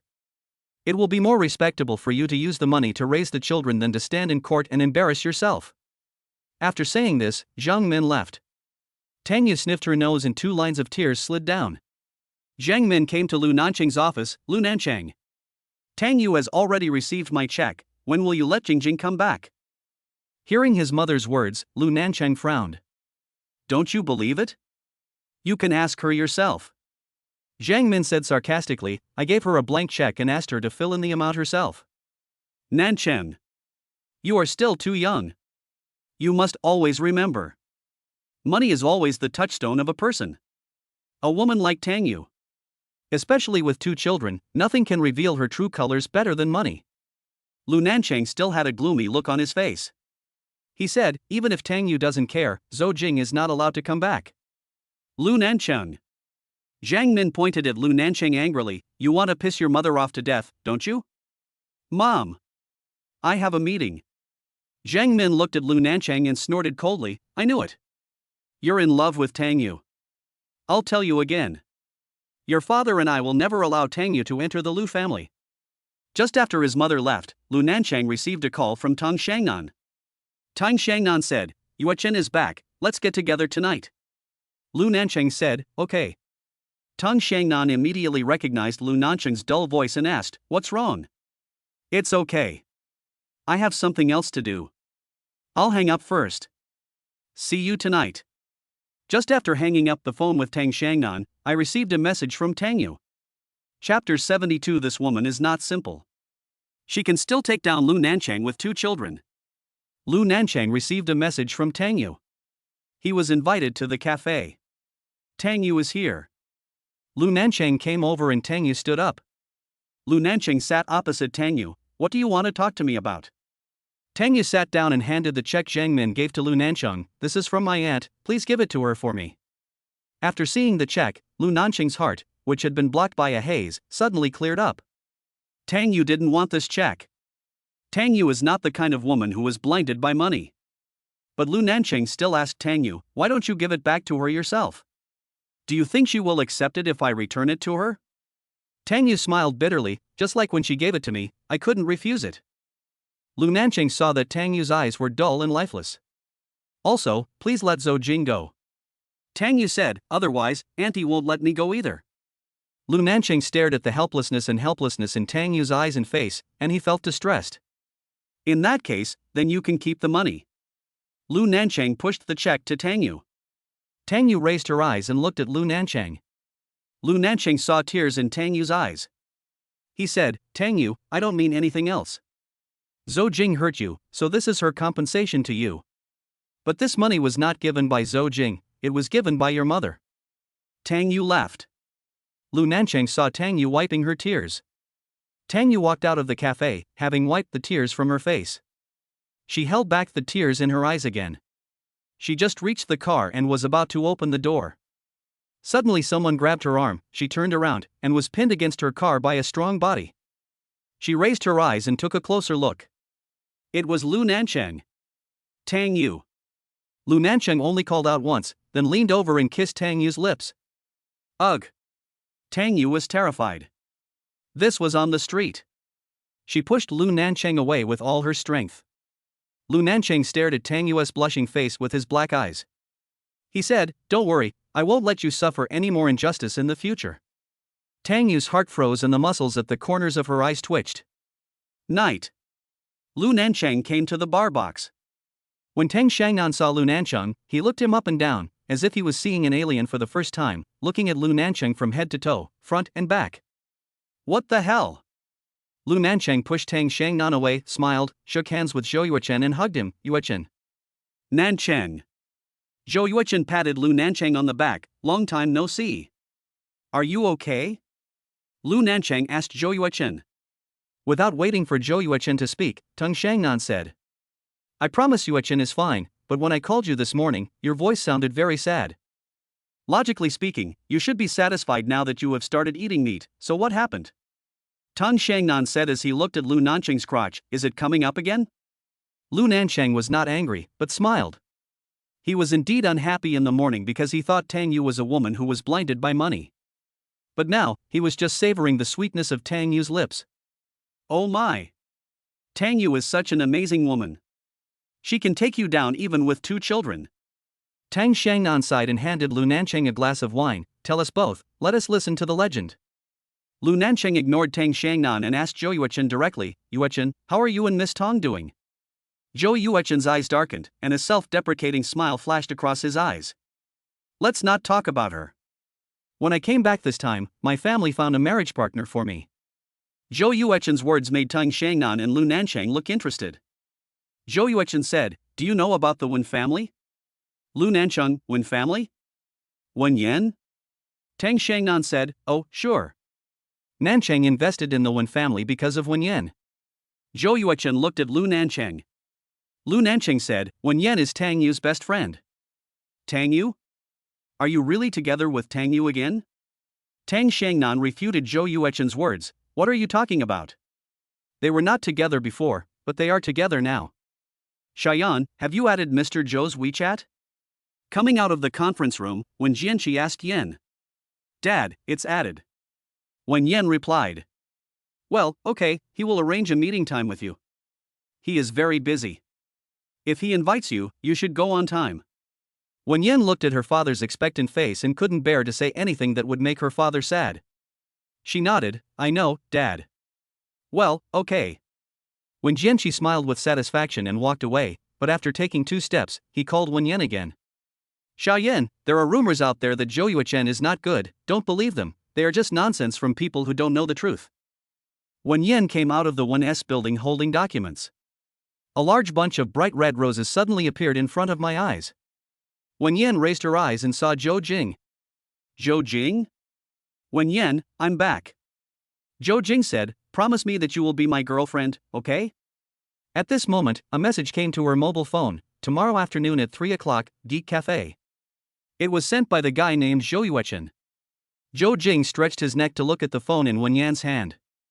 Wen Yan's phone had an anti-peeping screen, so Zou Jing saw nothing. Xiaoyan, give me a chance, I will love you well. I know you are not as happy and strong as outsiders think. Let me take care of you. Wen Yan looked at the red rose in Zou Jing's hand, then looked up at Zou Jing. She suddenly wanted to use Zou Jing to reject Zhou Yuechen's marriage proposal. But thinking of her father and the Wen group, she really had no feelings for Zou Jing at all. Lowering her eyes, Wen Yan finally said to Zou Jing, I'm sorry, Zou Jing. After saying this, Wen Yan walked away. Chapter 73 Zhou Yuechen takes the blame for Wen Yan. Zou Jing looked at Wen Yan's back and smiled happily. From college to now, he has been pursuing Wen Yan for 5 years. Wen Yan firmly rejected every confession. But this time, he saw Wen Yan hesitated. Next step. He wanted Wen Yan to agree to him. Night. Wen Yan came to Tang Yu's house. Yeah, how are you? Wen Yan's concern seemed to be beyond her ability. I'm fine. Tang Yu saw the dullness in Wen Yan's eyes, so she evaded the question and asked Wen Yan, what's wrong, Xiaoyan? What happened? Wen Yan did not hide it from Tang Yu.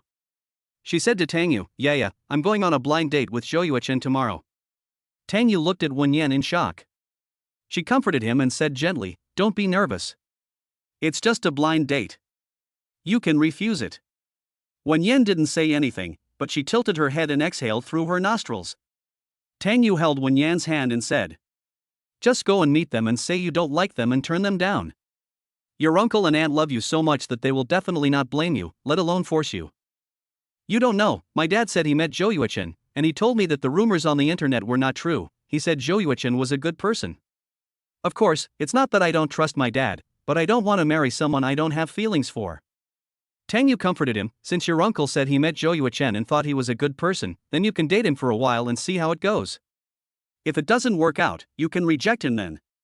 Wen Yan nodded, this is the only way. The next day. Tang Yu looked at the time and it was 2:30. She called Wen Yan, Xiaoyan, I'll go with you to meet Zhou Yuechen. No, go ahead and do your work. I'm already out. As soon as I heard Wen Yan was driving, I hung up the phone. Just after hanging up Tang Yu's call, the phone rang again. Wen Yan took a look and it was Zou Jing. Wen Yan didn't answer. But the phone kept ringing. Wen Yan felt annoyed and was about to answer it when a car in front of her suddenly slowed down. Wen Yan braked quickly, but it seemed that he still hit it. She hurriedly got out of the car, only to see that the car she had rear-ended was a Bentley. Oh my god! Wen Yan cried out in her heart. She actually rear-ended a Bentley. The driver was a handsome young man. As soon as he got out of the car, he shouted at Wen Yan, Miss. How do you drive? Wen Yan was not to be outdone, how are you driving? Why did you suddenly slow down? The other person said, I'm almost there, of course I have to slow down. Just when Wen Yan was arguing with the other party, a man with extraordinary temperament and more handsome appearance got out of the back seat of the Bentley. The driver quickly said to the other party, Boss. You handle it. I'm leaving first. The man with extraordinary temperament left without even looking at Wen Yan. When Zhou Yuechen arrived at the cafe, it was exactly 3 o'clock. He didn't see Wen Yan, so he sat down and waited for a while. It was not until 3:10 that Zhou Yuechen got angry and called Wen Yan. Wen Yan had already arrived at the traffic police station with the driver. When she received Zhou Yuechen's call, she said directly, Mr. Zhou, I encountered something on the way and can't go. Zhou Yuechen was about to ask Wen Yan if he wanted help, but Wen Yan said, Mr. Zhou, I think it's God's will. We may not be suitable for each other. Let's not waste each other's time. I'm sorry, Mr. Zhou. Zhou Yuechen's dark eyes darkened, and he said, okay. Mr. Zhou, wait a moment. Wen Yan called out anxiously. Zhou Yuechen almost hung up the phone. He said, Ms. Wen, please go ahead. Could you please not tell my dad that I didn't go to see you? You blame me and say that we are not suitable. Zhou Yuechen immediately understood what Wen Yan meant, and he said, okay. When Wen Yan returned home, Wen Jianqi and Feng Meiyun said, Xiaoyan, don't be sad. Zhou Yuechen doesn't like you, and that's his loss. When Wen Yan heard what her parents said, she immediately understood that Zhou Yuechen was helping her. This actually surprised her. She didn't expect Zhou Yuechen to help her. At night, Wen Yan came downstairs to drink water and heard her mother's voice coming from the room. It's a pity that such a good man like Zhou Yuechen is not destined to be with our Xiaoyan. Wen Jianqi also said with regret. 4 years ago, I spent a few months with Xiao Zhou abroad. I really thought he was a good kid, and I really wanted him to be our son-in-law so that he could help us take care of Xiaoyan. Alas! I didn't expect that the two children would not be destined to be together. My dears, today I updated 13,000 words. Please click to urge for more updates, and we will give you a free gift to help you generate data. Love you guys. Chapter 74, Two Children Without Getting Married. Tang Yu didn't expect Lu Nancheng to come again. She was getting nervous when she saw Lu Nancheng. She was afraid that Zhang Min would cause trouble for her because of Lu Nancheng's arrival. She was also afraid that Zou Jing would cause trouble for her because of Lu Nancheng's arrival. Tang Yu was about to order him to leave when Lu Nancheng's phone rang. It was Lin Xiao calling. Lin Xiao finished reporting his work and was about to hang up when Lu Nancheng said, Oh, by the way, Lin Xiao, Qian Mei is a senior this year, right? Has she started looking for an internship? Let her come to Lu Group. Or, I will arrange where she wants to do her internship. Lin Xiao said, Thank you, Mr. Lu. Qian Mei found a film and television company and is doing well. She is busy every day and very happy. Okay, if she needs me in the future, just ask. Okay, Mr. Lu. Lin Xiao hung up the phone. Tang Yu's gums swept across her teeth. Although she had only seen Lin Xiao's sister Lin Qianmei once, she was deeply impressed. A very cheerful girl. Although she is not particularly pretty, she is very delicate and dignified, with a unique temperament. That day, she was drugged by Zou Jing and stayed in the hotel with Lu Nancheng for the whole night. It was Lu Nancheng who asked Lin Xianmei to take care of Dao and Tang for the whole day. I send the children to kindergarten in the morning and help her pick them up in the evening. She hasn't thanked Lin Xianmei yet. Now Lu Nancheng wants to find an internship place for Lin Xianmei. Tang Yu wonders if this is also to thank Lin Xianmei. But she should be the one to repay the gratitude. It has nothing to do with Lu Nancheng.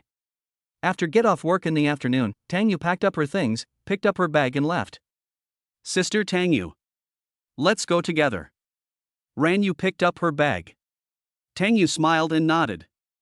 After getting out of the elevator, Ran Yu asked again, Sister Tang Yu, where do you live? Can you give me a ride? I'm not driving today.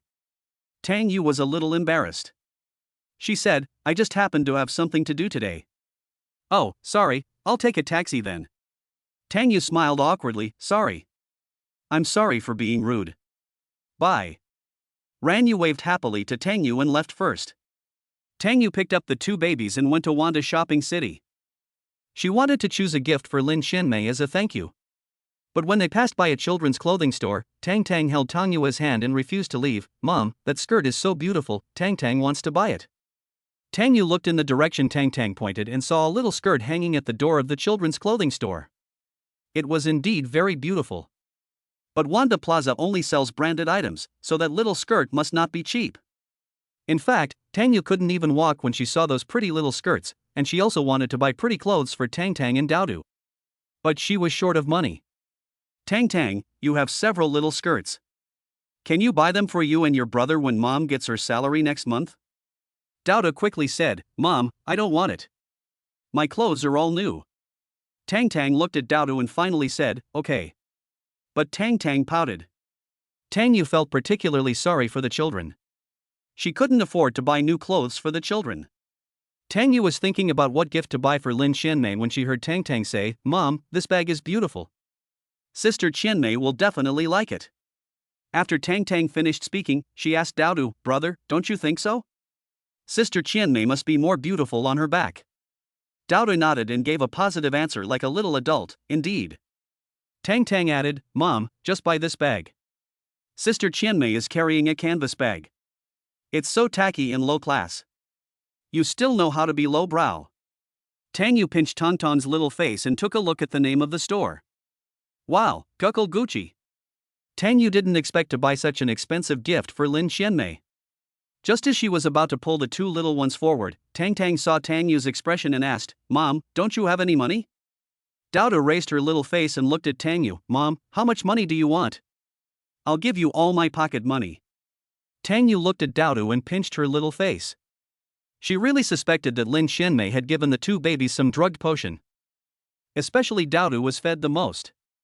Because she had never seen Dao be so nice to any woman. She felt that Dao was almost as nice to Lin Xianmei as he was to her. Tang Yu? Tang Yu turned around and saw Tang Shan, dressed fashionably, and a few of her close friends walking up to her. Tang Shan looked at the two children beside Tang Yu and couldn't help but show surprise in her eyes. Your child? You have a child. Tang Shan's fussy voice attracted the attention of passers-by and sales clerks. However, Tang Shan added, you have two children this big without getting married. People's eyes became even more curious, and they all stared at Tang Yu without blinking, as if they were afraid of missing out on the exciting plot. Tang Yu frowned and was about to speak angrily, but Tang Shan got there first and deliberately covered her mouth with her hands in surprise. Oh. Is this the result of the threesome you had with that wild man that year? Chapter 75, A Gentleman's Revenge. Pa! Tang Yu slapped Tang Shan hard. Ah! Tang Shan covered her face and screamed. Tang and Dao ran over, grabbed Tang Shan's arm and bit her. Ah! Tang Shan screamed again in pain. Everyone's eyes were shining on Tang Yu's face like searchlights. Shan, one of Tang Shan's best friends, said, Tang Yu, the whole world knows what happened to you back then, and you still complain about what Shan said about you? That's right. How shameless. How can the child you taught bite people? Is he a dog? You are dogs. Dao said, pointing at the women. Yes. You are the dogs. We are kids and we can't beat you, so of course we have to punish you in any way we can. Who told you to bully my mother? Tang said with a pout. The woman raised her hand to hit Candy. Tang Yu reached over and grabbed the woman's hand, then pinched an acupuncture point on her wrist. Ah! The woman screamed, "Do you have a razor blade in your hand?" It hurt so much. But everyone saw that Tang Yu had nothing in her hands. What's more, there was no blood on that woman's hands. But the woman was shaking with pain. But after Tang Shan's friend said this, the eyes of all the passers-by became even more enthusiastic. Some people began to point at Tang Yu and gossip in low voices. "This woman looks pretty, how could she do that? Young girls nowadays are so indecent." When Tang Shan heard everyone's discussion, she immediately looked at Tang Yu with an aggrieved look. "It was you who gave up being the eldest daughter of the Tang family and insisted on going down a dead end. And you blame me for saying that. Woo woo." As Tang Shan spoke, she sobbed twice to fit the occasion and wiped her tears. Tang Yu was so angry that she was shaking. If she hadn't brought her 2 children with her today, she would have sent Tang Shan to the LCUS. But the children were present and she couldn't let them see the bloody scene. She chose to take revenge later. But just as she was about to leave with the children, Tang Shan unexpectedly said, "Sister, do you like this bag? Can't afford it? I'll buy it for you."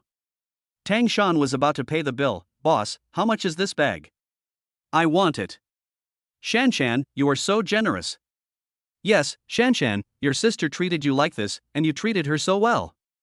Then Tang Shan's girlfriends added fuel to the fire, and passers-by began to praise Tang Shan, saying, "This sister is really good.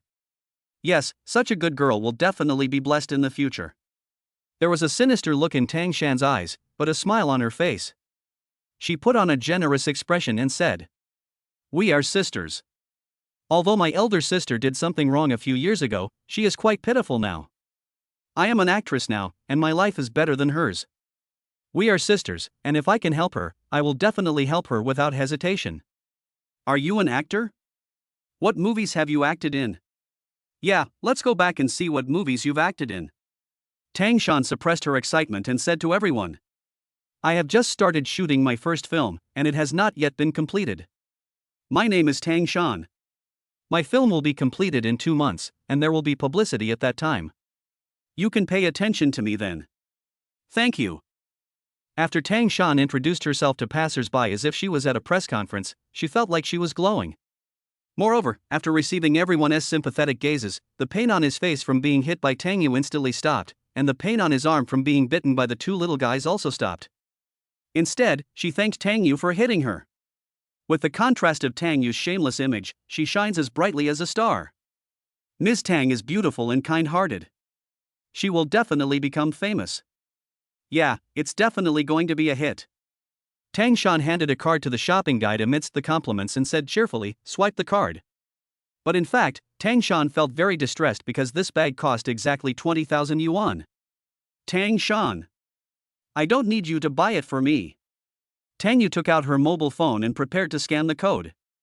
The salesperson pointed the WeChat QR code to Tang Yu and said, "This bag is 20,000 yuan. Tang Yu froze. There were only a few thousand yuan in her WeChat account. Even if you add all your bank cards, you may not be able to get 20,000. Although she has been working non-stop to make money over the years, she has not been able to save any money to raise 2 children. Chapter 76, Rich and Handsome Man, Why Don't You Chase Me? At this moment, Gao Yun's tall and straight figure suddenly appeared in everyone's sight. Gao Yun, who was taller than him, said, "This whole row. I want them all." Everyone stared at Gao Yun in surprise. Suddenly someone in the crowd said, "Is it the president of Gao Group? Mr. Gao Yun?" The salespersons didn't waste a second, and several of them worked together to pack up more than a dozen bags. The card swipe was successful, a full amount of more than 5 million. The sound of successful payment seemed very loud at this moment. Gao Yun said to Tang Yu, "For so many years I have wanted to give you some gifts, but you have always refused to accept them. Today I will give you these bags." An uproar of voices came out from the mouths of the young girls. The envious, jealous, and hateful eyes are like wolves in the dark night emitting hungry lights. However, Tang Yu actually said, "Brother Yun, I only want this bag, I don't want anything else. I will transfer the money for this bag to you later." Tang Yu took the bag worth 20,000 yuan, nodded to Gao Yun, then left holding the baby's hands. Tang Yu doesn't he actually have such an alluring bag? I picked the cheapest bag and left. What is even more infuriating is that the person Tang Yu rejected was actually the president of Gao Group. Such a handsome and rich man. This shocked everyone again. Gao Yun looked at Tang Yu's back with a look of disappointment on his face. The salesperson was worried that Gao Yun would return the goods, so he quickly asked Gao Yun, "Mr. Gao, where should we send these bags to you?" Gao Yun didn't even turn his head. "I'll give it to you." After saying this, Gao Yun left. Tang Shan returned home, threw herself and her bag on the sofa and started crying. Chen Ling came over and said, "Oh. What happened? Why did you come back crying after going out for a walk?" "Mom. That bitch Tang Yu actually hooked up with the president of Gao Group." "Ah." Chen Ling's eyes lit up. "Really? Then tell your dad quickly. Ask your dad to bring Tang Yu back." Tang Shan wiped away her tears, looked at Chen Ling, and said, "But Tang Yu has 2 wild children." "Wild child? What wild child?" "2 children, a boy and a girl. They are both this tall." Tang Shan gestured the height with her hands. "The child of the president of Gao's group?" Chen Ling's eyes lit up even more. She seemed to have seen a mountain of gold. "No, the 2 children didn't call the president of Gao Group dad, and the president of Gao Group bought Tang Yu a bag worth more than 5 million, but Tang Yu didn't accept it. They are definitely not husband and wife." Chen Ling took a breath and blinked. "You mean, Tang Yu's child is not the president of Gao Group's?" "Definitely not." Tang Shan said affirmatively. "Are you saying that Tang Yu rejected the gift from the president of Gao Group?" "Yeah." Tang Shan nodded vigorously. Chen Ling thought for a moment. "Then you can't tell your dad. If your dad knew that Tang Yu had 2 children living in poverty, he would definitely give Tang Yu money. Furthermore, if that stubborn Tang Yu refuses to accept the pursuit of the president of Gao Group, we still won't be able to gain any advantage. Just like when she was about to get engaged to Mr. Lu, she hadn't asked your father for some investment yet." After Chen Ling finished speaking, she gritted her teeth and said, "Tang Yu, that idiot. She hides when rich men chase her. She was born to be poor." When Tang Shan heard what Chen Ling said, she was so angry that she felt dizzy. Why don't rich and handsome men pursue her? "Shan, Chen Ling rolled her eyes. "Mom will take you to see the president of Gao Group tomorrow." "What are we going to do?" Tang Shan asked with a frown. "Silly girl, didn't Tang Yu reject the president of Gao's group today? Let's go and apologize to the president of Gao's group on her behalf tomorrow, and then." Chen Ling said, her thieving eyes rolling, "You are so beautiful, and you look a bit like Tang Yu. If the president of Gao Group takes a fancy to you, maybe he can even invest in you to act in a movie. At that time, your spring will really come." Tang Shan's eyes lit up, the corners of her mouth curved, and she shyly called out, "Mom." Tang Yu returned home and said to the 2 little ones seriously, "Don't tell Mr. Lu what happened today. Don't tell Wen Yan's mother." Dao Du nodded. Tang Yu looked at Tang with a cold face. She knew these 2 little guys too well. If Tang didn't express his opinion, she would probably leak the secret. "And you? Did you hear it?" Tang then nodded and said obediently, "I heard it." Tang Yu sighed. She had originally planned to take the children out for a good meal today and then choose a gift for Lin Xianmei. As a result, he spent all his savings to buy a gift for Lin Xianmei, and didn't even buy a single popsicle for the children. "You guys play for a while, Mom will cook for you." The doorbell rang at this time. Chapter 77 Zou Jing's Good Helper is back. When the doorbell rang, Tang Yu's hair stood up. "I'm really scared that it's Lu Nancheng's mother again." Tang, the clever little girl, saw Tang Yu's nervous expression and her big, talking eyes rolled around. "Mom, I'll go open the door." Dao said like a little hero and ran to open the door. Tang Yu quickly ran after him, but before she could say anything to stop him, Dao had already opened the door. Dao smiled happily when he saw the person coming, Sister Qianmei. When Tang heard Dao's words, a happy smile immediately blossomed on her face. She ran towards the door happily with her little feet, shouting happily, "Sister Qianmei." Dao Tang, did you miss me?" Lin Qianmei squatted down and picked up the bag in her hand. "Look. Sister Qianmei brought you some delicious food." The 2 little guys tried to hug Lin Qianmei together and almost knocked her down. "Ms. Lin, please come in." Tang Yu said, "Thank you, Miss Lin." "Sister Tang Yu, you can just call me Qianmei." Lin Qianmei gave the snacks she bought for the children, and was pulled by the children to play with them.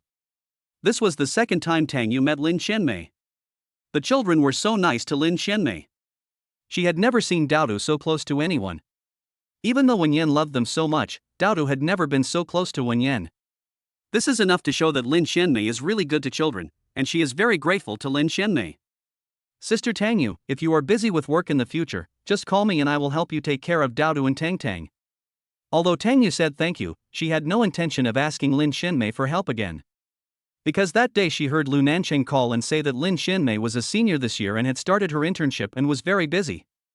Tangyu took out the bag she bought for Lin Xianmei. Xianmei, I bought you a bag. I was planning to call you this weekend. Since you're here today, it's a good time to take it. I hope you like it. When Lin Xianmei saw that it was an international brand, she waved her hand quickly. Sister Tangyu, this won't do. Besides, I'm still a student. I can't carry such an expensive bag. You can keep it for yourself. Xianmei, I bought this especially for you. Oh, Sister Tangyu, if you do this, I won't dare to come and play with Dowdu and Tang anymore. When Dowdu and Tang heard what Lin Xianmei said, the two little guys immediately hugged Lin Xianmei and chirped, Sister Xianmei, please don't come and play with us. Lin Xianmei squatted down. Didn't we say that day that the three of us are good friends forever, so why wouldn't my sister come to play with you guys? After that, Lin Xianmei stood up and said to Tangyu, Sister Tangyu, you see, if you insist on giving me this bag, you are forcing me to stop being good friends with the children. Tang and Dowdu hugged Lin Xianmei and acted coquettishly again. Lin Xianmei smiled brightly and said to Tangyu, Sister Tangyu, you can't break up the friendship between the three of us. Also, I see that the bag you carry is very ordinary. You definitely don't have a good bag. This bag is just right for you. Indeed, because she had two babies to raise, Tangyu had never bought such an expensive bag. Zou hasn't had a good night's sleep since Zou Jing was exiled to Africa by Lu Nancheng. Originally, she wanted to use Zou Jing to sleep with Lu Nancheng, but ended up making things difficult for Tangyu. Just like 4 years ago, she and her aunt drugged Lu Nancheng. She originally wanted to get Lu Nancheng, but she didn't expect Lu Nancheng to escape. She didn't know which woman took advantage of him. Fortunately, her other good helper is back. Zou dialed a number. Hello, have you seen Tangyu? I see. The other party said, don't call me easily unless it's important. The other party hung up the phone. Chapter 78, Tang's mom, what does Tang's dad do? The next day, Tangyu arrived at the company and just sat down. Ranyu came and brought milk tea to everyone. She distributed the milk tea to everyone one by one, and the smile on her face and the words she spoke were all sweet. Thank you. One after another rang out in the cubicle, and Ranyu's clear, bell-like voice kept saying you're welcome. Sister Tangyu. Ranyu put the milk tea for Tangyu next to Tangyu's hand, and she sat down next to Tangyu. She whispered softly, I ordered passion fruit for you. Passion fruit contains amino acids, which can not only regulate the flavonoids in the human body, but also reduce irritability and stress. It also has the effects of promoting salivation, relieving throat pain, calming the nerves and helping sleep. Tangyu looked at Ranyu. Ranyu curled her lips, you have obvious dark circles under your eyes, and you look very tired. I guess you haven't had a good rest these days, and your complexion doesn't look good either. Ranyu pushed the milk tea towards Tangyu and said in a lower voice, this passion fruit is sour and sweet and delicious. What else could Tangyu say? She could only force out a smile and said, thank you. Sister Tangyu, please don't be polite with me. To be honest, I really cherish this opportunity to be an intern at LK. I will need to ask you for advice in the future. I'm new here too. When Ranyu heard that Tangyu was a newcomer, she was surprised, then she put on an admiring expression and said, some time ago I heard that LK was recruiting designers, and it was very strict. The president came to personally check it out. You must have a certain level of skills to be able to enter LK. Tangyu thought back to the day when she came to apply for the job. The big boss, Lu Nancheng, came in person to recruit, but not only did Lu Nancheng not look at her resume, he didn't even take a look at the design drawings of the stepping stone she brought with her. Sister Tangyu, this design competition is almost here, and I want to participate. How about you give me some advice and suggestions? Me? Tangyu looked at Ranyu. Of course it's you. You already have a child, so you must be more inspiring than girls like us who are not married and have no children. How do you know I have a child? Tangyu asked Ranyu. Ranyu raised her eyebrows, looked at the thermos cup on Tangyu's desk and said, only women who are mothers use thermos cups, and there is a cartoon pattern on your cup. Tangyu looked at Ranyu's smiling little face, and then at the milk tea in Ranyu's hand. Once again, she really had nothing to say and could only smile. Sister Tang Yu won't be angry, will you? I don't mean to laugh at you. Tang Yu raised her eyes and looked at Ran Yu. I'm not angry. Besides, I don't think it's funny to drink water from a thermos. Ran Yu said sincerely, indeed, drinking water from a thermos cup warms the stomach. My grandma always asks me to drink warm water. I will buy a thermos cup later. Tang Yu didn't say anything. It wasn't because she was angry with Ran Yu, but because she felt there was nothing to say. At noon, the kindergarten teacher called. Tang Yu picked up the phone hastily. As soon as she said hello, the kindergarten teacher said, Tauntaun's mom. Your Tang Tang is trying to sneak out again during his nap. Ah. Tang Yu jumped up in shock. Then he didn't run away, did he? I caught her. And she even poured milk into another kid's school bag. You'd better come over here. The kindergarten teacher said this angrily and hung up the phone. Tang Yu and the manager took leave and rushed to the kindergarten. As soon as she entered the door, the head teacher, Tang's teacher, and two parents stared at Tang Yu with a fierce look. Without waiting for Tang Yu to ask, the teacher asked coldly. Tang's mom, what does your Tang and Daodu's father do for a living? I noticed you didn't fill it in when you were checking in the children. The teacher added, are you divorced? Tang Yu was not angry about the teacher's question. This question was okay to ask. But the teacher's attitude made Tang Yu a little unhappy. She said, this has nothing to do with the child's kindergarten, right? If the father's column is not filled in, can the child not go to kindergarten? When the teacher heard what Tang Yu said, her face became even uglier and she said, Tang's mom, you should transfer your child to another kindergarten. She always sneaks out. We can't afford it if she gets lost. Tang Yu originally wanted to apologize to Tang for running away secretly. But the teacher's attitude made her not apologize, but she said, it's not that serious, the child is at a naughty age, it's not necessary to transfer us just because he made a little mistake. The teacher didn't even give Tang Yu a good look and directly said, is that naughty? It's totally unruly. And your two children are too mean. They actually poured milk into the child's school bag. You have a bad heart. Tang Yu's face immediately turned cold. She gritted her teeth and stared at the teacher coldly. Chapter 79. I heard that you were asking around about my identity? The teacher actually said that Daodu and Tang have bad hearts. Tang Yu's face immediately turned cold. She gritted her teeth angrily. What right do you have to say that my child has a bad heart? Are you sure it was our child who poured the milk in? I'll bring them over, you can ask them yourself. The teacher said as he brought Tang and Daodu over and pushed them next to Tang Yu, ask them yourself. Two children who were just taller than adults' knees were almost pushed down by the teacher. Tang Yu quickly hugged the two babies. She squatted down and asked Daodu and Tang, tell Mom. Did you pour milk into the kid's school bag? Mom, we didn't. Ting couldn't finish the milk. She was afraid her mom would scold her, so she poured the milk into her own school bag. After Tang finished speaking, Daodu said, Mom, I heard Ting tell Tian with my own ears that she poured the milk into her school bag herself. Tang Yu naturally believed what the children said, but the teacher, Ting's mother, and Tian's mother immediately pointed at Daodu and Tang and said, these two children still have the habit of lying. Without waiting for Tang Yu to speak, the head teacher said, Tang's mom, please transfer Tang and Daodu to another kindergarten. It was Miss Wen who enrolled the two children in the kindergarten. If we had known that your two children were so ignorant, our kindergarten would never have accepted you. Although Daodu in your family is a quiet boy, he is very scheming, and Tang has a habit of lying.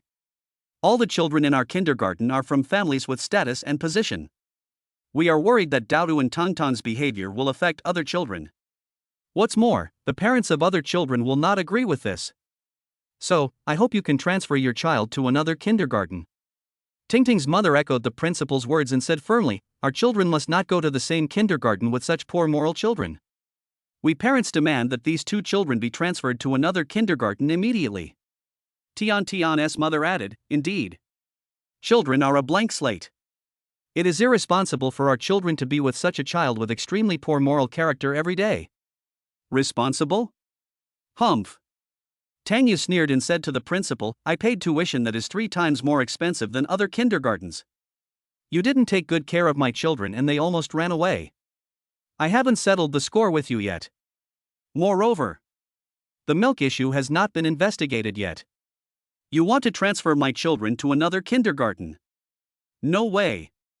I want to see the surveillance video. Give my children back their innocence. If you are wrong, you must apologize to my children. The headmaster's eyes immediately panicked. Tang's mom. Do you know who these two parents are?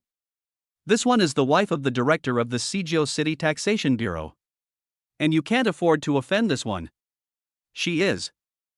No wonder. Tang Yu interrupted the headmaster. She didn't bother to hear whose wife they were or whose father they were. Tang Yu mocked, so you don't do things according to the principles of being a human being.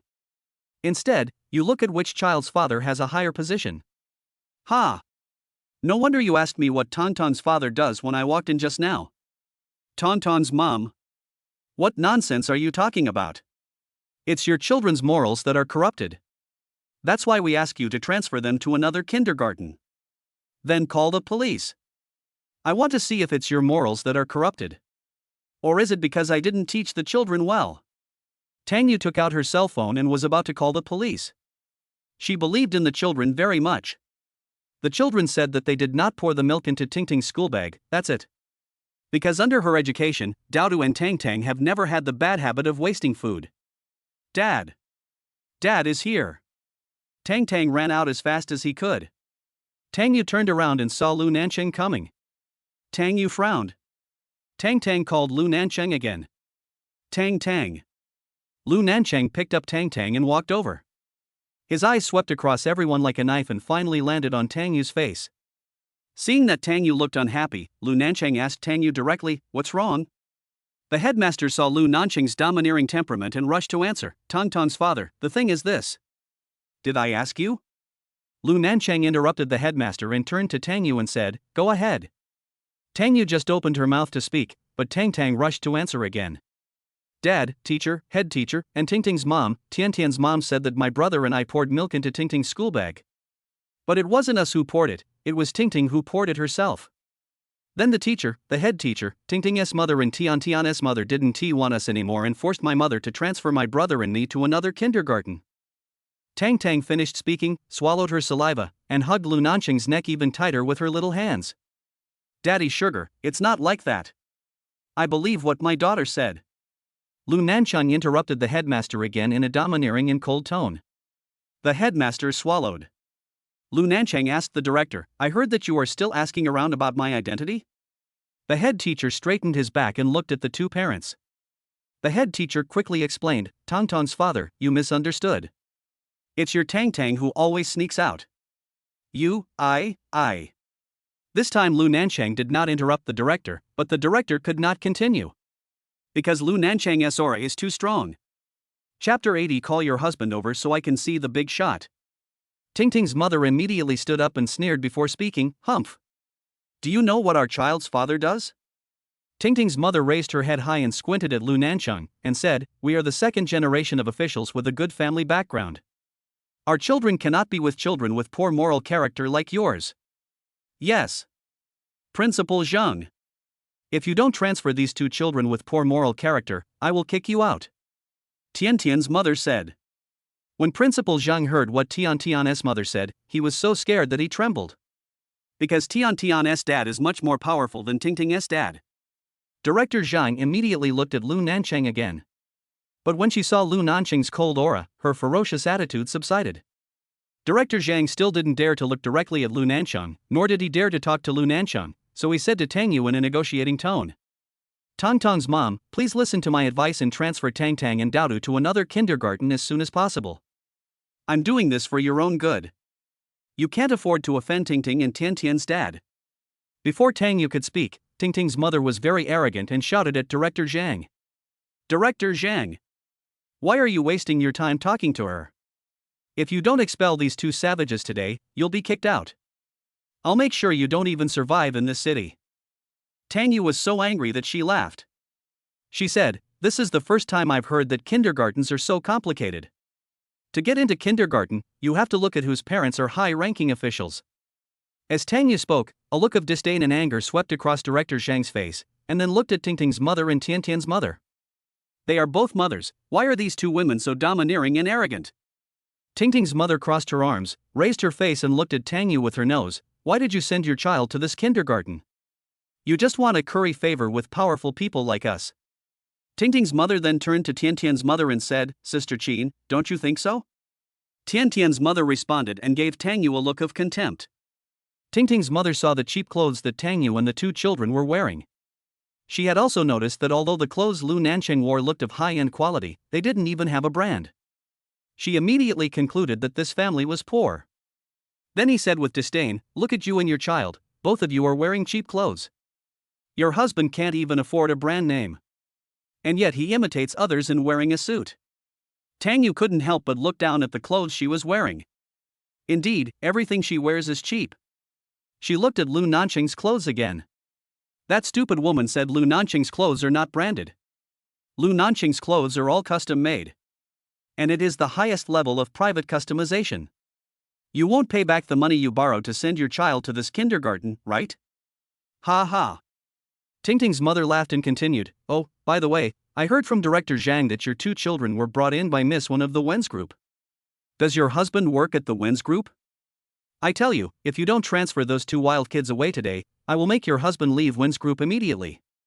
By then, your husband won't even be able to keep his job. Lu Nancheng had sinister eyes, but there was a hint of mockery at the corner of his mouth. He said, I'd like to know what your child's father does. Call him over so I can see some big shots.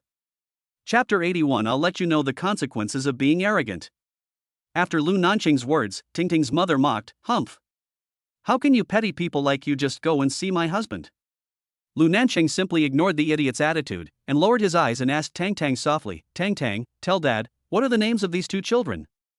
Tang lowered her eyes in Lu Nancheng's arms and glanced at Tingting, then said to Lu Nancheng, Xiao Whiting, she said her father is the director of the tax bureau, and Zhang Tiantian said his father is the mayor, a very high official. Tang said as she drew a big circle with her little hands cutely. When Tingting's mother heard Tang's words, she chuckled and said more arrogantly, Forget about you kids being ignorant. Now if you adults apologize to our children and transfer your children away immediately, I can consider letting you go. Tang Yu looked over as Tingting's mother laughed, only to see Tingting's mother's mocking look as if she had one. She looked at Tiantian's mother again. Tiantian's mother was more flamboyant than Tingting's mother. Although she stood there with an attitude of a boss, the contempt on her face was as arrogant as it could be. Tang said that Tingting's father is the director of the taxation bureau, and Tiantian's father is the mayor. This official is indeed a high-ranking official. It's authoritative enough. She didn't know whether Lu Nancheng would help her and her son to fight against the officialdom. Just as Tang Yu was guessing in her heart, Lu Nancheng held Tang in one hand and took out his mobile phone with the other hand and called Lin Xiao. Go check who the fathers of Chao Wei and Ting Zheng Tiantian are at Duo Kindergarten. Ask them to come to the kindergarten. I'll be waiting for them here. Lu Nancheng hung up the phone, and Tingting's mother and Tiantian's mother laughed at him fiercely. Ha! What a big tone! Tingting's mother shook her whole body as she laughed. At this time, Tang Yu knew that Lu Nancheng was going to help them and their son. These two women are so stupid. They don't know yet that they have caused their husbands a huge trouble. They will soon know the consequences of their arrogance.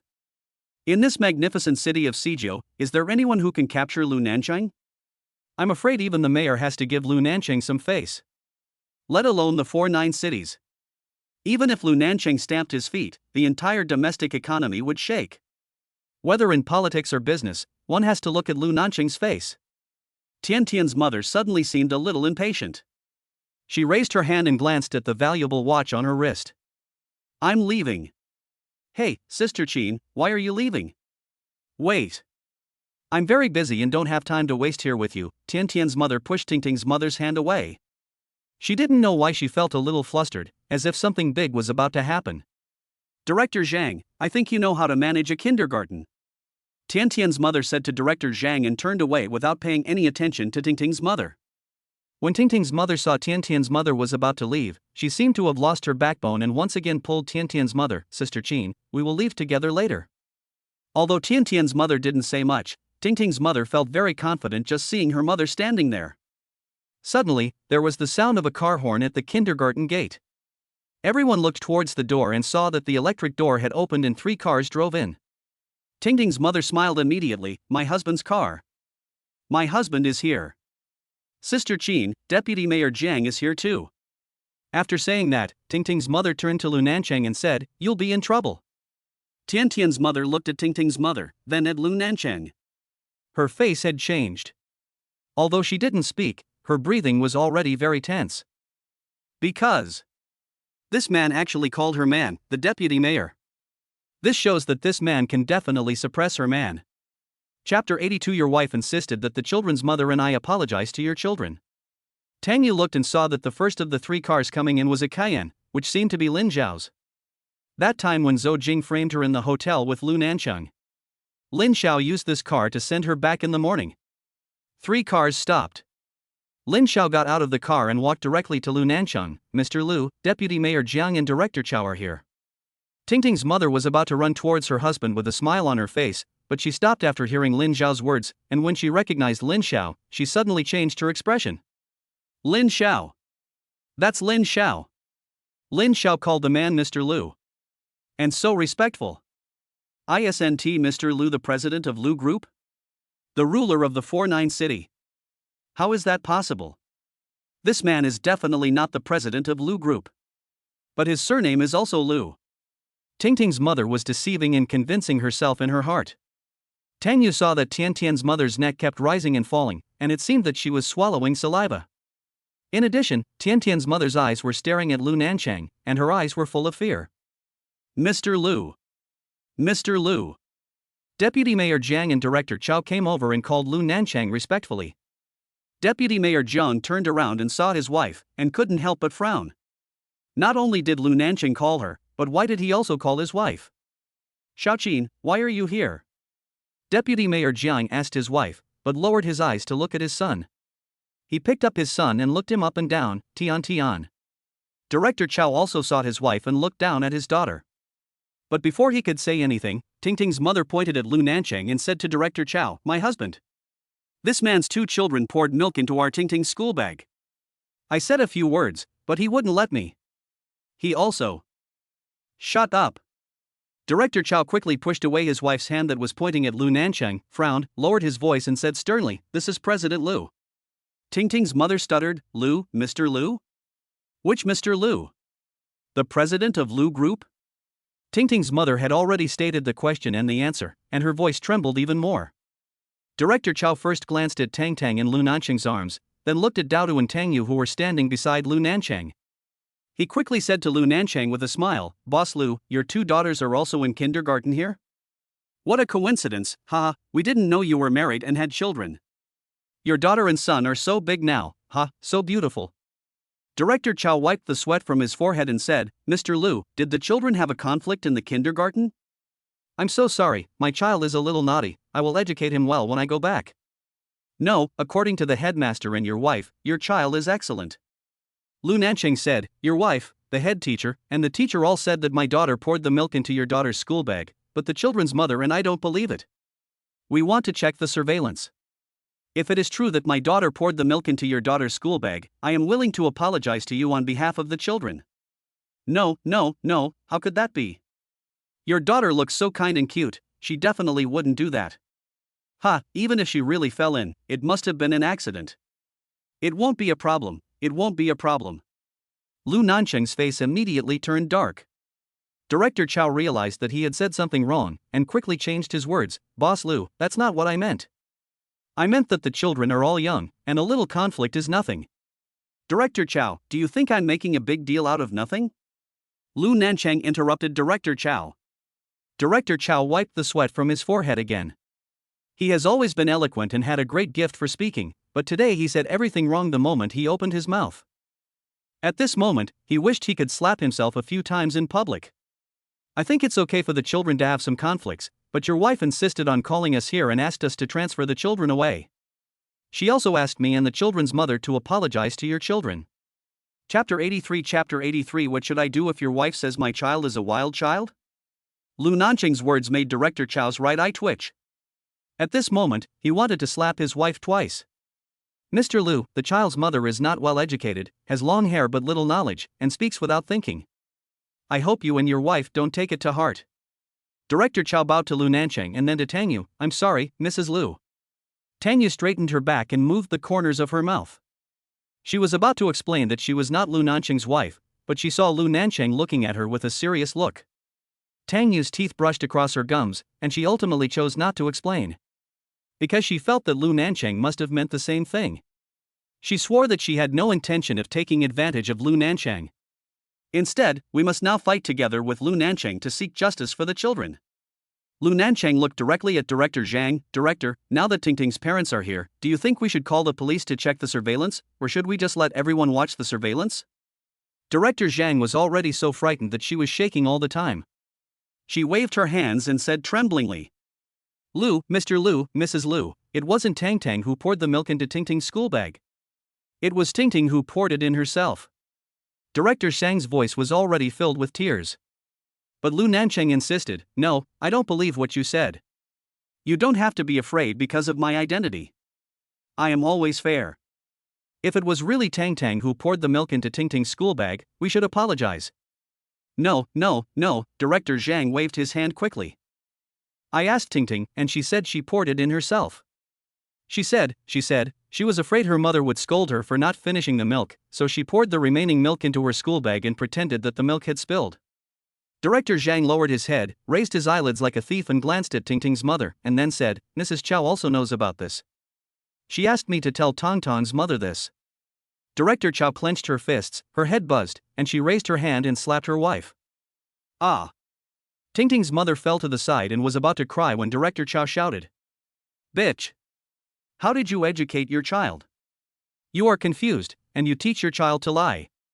Tingting's mother immediately stopped crying. Mr. Lu, Director Chow apologized repeatedly, I'm sorry, the child's mother went too far. It's a bit excessive indeed. Lu Nancheng said coldly, and then looked at Principal Zhang. Also, you said that Tang always runs away and makes your teacher very worried, so you still want Tang and doubted a transfer.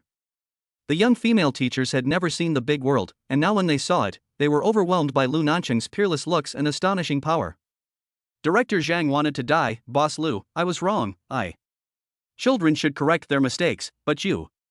Lu Nancheng paused, turned his head and looked directly at Lin Xiao, and said to Lin Xiao, This kindergarten needs to be reorganized. Lu's company doesn't have any educational business yet. Acquire Duo Kindergarten and bring it under Lu's company, and hire people with good moral character to manage it. Yes, Mr. Lu. Lin Xiao accepted the order. Principal Zhang and a group of kindergarten teachers knew that they would be punished and laid off. Sure enough, Lu Nancheng said again, such a talentless and immoral teacher can never work in the education industry again. Yes, Mr. Lu. Lin Xiao responded again. Director Chow wiped the sweat from his forehead. He thought the matter was over. He said to Lu Nancheng with a look of relief on his face, Mr. Lu, when the children are together in the future, we as parents need to communicate more. I will also ask Mr. Lu and Mrs. Lu for advice on educating children.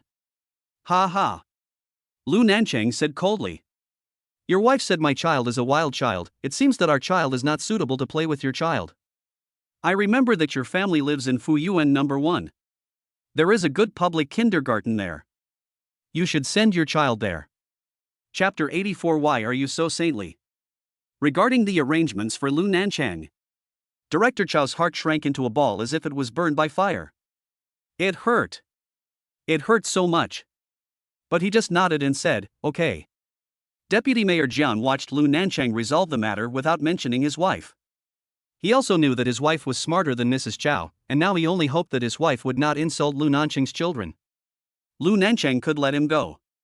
But Lu Nancheng's eyes looked over at this moment. Deputy Mayor Jiang straightened his back instantly. He felt that something was wrong.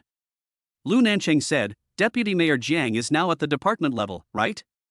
His monthly salary should be quite high, right? Deputy Mayor Jiang didn't know what Lu Nancheng meant. But he knew that Lu Nancheng was definitely not just asking about his salary. Where does your wife work? Lu Nancheng asked Deputy Mayor Jiang again. Deputy Mayor Jiang was so frightened that he used his authority to transfer his wife to the Cultural Bureau. Because the work in the Cultural Bureau is relatively easy. He was afraid that Lu Nancheng would say that he was abusing his power, but he didn't dare to hide it, because since Lu Nancheng asked, he must have known the news.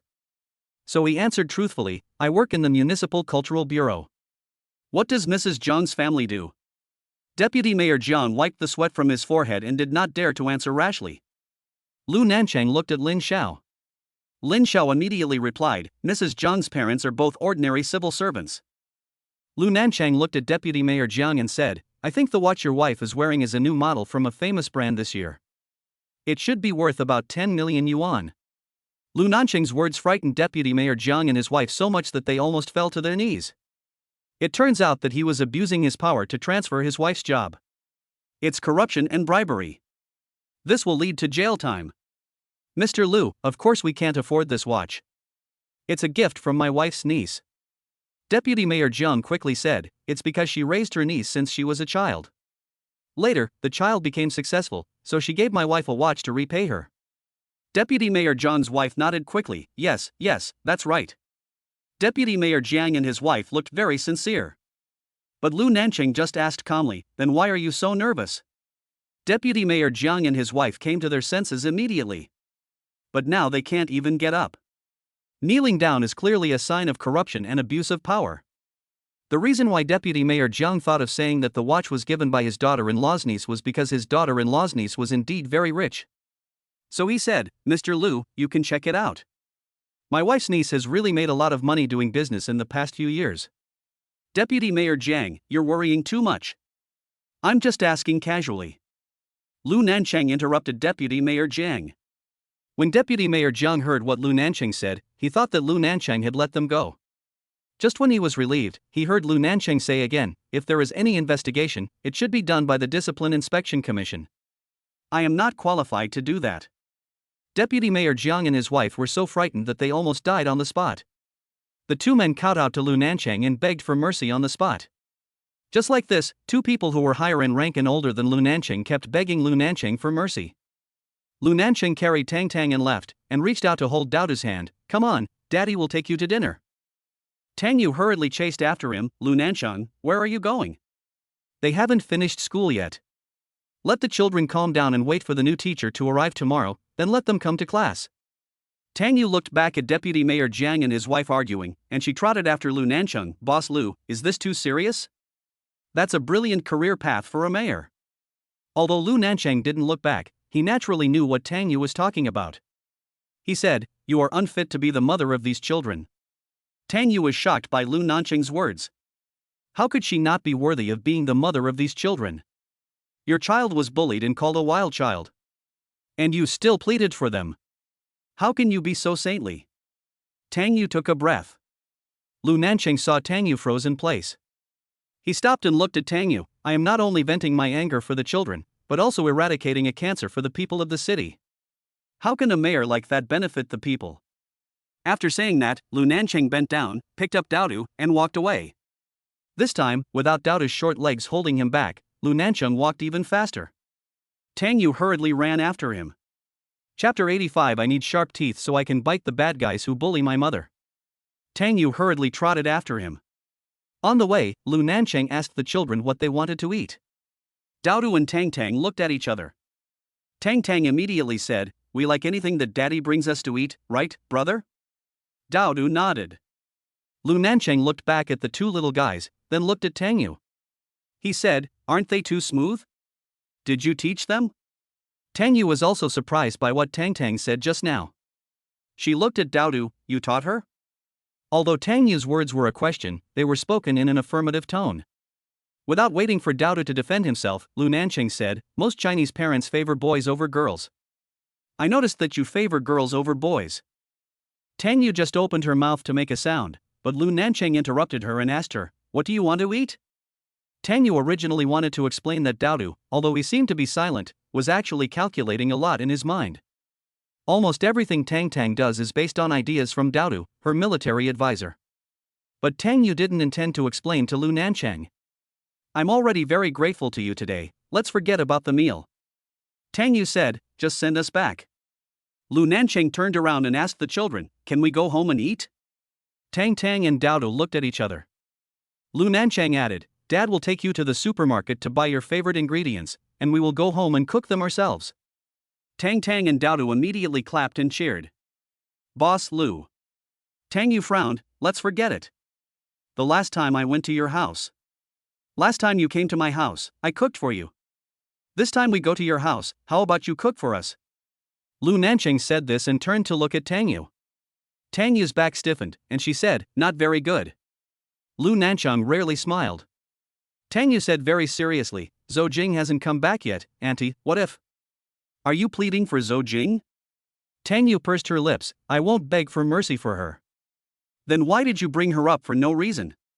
Lu Nancheng said, as for my mom, don't bother with her. I'm just restraining myself. Since she promised Lu Nancheng's mother that she would no longer see Lu Nancheng, she wanted to keep her word. Lu Nancheng looked at Tang Yu, then he looked back at the two little guys, and then he whispered to Tang Yu, otherwise, let's start a family. Tang Yu was terrified. Her dark eyes almost popped out of their sockets. Lu Nancheng said, what's wrong? There are not many men like me in this world. Tang Yu's face turned red.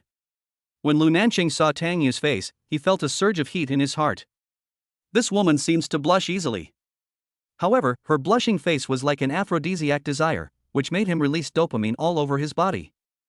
Don't rush to answer, go back and think about it. Lu Nancheng turned and took the children to a supermarket. Tang Yu naturally followed.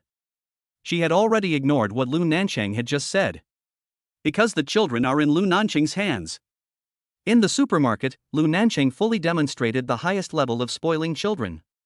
The children were also indulged this time. They wanted everything that Tang Yu had not allowed them to eat before. Do. Tang. Tang Yu warned. Lu Nancheng said, it won't hurt to eat it all at once. I'll help the children eat it when we get back. Can I ask them to eat less? People passing by heard what Lu Nancheng said and couldn't help but say, look at this father. He loves his children and his wife. He has a really high emotional intelligence. Indeed, this family looks happy and good-looking. The supermarket is almost becoming a catwalk for their family. Tang Yu was speechless. Lu Nancheng felt that this feeling was quite good, as it had the flavor of everyday life. On weekdays, I talk about investment, finance and money with a group of highly intelligent businessmen. Now I come down to the mundane world and talk about children and the daily necessities of life. It feels quite different. After coming out of the supermarket, Lu Nancheng drove directly to Tang Yu's home. After getting out of the car, Tang Yu said, Mr. Lu, thank you. I'll take the ingredients. You can go back now. Lu Nancheng was genuinely surprised. Tang Yu, do you know what this move is called? Tang Yu lowered her head and said, if you let auntie know, I'll be scolded. I'll take the blame for you. But I promised her. That's your business. Lu Nancheng carried the things he bought from the supermarket and took the children upstairs. Tang Yu caught up with him, Mr. Lu, we agreed that this is the last time. Lu Nancheng simply ignored Tang Yu's words. Upstairs, Tang Yu went to the kitchen to cook. She just hoped that Lu Nancheng would eat quickly and leave. Lu Nancheng really didn't help. He played with the children in the living room. Tang showed Lu Nancheng her 2 rows of white teeth. Dad, do you think my teeth are sharp? Lu Nancheng didn't understand Tong's words for a moment. Shouldn't he normally say white teeth or straight teeth? Why did he say sharp? Lu Nancheng thought Tang was wrong, so he patiently taught her, Tang, you can't say your teeth are pointed, you have to say they are white or neat. Your teeth are white and neat, just like your mother's teeth. They look good. Lu Nancheng thought of Tang Yu's teeth, which were white and neat, and her oral cavity was clear. Every time she spoke, her breath was as sweet as orchid and it was indescribable. However, Tang pouted and said, I want sharp teeth. Then I can bite those bad guys. They can't bully me, my brother and my mom. Chapter 86 Who else is bullying you? Lu Nancheng frowned. He asked Tang, who else bullied you? An auntie named Tang Shan, she said she is mom's sister. Oh. Tang exclaimed and covered her mouth, Mom won't let me tell you and Mom Wenyan. Lu Nancheng's originally cold eyes immediately turned 3 points gloomy.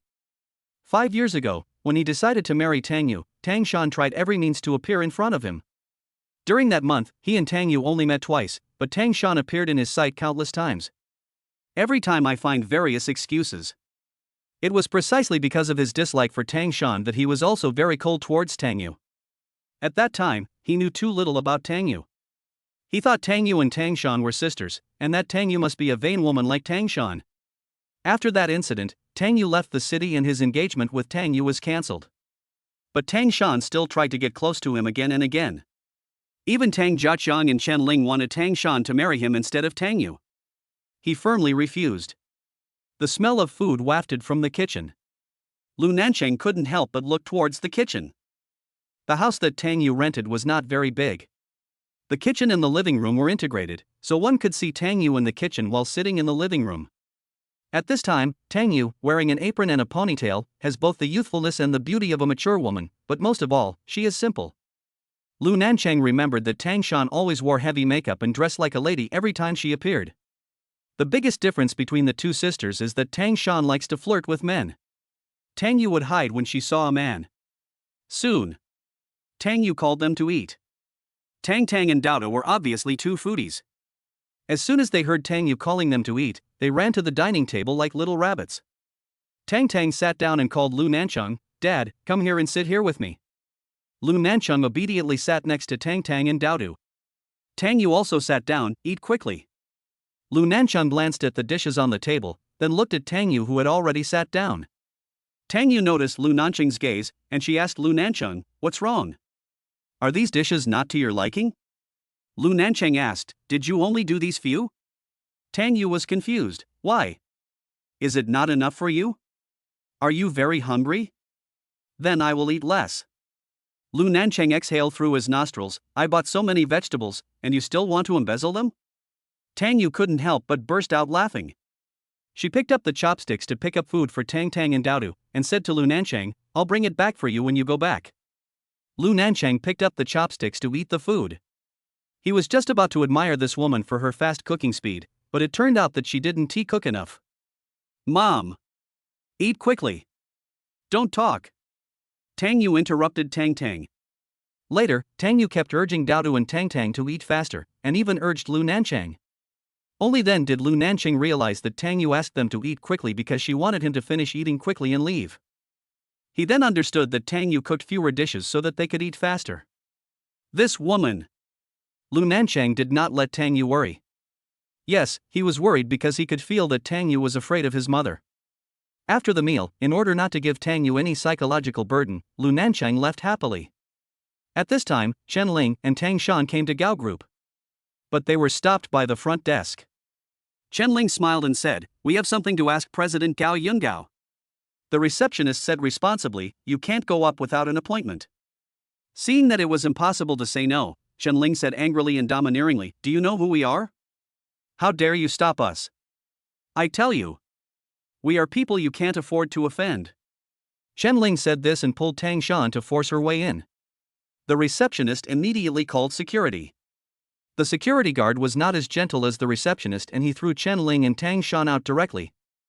"You are such a blind man. My daughter will soon be a big star. How dare you pull her away?" Chen Ling gritted her teeth in anger. It was all that bitch Tang Yu's fault. If she had introduced Tang Shan to Jiang Nanxia earlier and asked Jiang Nanxia to take care of Tang Shan would definitely be recognized by everyone when she walked out now.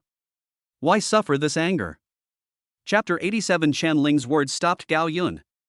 Tang Shan raised her head proudly in response to Chen Ling's words. "It seems like she is a big star now. Call your CEO Gao. Tell him that Tang Yu's mother is here." The receptionist and the security guard looked at each other, and the security guard asked the receptionist, "Who is Tang Yu?" The receptionist shook her head. "Of course you don't know." Chen Ling rolled her eyes. "Tang Yu is the woman your CEO Gao is pursuing." The receptionist and the security guard were indeed shocked by Chen Ling's words. "Why are you still standing there? Call someone," Tang Shan said. The receptionist was quite smart. She immediately retorted, "Since you know Mr. Gao, then you can call him yourself. If he invites you to come up, we won't dare to stop you." Chen Ling and Tang Shan were so angry that they gnashed their teeth when their trick was exposed. How did they know Gao Yun's phone number? They also searched online, but couldn't find Gao Yun's phone number. They did find the phone number of a marketing department of Gao Group, but when they called to ask for Gao Yun's phone number, not only did they not tell them, they also scolded them. The security guard and the receptionist saw that Chen Ling and Tang Shan didn't have their president's phone number at all, so they grabbed Chen Ling and Tang Shan and were about to throw them out on the spot. Chen Ling yelled, "You guys are just a bunch of bullies. Let us go." At this time, the president's elevator opened and Gao Yun and his assistant walked out. Hearing the noise at the door, Gao Yun frowned and said coldly, "Go and see what's going on." "Yes." The assistant quickly ran over and asked, "What's going on?" The security guard saw that it was Gao Yun's assistant and quickly said, assistantly, "These two women said they came to see Mr. Gao for something important, but they didn't have an appointment." Assistant Li looked at Chen Ling and her daughter with scrutiny. He was with Gao Yun every day and had never seen these two women. Assistant Li said coldly, "Get them out of here. How dare you chase us away? Your CEO is still pursuing my daughter. Be careful or I'll have CEO Gao fire you all." Assistant Li naturally knew that Gao Yun had been pursuing Tang Yu, and after hearing what Chen Ling said, he saw that the girl next to Chen Ling was indeed somewhat similar to Tang Yu. Chen Ling saw Gao Yun coming over there and raised her voice and said, Boss Gao, I am Yeye's mother." Afraid that Gao Yun didn't understand, Chen Ling added, "Tang Yu." As soon as Chen Ling's words came out, not only Assistant Li was stunned for a moment, but even Gao Yun on the other side heard it. Gao Yun came over, and Assistant Li nodded, "Mr. Gao." Chen Ling had seen Gao Yun on a financial program. She quickly pushed the security guard aside, ran to Gao Yun and said with a smile, "Mr. Gao, I am Yeye's mother." Although Gao Yun didn't say anything, he didn't leave and didn't ask the security guard to drive him away, which means that Chen Ling's words stopped Gao Yun. "Mr. Gao, I heard from Yeye's sister that Yeye made you angry. Today, Shan, and I came here to apologize to you on her behalf." Chen Ling said as she pulled Tang Shan in front of Gao Yun, "This is Yeye's sister, Shan." Gao Yun looked at Tang Shan indifferently and said in an even more indifferent tone, "I've known Tang Yu for 5 years, how come I didn't know she had a sister?" Chen Ling quickly smiled and said, "This Yeye has a cold temperament, not like her sister at all. Our Shan has a better personality than her sister." Tang Shan raised her hand and smoothed her long hair. The diamond hairpin on her hair sparkled. With thick foundation and heavy makeup on her face, she flirted with Gao Yun in a coy manner. "Mr. Gao, my sister refused the bag you gave her that day, and I saw that you were very angry. Don't blame her, she has a bad temper." Gao Yun frowned, "You were the one who made things difficult for Tang Yu in the mall that day, right?" Tang Shan's back stiffened, and she quickly explained. "You misunderstood, Mr. Gao. I'm not trying to embarrass her. You saw me buy her a bag. Not only did you not help Tang Yu when she was in the most difficult time, you also cut off all ties with her. Now you come to apologize on her behalf? Besides, did I say I was angry? Mr. Gao. Kick them out. These two people are not allowed to enter Gao Group in the future." Gao Yun gave the order coldly and walked out. Chen Ling, who was kicked out, came up with another plan. Shan, did you really see Gao Yun buy Tang Yu a bag worth more than 5 million yuan that day? Could it be true? Tang Shan felt extremely jealous when she thought about it. She can buy a bag worth 5 million. This shows that Gao Yun really likes Tang Yu. Although Gao Yun is not as good as Lu Nancheng, it would be great if you could marry Gao Yun. But Gao Yun likes Tang Yu. Silly girl, as long as we have a chance to get close to Gao Yun, can't we catch Gao Yun with your beauty? Chen Ling firmly believes that Tang Shan has never come into contact with a rich man, and if she did, she would definitely be attracted to him. She held Tang Shan's hand and said, "We didn't catch Lu Nancheng 5 years ago. We must not let Gao Yun escape this time." Tang Shan blushed shyly, "But how can we get close to Gao Yun?" Chapter 88. It turns out that Tang Shan wanted to hook up with Gao Yun. Chen Ling smiled sinisterly and said, "Your father has to step in now. Ask him to call Tang Yu back. As long as Tang Yu can bring Gao Yun home, do you still worry about not having a chance to get close to Gao Yun? Aren't you worried that Dad will give Tang Yu a share of the property if he finds out that she has a child?" Tang Shan's face was filled with worry. "Silly child, when you marry Gao Yun and have a child, your father will definitely still only love your child." Chen Ling was particularly confident because Tang Yu's mother passed away, leaving behind only 3-year-old Tang Yu, and Tang Jiaqian loved Tang Yu very much at that time.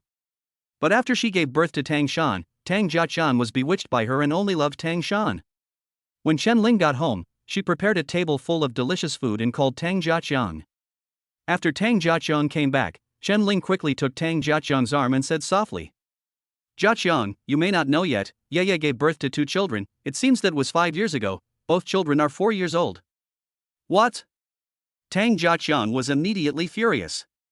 "Hey, calm down and listen to me." Chen Ling patted Tang Jiaqian's back like she was coaxing a child. "I just found out about this today too, so I quickly told you. This rebellious girl. What's even more infuriating is that Gao Yun, the president of Gao's group, is pursuing her, but she still refuses. You said that she has 2 fatherless children and finally someone is willing to marry her, and the president of Gao's group is very handsome. That's what you call a good man with money and good looks, but she still doesn't cherish him. Tang Shan cooperated and handed Tang Jiaqiang a cup of tea. Dad, you must persuade my sister not to let her miss the opportunity again. Chen Ling added, I know you've been worried about her all these years. Today I've specially prepared a table full of delicious food. Call Tang Yu and ask her to bring the children back. Please persuade her not to miss such a good opportunity. Tang Jiaqiang glanced towards the restaurant. He had always felt guilty for driving Tang Yu away. Now he was very grateful to Chen Ling for her good intentions. But that damn girl was still very angry when she came back last time. Tang Jiaqiang said this with a sigh. Oh, you are father and daughter, there is no overnight hatred. What's more, you are also thinking about her lifelong happiness. She will gradually understand. And I think she is just being stubborn. How can a daughter bear a grudge against her father? After hearing what Chen Ling said, Tang Jiaqiang deceived himself into thinking that Tang Yu was just mad at him. Chen Ling immediately asked the driver to pick up Tang Yu. Tang Yu was invited to the Tang family by the Tang family's bodyguards again. Tang Shan fired the first shot of the sugar-coated bullet. Sis, since you brought the children back to China, why don't you bring them back to let Dad see them?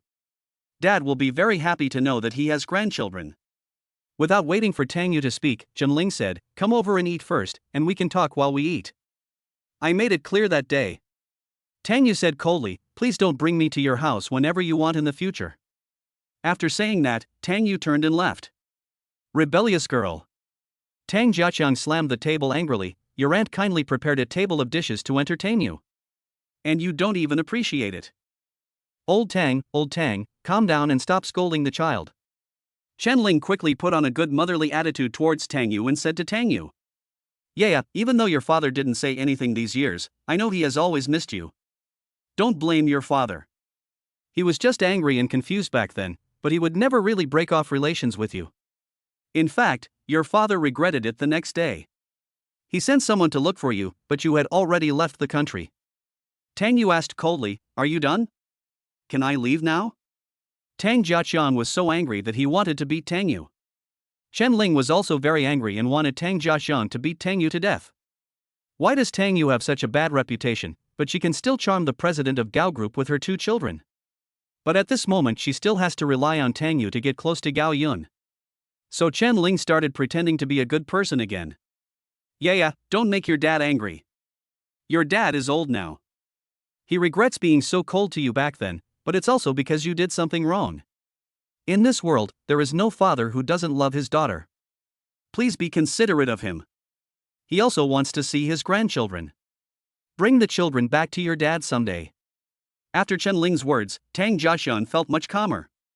He said, I heard that Gao Yun, the president of Gao Group, likes you. Don't be picky anymore. It's not easy for someone to like you, and you have 2 children. How can someone not despise you? You. Don't bother with that. Tang Yu interrupted Tang Jiaqiang directly. Tang Jiaqiang was so angry that his eyes widened again. Don't miss it again and again. Don't know how to cherish it. If it were your sister, she would have seized the opportunity long ago.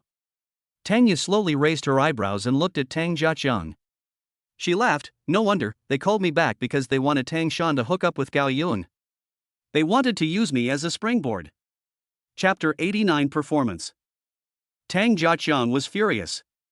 He loved Tang Yu so much, but this rebellious girl actually thought of him as a father like this. Tang Jiaqiang raised his hand and slapped Tang Yu. Tang Yu's face was tilted to one side after being hit. Looking up, Tang Yu looked at his father. She said, Tang Shan is so good at seducing men, just let her go by herself. Do you want me to introduce her to Gao Yun? I can't do such an immoral thing. Tang Yu left after she finished speaking, but after taking a step, she stopped again and looked back. She said coldly and firmly, I hope you remember. 4 years ago, you completely severed your relationship with me. Tang Yu slammed the door and left. Cough, cough, cough. Tang Jiaqiang fell down on the sofa and started coughing violently.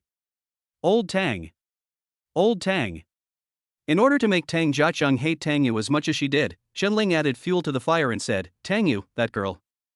She still doesn't know what's good for her, just like before. Cough, cough, cough.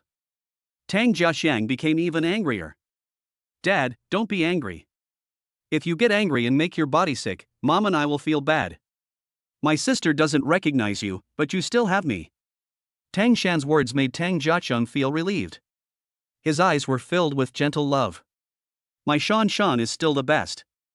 As soon as Tang Jiaxiang finished speaking, the phone rang. Chen Ling helped Tang Jiaxiang get the cell phone.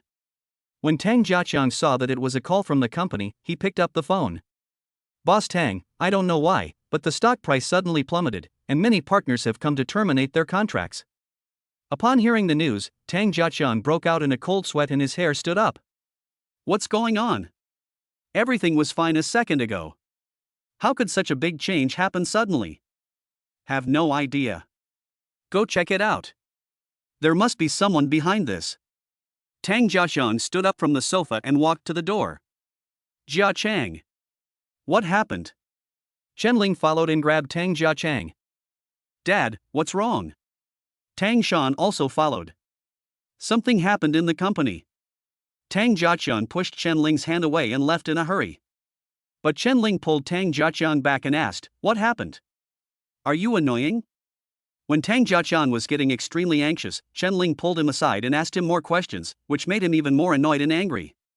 Watching Tang Jiaxiang leave angrily and anxiously, Tang Shan said, Mom, I've never seen Dad so angry. Naturally, Chen Ling had never seen Tang Jiaxiang like this before. Mom, Dad said something happened to the company. Will it go bankrupt? How could a company as big as Tang's group go bankrupt? Stop worrying about it. Chen Ling didn't believe that anything big could happen in the company. She was so nervous asking Tang Jiaxiang just now, but it was just an act. Only if she shows that she cares about the company and Tang Jiaxiang, will Tang Jiaxiang treat her better. After hearing what Chen Ling said, Tang Shan went to dress up with peace of mind. She has an announcement tonight. Speaking of going to the film set, Tang Shan thought of Tang Yu again. She couldn't help but clench her fists and curse Tang Yu in her heart. Last time, because she met Tang Yu and Jiang Nanxia, she had agreed with director Lu on the leading female role, but after she returned, director Lu changed her from the leading female role to a minor supporting role. Tonight we are filming the scene where the minor supporting role secretly seduces the male lead at night. But she knew that the boss of the film company, Gu Qingxiu, would be there tonight, so she had to dress up nicely. Tang Yu looked in the mirror in the car and found that her face was a little swollen from being hit by her father. She couldn't help but feel tears in her eyes. She returned home, lowered her head and urged the children to go to bed. Daodu and Tang Tang still saw Tang Yu's face. Mom, why is your face red? Following Tang Tang's words, Daodu said, Mom, is your face swollen? When Tang Tang heard what her brother said, she immediately hugged Tang Yu and started crying. Woo woo, Mom, did someone hit you? Don't cry, no one hits Mom, Mom has a toothache. Tang Yu quickly covered her face and pretended that she had a toothache. She also took the opportunity to teach the children, you must brush your teeth well every night, otherwise you will also have a toothache. Tang Yu said as she pretended to have a toothache, oh, it hurts so much. Tang Yu finally coaxed the two babies to sleep. But as soon as she left, Tang Tang sat up and said to Daodu, brother, do you think Mommy really has a toothache? Daodu shook his head and said, I think Mom must have been beaten. Tang Tang opened her mouth and started crying, woo. Don't cry. Daodu quickly covered Tang Tang's little mouth. Tang Tang finally managed to hold it in, but still sniffed her nose. Daodu ran to get a tissue for Tang Tang to wipe her nose. Can you please stop crying all the time? Tang Tang pouted and asked Daodu, brother, who will hit Mom? Let's ask Dad to protect Mom. Don't worry, let me think of a solution. Daodu said. Chapter 90, You're taking advantage of me. When Tang Shan arrived at the crew, she really saw Gu Qingxiu, the big boss of the film and television company. Everyone gathered around and greeted Gu Qingxiu. Tang Shan was a small-time actress and she could never get close to Gu Qingxiu. She originally planned to ask director Lu to introduce her to Gu Qingxiu. Unexpectedly, director Lu brought the new female lead to Gu Qingxiu. Tang Shan was so angry that she almost vomited blood. After Gu Qingxiu left, she blocked director Lu's way in the corridor. Lu Meng. You've gone too far. You promised me that you would let me play the leading female role, but you lied to me. Mr. Gu finally came today, and you didn't introduce me to him. If you don't support me again, I'll sue you. What are you suing me for? Humph. Lu Meng sneered and interrupted Tang Shan. Tang Shan gritted her teeth and said, I'll sue you for taking advantage of me. Lu Meng didn't care, then go ahead and sue me. Seeing that Lu Meng was about to leave, Tang Shan was also ready to go all out. Okay. Then let's fight to the death. When Lu Meng saw that Tang Shan was serious, he quickly grabbed Tang Shan and said, Shan. Didn't I tell you? The reason why Lu Li was chosen to play the leading female role is because she not only brought in money, but also was personally chosen by General Manager Gu. And today, can't you see? I didn't take Lu Li to see Mr. Gu, it was Mr. Gu who came to visit Lu Li. Tang Shan snorted and glared at Lu Meng. Shan, if you sue me today, we will both be infamous forever. You will never have any hope of becoming famous in the future. If you listen to me, I promise to support you when I have the chance. I promise to make you famous. Tang Shan thought about it and decided to believe Lu Meng's words again. Lu Meng hugged Tang Shan and said, Baby, I miss you. Don't go back tonight. The next day, Tang Shan saw a girl walking on the roadside on her way back. She took 2 quick steps to catch up with the girl. Hello. Lin Qianmei turned around and asked, Do you know me? Tang Shan smiled and said, Last night, I saw you and Mr. Gu go to the crew together. I am in the crew and I am an actor. Oh, Lin Qianmei smiled gently. My name is Tang Shan, but I'm not famous yet. This drama is my first one. Oh, what role did you play? Lin Qianmei asked Tang Shan. Tang Shan replied with a sad face, a supporting role. Lin Qianmei still smiled gently and said, There will be many opportunities in the future. You are so beautiful. Tang Shan asked Lin Qianmei, Are you at Huaying Company? I'm interning at Huaying. Yesterday, because Mr. Gu's assistant asked for leave for something, I temporarily followed Mr. Gu to the set. Tang Shan thought that it must be not easy for an intern to follow Gu Qingxiu. Her eyes lit up immediately, and she wanted to add Lin Qianmei on WeChat. What's your name? Can we add each other on WeChat? My name is Lin Qianmei. Lin Qianmei hesitated for a moment, but didn't feel like refusing Tang Shan, so she added Tang Shan on WeChat. After Lin Qianmei noted Tang Shan's name, she casually said, I know a sister who looks quite similar to you, and her last name is also Tang. Really? Tang Shan also asked casually, What's her name? Tang Yu. Tang Shan raised her eyes and looked at Lin Qianmei. Tang Yu? Yeah. Seeing Tang Shan's expression, Lin Qianmei asked Tang Shan, You two are not really sisters, are you? Tang Shan was observing Lin Qianmei's expression. She felt that Lin Qianmei and Tang Yu should have a good relationship. Because she saw Lin Qianmei smiling when she talked about Tang Yu. Tang Yu is my sister. Ah, what a coincidence. Sure enough, Tang Shan saw Lin Qianmei looking happy. Qianmei, how do you know my sister?